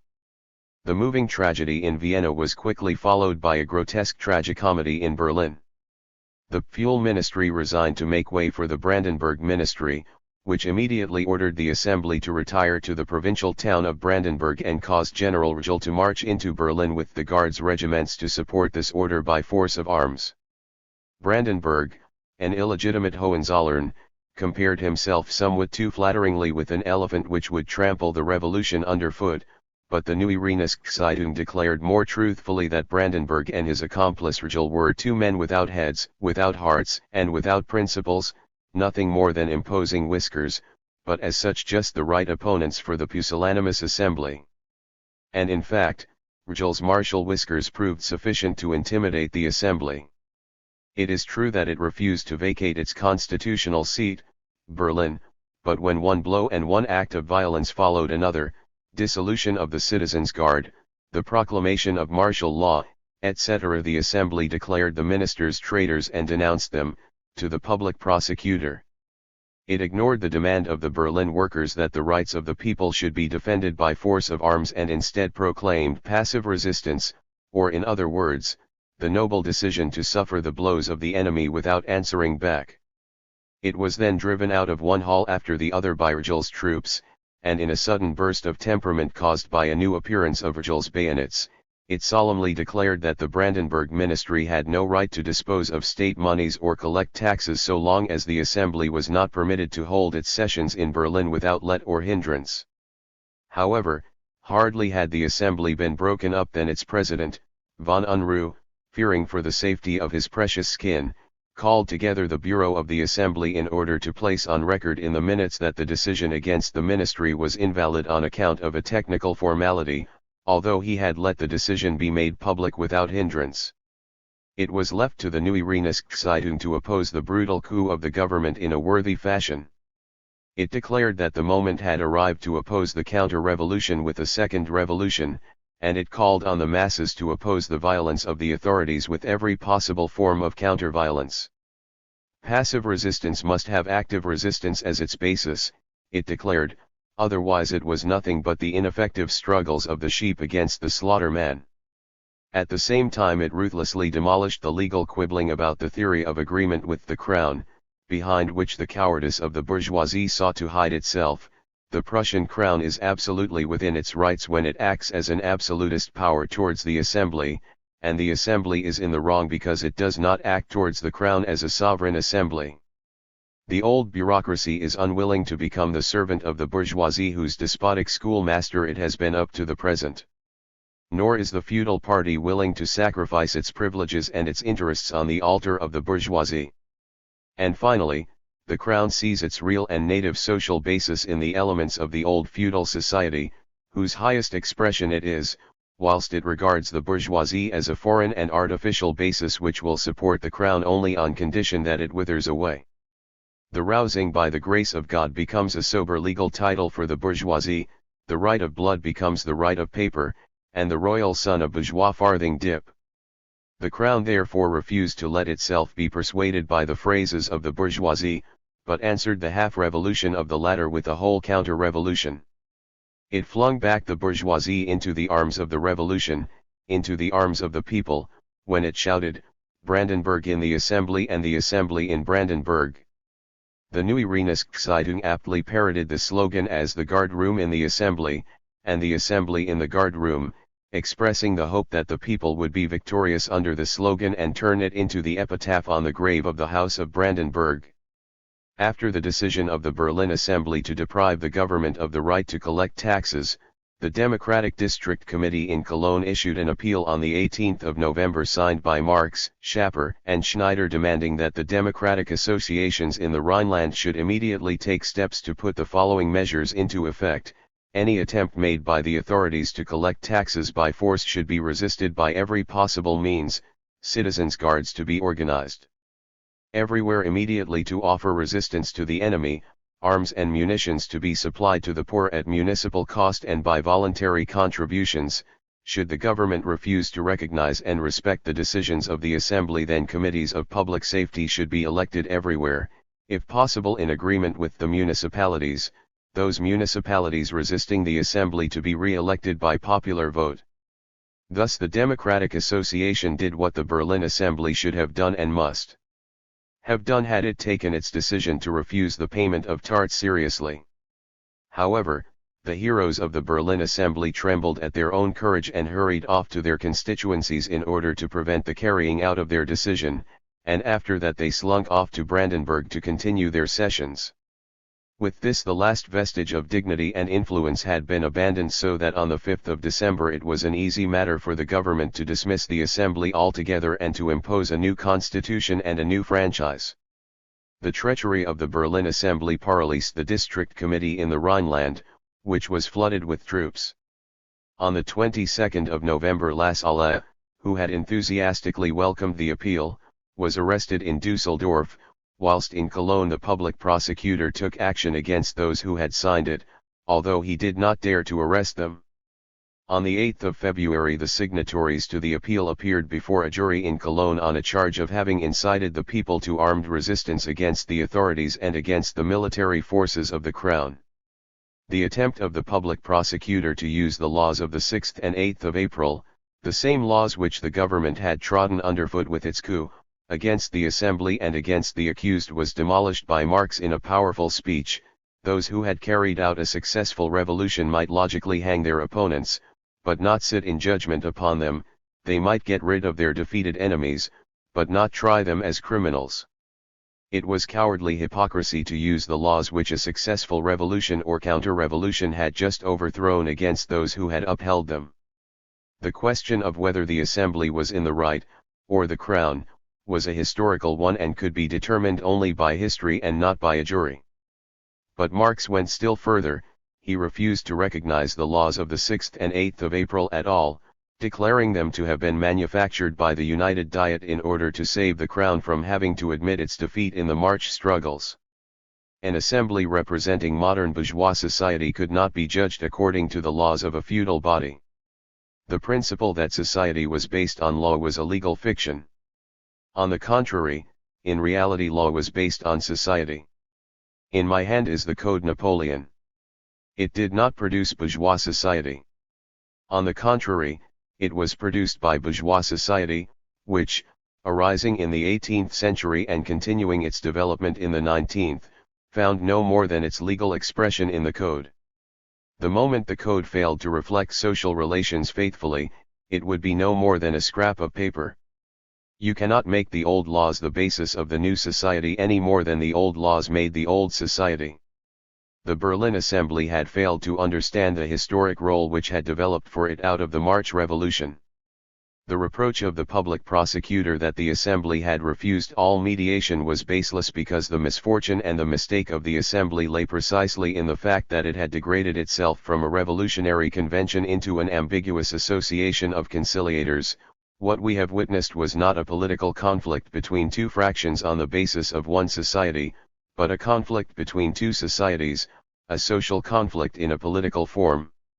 It was the struggle of the old feudal bureaucratic society against modern bourgeois society, the struggle between the society of free competition and the society of the guilds and corporations, between the society of land ownership and the society of industry, between the society of authoritarian belief and the society of knowledge. There could be no peace between these two societies, but only a struggle in which one of them must go under. The refusal to pay taxes did not shake the foundations of society, as the public prosecutor had amusingly contended. It was an act of self-defense on the part of society against a government which threatened its foundations. The Assembly had not acted illegally with regard to its refusal to pay taxes, nor had it acted legally with its announcement of passive resistance. If the collection of taxes is declared illegal, it is my duty to oppose, by force if necessary, any attempt to carry out an illegal act. Although those who had proclaimed the refusal to pay taxes had refused to take the revolutionary path for fear of their own skins, the masses of the people were nevertheless compelled to do so when carrying out this proclamation. The attitude of the Assembly was not decisive for the people. The Assembly has no rights of its own, the people have merely transferred to the Assembly the task of defending their rights. When the Assembly fails to perform this task, its rights expire, and the people then appear in the arena in person to act in their own right.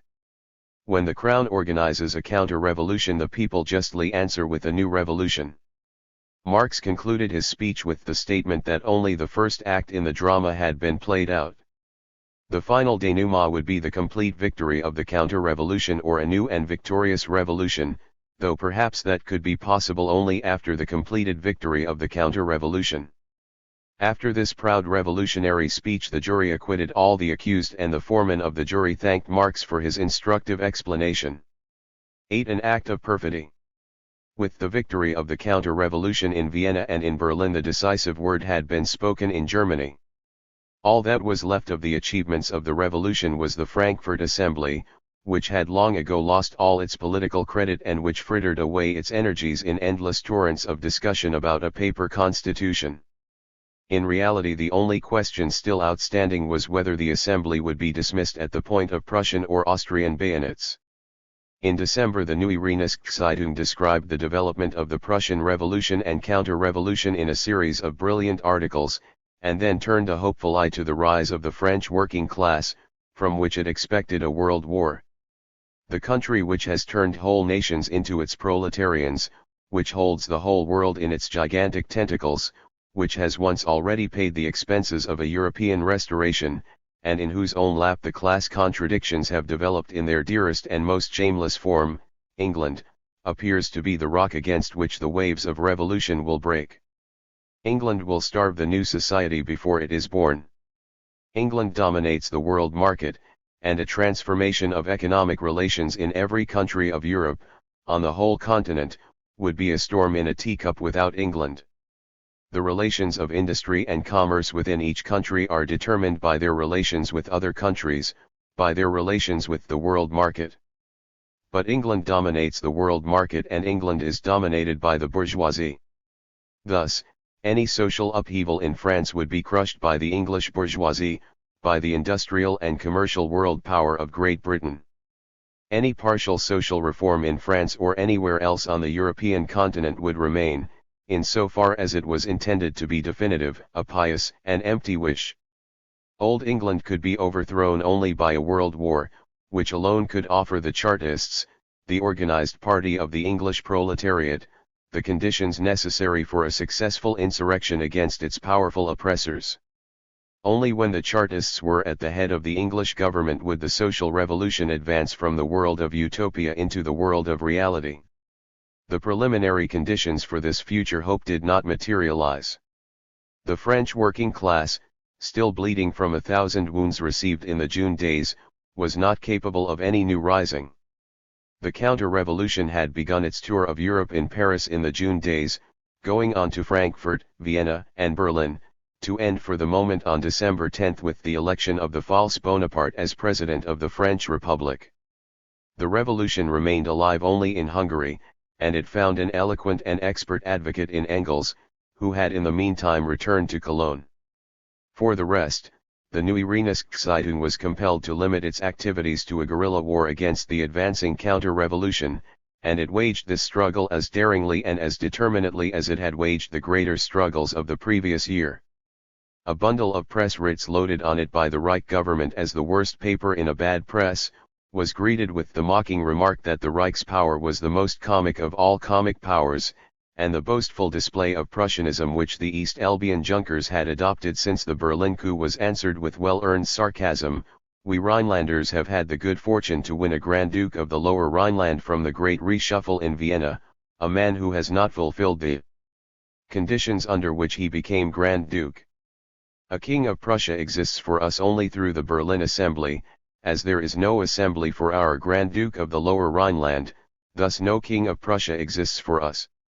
We fell into the hands of the Grand Duke of the Lower Rhineland as a result of jugglery with the fate of the peoples, and as soon as we are in a position to reject this jugglery we shall ask the Grand Duke for his credentials. These lines were written during the wildest orgies of the counter-revolution. One thing is missing at first glance in the columns of the Neue Rheinische Zeitung, something which one would expect to find there above all, namely, a detailed account of the activities of the German workers at the time. This movement was by no means insignificant and it extended even into the districts of the East Albion Junkers themselves. It had its congresses, its organizations, and its newspapers, and a capable leader in Stefan Born, who was friendly with Marx and Engels from the Paris and Brussels period and who still contributed to the Neue Rheinische Zeitung from Berlin and from Leipzig. Born understood the Communist Manifesto very well, but he was less successful in applying its principles to the undeveloped class consciousness of the proletariat of the greater part of Germany. Later on Engels condemned Born's activities with unjust severity, but it is quite possible that Born is right when he declares in his memoirs that during the years of revolution neither Marx nor Engels ever expressed a word of dissatisfaction with his activities, though this naturally does not exclude the possibility that they may have been dissatisfied with this or that detail.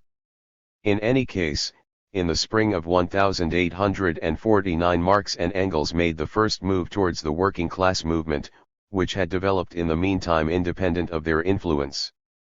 The fact that in the beginning the Neue Rheinische Zeitung paid very little attention to this movement can be explained in part by the fact that the Cologne Workers' Association had its own special organ, which appeared twice a week under the editorship of Moll and Schapper, and in part, indeed in greater part, by the circumstance that the Neue Rheinische Zeitung was above all an organ of democracy, that is to say, that it aimed at representing the joint interests of the bourgeoisie and of the proletariat against absolutism and feudalism.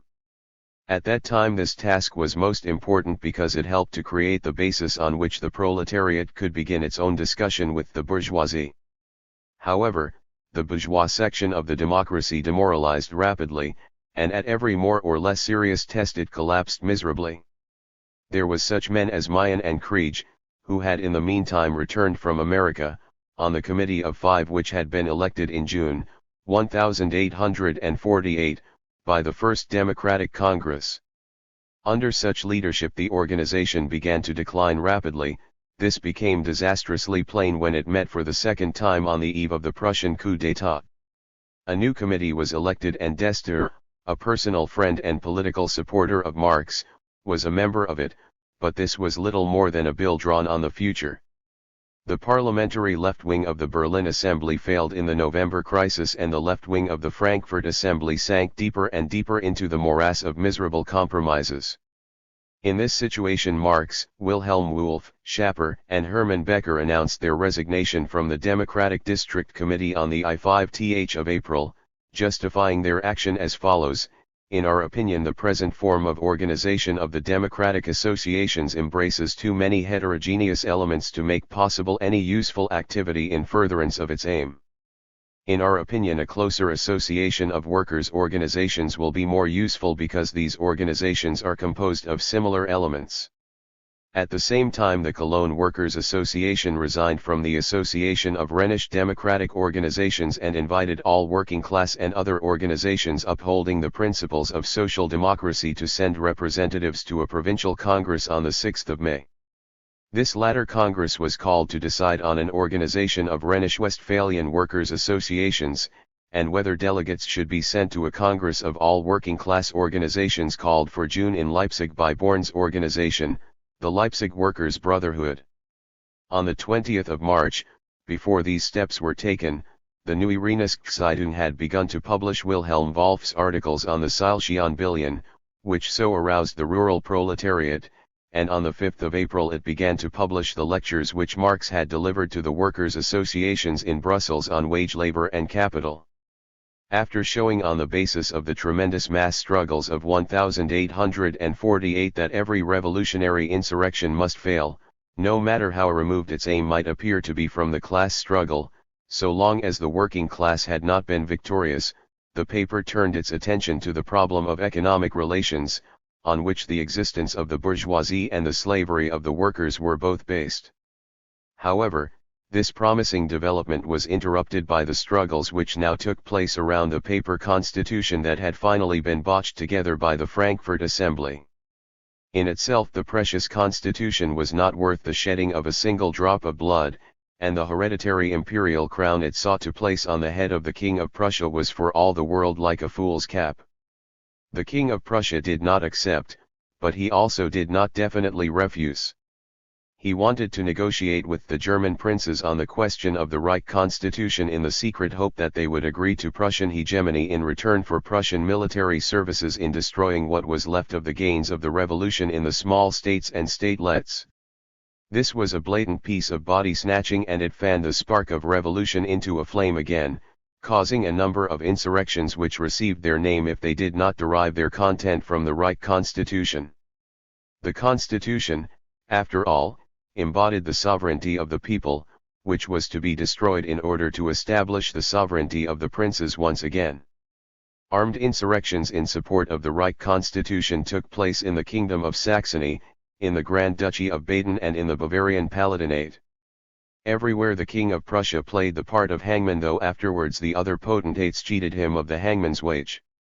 Isolated insurrections also took place in the Rhineland, but they were crushed immediately by an overwhelming weight of numbers thanks to the strong military forces which the government had drafted into the much-feared province. The authorities then plucked up sufficient courage for an annihilating blow against the Neue Reichszeitung. As the signs of a new revolutionary rising made themselves felt everywhere, the flames of revolutionary enthusiasm rose higher and higher in its columns, and in fact the special editions it issued in April and May were nothing but appeals to the people to hold itself in readiness for the coming insurrection.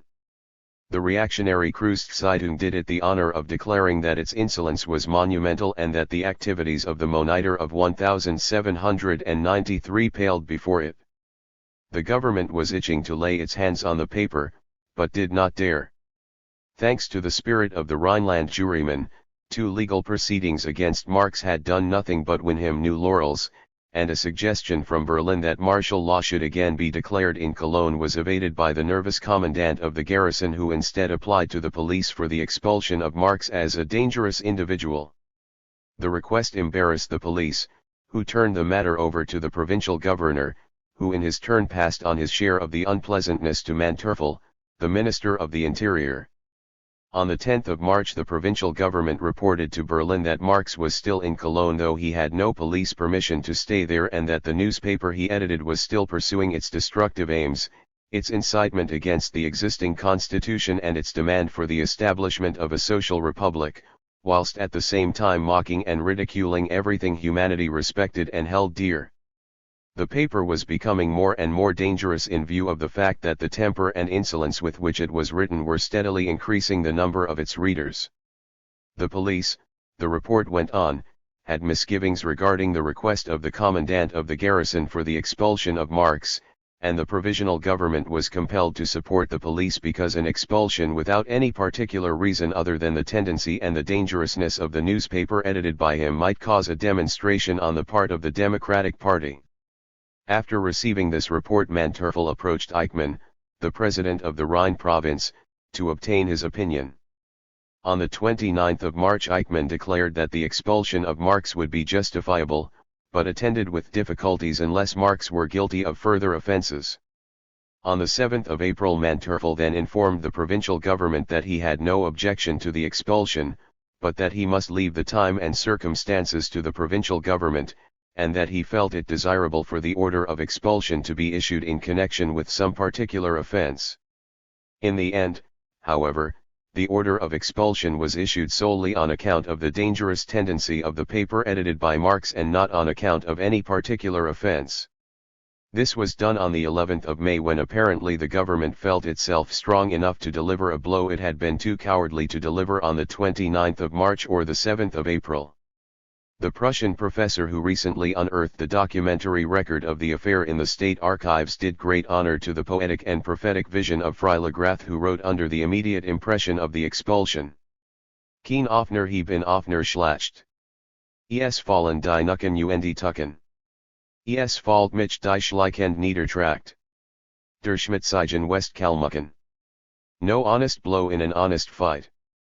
But the spite of malice and trick. The skulking infamy lays me low. Of the wretched Western Kalmuk. 9 and another cowardly trick. Marx was not in Cologne when the order of expulsion arrived. Although the circulation of the Neue Rheinische was steadily increasing and it now had about 6,000 subscribers, its financial difficulties were by no means at an end. With the increasing sales, the immediate expenses also increased, whereas the revenue increased only later, so that Marx was in ham negotiating with Rempel, one of the two capitalists who had declared themselves prepared to put up the money for a communist publishing house in 1846. However, the generous fellow still kept his purse strings tightly drawn and referred Marx to an ex-lieutenant named Hense, who in fact did advance 300 thaler for the paper, a loan for which Marx accepted personal responsibility. Although Hense was later exposed as an agent provocateur, at that time he was also being persecuted by the police, and he accompanied Marx back to Cologne, where the latter found the expulsion order awaiting him. This sealed the fate of the Neue Rheinische Zeitung.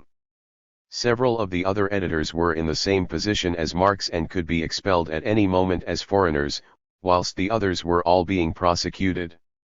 On the 19th of May the final red number appeared with the famous valediction of Freilagrath and a defiant farewell article by Marx in which the latter bellowed the government fiercely, "Why bother with your foolish lies and your formal phrases? We are ruthless ourselves and we ask no consideration from you.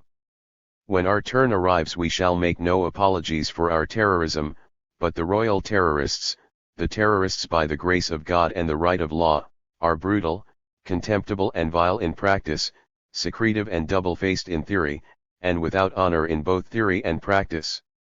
The Neue Rheinische Zeitung warned the workers against any putsch as the military situation rendered any such attempt hopeless, and the editors thanked their readers for their sympathy and support, declaring that their final word always and everywhere would be, the emancipation of the working class. And at the same time Marx fulfilled the duties which devolved upon him as captain of the sinking ship. The 300 thaler he had received from Hense, 1,500 thaler paid in by subscribers, the presses, etc., which belonged to him, all resources in fact were used to meet the liabilities of the paper to its printers, its paper merchants, its clerks, its correspondents, its editorial staff, etc. Marx kept only the silver of his wife for himself and his family, and that had to pay a visit to the pawnbrokers in Frankfurt.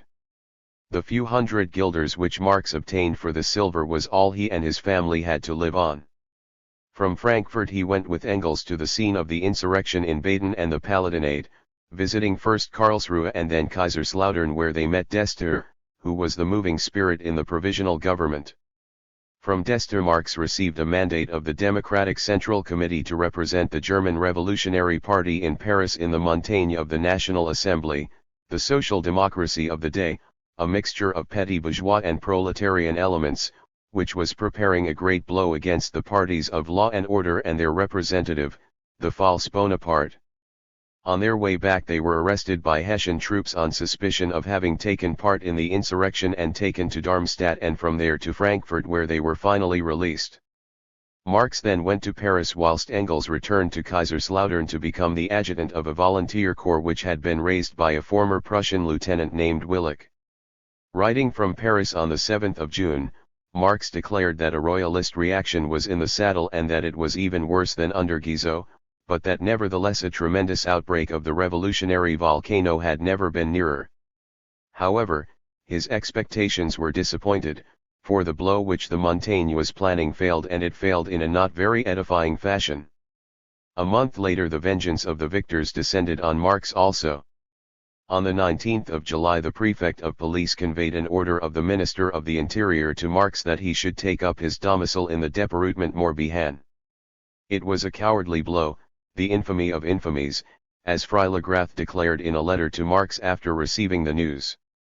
Daniels declares Morbihan to be the most unhealthy district in France, marshy and fever-racked, the Pontine swamps of the Bretagne.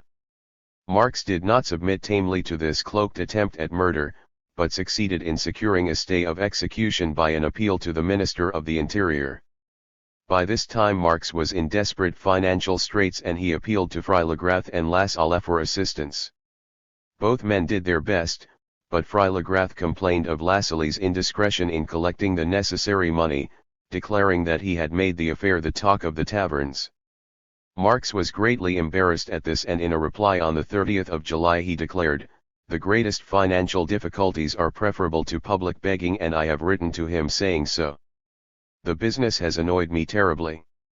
However, Lassalle succeeded in dissipating Marx's annoyance by a letter overflowing with goodwill, although his assurances that henceforth he would treat the matter with the greatest delicacy left room for doubt. On the 23rd of August Marx wrote to Engels telling him that he was leaving France, and on the 5th of September he wrote to Freilagrath that his wife would follow him on the 15th, though he still did not know where he was to find the money necessary for her journey and for her settling down when she arrived. Black care accompanied him on his third exile and it remained an all too steadfast companion. Chapter 7, Exile in London. 1. The Nuit Renasque Review. In the last letter which Marx wrote to Engels from Paris he informed him that there was every prospect of founding a German paper in London and that a part of the necessary money was already available. At the same time he asked Engels, who was then living as a political fugitive in Switzerland after the collapse of the insurrection in Baden and the Palatinate, to go London at once, and Engels did so, making the journey in a sailing ship from Genoa. It is no longer possible to discover where they obtained the necessary money for the venture. It cannot have been very much, and in any case they did not reckon with any very long life for the paper, and Marx hoped that a world war would come within the next 3 or 4 months. The share prospectus of the Nuit Renasque Zeitung, Politisch-Ökonomische Review, edited by Karl Marx, is dated January 1, 1850, in London and signed by Konrad Schramm as guarantor. The document declares that after having taken part in the revolutionary movements in southern Germany and in Paris during the previous summer, the editors of the Nuit Renasque Zeitung have come together again in London and decided to continue the publication of their paper. In the beginning it would appear as a monthly publication containing about 80 pages, but when finances permitted it would be issued fortnightly in the same format, or perhaps every week as a newspaper along the lines of the big English and American weeklies, whilst as soon as conditions permitted a return to Germany it would appear again as a daily newspaper. And finally the document invites its readers to take up shares to the value of 50 francs each. It is unlikely that many shares were floated. The magazine was printed in Hamburg, where a bookseller undertook to produce it on a commission basis and demanded 50% of the 25 silver groschen which represented its quarterly net sale price per copy. The firm did not take much trouble about the publication, particularly as the Prussian army of occupation in Hamburg hampered its activities, but the situation would hardly have been improved even if it had shown real zeal in the matter. Lassalle succeeded in obtaining only 50 subscribers in Dusseldorf, whilst Wedemeyer, who had ordered 100 copies for sale in Frankfurt, had taken only 51 guilders after 6 months of effort. I put enough pressure on the people, but nevertheless no one is in a hurry to pay. Frau Marx wrote to him with justifiable bitterness that the venture had been utterly ruined by careless management, and that it was impossible to say what or who was most responsible, the dilatoriness of the bookseller, or the manager and friends in Cologne, or the attitude of the democracy. In any case, a certain amount of responsibility attaches to the insufficient editorial preparation of the first number, and Marx and Engels were chiefly responsible for this.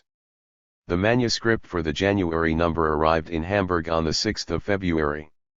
However, we have every reason to be satisfied that the plan was carried out at all, for a few months further delay and it would have been made completely impossible owing to the rapid ebb of the revolutionary wave. As it is, The 6 numbers of the review provide us with a valuable example of how Marx raised himself above the petty troubles of life which besieged him in a revolting form daily and even hourly, with, to use the words of his wife, all his energy and all the calm, clear and collected strength of his character. In their youth, Marx and Engels, the latter even more so than the former, saw the coming things much nearer than they were in reality, and often they hoped to pick the ripe fruit where the first blossoming had hardly begun. How often have they been denounced as false prophets on that account? And to be regarded as a false prophet does not enhance the reputation of a politician. However, it is necessary to distinguish between false prophecies which spring from clear and acute thought and those which are the result of conceited self-reflection in pious wishes.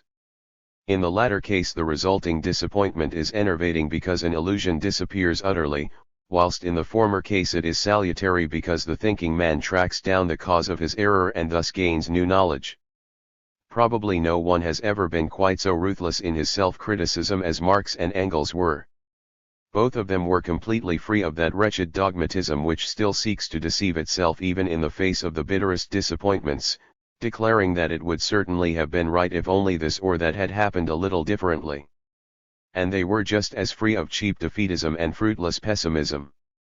They learned from their defeats and gained new strength to prepare for the coming victory.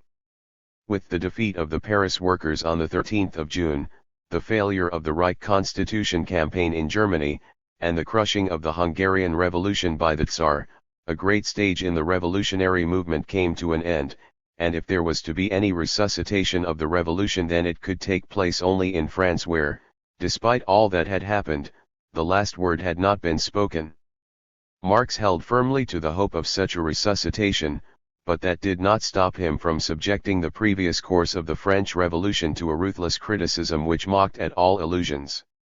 On the contrary, it impelled him to do so, and in this criticism the chaotic confusion of the revolutionary struggles, which necessarily appeared more or less insoluble to the idealist politician, was examined from the standpoint of the economic antagonisms which collided in them. This criticism was published in the first 3 numbers of the review, and in it Marx often succeeds in unraveling the most complicated questions of the day with a few epigrammatical sentences. How many words had been expended on the right to work by the most prominent representatives of the bourgeoisie and even by the doctrinaire socialists, and how completely Marx summed up the historic sense and nonsense of the slogan in a few sentences. The first draft of the Constitution drawn up before the June days contained a demand for the right to work as the first clumsy formulation of the revolutionary desires of the proletariat. Later it was transformed into the right to public support, and what modern state does not support its paupers in one form or the other? From the bourgeois point of view the right to work is nonsense, a pitiful and pious wish, but behind the right to work stands the power over capital, and behind the power over capital stands the appropriation of the means of production and their subordination to the organized working class, that is to say, the abolition of wage labor and capital and of their mutual relations. Marx first recognized the class struggle as the motive power of historical development on the basis of French history, in which the class struggle has shown itself in a particularly clear and classic form from the days of the Middle Ages, and this explains his particular preference for French history. This dissertation and the later one on the Bonapartist coup d'état, and the still later one on the Paris Commune are the most brilliant gems in the crown of his minor historical works. The first 3 numbers of the review also contained an amusing contrast to this, but it was one not without its own tragic upshot. It was the sketch of a petty bourgeois revolution which Engels drew in his description of the Reich Constitution campaign in Germany. The reviews of the month, which were drawn up by Marx and Engels jointly, dealt chiefly with the course of economic events. In the February number they referred to the discovery of the Californian gold fields as a fact of even greater importance than the February Revolution, and one which would have even greater and more far-reaching results than the discovery of America, a coastal stretch of 30 degrees latitude, one of the most beautiful and fertile areas in the world, and practically unpopulated up to the present, is now turning before our eyes into a rich and civilized country thickly populated with men of all races, from the Yankee to the Chinese, the Negro to the Indian and the Malayan, the Creole and Mestizo to the European. Californian gold is pouring in streams over America and over the Asiatic coasts of the Pacific, sweeping the unwilling barbarian peoples into the orbit of world trade, into the province of civilization. For the second time world trade is receiving a new alignment. Thanks to the gold of California and to the tireless energy of the Yankees, both coasts of the Pacific will soon be as thickly populated, as highly industrialized and as open for trade as the coast from Boston to New Orleans is now.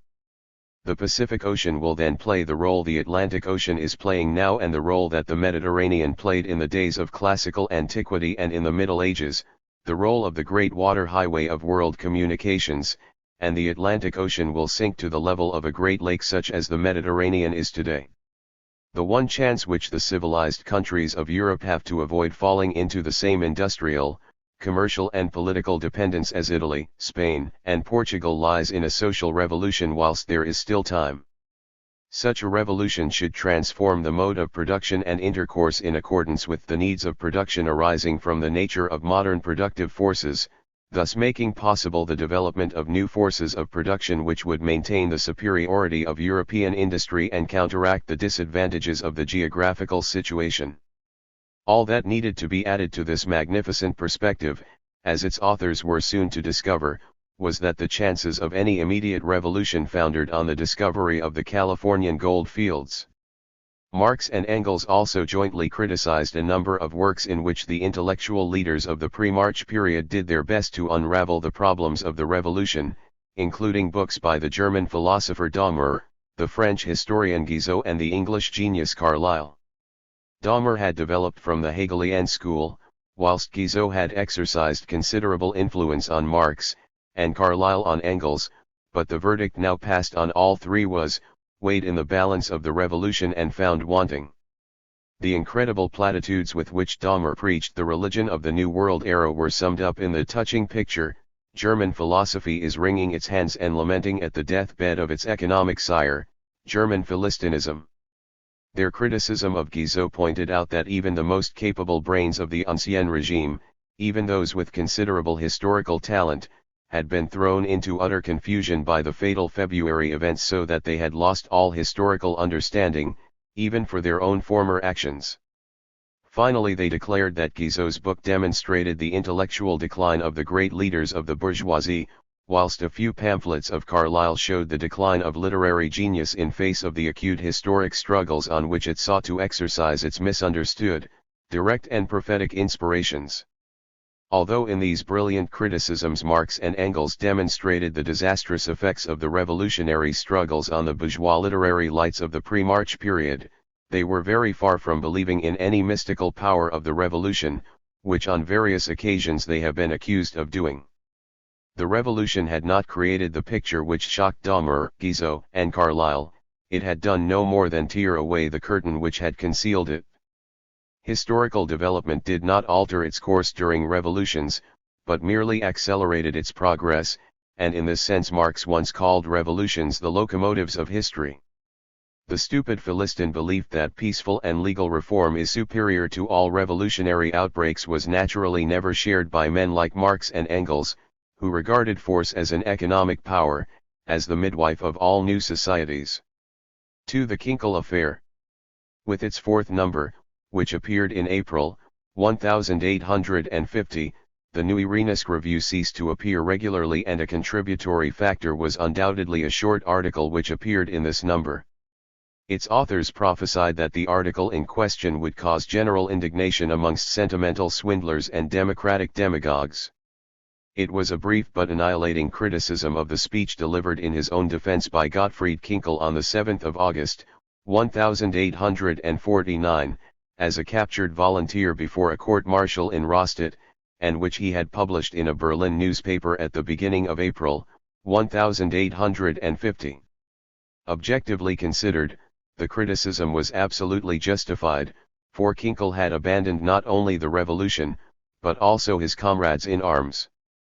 Before the court-martial, which had already sent 26 of his comrades to their deaths in the barrack square where they had died gallantly, Kinkel praised the grape-shot prince and the Hohenzollern Kaiserdom, but for all that, he was in prison when Marx and Engels attacked him, and it was generally considered that he had been chosen as the special object of royal vengeance because the sentence of imprisonment in a fortress passed on him by the court-martial had been subsequently changed by an order in council to the dishonoring one of hard labor in an ordinary prison. To pillory Kinkel in such a situation caused misgivings in the minds of many people who were certainly neither sentimental swindlers nor democratic demagogues.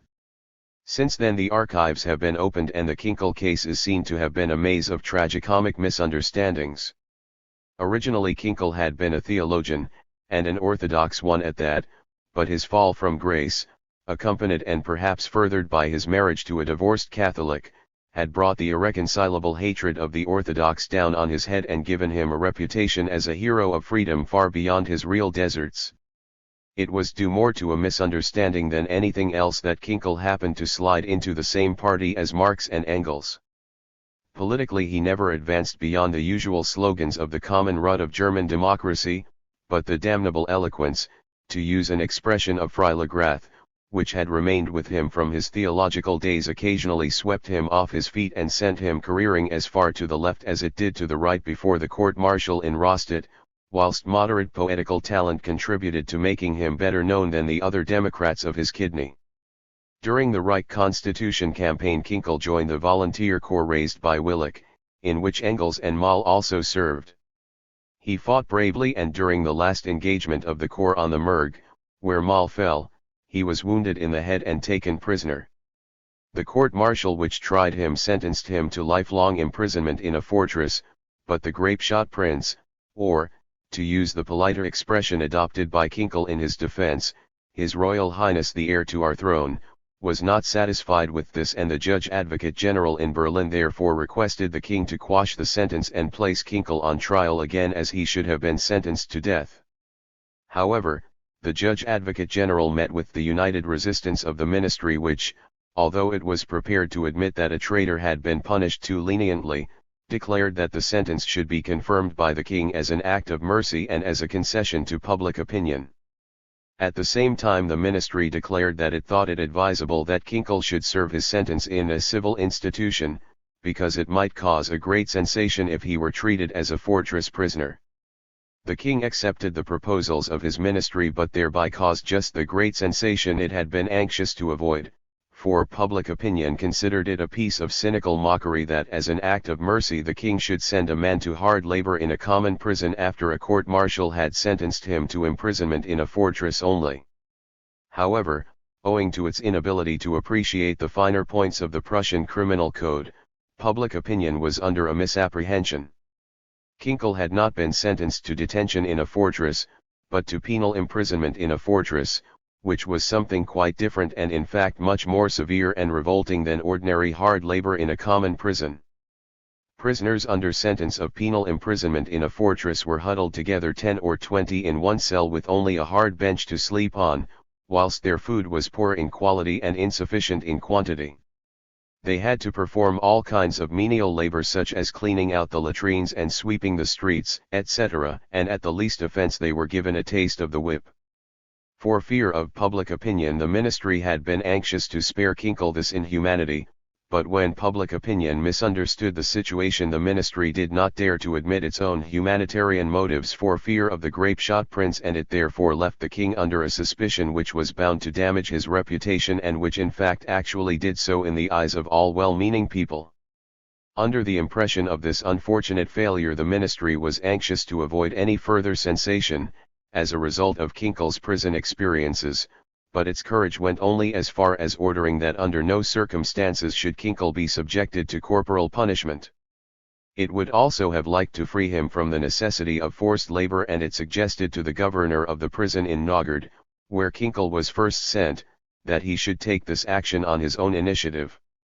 However, the old bureaucrat turned a deaf ear to the suggestion and carried out his instructions to the letter, putting Kinkel to the spooling wheel. This again caused a great sensation and the song of the spinning wheel appeared and was declaimed with great gusto all over the country, whilst pictures of the poet at the wheel were sold everywhere. Writing to his wife Kinkel declared, "The factional struggles and the play of fate are approaching madness when the hand which gave the German nation Otto der Schutz now turns the spooling wheel." However, The old experience that the moral indignation of the Philistine usually ends in absurdity was soon confirmed. Alarmed by the general indignation and having more courage than the ministry, the local authorities instead ordered that Kinkel should henceforth be occupied with literary work only, whereupon Kinkel protested and declared that he would prefer to stay at the spooling wheel because light physical work permitted him to let his thoughts run freely, whilst copying all day long might affect his chest and impair his health. The widespread opinion that Kinkel was being treated with particular severity in prison at the instructions of the king was therefore incorrect, though naturally he had quite enough to put up with. The governor of the prison, Schnuchel, was a strict bureaucrat, but he was not inhuman.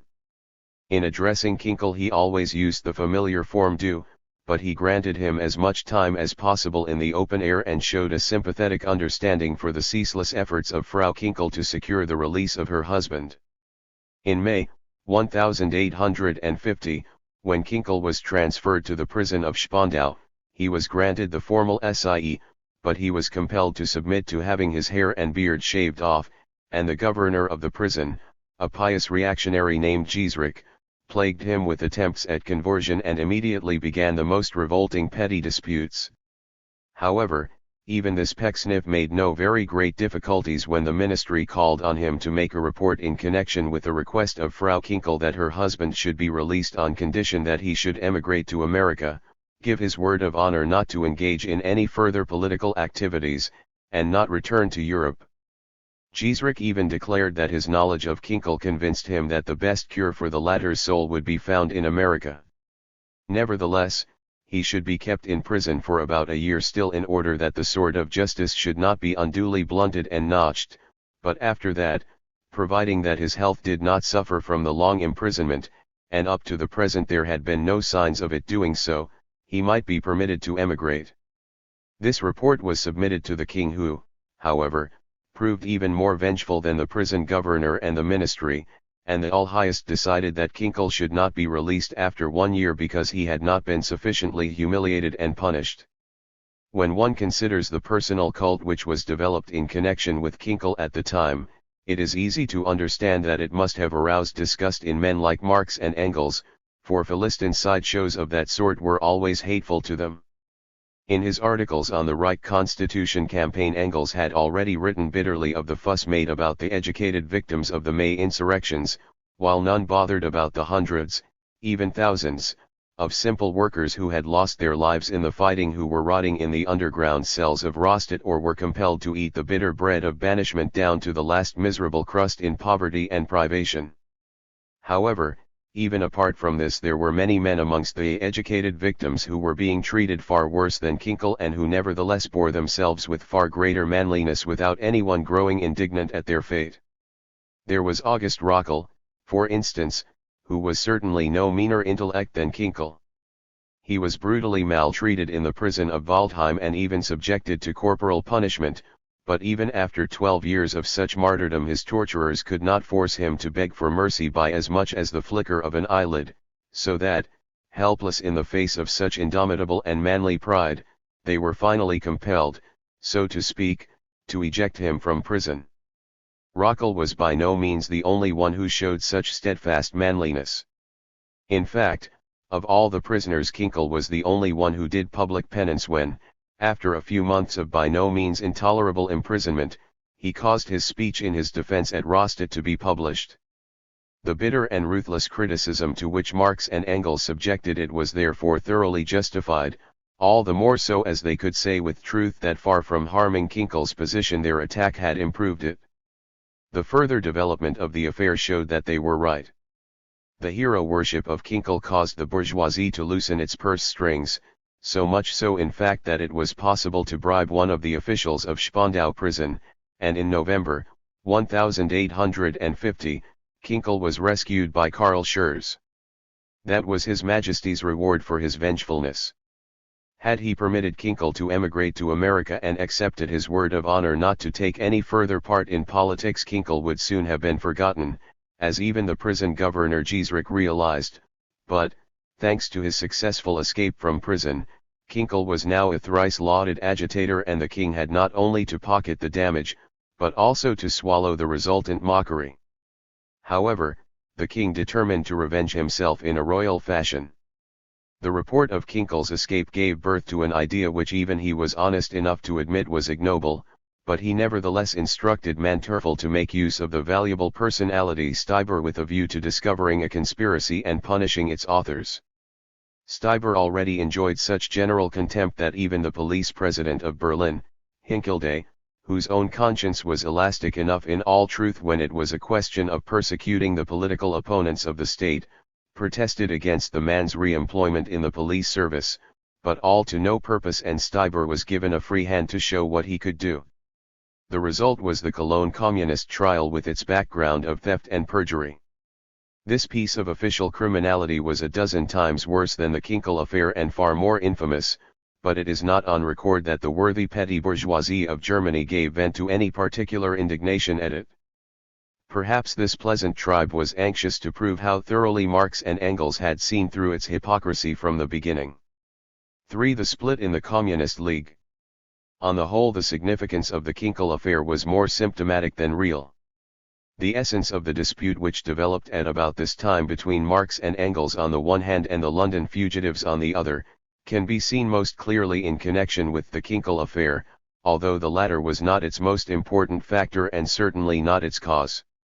The two chief activities of Marx and Engels in 1850, apart from the issue of the Neue Rheinische Review, show us what drew the two friends towards the other emigrants and what tended to separate them.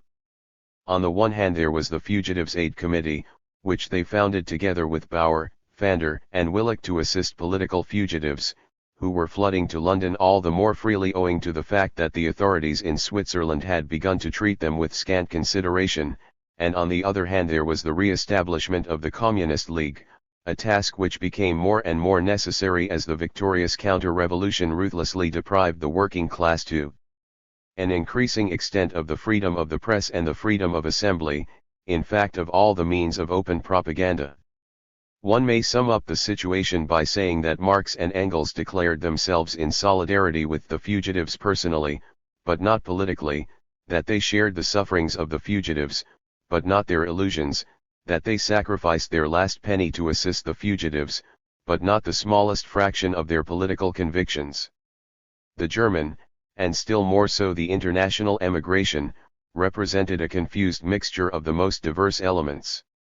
And yet they all hoped for a resuscitation of the revolution which would permit them to return home, and they all worked for this aim, so that there appeared to be a basis for joint action, but in practice every concrete effort invariably failed. The utmost that was achieved was the adoption of paper resolutions, and the more pompous they sounded the less they really signified. Immediately any practical action was taken, the most obnoxious quarrels began.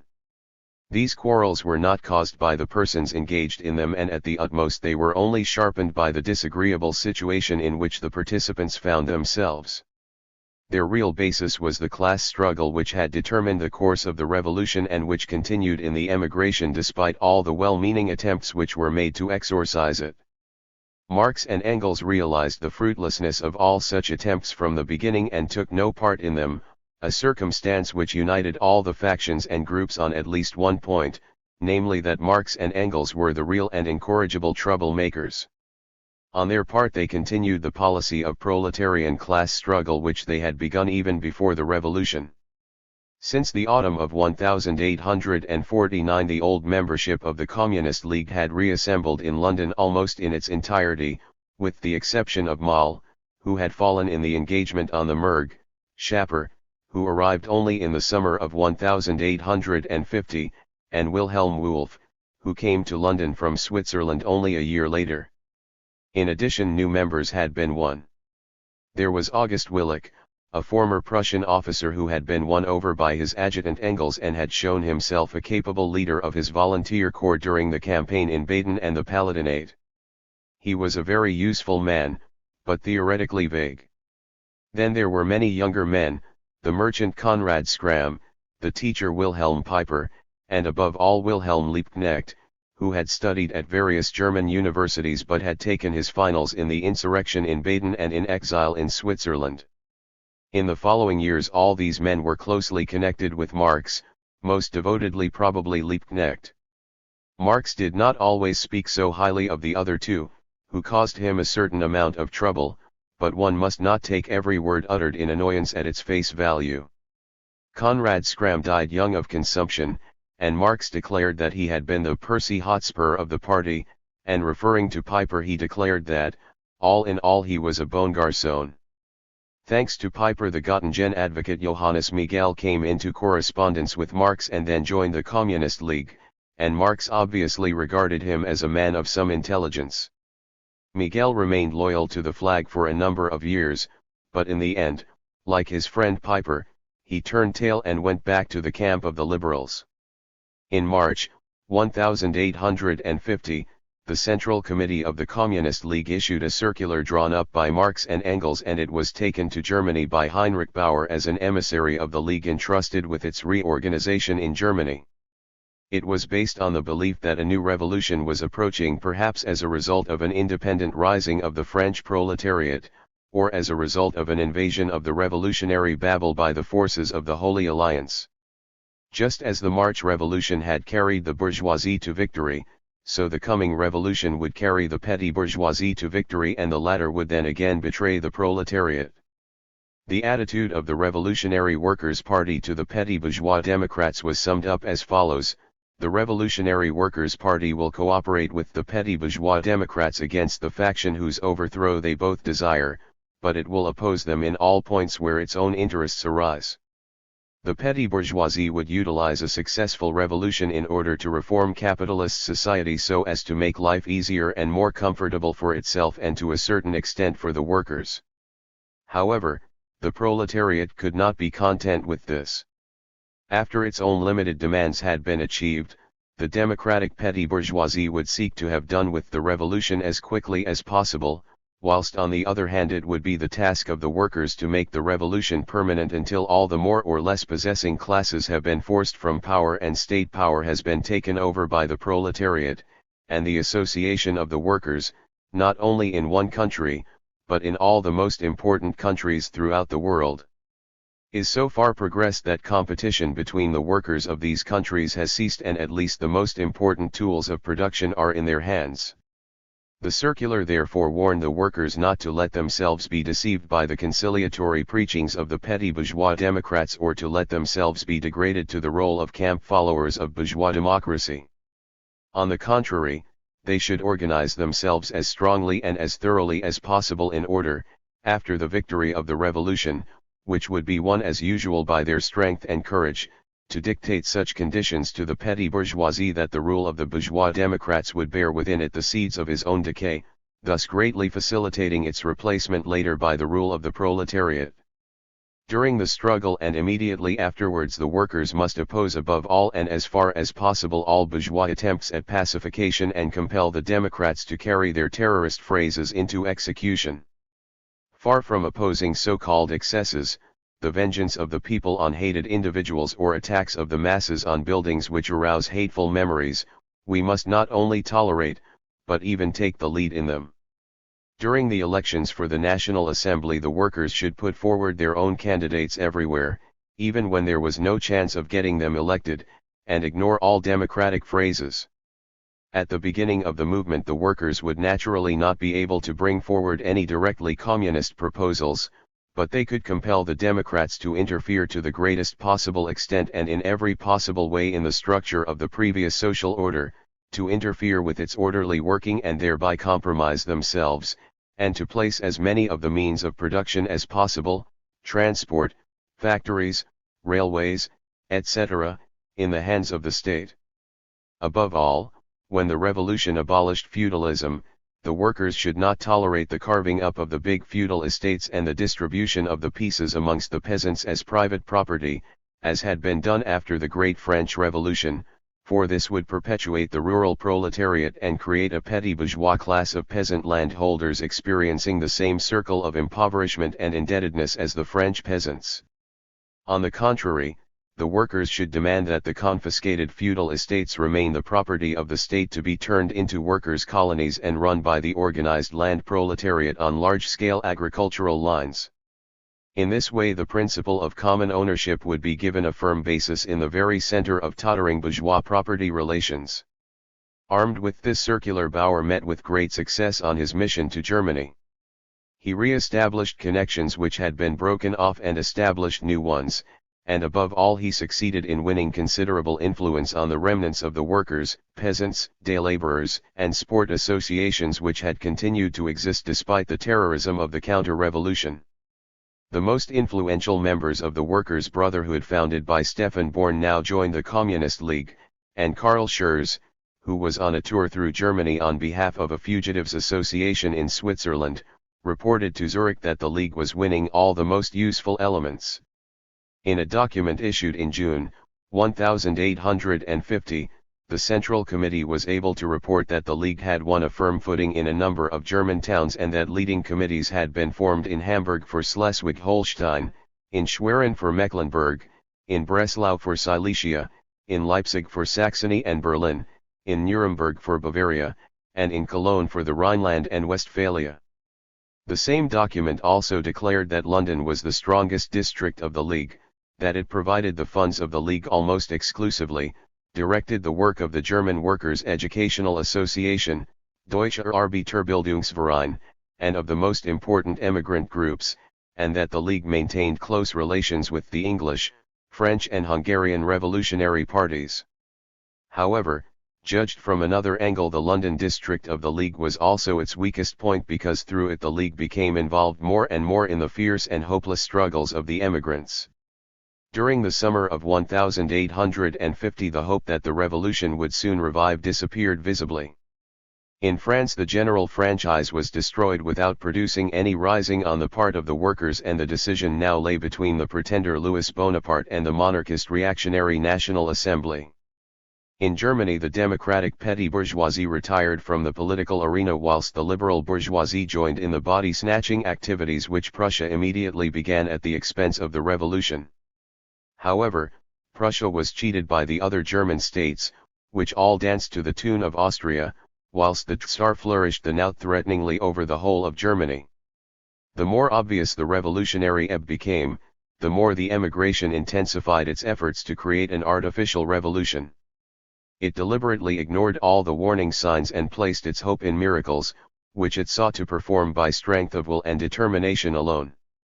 At the same time and to the same extent it became distrustful of any self-criticism within its ranks, and as a result Marx and Engels, who clearly realized the situation, came into deeper and deeper conflict with the other emigrants. How could the voice of logic and reason hope to master the storm of passion which was rising higher and higher in the hearts of men who were growing more and more desperate? It was hopeless, and in fact the general delirium penetrated even into the ranks of the League itself and demoralized its Central Committee. In the session of the Central Committee which took place on the 15th of September, 1850, an open split occurred, 6 members being on one side and 4 on the other. Marx, Engels, Bauer, Ecarius, and Pfander from the ranks of the old guard stood with Konrad Schramm from the younger generation against Willich, Schapper, Frankel and Lehmann, of whom only Schapper came from the old guard. Schapper, an inveterate revolutionary as Engels had once called him, had been swept off his feet with revolutionary anger after having witnessed the brutalities of the counter-revolution at first hand for over a year, and he had only just arrived in England.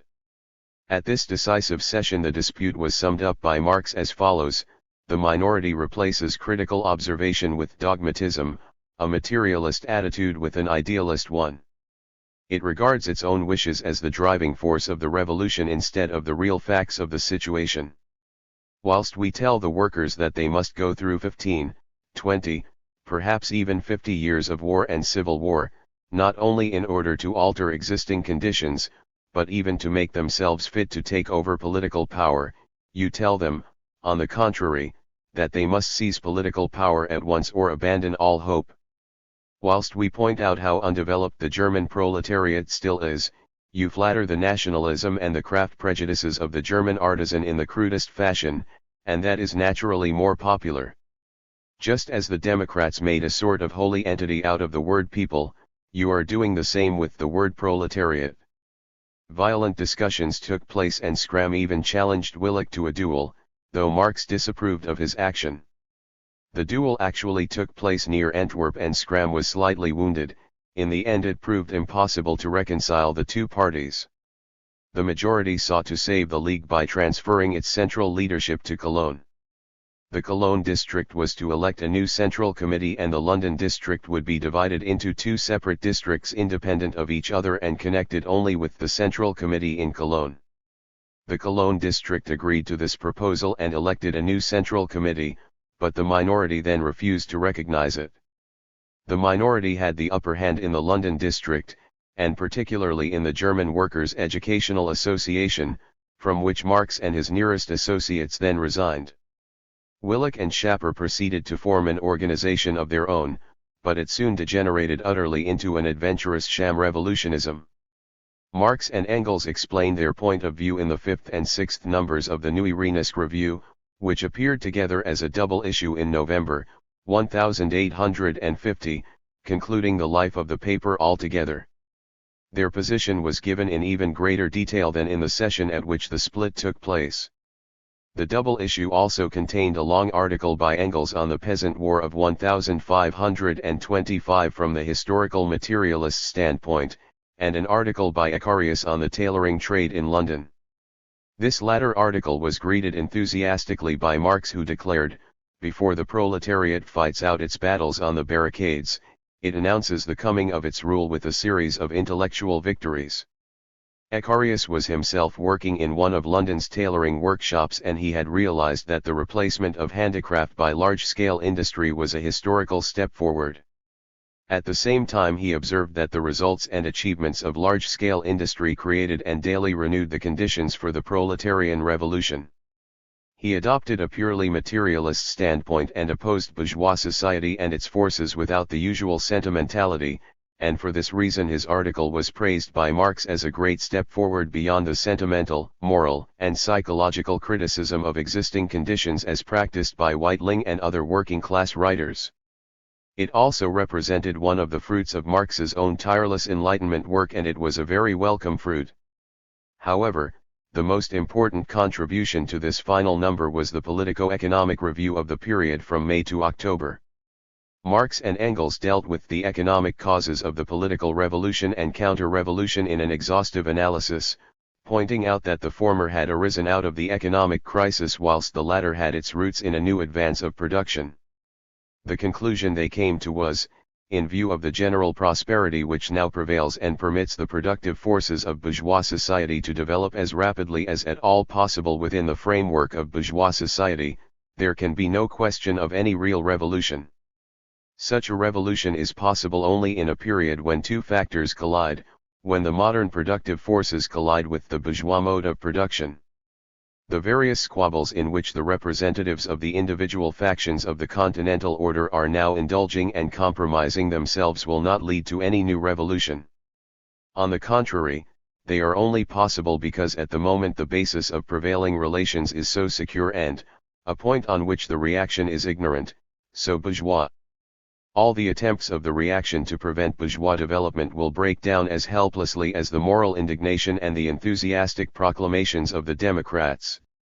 A new revolution will be made possible only as the result of a new crisis, but it is just as certain as is the coming of the crisis itself. This clear and convincing description of the existing situation was then compared with an appeal issued by a European Central Committee and signed by Mazzina, Ledru-Rollin, Darras, and Ruga.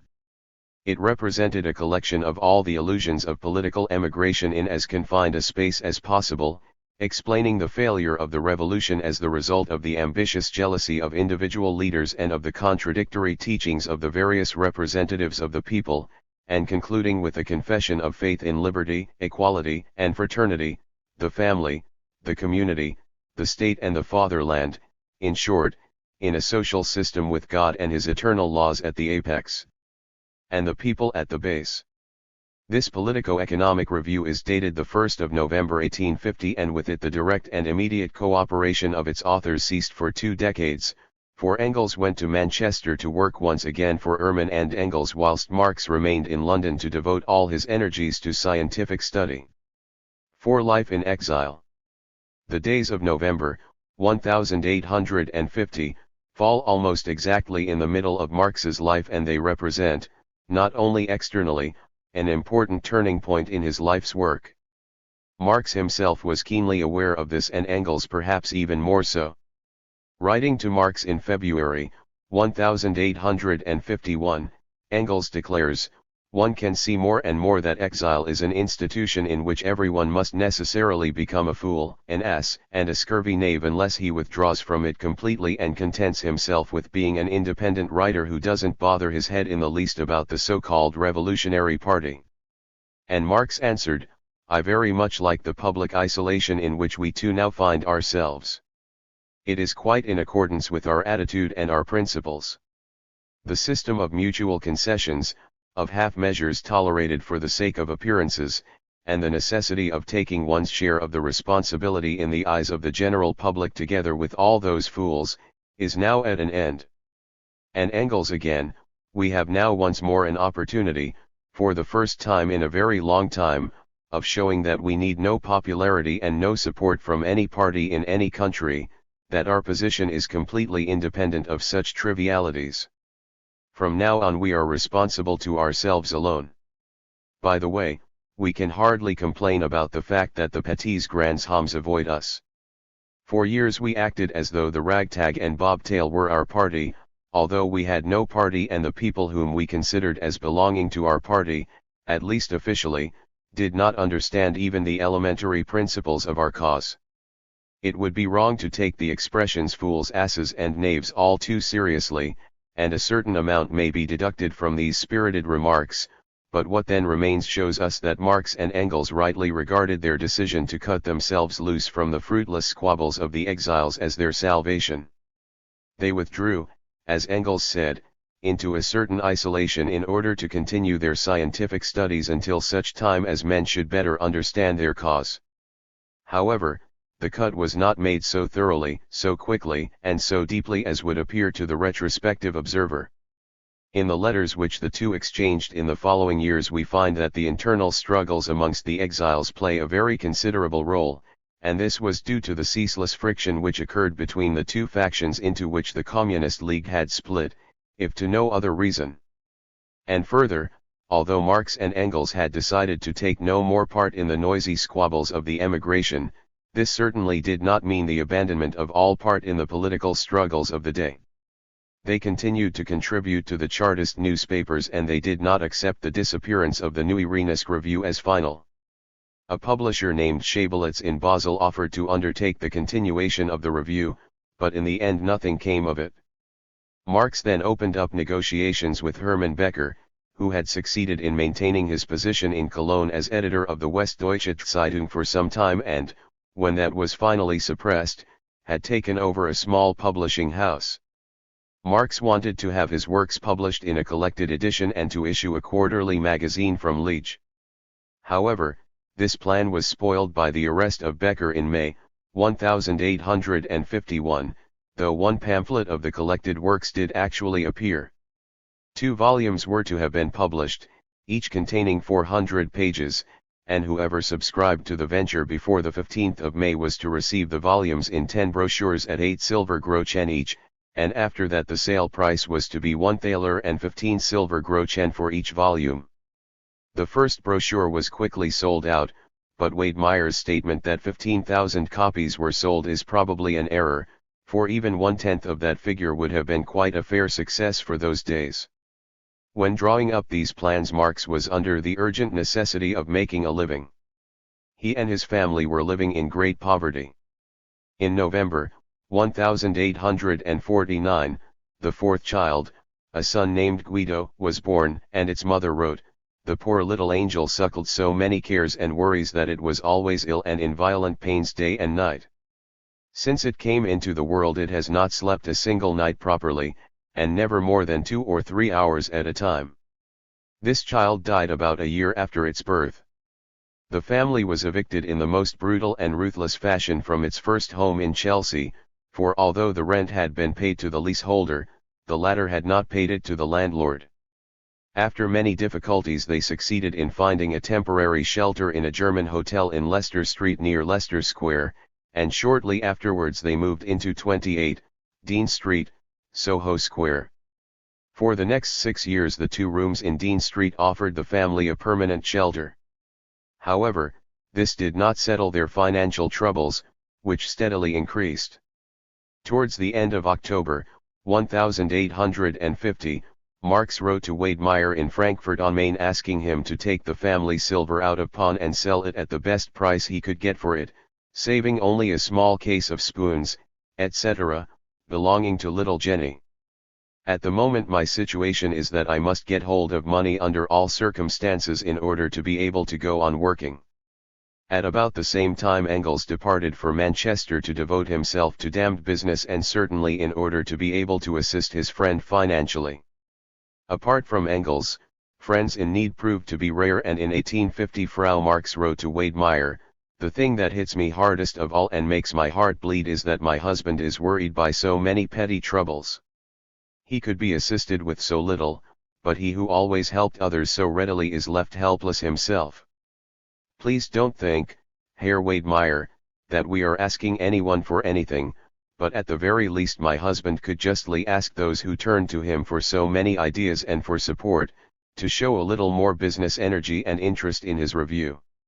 They owe him that little, and I am not ashamed to say so. After all, no one was defrauded in the matter. It hurts me, but my husband thinks differently. He has never lost his confidence in the future, not even in the worst moments, and he has always kept up his good spirits and was happy if he saw me in a good humor and our dear children making a fuss of me. And as she looked after him when friends were silent, so he looked after her when enemies were all too vociferous in their attacks." In August, 1851, Marx again wrote to Wedemeyer, "You can imagine that my situation is gloomy.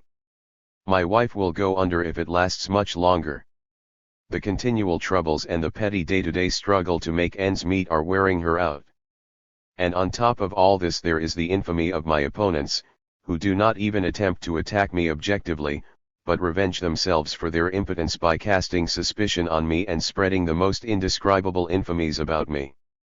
As far as I am concerned, I should laugh at the whole business, and I am not letting it interfere with my work in the least, but you can imagine that it is no relief to my wife, who is ill, whose nervous system is run down and who is forced to struggle with miserable poverty from morning to night, when foolish go-betweens bring her the latest exhalations from the democratic sewers. The tactlessness of some people in this respect is often colossal. A few months previously, in March, Frau Marx had given birth to a daughter, Franziska, and despite an easy confinement she had been very ill, more for psychological than for physical reasons. There was not a penny in the house, and at the same time we exploited the workers and worked for a dictatorship, as Marx wrote in a bitter mood to Engels.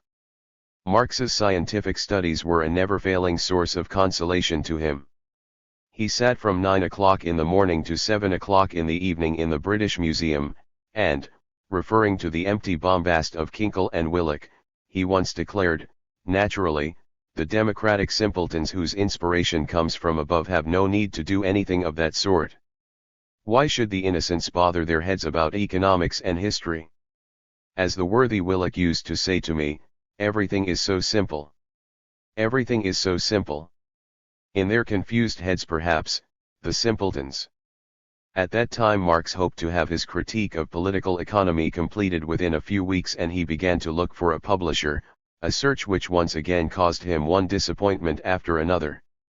In May, 1851, a loyal friend on whom Marx could rely absolutely, Ferdinand Freiligrath, came to London, and during the next few years the two remained in close touch, but bad news followed quickly on his heels. On the 10th of May the tailor Nathjung was arrested in Leipzig whilst on a tour of agitation as a representative of the Communist League.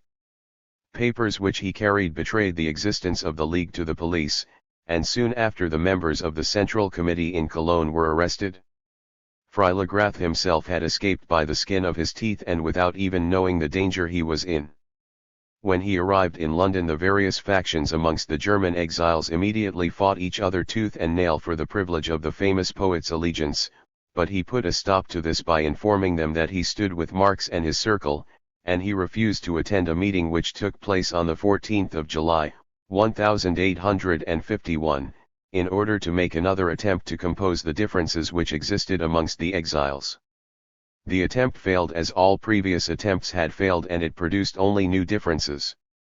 On the 20th of July, the Agitation Club was founded under the intellectual leadership of Ruge, and on the 27th of July this was followed by the formation of the Emigration Club under the intellectual leadership of Kinkel, and these two associations were soon fighting each other fiercely, particularly in the columns of the German-American press.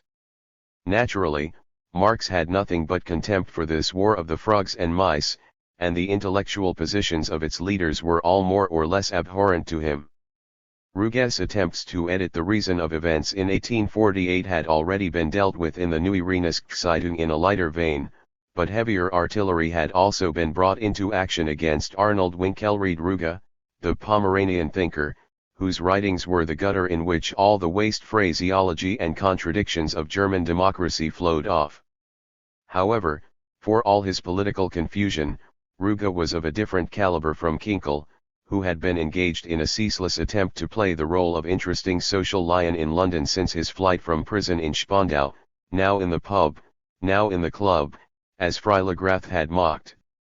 In addition, Marx was more interested in Kinkel at the time because Willich had become Kinkel's ally in order to organize a big swindle, a sort of revolution on a limited liability basis. On the 14th of September, 1851, Kinkel landed in New York on a mission to win respected fugitives as guarantors for a German national loan in the sum of $2 million to further the coming Republican Revolution, and to collect a preliminary fund of 20,000 thaler.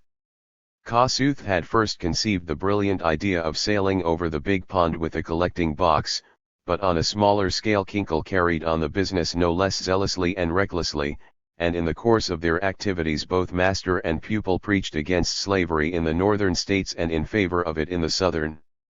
Whilst this farce was proceeding, Marx established serious relations with the New World. In his growing financial embarrassment, "It is almost impossible to go on like this," he wrote to Engels on the 31st of July. He proposed to issue a lithographed correspondence for American newspapers, and a few days afterwards he received an offer from the New York Tribune, the most widely read newspaper in the northern states, to become a regular contributor. The offer was made by Dana, the publisher of the paper, whom Marx knew from his stay in Cologne. At the time Marx did not have the necessary fluent command of the English language, so Engels deputized for him and wrote a series of articles on revolution and counter-revolution in Germany, and shortly afterwards Marx was able to secure the publication of one of his books in the United States in German. 5. The 18th Brumaire. Throughout the revolutionary years Marx's old friend from Brussels, Joseph Wedemeyer, fought courageously as the editor of a democratic newspaper in Frankfurt on Main.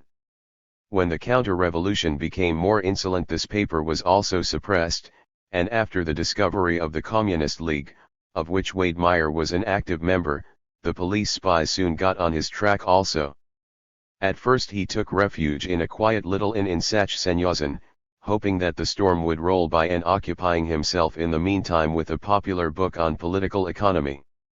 However, instead the atmosphere became more and more oppressive until finally Wedemeyer burst out with, "The devil take this endless hanging around in hiding." He was a husband and the father of 2 small children, and as he saw no likelihood of being able to earn a living in Switzerland or in London, he decided to emigrate to America. Marx and Engels were both very unwilling to lose such a loyal friend, and Marx racked his brains to find some way of finding him employment as an engineer, railway surveyor, or something of the sort, but in vain. Once you are over there, what guarantee is there that you won't lose yourself somewhere in the far west? We have so very few really good men, and we must be economical with our forces. However, when Wedemeyer's departure proved unavoidable, they found it was not a bad thing to have a capable representative of the communist cause in the New World. "We need a reliable fellow like Wedemeyer in New York," declared Engels. "After all, New York is not out of the world, and we know that if we need him Wedemeyer can be relied on." In the end, therefore, the two gave him their blessing, and he sailed from Havre on the 29th of September, and after a stormy voyage which lasted almost 40 days he arrived safely in New York. On the 31st of October, Marx sent a letter after him advising him to set himself up as a bookseller and publisher in New York, and to take the best things out of the Neue Rheinische Zeitung and the Neue Rheinische Review and issue them separately. He was therefore delighted when he received a letter from Wedemeyer informing him, to the accompaniment of a certain amount of abuse directed against the shopkeeper mentality, which Wedemeyer declared was nowhere more brazen and disgusting than in the New World, that he hoped to be able to issue a weekly under the title of Die Revolution at the beginning of January, and asking for contributions to be sent over as quickly as possible. Marx immediately enthusiastically mobilized all the communist pens and above all that of Engels. He also secured Freilagrath, from whom Wedemeyer wanted a poem, Icarius, Weirth, and the Two Wolves.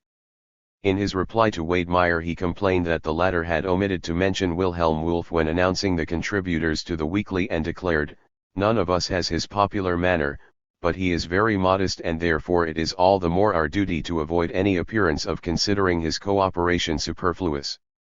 For his own share, Marx announced that apart from a long discussion of a new work by Proudhon, he intended to write on the 18th Brumaire of Louis Bonaparte, or the Bonapartist coup d'état of the 2nd of December, which was the most important event of the day in European politics and gave rise to much discussion in print.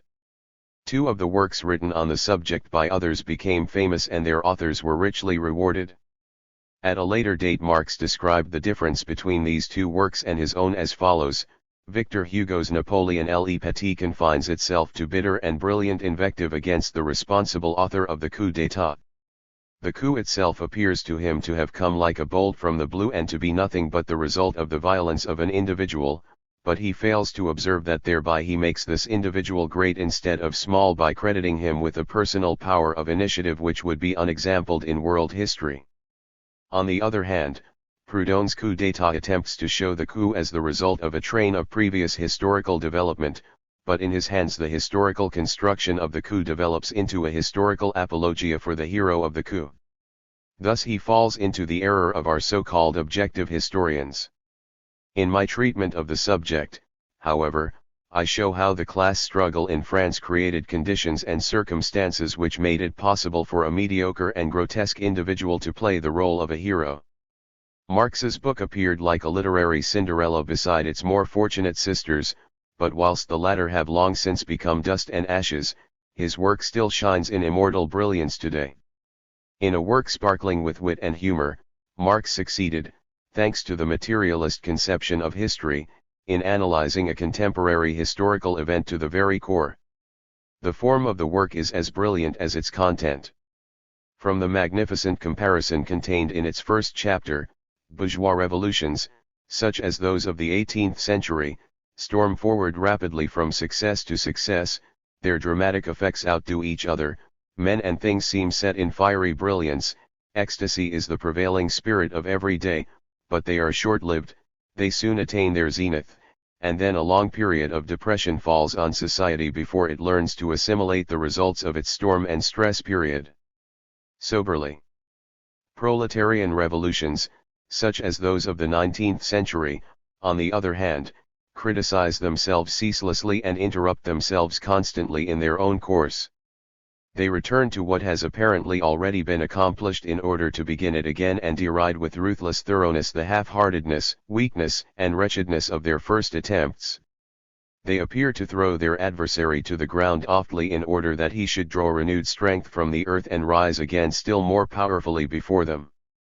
They recoil again and again from the uncertain and tremendous nature of their own aims until a situation is created which makes retreat impossible, and the circumstances themselves cry out, "Hic rotus, hic salta." From this fine beginning to the confident words of the prophetic conclusion, if the imperial mantle finally falls onto the shoulders of Louis Bonaparte, the bronze statue of Napoleon will crash down from the Vendôme column. And under what circumstances was this brilliant work written? Least important was the fact that after the first number Wedemeyer was compelled to cease publication of his weekly for lack of funds.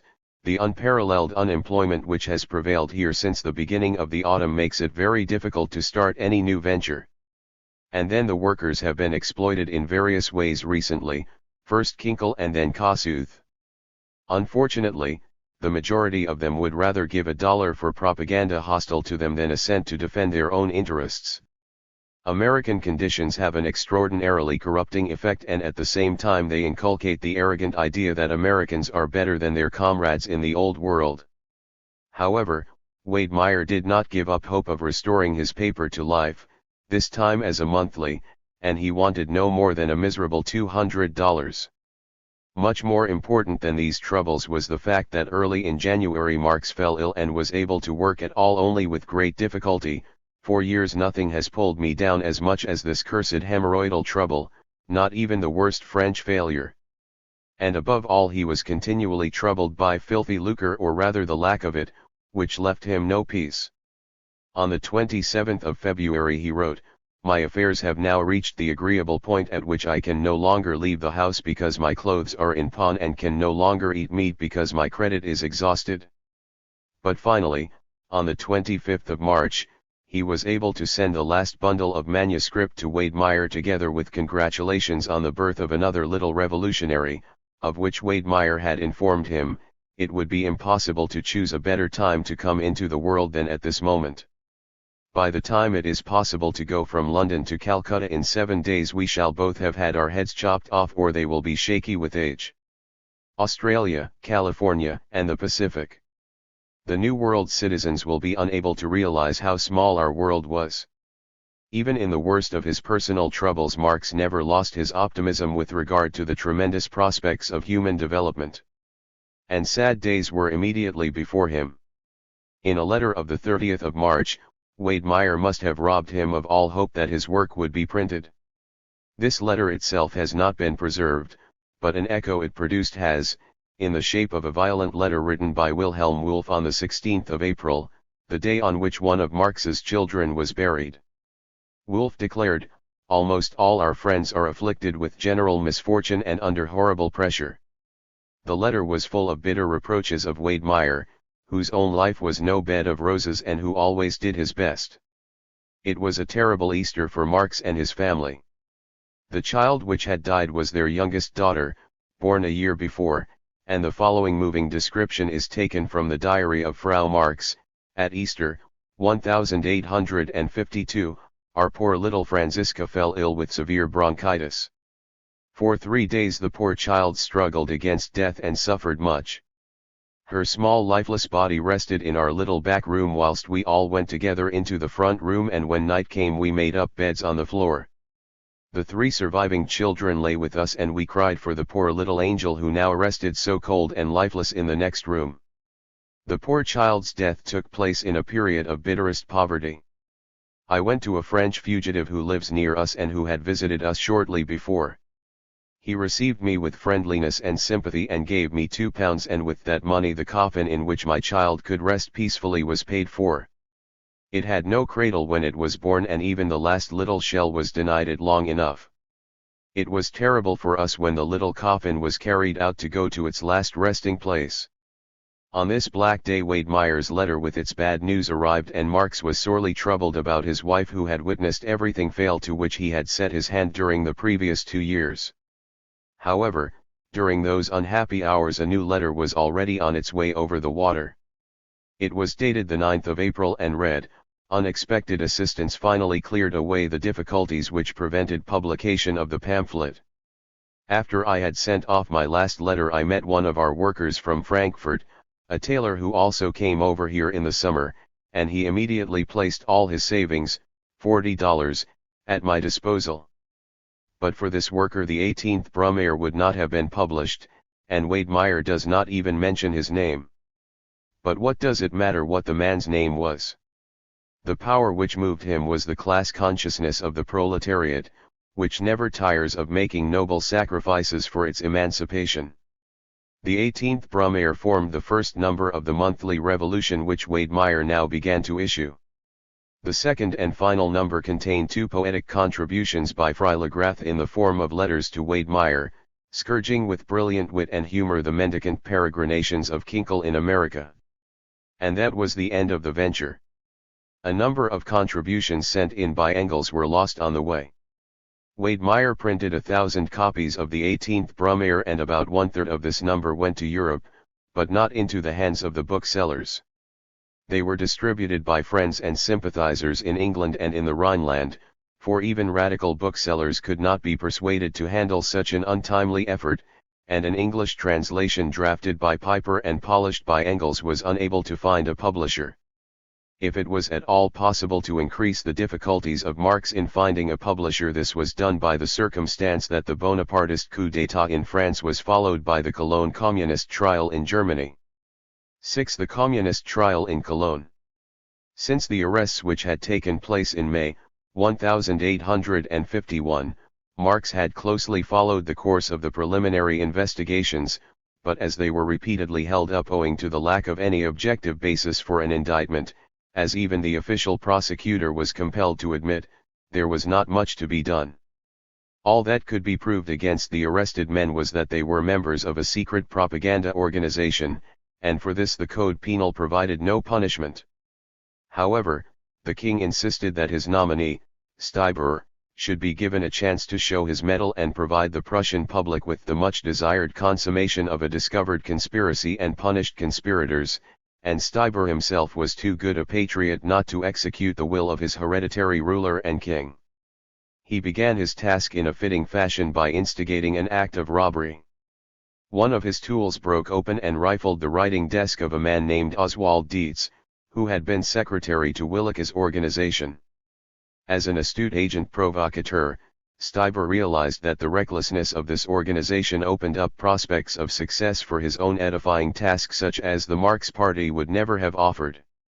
With the assistance of stolen documents and with the aid rendered to him on the eve of the Bonapartist coup d'état by the French authorities, Stieber manufactured the so-called Franco-German plot in Paris, and in February 1852, this led to the conviction of a number of unfortunate German workers by the Paris courts, which sentenced them to various terms of imprisonment.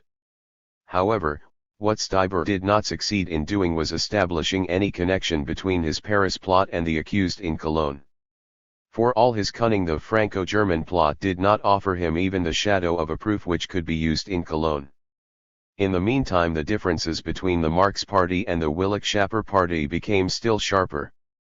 Willich still made common cause with Kinkel, and the latter's return from America caused all the squabbles amongst the exiles to flare up anew, so that in the spring and summer of 1852 the tension between the two organizations was acute. Kinkel had not secured the 20,000 thaler which was to have been the backbone of the National Revolutionary Loan, but he had obtained about half of it, and now the question of what was to be done with the money developed into one over which the democratic fugitives not only racked their brains but also began to break each other's heads. In the end, £1,000 was deposited with the Westminster Bank as an earnest for the first provisional government, the remainder of the sum collected having been expended on the journey and for administration costs. The deposited sum never served its intended purpose, but 15 years later the foolishness came to a fairly satisfactory end when it assisted the press of the German social democracy over its initial difficulties. Whilst the tumult and the shouting surged around this Nibelungen treasure, Marx and Engels made sketches of the heroes of the battle, but unfortunately the manuscripts have not been preserved. They were persuaded to do so by a Hungarian colonel named Banya, who presented himself to them with a holograph authorization from Kossuth appointing him police president of the Hungarian emigration, although in reality the man was a common spy and always at the service of the highest bidder. He was exposed by Marx and Engels because instead of handing the manuscript to the Berlin publishers for whom it was intended, Banya gave it to the Prussian police. Marx nailed down the rogue's knavery instantly in a signed declaration which was published in the New York Criminal Zeitung, but he was unable to obtain the return of his manuscript, which has never turned up since. If the Prussian government had hoped to use it as material in the Cologne trial, it must have been disappointed. In its desperation at the lack of proofs against the accused, the government caused the postponement of the public trial from one assize to the next, thereby increasing the suspense of an eager public to concert pitch until in October 1852, it simply had to raise the curtain and let the performance begin. Not all the determined perjuries of the police agents were sufficient to establish any connection between the accused and the Franco-German plot, i.e., with a plot which was fabricated by the police whilst the accused were in prison and in an organization of which they were not only not members, but even opponents. In the end therefore, Stieber, in his desperation produced the original minute book of the Marx Party containing a chronological series of minutes describing meetings at which Marx and his comrades were alleged to have discussed their nefarious plans for world revolution. This minute book was an infamous forgery scraped together by the agents provocateurs Charles Fleury and Wilhelm Hirsch under the direction of a police officer named Grief. At first glance the precious document bore all the marks of forgery and its contents were simply idiotic, but Stieber counted on the stupidity of his carefully sifted bourgeois jurymen and kept a close watch over the mail in order to prevent explanations and enlightenment coming from London. However, Stieber's wretched plan failed owing to the energy and circumspection with which Marx countered it, although he was ill-prepared for a long and grueling struggle. On the 8th of September he wrote to Engels, "My wife is ill. Little Jenny is ill. Lenchen has a sort of nervous fever, and I can't call in the doctor because I have no money to pay him. For about 8 or 10 days we have all been living on bread and potatoes, and it is now doubtful whether we shall be able to get even that. I have written nothing for Dana because I have not had the money to buy newspapers. The best thing that could possibly happen now would be for the landlady to throw us out, for in that case I should have the weight of £22 back rent off my mind, but I doubt whether she will be so considerate. And then we are indebted to the baker, the milkman, the grocer, the greengrocer, and the butcher. How on earth am I to get out of this devilish mess? During the past week or so I have borrowed a few shillings and even pence from workers. It was terrible, but it was absolutely necessary or we should have starved." This was the desperate situation in which Marx was compelled to take up the struggle with powerful enemies, but in it both he and his wife forgot their domestic troubles. Victory was still in the balance when Frau Marx wrote to an American friend, "All the proofs of the forgery have had to be provided from here and my husband has had to work all day and even far into the night. And then we have had to copy everything 6 or 7 times and send it to Germany by various ways, over Frankfurt, Paris, etc., because all letters to my husband and all his letters to Germany are opened and confiscated. The whole affair has now been reduced to a struggle between the police on the one hand and my husband on the other, and my husband is being made responsible for everything, even the conduct of the trial. You must excuse my confusion, but I have also had some part in the intrigue, and I have copied and copied until my fingers ached. Whole lists of business addresses and pseudo-business letters have just arrived from Weirth and Engels as a cloak for the safe sending of the documents, etc. Our house has been turned into a regular office. 2 or 3 are writing, others are running messages, and the remainder are engaged in scraping pennies together in order that we can all continue to exist and provide proof of the most shameful scandal the official world has ever perpetrated. And all the time my 3 lively children are singing and whistling, occasionally earning a severe rebuke from their father. What a life! Marx won the victory and Stieber's forgery was exposed even before the trial so that the public prosecutor was compelled to abandon the wretched book. However, the public victory sealed the fate of the accused. The 5 weeks' proceedings revealed such a mass of infamies committed in part by the highest authorities in the Prussian state that the acquittal of the accused would have meant the conviction of the state in the eyes of the whole world. To spare the state this humiliation the jurymen were prepared to besmirch their honor and violate their consciences, and they therefore found 7 of the 11 accused guilty of attempted high treason. The cigar-maker Roser, the author Burgers, and the journeyman tailor Nathjung were sentenced to 6 years' imprisonment in a fortress each. The worker Reef, the chemist Otto and the former barrister Becker received 5 years each, whilst the journeyman tailor Lessner received 3 years.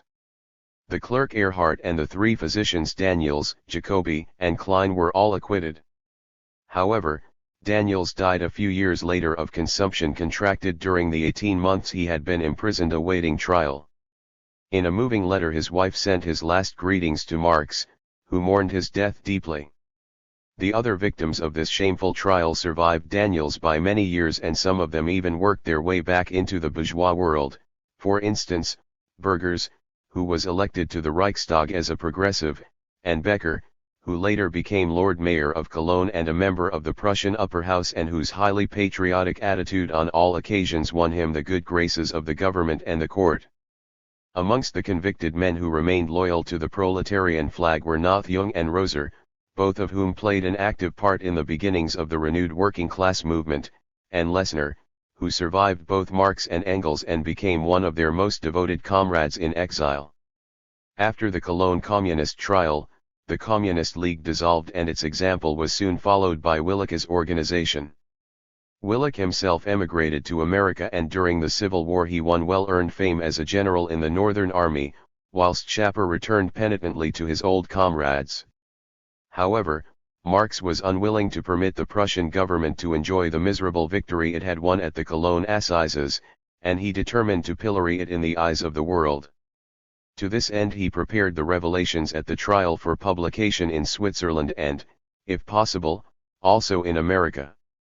Writing on the 7th of December to friends in America he declared, "You will appreciate the humor of the pamphlet more I think when I tell you that its author is practically interned owing to the lack of adequate covering for his feet and his behind, and that in addition his family was and still is threatened with really horrible misery. This too is in part a result of the preceding weeks I was compelled to devote all my energies to defending the party against the machinations of the government, instead of earning a living. Not only that, but the trial has turned the German booksellers against me completely and I had hoped to come to some arrangement with them for the publication of my book on political economy." However, on the 11th of December Schabelitz, Jr., who had undertaken to publish the book, wrote to Marx from Basel informing him that he was already going through the first galleys. "I am convinced that the book will create a tremendous sensation because it is a masterpiece." Schabelitz proposed to print 2,000 copies and fix the price at 10 silver groschen per copy because he reckoned that at least part of the edition would be confiscated. Unfortunately the whole of the edition was confiscated when it was about to be sent into the interior from the little frontier village in Baden where it had been stored for about 6 weeks. On the 10th of March the bad news was reported to Engels with the bitter words, "Such misfortunes threaten to rob one of all further encouragement to write. Always to be working pour l'eroi de Prusse." It proved impossible to discover how the leakage had occurred and the suspicion which Marx had at first harbored against the publisher turned out to be baseless. Schabelitz even offered to distribute the 500 copies he had retained in Switzerland, although little seems to have come of this. The affair had a bitter sequel for Marx when 3 months later not Schabelitz but his partner Emberger demanded compensation for the printing costs in the sum of 424 francs. Fortunately, however, the failure in Switzerland was in part compensated by success in America, though naturally the effect of the revelations concerning the Cologne trial in America was not so disturbing to the Prussian government as it would have been in Europe. The New England Zeitung, which was published in Boston, printed the revelations and Engels had 440 special copies printed at his own expense. With Lassalle's assistance he proposed to distribute them in the Rhine province. Frau Marx corresponded with Lassalle on the point and the latter showed himself zealous enough, but unfortunately the correspondence does not reveal whether the plan was carried out successfully or not. The revelations found a lively echo in the German-American press and Willich in particular came forward against the work. This caused Marx to write a short reply to him entitled The Night of the High-Souled Conscience, but today it is hardly worthwhile to lift the veil of oblivion which has long since fallen on it. As is always the case in such controversies, sins were committed by both sides, and as the victor Marx gladly refrained from triumphing over the vanquished. Referring to the first years of the emigration period he declared in 1860 that its most brilliant vindication was a comparison between its history and the parallel history of the bourgeois governments and of bourgeois society.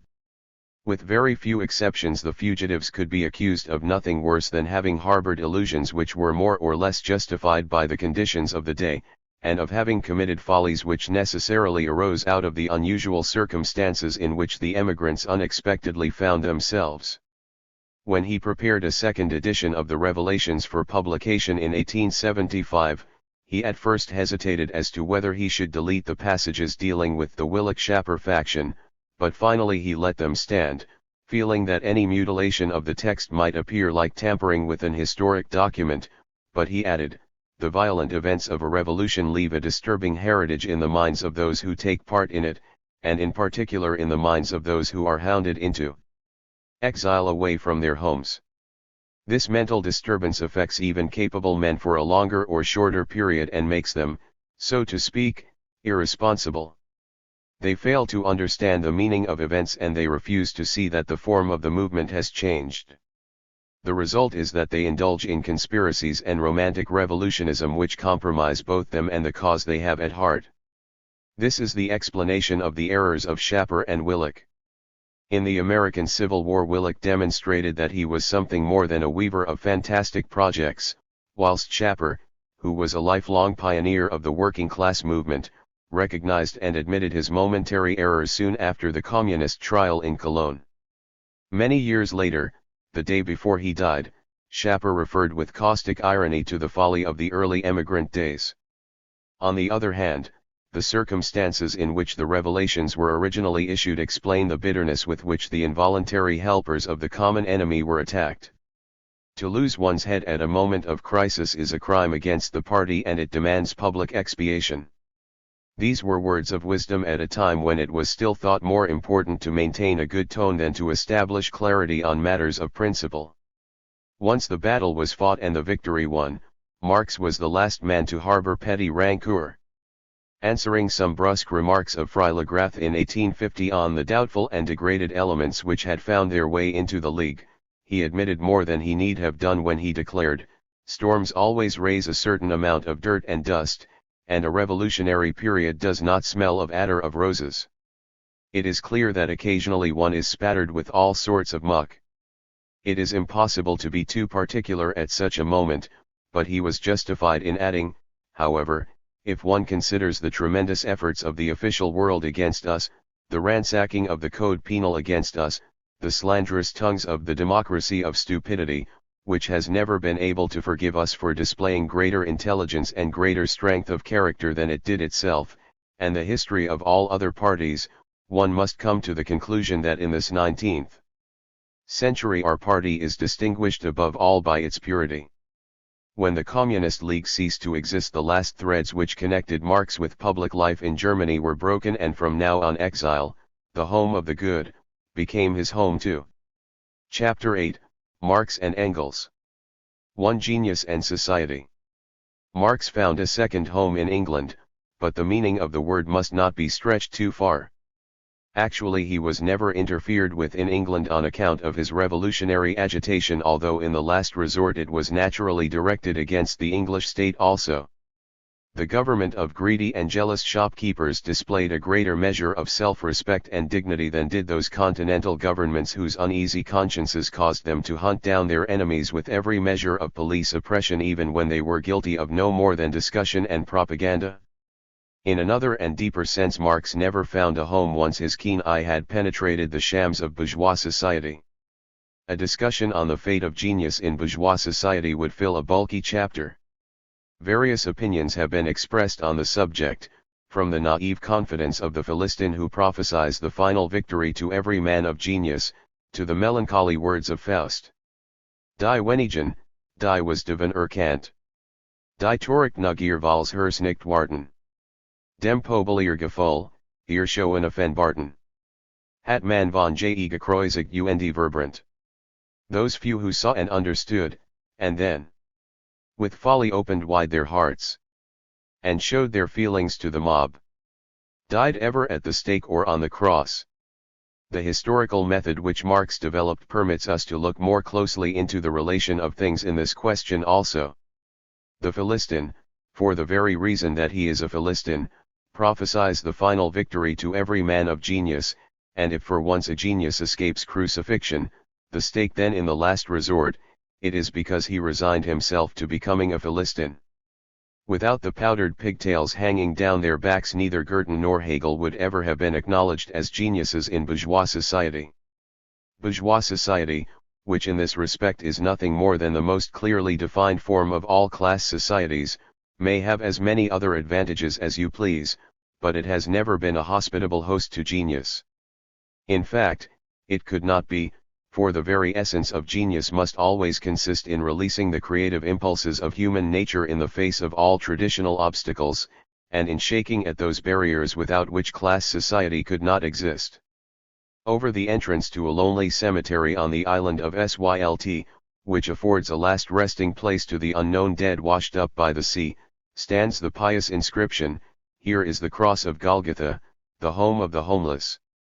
Unconsciously but none the less aptly this inscription sums up the fate of genius in class society.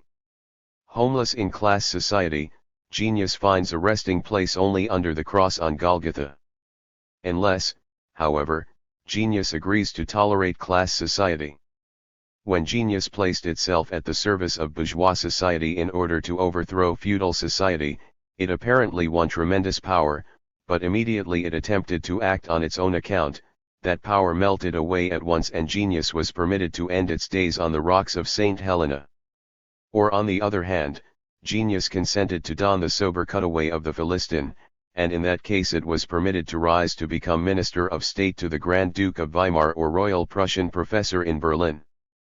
But woe betide that incorruptible genius which holds itself in proud independence of bourgeois society, which prophesies the approaching end of bourgeois society from the data supplied by the latter's own internal workings, and which forges the weapons to give bourgeois society the coup de grace. For such genius bourgeois society has nothing but sufferings and tortures still more cruel than the punishments of antiquity or the stake of the Middle Ages, though outwardly they may appear less brutal. Amongst the geniuses of the 19th century, none suffered more under this lot than the greatest genius of them all, Karl Marx. He was compelled to wrestle with poverty even in the first decade of his public activities, and when he emigrated to London he was loaded with all the burdens of the exile. However, the sufferings which made his lot Promethean befell him only in the prime of his manhood when, in his laborious efforts to advance the cause of humanity, he was compelled at the same time to struggle day after day with the miserable and trivial worries of life, to struggle desperately to obtain the bare means of existence for himself and his family within the framework of bourgeois society. And in addition, the life he led bore no resemblance to the life the ordinary Philistine in his usual ignorance regards as that of a genius. His tremendous industry matched his tremendous powers, and it was not long before his overworked days and nights began to undermine a constitution originally of iron. He was perfectly serious when he declared that incapacity to work was a death sentence on any human being not really an animal. On one occasion when he had been ill for several weeks he wrote to Engels, "Although I am quite unable to work I have read Carpenter's Physiology, Lord's Ditto, Kalliker's Jobler, Spurzheim's Anatomie der Hirns und Nervensystems and Schwann and Schleiden, über die Seelenschmier." In all his insatiable urge to scientific study he never forgot the words he had once used as a young man: "A writer must certainly earn money in order to exist and write, but he should not exist and write in order to earn money," and he always recognized the categoric necessity of earning a living. However, his own efforts in this direction invariably failed in face of the suspicion or hatred or, in the best case, the fear of a hostile world. Even such German publishers as were accustomed to priding themselves on their independence recoiled at the name of the notorious demagogue. All parties in Germany slandered him equally, and where the clear outlines of his giant figure could be distinguished through the artificial cloud around him, the malicious cunning of systematic silence did its infamous work. No nation has ever banished its greatest thinker so utterly and for so long from its national life as Germany did Marx. The only time he succeeded in providing himself with a halfway secure basis was his work for the New York Tribune, which lasted a good decade beginning in 1851. At that time the New York Tribune had 200,000 readers and was the most powerful and popular newspaper in the United States, and by its agitation for an American brand of Fourierism, it had at least raised itself above the brazen money-grubbing of a purely capitalist undertaking. The formal conditions under which Marx worked for this paper were not unfavorable. He was required to write 2 articles a week and for each article he was to receive £2. That would have meant over £200 a year and would have enabled him to keep his head above water. Freiligrath's commercial activities brought him in no more than that, in the beginning at least, and Freilagrath always boasted that he had never been without the luscious beefsteak of banishment. Naturally, there is no question of whether the amount paid to Marx by the American newspaper was at all in accordance with the literary and scientific value of his contributions, for a capitalist newspaper concern reckons with market prices, and in bourgeois society it is perfectly justified in doing so. Marx never demanded any better treatment than this, but what he was entitled to demand even in bourgeois society was that the agreement should be respected and perhaps that his work should be valued on its own account also. However, the publishers of the New York Tribune did neither the one thing nor the other. In theory Dana was a Fourierist, but in practice he was a hard-boiled Yankee businessman. In a fit of anger Engels once declared that Dana's socialism resolved itself into the lousiest petty bourgeois cheating, and in fact, although Dana was well aware of Marx's value as a contributor and did not fail to advertise that value to his readers, he showed Marx every form of ruthlessness which a capitalist exploiter feels himself entitled to show towards exploited labor power dependent on him for its existence. By no means his worst offense was that he often stole the contributions Marx sent in and published them in a garbled form as editorial articles, a proceeding which caused their real author understandable annoyance. And further, not only did Dana immediately put Marx on half pay at the first sign of slacking sales, but he paid only for those articles which he actually printed as Marx's work, nor was he bashful in throwing out whole articles when their general line did not suit his purpose. On occasions it happened that for 3 weeks, and even 6 weeks on end, all the contributions which Marx sent over found their way into the waste paper basket, whilst those German newspapers to which he was able to contribute, for instance, Die Presse in Vienna, showed themselves no more decent. It was perfectly true when he declared bitterly that in his newspaper work he was no better off than a penny a liner. In 1853, we find him longing for a few months' peace in which to continue his scientific studies undisturbed. Apparently I'm not to have it. This constant churning out of stuff for the newspapers bores me. You can be as independent as you like, but in the last resort you are bound to the newspaper and its readers, particularly when you get paid on a cash basis as I do. Purely scientific work is totally different. After he had been working for a few years under Dana's despotic sway, his tone became still more bitter. It is utterly disgusting to have to be grateful when a rag like that kindly consents to give one a lift. Grinding bones and making soup out of them like the paupers in the workhouse, that is what political work for such a paper amounts to, though I have to do it in full measure. Marx shared the fate of the modern proletariat not only in the scantiness of his means of subsistence, but also in its utter insecurity. His letters to Engels confirm with terrible and moving details what had been known only in a general way about his situation. On one occasion he was compelled to remain indoors because he had neither coat nor shoes to go out in, on another occasion he had not enough money to buy either writing paper or newspapers, and on another occasion we find him dashing around to acquaintances to borrow postage to send off a manuscript to a publisher. And then there was the constant bickering with the grocer and other small shopkeepers because he was unable to pay promptly even for the barest necessities of life, not to mention the constant trouble with the landlord, who was forever threatening him with the marshal, and the eternal visits to the pawnbroker, whose usury swallowed up even that little money which might with difficulty have kept the shadow of starvation from the door. And often enough the shadow not only fell across the threshold but over the very table itself. Accustomed from earliest childhood to a carefree life, his high-minded wife sometimes staggered under the slings and arrows of a really outrageous fortune, and then she wished herself and her children in the grave. There are indications of domestic scenes in some of Marx's letters, and on one occasion we find him expressing the opinion that people who pursued the general aims of humanity could commit no greater folly than that of marriage because thereby they betrayed themselves into the toils and petty cares of private life.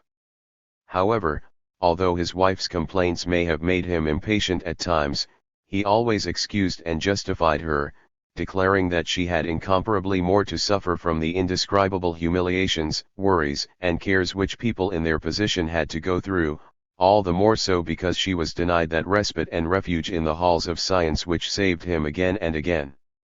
and to see the innocent pleasures of childhood so brutally shortened for their children weighed equally heavily on both parents. The lot of his genius was sad enough in all conscience, but it was raised to tragic heights by the fact that he voluntarily shouldered such torments and sufferings for decades, and steadfastly rejected every temptation to save himself in the peaceful harbor of some bourgeois career, although he might have done so without dishonor. His attitude he explains himself without any bombast and in simple words: I must follow my goal through thick and thin, and I shall not permit bourgeois society to turn me into a money-making machine. This time it was not the chains of Hephaestus which bound Prometheus, but his own indomitable will, which kept his course pointed unswervingly towards the greatest good for humanity with the certainty of a magnetic compass. His character was like pliant steel. It is extraordinary to experience in one and the same letter how he is apparently crushed down by the weight of petty miseries, and then to find him suddenly transformed and discussing the most complicated problems with the calm judiciousness of a scholar whose brow is never furrowed by the material cares of the day. However, Marx certainly felt the blows which bourgeois society dealt him, and he felt them deeply. It would be foolish stoicism to ask, what do such cares matter to a genius who in any case looks to his justification from the verdict of posterity? Conceited literary ambition, anxious to see its name in the papers every day if possible, is foolish enough, but for all that creative forces must have elbow room for their development, and they win new strength from the echo their creations arouse.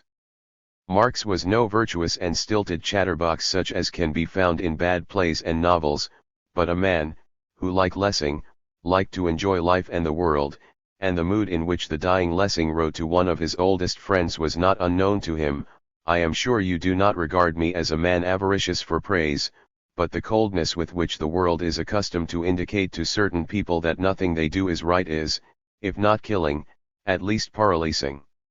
It was the same mood in which Marx wrote on the eve of his 50th birthday, half a century on my back and still a pauper.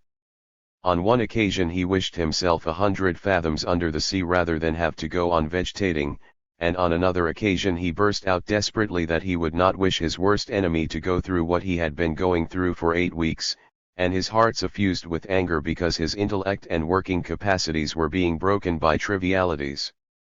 But for all that, Marx never became a damnably sorry dog, an expression he once used mockingly to describe himself, and in this sense Engels was right when he declared that his friend never despaired. Marx has often been credited with a hard character, but the shower of blows he received on the anvil of misfortune made him harder and harder. The blue sky which had hung over his early youth gradually became covered with heavy storm clouds which his ideas rent like flashes of lightning. His judgments on his enemies, and often enough on his friends, developed a searing trenchancy which wounded even those who were not unduly sensitive. Those who for this reason abuse him as an ice-cold demagogue are no more and no less wrong than those worthy subaltern souls who regard a great fighter and a great human being as no more than a stuffed puppet on a parade ground. To an incomparable alliance. Marx had to thank more than his own tremendous powers for the victory of his life. According to human judgment he must have gone under in the struggle in one way or the other but for the friend he had in Engels, whose self-sacrificing loyalty we are beginning to understand only now that the correspondence between the two friends has been published. Their friendship is without equal in history, which can show many cases of famous friendships, the friendships of men whose life's work was so closely connected that it can no longer be divided into thine and mine, and German history can show such cases also. But always there has remained some trace of willfulness or obstinacy, or even no more than a secret objection to abandoning completely the individual personality, something which in the words of the poet is the highest prize of the children of this earth. In the last resort Luther regarded Melanchthon as the faint-hearted scholar, whilst Melanchthon regarded Luther as a raw peasant, and one must be the willing victim of obtuseness not to detect the underground note of discordancy between the great minister of state and the little counselor in the correspondence which passed between Goethe and Schiller. The friendship which bound Marx and Engels knew nothing of this last remnant of human pettiness. The more their thought and their development became one, the more they each remained a separate entity and a man. In outward appearance they were very different. Engels, the blond German, tall and, as an observer has informed us, with English manners, always carefully dressed and upright as a result of discipline in barracks and office. With 6 clerks, he declared, he could organize an infinitely more simple and efficient administration than with 60 privy councillors, who could not even write legibly and would muck up the books to such an extent that not a soul would be able to make head or tail out of them afterwards. He was a highly respected member of the Manchester Stock Exchange and prominent both in the business and in the pleasures of the English bourgeoisie, its fox hunting and its Christmas parties, but the intellectual leader and fighter had a treasure in a little house far away on the other side of the town, a child of Ireland in whose arms he recovered his spirits when he had grown all too tired of the bourgeois pack in whose midst he was compelled to live. Marx on the other hand was stocky and powerfully built, with dark, flashing eyes and a lion's mane of jet black hair which indicated his Semitic origin. His bearing was careless, the troubled father of a family, he stood aloof from the business life of the metropolis, he exhausted himself in intellectual labors which hardly left him time to swallow his meals, and which lasted far into the night, undermining his constitution. He was an indefatigable thinker for whom thought was the highest pleasure, and he was a worthy successor of Kant, Fichte, and particularly Hegel, whose words he often repeated with pleasure. Even the criminal thought of a scoundrel is loftier and more magnificent than all the wonders of heaven, only that Marx's thought strained forward ceaselessly towards fulfillment in action. He was unpractical in small matters, but more than practical in great ones, much too inept to manage a small household. He was incomparable in his genius for raising an army and leading it forward to change the face of the earth. Style is said to reveal the man, and they were different as authors also. Each was a master of language in his own way, and each was a brilliant linguist who had mastered many languages and even dialects. In this respect Engels achieved even more than Marx, but when he used his mother tongue, even in his letters, not to speak of his books, he kept a tight hand on the reins and permitted no stumbling either to right or left into foreign pitfalls, whilst at the same time carefully avoiding the potholes of the Teutonic purists and language reformers. He wrote easily and with a light touch, and his prose is so limpid and clear that at all times one can see through the running stream of his words to the very bottom.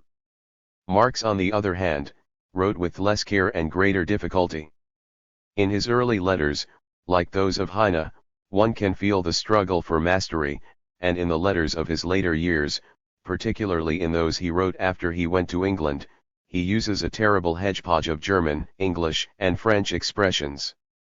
Even his formal writings contain more foreign words than was absolutely necessary, and abound in Anglicisms and Gallicisms, but even so, he was such a master of the German language that his works cannot be translated without grievous loss. After having read a chapter of a French translation of one of Marx's works, Engels declared, despite the fact that Marx himself had polished the translation with great care, that the power, sap and life of the original had gone to the devil. Goethe once wrote to Frau von Stein, "In similes I am running a race with Sancho Panza's proverbs," and in the striking imagery of his language Marx could run a race with the greatest masters of language, with Lessing, Goethe, or Hegel. He had mastered Lessing's principle that content and form must agree like man and wife in a happy marriage, and for this he was roundly attacked by the university bigwigs, from the veteran Wilhelm Roscher to the youngest university lecturer, who overwhelmed him with the crushing accusation that he succeeded in making himself understood only vaguely and with a patchwork of similes. Marx always dealt with questions in a way which left food for fruitful thought for his reader, and his language was like the play of the waves on the purple depths of the ocean. Engels always recognized the superior genius in Marx, and he never aspired to play anything but the second fiddle to the other's lead.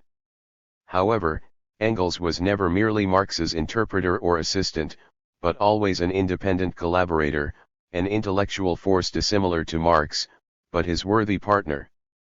At the beginning of their friendship Engels gave more than he received on a very important field of their activities, and 20 years later Marx wrote to him, "You know that, first of all, I arrive at things slowly, and, secondly, I always follow in your footsteps." Engels wore lighter armor and was able to move more quickly.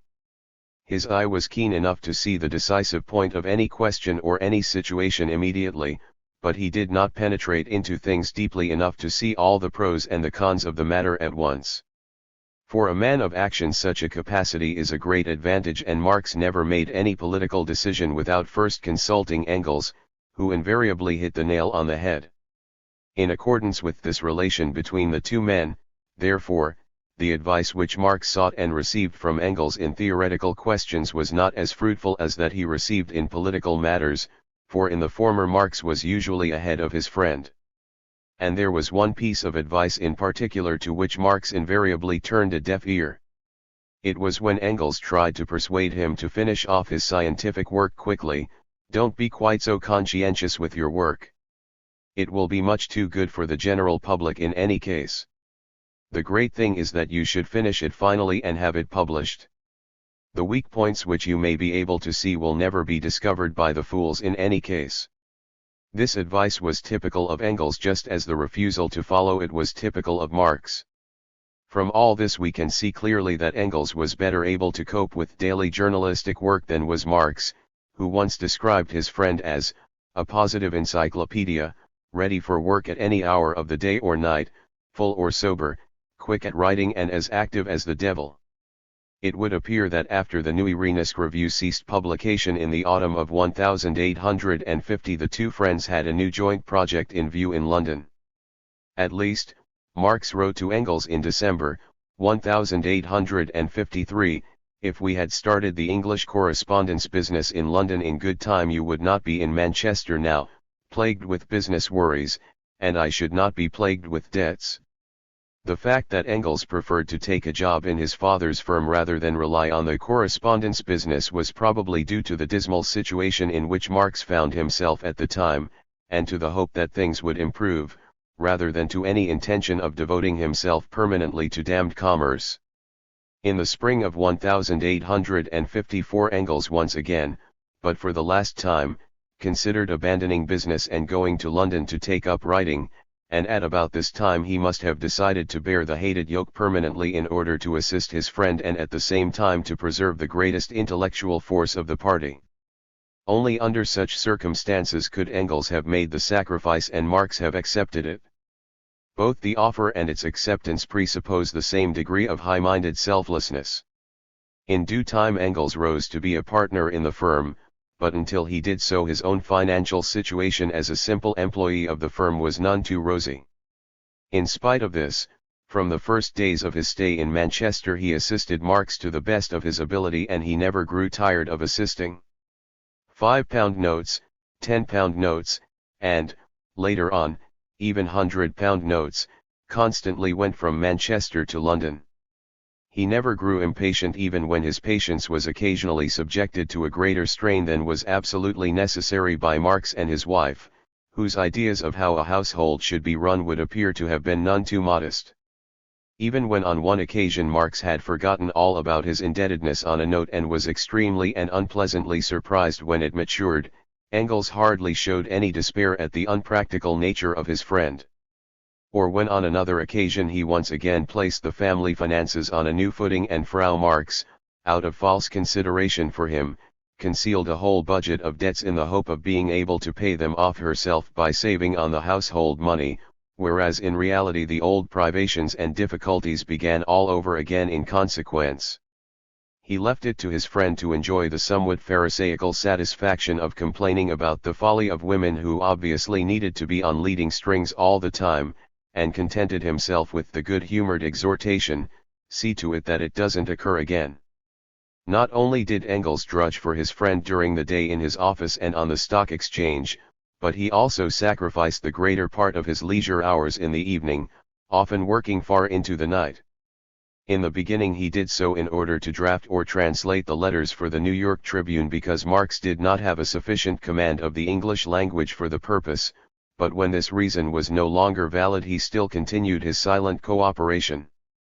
But all this fades into insignificance when compared with the greatest sacrifice of all, his voluntary abandonment of all hope of attaining that measure of scientific achievement which would have been his as the reward of his tremendous capacity for work and of his rich talents.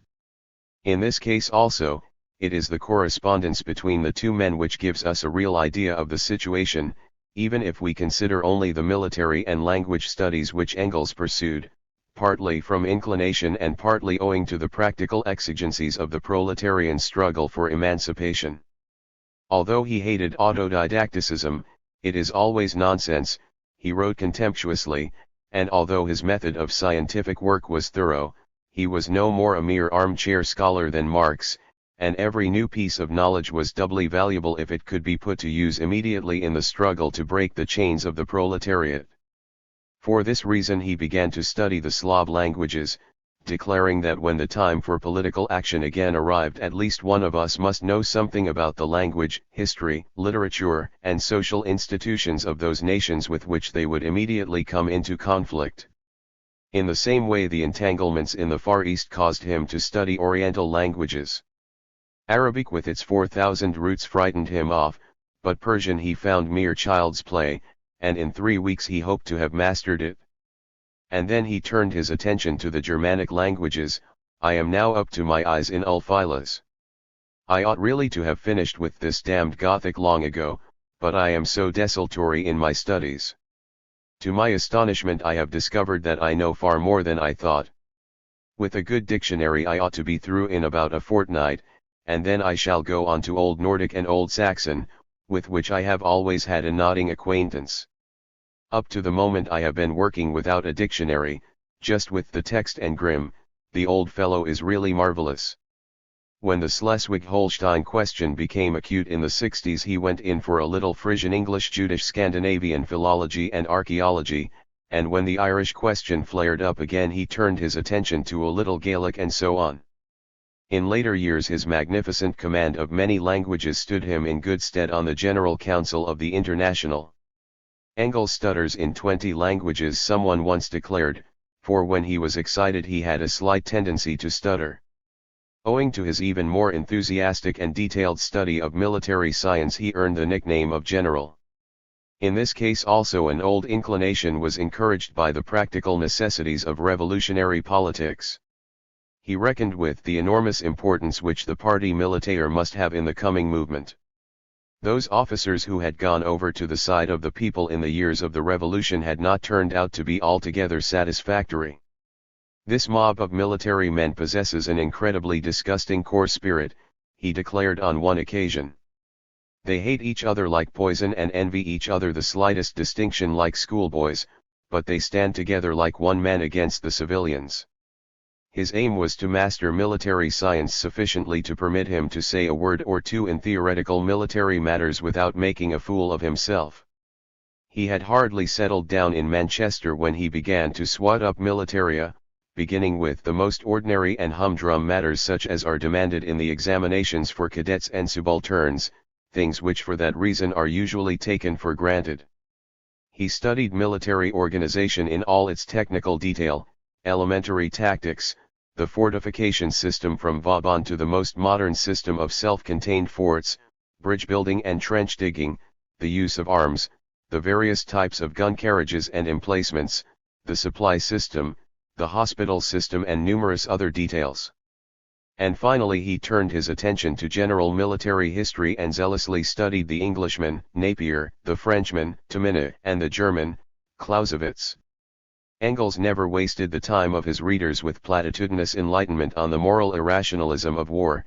Instead he sought to lay bare the historical reasons for war, and these efforts more than once brought down the hot anger of the democratic demagogues on his head.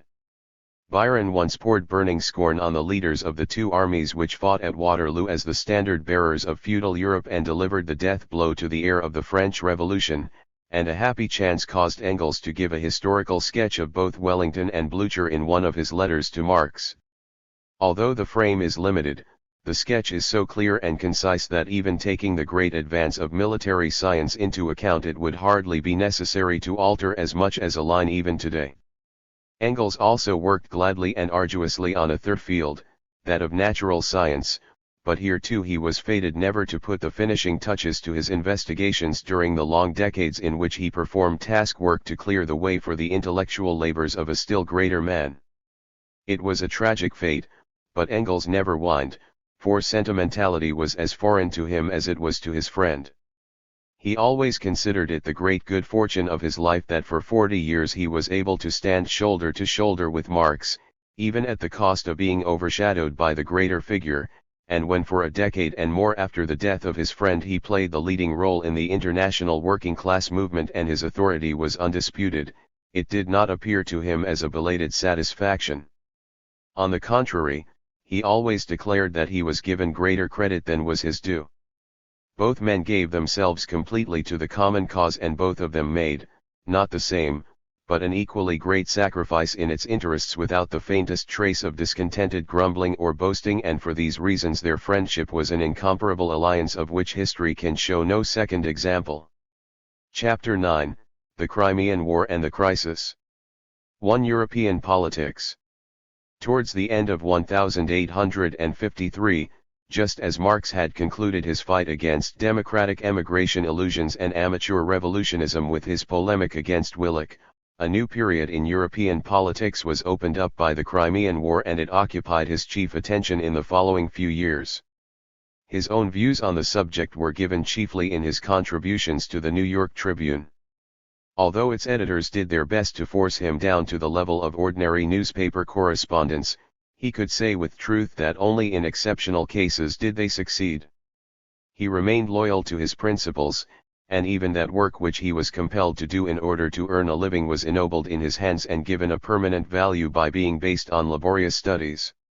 Most of these treasures from his pen are still buried, and it will cost a certain amount of trouble to bring them to the surface again. Owing to the fact that the New York Tribune treated his contributions more or less as raw material, flung them into the waste paper basket at its discretion, published them under its own flag, and often, as Marx complained bitterly, published rubbish under his name, it will never be possible to reconstruct the whole of his work for the paper, and very careful examination will be necessary to determine its limits with any degree of accuracy.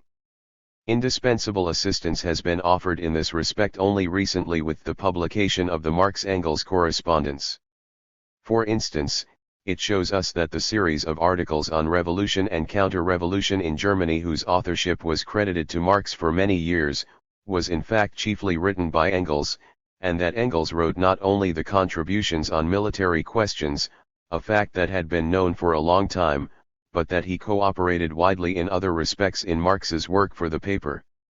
Apart from the series of articles on revolution and counter-revolution in Germany, the articles on the Eastern question which appeared in the New York Tribune have also been collected, though both with regard to what it contains and what it does not contain this latter collection is of much more doubtful authenticity than the former, which was after all only credited to the wrong author.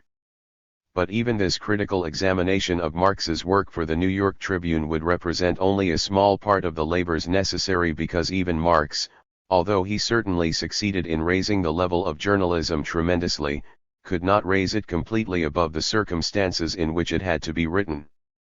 The greatest brain in the world cannot make new discoveries or give birth to new ideas twice a week, always just in time to catch the regular packet steamer on Tuesdays and Fridays. As Engels has pointed out, it is impossible under such circumstances altogether to avoid pure improvisation on the spur of the moment and reliance on memory only. Further, daily work is dependent on daily news and daily moods, and it cannot emancipate itself from them without running the danger of becoming dry and boring. How much, for instance, would the 4 big volumes of the Marx-Engels correspondence be worth without the 101 contradictions out of which the great general line of their ideas and struggles developed? Even without the great mass of material which is still awaiting resurrection in the columns of the New York Tribune, the main lines of the European policy which Marx and Engels began to adopt with the Crimean War are quite clear today. To a certain extent the adoption of this policy may be said to have marked a turning point in their activities. The authors of the Communist Manifesto and the editors of the Neue Rheinische concentrated their main attention on Germany. The Neue Rheinische enthusiastically supported the struggle of the Poles, the Italians, and the Hungarians for national independence, and in the upshot it demanded war against Russia as the strongest bulwark of European counter-revolution. But later this demand developed more and more into one for a world war against England, because only after the breaking of England's world Power would it be possible for the social revolution to emerge from the world of utopia into the world of reality? This Anglo-Russian slavery was the basis on which Marx developed his European policy at the time of the Crimean War.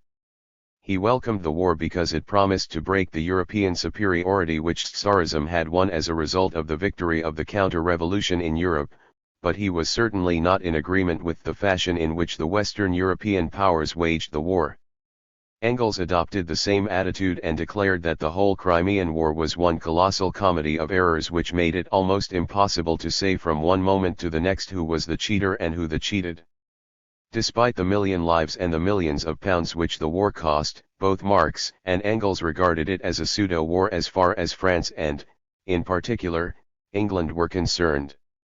They were certainly right in so far as neither the false Bonaparte nor Lord Palmerston, the English Foreign Secretary, had any intention of wounding the Russian bear in any vital spot. As soon as they felt convinced that Austria could hold the main forces of the Russian army in check on the western frontiers, they shifted the scene of hostilities to the Crimea, where they battered their heads against the fortress of Sebastopol, succeeding in capturing only half of it after a long drawn-out campaign. In the end they had to satisfy themselves with this one rather dilapidated laurel wreath of victory and beg defeated Russia for permission to evacuate their troops without further interference. It was easy enough to see why the false Bonaparte was unwilling to challenge the Tsar to a life-and-death struggle, but Palmerston's motives were less clear. The continental governments feared him as a revolutionary firebrand, whilst the continental liberals admired him as a paragon of a constitutional liberal minister. Marx solved the riddle by laboriously examining the official blue books and the Hansard reports for the first half of the century and also a number of diplomatic reports which had been deposited in the British Museum. He sought to prove by his search that from the time of Peter the Great down to the opening of the Crimean War there had been secret cooperation between the cabinets in London and St. Petersburg, and that Palmerston in particular was a venal instrument of Tsarist policy. Marx's contentions did not pass without contradiction and they are disputed down to this very day, particularly with regard to the role of Palmerston. There is no doubt that he judged Palmerston's unscrupulous business policy, with its half-measures and its contradictions, much more clearly than did either the European governments or the European liberals, but it does not necessarily result from this that Palmerston had been bought by Russia. However, much more important than the question of whether Marx went too far in his statements or not is the fact that from this time onwards he considered it one of the most indispensable tasks of the working class to probe into the mysteries of international diplomacy in order to counter the diplomatic machinations of the governments or, where this proved impossible, to expose and denounce them.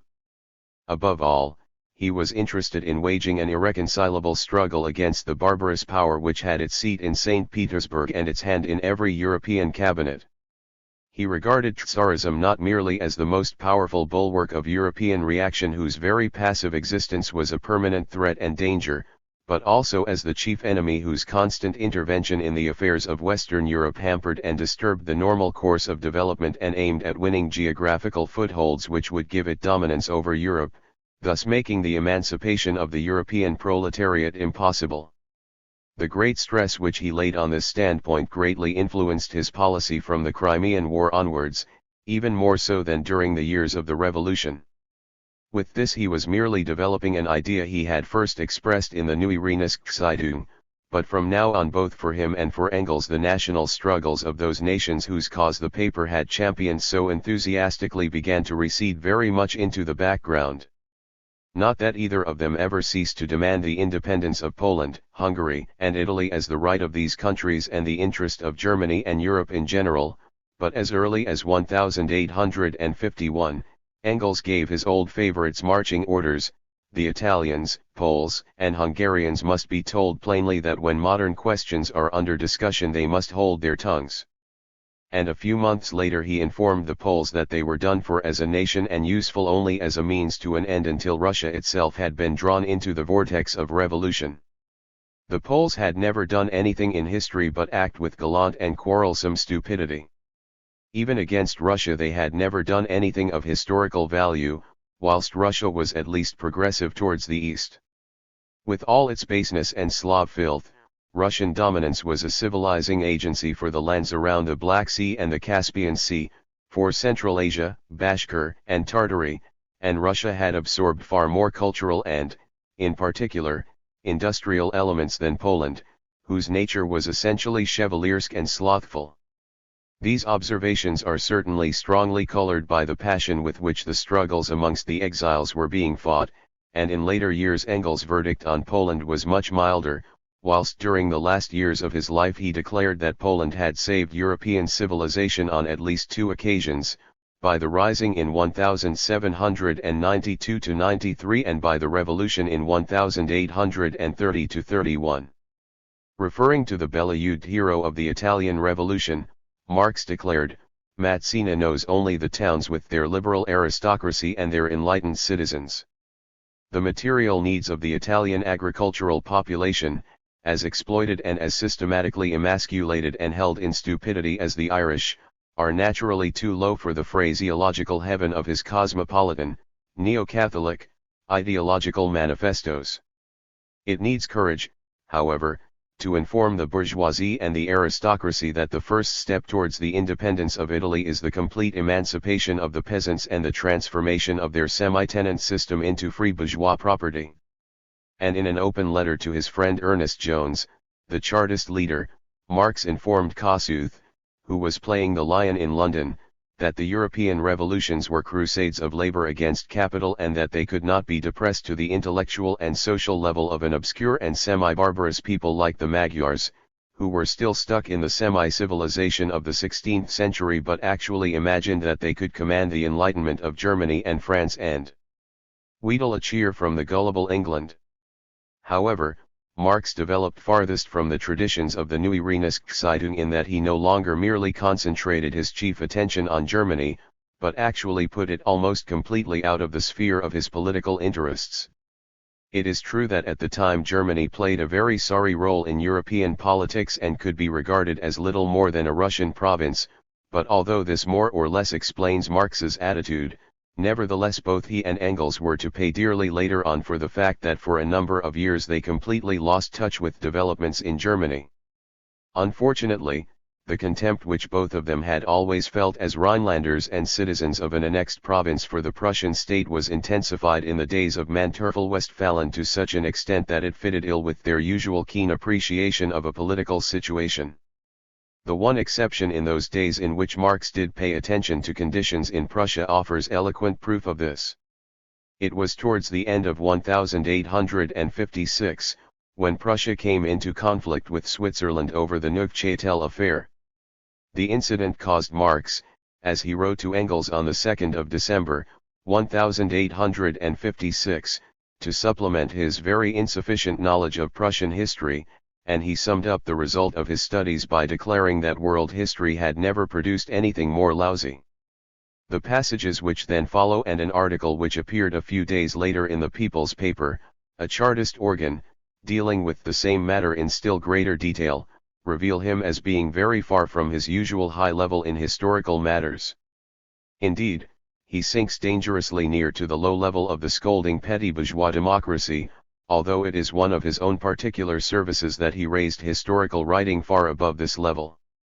The Prussian state undoubtedly represented a disagreeable morsel for any human being to swallow, but for all that, it was not possible to make it palatable with the caustic mockery of the divine right of the Hohenzollerns, of the three repeatedly appearing character masks, the pietist, the drill sergeant and the buffoon, of Prussian history as an unappetizing family chronicle, compared with the diabolical epic of Austrian history and with similar observations which at the utmost explain the wherefore, but leave the why of the wherefore completely in the dark. To David Urquhart, G.J. Harney and Ernest Jones. Whilst he was contributing to the New York Tribune, Marx also worked in the same way for the Urquhartist and Chartist papers. David Urquhart was an English diplomat who, thanks to his detailed knowledge of the Russian plans for world dominance and to his ceaseless struggle against them, had rendered valuable services. Their value, however, he diminished by a fanatical hatred of Russia and an equally fanatical enthusiasm for everything Turkish.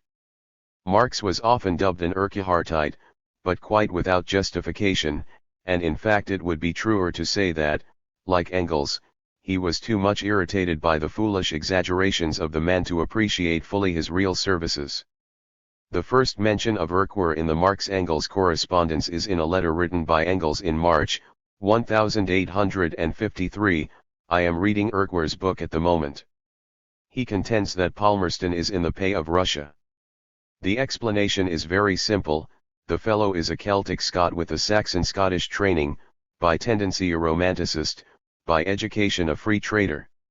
He went to Greece as a Philo-Hellenist and, after skirmishing around with the Turks for 3 years, he went to Turkey and was immediately seized with enthusiasm for the Turks. He is gushingly Islamitic and declares that if he were not a Calvinist he could be only a Mohammedan. On the whole, Engels found Urquhart's book merely highly diverting. The point of contact between Marx and Urquhart was their common struggle against Palmerston. An article written by Marx against Palmerston for the New York Tribune was reprinted in a Glasgow newspaper where it attracted the attention of Urquhart. In February, 1854, the two met and Urquhart received Marx with the compliment that a Turk might have written the article. However, Urquhart was very disappointed when Marx informed him that he was a revolutionist, because one of Urquhart's crotchets was that the European revolutionaries were all conscious or unconscious tools of Tsarism used by the latter to embarrass the European governments. The man is a complete monomaniac, Marx wrote to Engels after this meeting, adding that he agreed with him in nothing except with regard to Palmerston, and even then the man had been of no assistance to him. Naturally, these confidential remarks to Engels must not be taken too seriously. Despite all his critical reservations, Marx publicly and repeatedly acknowledged Urquhart's services, and he made no secret of the fact that although he had not been convinced by Urquhart he had nevertheless been stimulated by him. For this reason he did not hesitate to contribute occasionally to Urquhart's papers and in particular to the Free Press in London, and he also gave Urquhart permission to reprint and distribute a number of his articles in the New York Tribune in leaflet form. These Palmerston leaflets were distributed in fairly large editions, from 15 to 30,000 at a time, and they created a great sensation, but for the rest, Marx gained no greater material advantage from the Scot Urquhart than from the Yankee Dana. Any really close connection between the two was made quite impossible by the fact that Marx supported Chartism, a movement which Urquhart doubly hated as a free trader and as an enemy of Russia, because he thought he could detect the rolling rubble in every revolutionary movement. Chartism never recovered from the heavy defeat it had suffered on the 10th of April, 1848, but as long as its remnants struggled for life the movement was gallantly and loyally supported by both Marx and Engels, chiefly in the way of unpaid contributions to the papers published by George Julian Harney and Ernest Jones in the 50s. Harney published the Red Republican, the Friend of the People and the Democratic Review in rapid succession, whilst Jones published the Notes of the People and the People's Paper. The People's Paper enjoyed the longest life and was published regularly down to the year 1858. Harney and Tones belonged to the revolutionary wing of the Chartist movement, and amongst all the members of this group they were probably the least insular. They were also regarded as the leading spirits in the International Association of the Fraternal Democrats. Harney was the son of a seaman and had grown up in proletarian surroundings. He had obtained his revolutionary knowledge on his own from the revolutionary literature of France, and Marat was his model. He was a year older than Marx, and whilst the latter was editing the Rheinischen, Harney was on the editorial board of the Northern Star, the chief organ of the Chartists. Engels visited him in 1843 and Harney described him as a slim young fellow, so youthful that he seemed almost a boy, but even then he spoke extraordinarily correct English. In 1847, Harney made the acquaintance of Marx and joined his circle with enthusiasm. He published an English translation of the Communist Manifesto in his Red Republican together with an editorial footnote to the effect that it was the most revolutionary document ever published, and in his Democratic Review, he published English translations of articles which had appeared in the Neue Rheinische Zeitung on the French Revolution, declaring that they represented the real criticism of French affairs. In the struggles of the emigration he returned to his old love and came into violent conflict with Ernest Jones and no less so with Marx and Engels. Soon afterwards he went to live on the Isle of Jersey, and after a short stay there he left for the United States, where Engels visited him in 1888. Shortly after this visit Harney returned to England, where he died at a ripe old age and perhaps as the last living witness of a great historical period. Ernest Jones was of Norman descent, but he was born and educated in Germany, where his father was military advisor to the Duke of Cumberland, the man who afterwards became King Ernst August of Hanover. This arch-reactionary rake, who was accused in the English press of every crime in the calendar except suicide, stood godfather to Ernest Jones at the font, but this patronage and the court connections of his parents made no impression on the lad. Even as a boy he showed a vigorous partisanship for the cause of liberty, and as a man he steadfastly resisted all the temptations which were placed in his path and all the attempts which were made to fetter his free spirit with chains of gold. When his family returned to England he was about 20 years old, and he began to study for the bar, to which he was later admitted. He sacrificed all the brilliant prospects which his own high talents and the aristocratic connections of his family opened up to him in order to devote himself to the Chartist cause, which he championed with such fiery zeal that in 1848 he was sentenced to 2 years' imprisonment. As an added indignity for his treachery to his own class, he was treated in prison as a common criminal, but he came out of prison in 1850 as an incorrigible revolutionary, and from the summer of 1850 onwards he maintained close relations with Marx and Engels. He was about midway between their ages, for almost 20 years. The friendship was certainly not completely cloudless, and troubles such as had arisen with Freiligrath, with whom Jones shared poetic talents, and with Lassalle, on whom Marx's verdict was similar but incomparably more severe, occurred. In a letter written in 1855 Marx refers to him in these words: "With all the energy, persistence, and activity for which one must give him credit, he spoils everything by his tub-thumping, his tactless snatching after pretexts for agitation, and his constant impatience and desire to rush ahead of the times." Later on there were even more serious differences between them, particularly when the Chartist agitation went more and more to seed and Ernest Jones began to flirt with bourgeois radicalism. However, basically their friendship remained firm and loyal. During the last years of his life Ernest Jones lived in Manchester, where he died unexpectedly in 1869 whilst still in the prime of life. Engels hurriedly wrote the sad news to London, another one of the old guard gone home.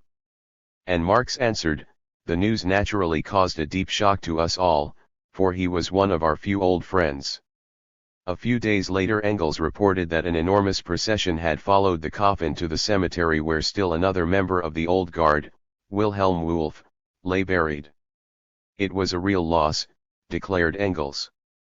After all, his bourgeois phrases had been nothing but hypocrisy, and he had been the only educated Englishman amongst the politicians who had, at bottom, really been on their side. 3. Family and friends. During these years Marx remained aloof from all political circles and led practically no social life. He had withdrawn completely into his study, and he left it only to be with his family, which had been augmented by the birth of a daughter, Eleanor, in 1855. Marx, like Engels, was a great lover of children, and when he left his studies for an hour or two, it was to play with his children, who idolized him, although, or perhaps just because, he never made any attempt to assert any paternal authority. They treated him as a playmate and called him the Moor, a nickname given to him on account of his jet black hair and dark complexion. Children must educate their parents, he used to say, and his children certainly took him in hand, for they strictly forbade him to do any work on Sundays, on which day he had to belong to them completely, and the Sunday outings into the country, during which the family stopped at wayside inns to drink ginger beer and eat bread and cheese, were the infrequent rays of sunshine which penetrated through the heavy clouds which invariably hung over the house. Their favorite outings were to Hampstead Heath, and Liebknecht has given us very charming descriptions of them. Hampstead Heath today is not quite the same as it was then, but from Jack Straw's Castle, at whose tables Marx often sat, there is still a magnificent view over the heath with its picturesque panorama of hills and valleys and, On Sundays, it's crowds of happy people. To the south lies the gigantic town with its vast mass of houses and its familiar landmarks, the Dome of St. Paul's and the Towers of Westminster, and beyond that in a far-off haze the pleasant uplands of Surrey. To the north the countryside is now covered with houses, and to the west is the sister hill of Highgate where Marx has found his last resting place. And then, like a flash of lightning, tragedy struck suddenly into this modest domestic happiness. On Good Friday, 1855, Marx's only son, the 9-year-old Edgar, or Mus as he was affectionately called, died. The boy, who had already shown great talent, was the family favorite. Such a sad and terrible loss that I can hardly describe how deeply it has affected me, wrote Freilagrath in a letter to Germany. The letters in which Marx describes the sickness and death of his child to Engels are heart-rending. On the 30th of March he wrote, "My wife has been ill for a week from sheer anxiety, worse than she has ever been before. I am also terribly upset. My heart is heavy and my head is in a whirl, but of course I have to keep up a brave front." Even in his illness the boy is still the same good-natured and independent character. And on the 6th of April he wrote again, "The poor little fellow is gone. He went to sleep, literally, in my arms today between 5 and 6 o'clock. I shall never forget how your friendship lightened our heavy burden in these terrible days. You can realize my sorrow at the death of my boy." And on the 12th of April he wrote, "The house seems empty and deserted since the boy died. He was its life and soul. It is impossible to describe how much we miss him all the time. I have suffered all sorts of misfortune, but now I know what real misfortune is.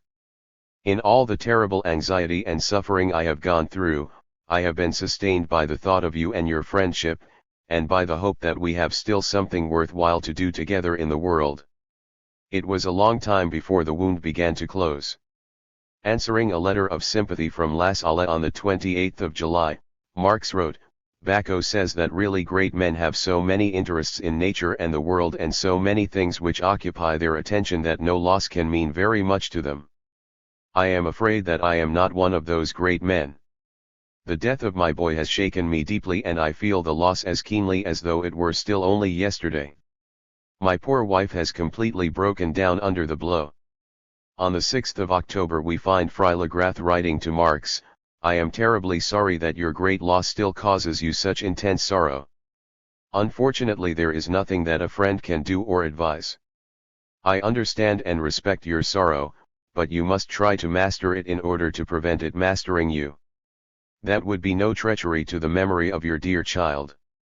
The death of Marx's son Edgar was the culmination of a series of illnesses which had befallen the family during the preceding few years. In the previous spring Marx himself had also fallen ill and in fact he was never quite well again. His chief complaint was liver trouble, which he believed he had inherited from his father, but there is no doubt that it was aggravated by the miserable housing conditions and the unhealthy neighborhood in which the family lived. In the summer of 1854 a cholera epidemic was particularly virulent in the district as the result, it was said, of the fact that newly dug drains had been laid through the mass graves of the victims of the Great Plague in 1665. Marx's doctor urged him to leave the neighborhood of Soho Square, whose atmosphere he had now breathed uninterruptedly for years. A new fatality in the family made it possible for them to do so. In the summer of 1856 Frau Marx went together with her 3 daughters to Trier to visit her mother who was seriously ill. She arrived just in time to close her mother's tired eyes after an illness lasting only 11 days. The old lady did not leave very much, but a few hundred thaler fell to the share of Frau Marx, and it would appear that at about the same time she inherited a small sum from her Scottish relatives.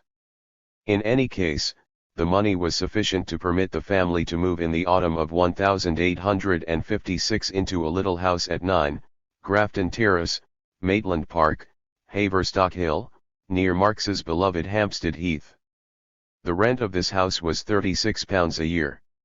Compared with the holes we have previously had to live in, this is a really princely home, wrote Frau Marx to a friend, and although everything we possess cost little more than £40, much of it second-hand rubbish. I felt quite grand in our new parlor in the beginning.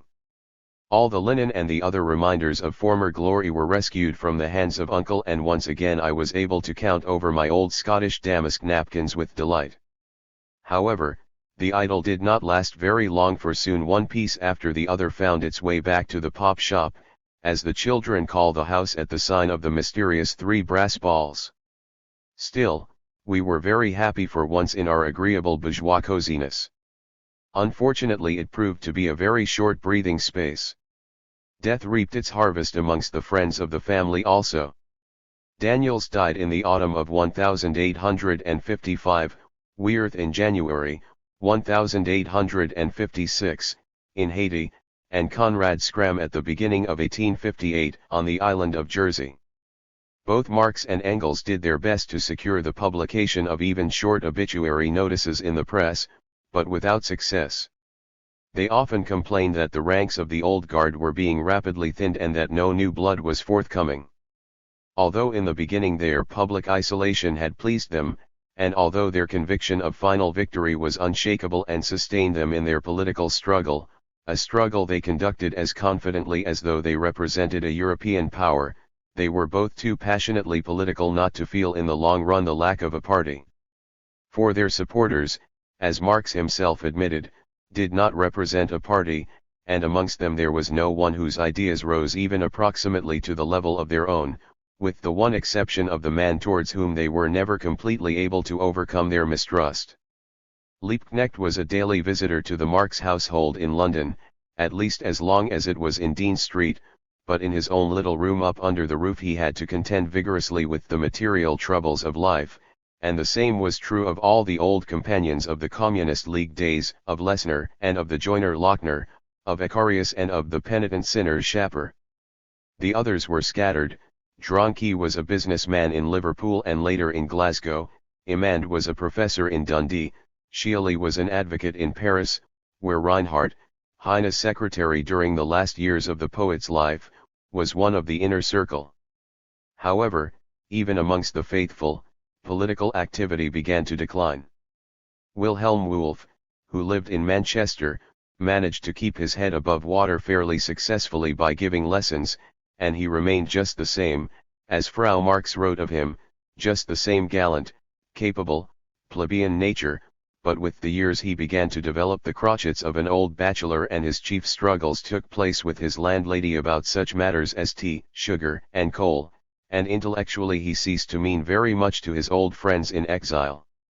Freiligrath also remained a loyal friend, and after he had been given the managership of the London agency of a Swiss bank in the summer of 1856, he was able to be of greater assistance to Marx than before, and in particular he was able to prevent any delay in cashing the drafts sent by the New York Tribune, which added to its other shortcomings frequent dilatoriness in paying. Freiligrath also remained true to his revolutionary convictions, but he drifted farther and farther away from the party struggle. Although he declared with conviction that there was no place in the world where a revolutionary could be buried with greater honor than in exile, the poet himself was not happy in exile. The homesickness of his wife, whom he loved dearly, and the sight of his children lighting the candles of their Christmas tree again and again on foreign soil, caused the stream of his poetry to dry up. He suffered intensely from this, and it was a great consolation to him when his country gradually began to remember its famous poet again. And then there was the long list of the living dead. It happened occasionally that Marx met a number of the companions of his early philosophic days, Edward Mayen, who proved to be the same poisonous old toad, Faucher, who had become Cobden's secretary and thought himself cut out to make history in the free trade movement, and Edgar Bauer, who played the role of communist agitator, but to whom Marx invariably referred as the clown. Marx also met his old friend Bruno Bauer on numerous occasions when the latter came to London to visit his brother. As Bruno Bauer proved to be full of enthusiasm for the primitive strength of Russia, and regarded the proletariat as nothing but a mob to be held in check partly by violence, partly by cunning and partly by conceding it a few pence when unavoidable, there was naturally no basis for any agreement between them. Marx found that he had grown noticeably older, that his brow was larger and that he had developed the manner of a pedantic professor, but his conversations with the cheerful old gentleman were reported to Engels in detail. However, even taking the more immediate past, the list of the living dead was a long one and it grew longer every year. For instance, there were old friends in the Rhineland, George Tung, Heinrich Burgers, Hermann Becker, and others. Some of them, like Becker and later on the worthy Miguel, tried to justify their attitude scientifically, declaring that before the proletariat could even think of victory the bourgeoisie must be completely victorious over the feudal junkers. Becker declared, the material interests of the Kanaile will bore their way through and through the decaying structure of junkerdom, turning it into dust, so that at the first breath of the world spirit history will simply sweep the whole structure away and proceed nonchalantly to the next item on the agenda. It was a very pretty theory and no doubt it is still doing good service to many artful dodgers today, but when Becker became Lord Mayor of Cologne, and Miguel Prussian Minister of Finance, they found themselves so attached to the material interests of the Kanaile that they fought tooth and nail against any insolence on the part of the world spirit and against all attempts to proceed nonchalantly to the next item on the agenda. For all that, however, it was a doubtful substitute for men like Becker and Miguel when in the spring of 1856 a businessman named Gustav Louis came from Dusseldorf to London and offered Marx, so to speak, in apple pie order, and all complete, an insurrection of the factory workers in Iserlohn, Zolingen, and one or two other places. Marx roundly condemned the dangerous and useless folly of the venture and told Louis to inform the workers he represented, or pretended to represent, that they should get into touch with him again later and do nothing whatever without first having obtained his agreement. Unfortunately, Marx did not take up the same attitude to a second mission with which Louis declared he had been entrusted by the workers of Dusseldorf, namely, to warn Marx against La Salette. He was, Louis declared, an unreliable fellow who, after the successful conclusion of the Hatzfeld trial, lived under the shameful yoke of the Countess as her kept man and intended to go to Berlin with her to found a salon of intellectuals. He flung aside the workers like worn-out gloves in order to go over to the bourgeoisie, and much more of the same sort. One may reasonably doubt that the workers in the Rhineland sent any such message to Marx, for a few years later the same workers honored La Salette with a solemn address in which they declared enthusiastically that during the reign of White Terror in the 50s his house had been a steadfast bulwark of fearless and vigorous assistance to the party. It is far more likely that Louis invented the message to satisfy his bitterness against La Salette because the latter had refused to grant him a loan of 2,000 thaler, being prepared to advance no more than 500 thaler. If Marx had known this he would certainly have treated Louis with the greatest reserve, but in itself the report was calculated to awaken the strongest suspicion against La Salette. Marx had kept up a correspondence with him, though their letters were not very frequent, and he had always found him a reliable friend, both personally and politically, and a loyal party comrade. Marx had even opposed the mistrust which had arisen against La Salette in the old Communist League days amongst the workers in the Rhineland owing to his share in the Hatzfeld affair, and hardly a year before, when La Salette had written him a letter from Paris, he had answered it in a very friendly fashion: "I am naturally surprised to hear that you are so near London and yet are not thinking of coming over even for a few days. I hope you will reconsider the matter and see how short and cheap the journey from Paris to London really is. Unfortunately France is closed to me, or I would certainly come over and give you a surprise in Paris." It is therefore difficult to understand why Marx accepted Louis' loose talk at its face value and immediately reported it to Engels in a letter dated the 5th of March, 1856, adding, "This gives you only the sketchy details of the affair. The whole has made a definite impression on Freilagrath and myself, as much as I was in favor of La Salette and as much as I dislike workers' gossip." He had told Louis that it was impossible to come to any definite conclusion on the basis of a report from one side only, but in any case, suspicion was useful. La Salette should be watched, but for the moment any public scandal should be avoided. Engels agreed with this and added a number of observations which occasion less surprise coming from him, for he knew La Salette less intimately than did Marx. "It was a pity," declared Engels, because the fellow undoubtedly had great talent. He had always needed watching like the devil, but now he was going the pace a bit too fast. As a real Jew from the Slav frontier, he had always been on the watch for a chance of exploiting anyone for his own private purposes under party pretexts. Marx then broke off his correspondence with the man who wrote to him truthfully a few years later, "I am the only friend you have in Germany." For the crisis of 1857. When Marx and Engels withdrew from the public squabbles of the exiles in the autumn of 1850, they had declared, "A new revolution will be made possible only as the result of a new crisis, but it is just as certain as is the coming of the crisis itself."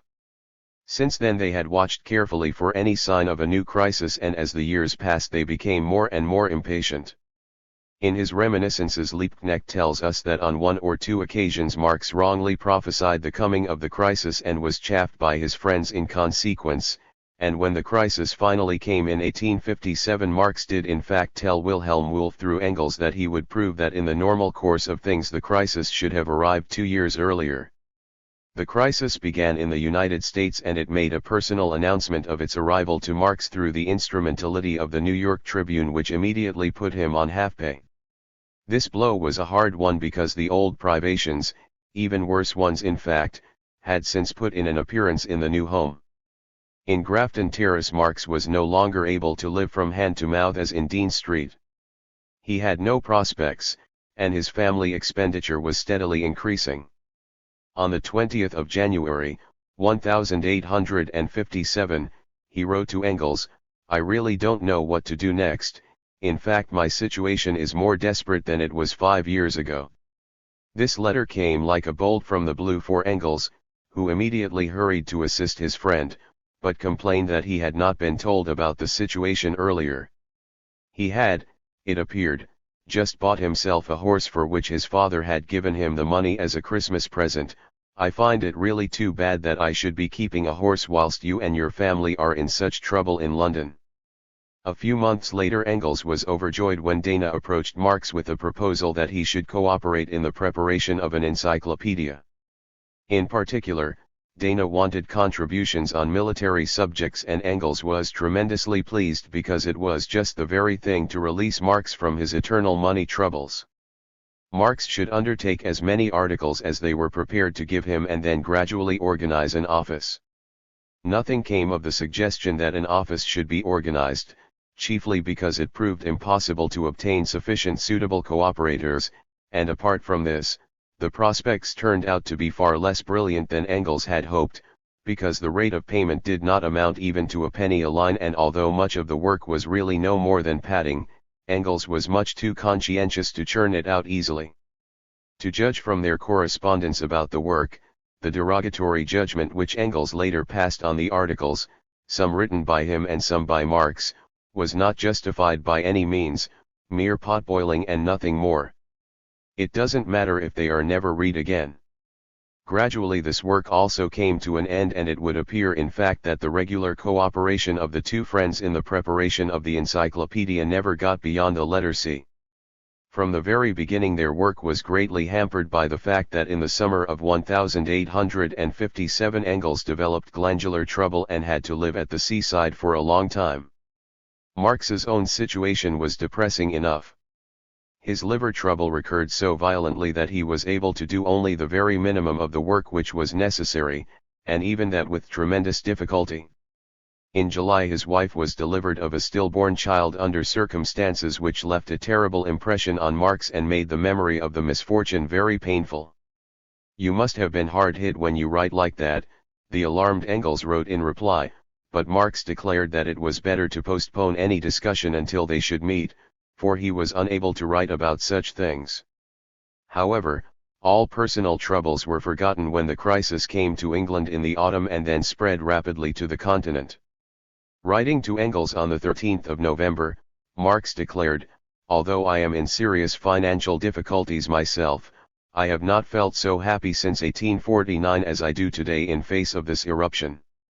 In his reply the next day Engels feared only that things might develop too quickly. "I think it would be better that the crisis improve until it assumes a chronic character, before any second and decisive blow follows." Chronic pressure is necessary for a while in order to warm up the people. The proletariat would then fight better and with a better knowledge of the situation and more unison, just as a cavalry attack has greater élan if the horses must first trot 500 paces before coming within charging distance of the enemy. I shouldn't like anything to happen too soon, before the whole of Europe is completely involved, for then the struggle afterwards would be more severe, more tedious, and more fluctuating. May or June would be almost too early. The masses must have become damned lethargic after the long period of prosperity.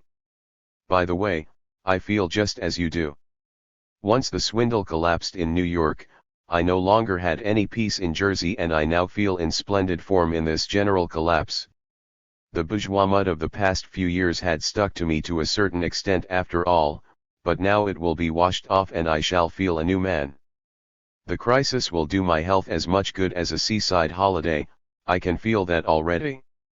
In 1848 we thought our time was coming, and in a certain sense it did, but this time it is really coming and everything is at stake. Engels was wrong, of course, for everything was by no means at stake. In its own way the crisis did have revolutionary effects, but they were not the ones expected by the two friends. They certainly did not spend their time spinning utopian and optimistic hopes, but in carefully studying the course of the crisis from day to day, and on the 18th of December Marx wrote, "I am doing a tremendous amount of work, mostly until 4 in the morning.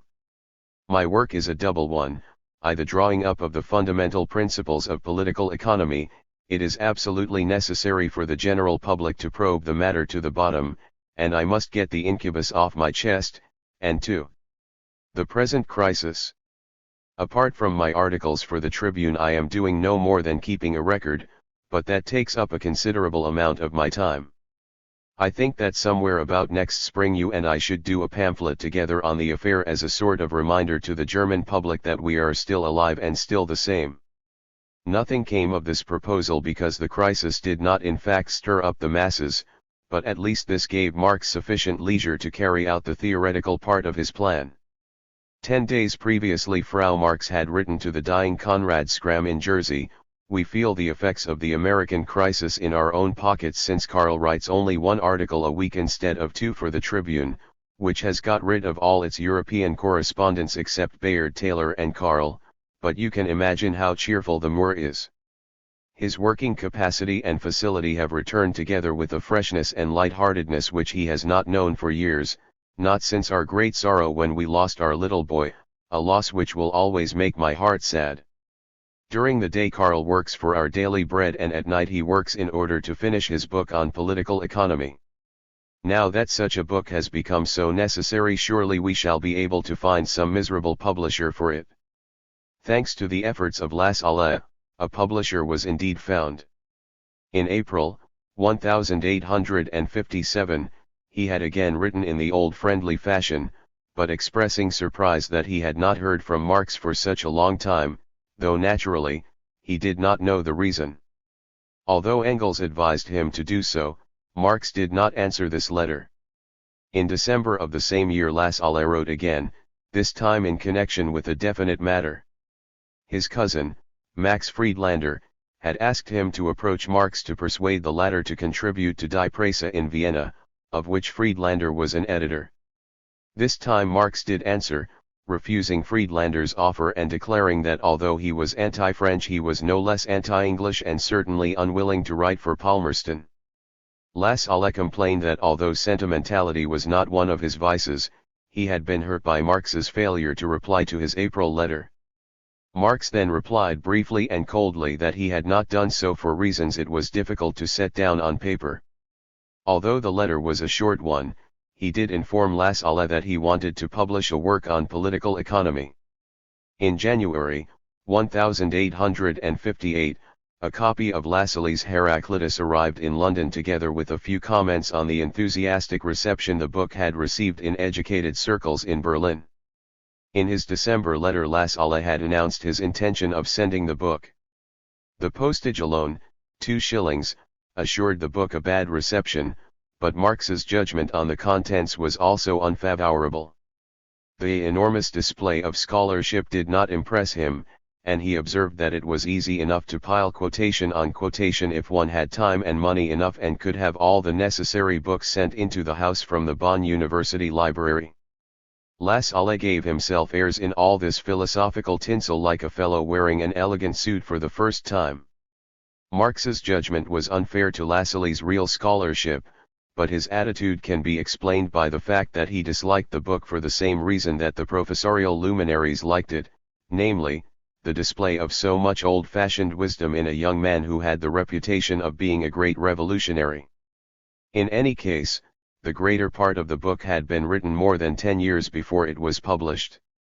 Lassalle had still not realized that something serious was wrong from Marx's brief and cold reply to his complaining letter, and he misunderstood, obviously honestly, though Marx suspected that it was deliberate, the indication that a personal discussion was necessary between them, and assumed that Marx had one or two things of no immediate and urgent importance to tell him when opportunity arose. He wrote again in February, 1858, without revealing the least embarrassment and describing drastically the gushing ecstasy of the bourgeoisie in Berlin at the marriage of the Crown Prince of Prussia with an English princess. At the same time he offered Marx his services with a view to securing a publisher for the latter's work on political economy. Marx accepted his offer of assistance, and by the end of March Lassalle had already drawn up the contract with his own publisher, Franz Duncker, and had secured even better conditions than Marx had asked. The latter wanted the work to appear in parts and was quite willing to waive any question of payment for the first parts, but Lassalle secured a payment of 3 Friedrichster per printer's sheet, although the normal professorial honorarium was only 2 Friedrichster per printer's sheet. However, the publisher reserved the right to discontinue publication should the first parts not sell satisfactorily. It was a good 9 months before Marx was finished with the first bundle of manuscript because recurring attacks of liver trouble and further domestic worries hindered the work. At Christmas, 1858, things looked blacker and more hopeless than ever before in the Marx household. On the 21st of January, 1859, the unfortunate manuscript was finished, but there was not a farthing in the house to pay for postage and the registration fee. I don't suppose anyone has ever written about money and suffered such a lack of it himself. Most of the authors who have written on the subject maintain the best of relations to the object of their investigations, as Marx wrote to Engels requesting the latter to send him enough money for the postage. 5. The critique of political economy. The plan to write an exhaustive work on political economy, one which would delve into the fundamental principles of the capitalist mode of production, was about 15 years old before Marx actually began to put it into execution. He had considered the idea even before the March Revolution, and his reply to Proudhon was a sort of payment on account. When the struggles of the revolutionary years were past, he immediately took up the idea again, and on April 2, 1851, he wrote to Engels, "I am now at a point where I have finished with all the drudgery of economics. After that I shall work on my book at home and pitch into some other science in the museum. It is beginning to bore me." The science of political economy has made no fundamental progress since the days of Adam Smith and David Ricardo, although very much has been done since in the way of individual investigation, some of it superdelicate. Engels was delighted and answered, "I am glad that you are finally through with your political economy." The thing was really lasting too long, but as a man of experience he added, "So long as there is still a book in front of you which you consider important and which you have not read, you won't put pen to paper."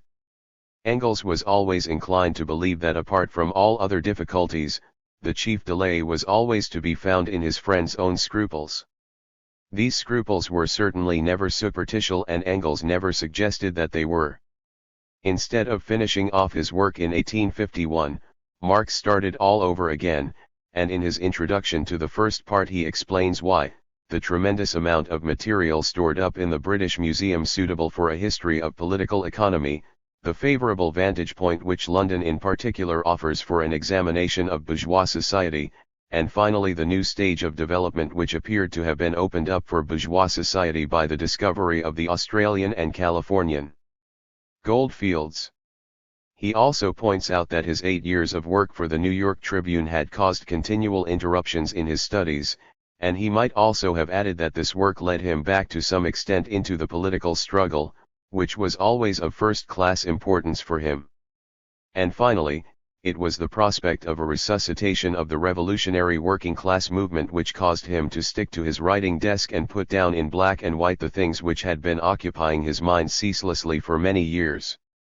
His correspondence with Engels offers eloquent proof of this, for the discussion of economic problems never ceases, and occasionally it develops into regular treatises which one might also describe as superdelicate. A few occasional passages show us how the exchange of ideas between the two friends took place. On one occasion Engels writes of his well-known laziness and fait de theory, a laziness against which his better self growled protestingly, but not loudly enough to make him go to the bottom of things, and on another occasion Marx sighs, "If people only knew how little I know about all this business." This was called forth by the remark of a manufacturer that Marx must have been a manufacturer himself at some time or the other.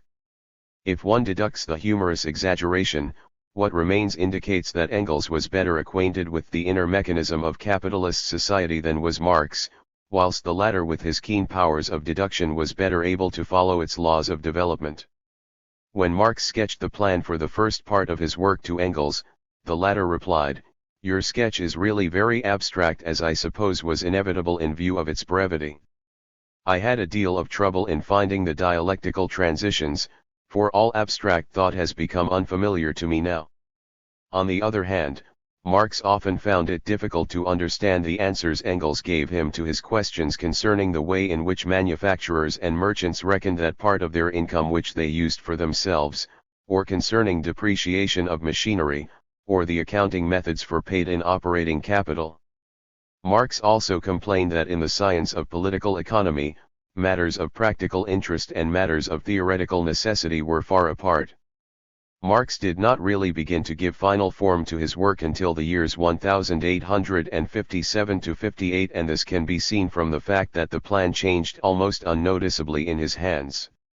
In April 1858, he still intended to deal with capital in general in the first part, but although this part grew twice and thrice as long as he had originally planned, it contained nothing about capital, only 2 chapters on commodities and money. The advantage of this would be that criticism would not be able to limit itself to mere tendentious abuse, thought Marx, but he overlooked the fact that he thereby offered it the effective weapon of remaining silent altogether. In the introduction he sketches the course of his scientific development, and the famous passage in which he sums up the theory of historical materialism is worthy of quotation here.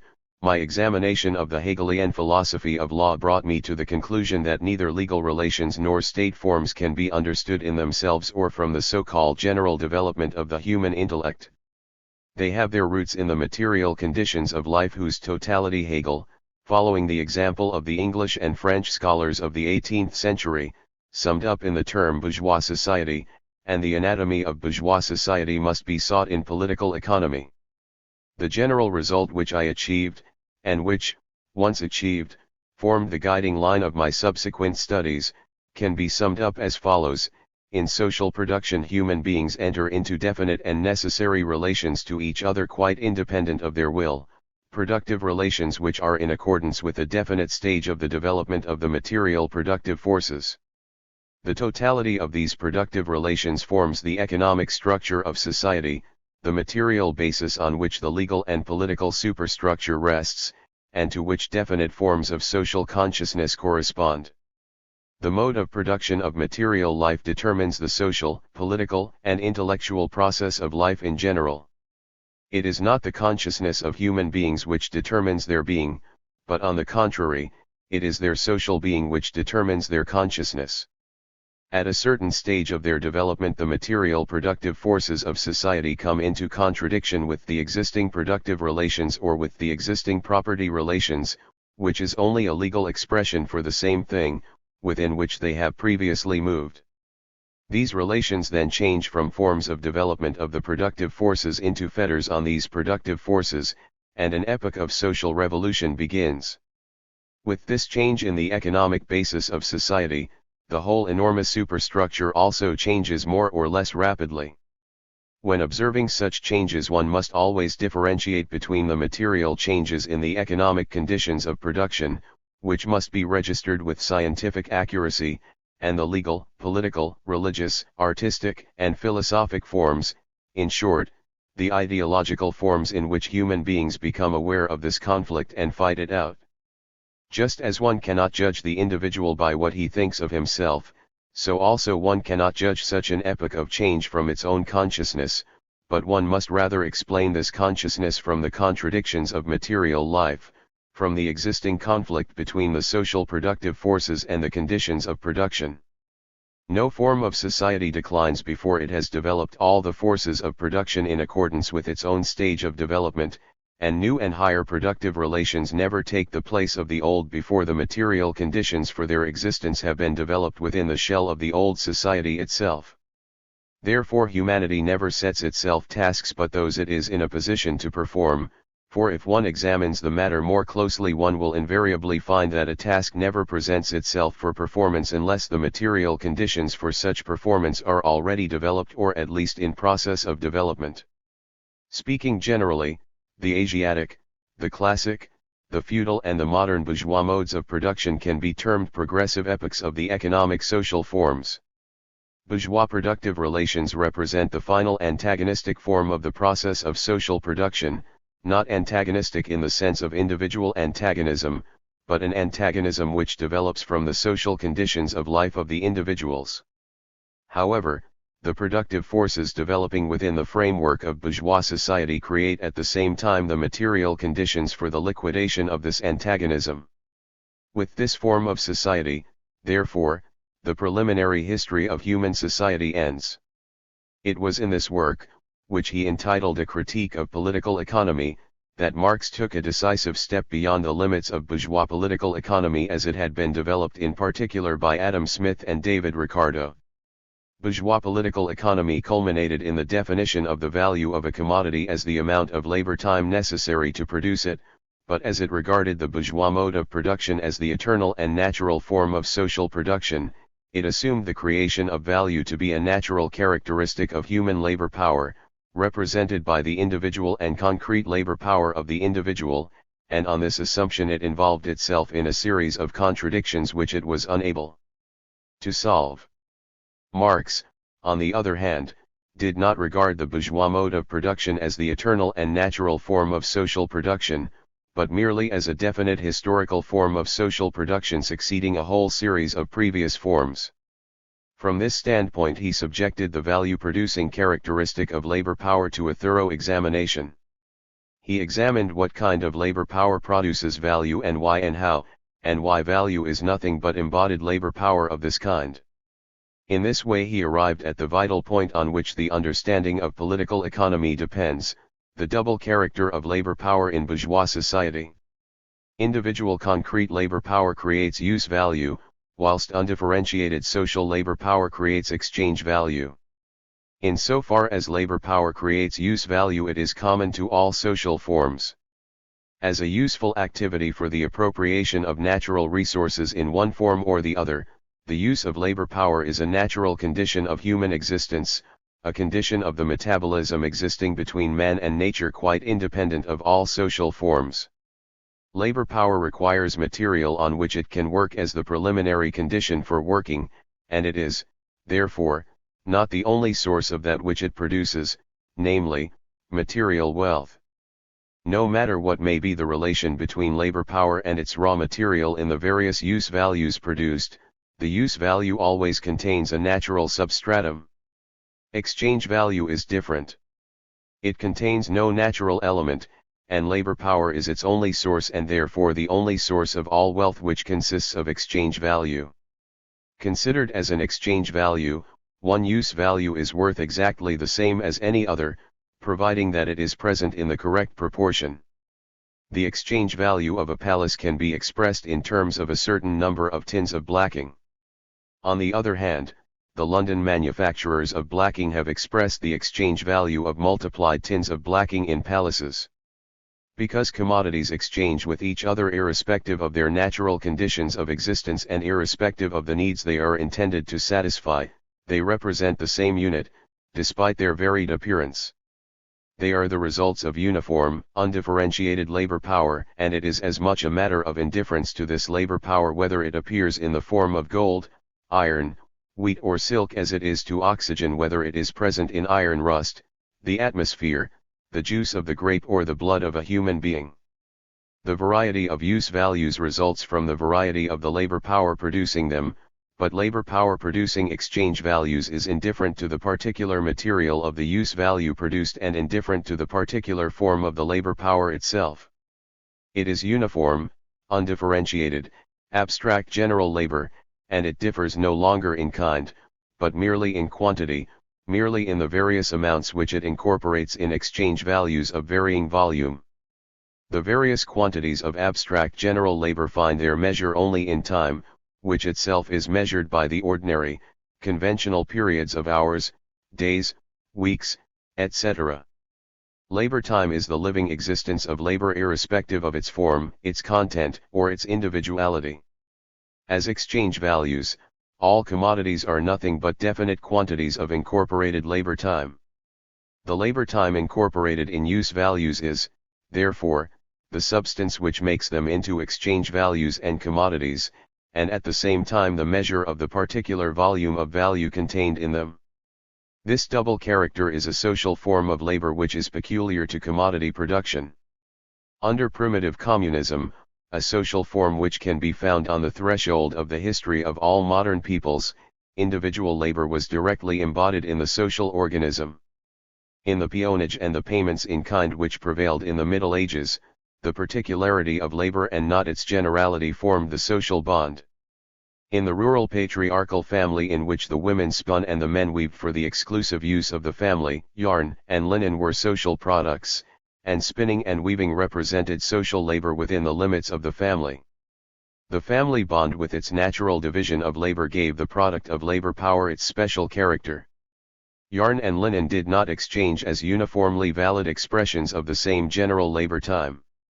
Only under commodity production does individual labor become social labor in that it takes on the form of its immediate antithesis, the form of abstract generality. Now a commodity is the direct union of use value and exchange value, and at the same time it is a commodity only in relation to other commodities. The real relation of commodities to each other is in the process of exchange. In this process, into which individuals independent of each other enter, the commodity represents at the same time both use value and exchange value, particular labor which satisfies particular needs and general labor exchangeable against any other equal volume of general labor. The process of commodity exchange must unfold and liquidate the contradiction resulting from the fact that individual labor power embodied in a particular commodity must have the direct general character. As exchange value, each separate commodity becomes a measure of the value of all other commodities. On the other hand, each individual commodity, in which all other commodities measure their value, becomes the adequate existence of exchange value, and thus exchange value becomes a special and exclusive commodity which directly embodies the general labor time of money by the transformation of all other commodities into it. Thus, in one commodity the contradiction which a commodity as such contains is resolved, though a particular use value, yet to be a general equivalent, and thus to be use value for all, general use value. This one commodity is money. The exchange value of commodities crystallizes itself in money as a particular commodity. This money crystallization is a necessary product of the process of exchange, in which varied products of labor power are actually made uniform with each other and therefore actually turned into commodities. It developed by instinct and along historical lines. Simple exchange, the primitive form of the exchange process, represented the beginning development of use values into commodities rather than the development of commodities into money. The more exchange value develops, the more use values develop into commodities, the more, that is to say, exchange value develops an independent form and is no longer bound down to the particular use value, the greater becomes the necessity for the development of money. At first one particular commodity plays the role of money, or perhaps a number of commodities of general use value such as cattle, grain, and slaves. From time to time various more or less unsuitable commodities have performed the functions of money. In the end these functions went over to the precious metals because they possess the necessary material qualities wanted in the particular commodity into which the money nature of all commodities may be crystallized, insofar as such qualities spring directly from the nature of exchange value itself, namely, durability of its use value, its infinite divisibility, the uniform nature of its parts and the uniformity of all specimens of such a commodity. Amongst the precious metals it was gold which became more and more the exclusive money commodity. It serves as the measure of values and the measure of prices and as the means of circulation for all other commodities. Thanks to this somersault of the commodity into gold, the particular labor power embodied in it is retained as abstract general, as social labor. Should the commodity fail to accomplish this transubstantiation, then it would miss the aim of its existence not only as a commodity, but also as a product, for it is a commodity only because it has no use value for its owner. Thus Marx showed, by virtue of its inner value character, how and why the commodity and commodity exchange must necessarily produce the antithesis of commodity versus money. In money, which presents itself as a natural thing with particular characteristics, he recognized a social productive relation, and he explained the confused explanations of money given by the modern bourgeois economists, by pointing out that what they thought they had just nailed down as a thing suddenly appeared to them as a social relation, and what they had hardly nailed down as a social relation suddenly mocked at them as a thing. In the beginning, the flood of light generated by this critical examination dazzled even the friends of the author more than it enlightened them. Liebknecht declared that he had never been so much disappointed by a work before, and Miguel found very little actually new in it. Lassalle praised the form in which the work had been cast and placed it without envy above his own Heraclitus, but when Marx found that Lassalle's phrases gave rise to the suspicion that the latter understood very little of economic matters, he was on the right track for once, for it was not long before Lassalle showed that he had not understood the vital point of the book, the difference between labor power producing use values and labor power producing exchange values.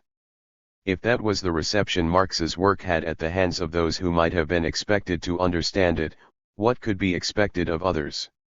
In 1885, Engels declared that Marx had put forward the first embracing theory of money and that his theory had been silently adopted, but 7 years later the Handwörterbuch der Staatswissenschaften, Encyclopedia of Political Economy, the standard work on bourgeois political economy, published a 50-column dissertation on money, reviving all the old exploded theories, failing even to mention Marx and concluding by declaring the money riddle insoluble. Indeed, how should a world which had enthroned money as its god aspire to understand it? Chapter 10, Dynastic Changes. The Italian War. The crisis of 1857 did not develop into a proletarian revolution as Marx and Engels had hoped, but it was certainly not without revolutionary effects, even though they took the form of dynastic changes only. The United Kingdom of Italy arose, and a little later the United German Empire, whilst the old French Empire disappeared.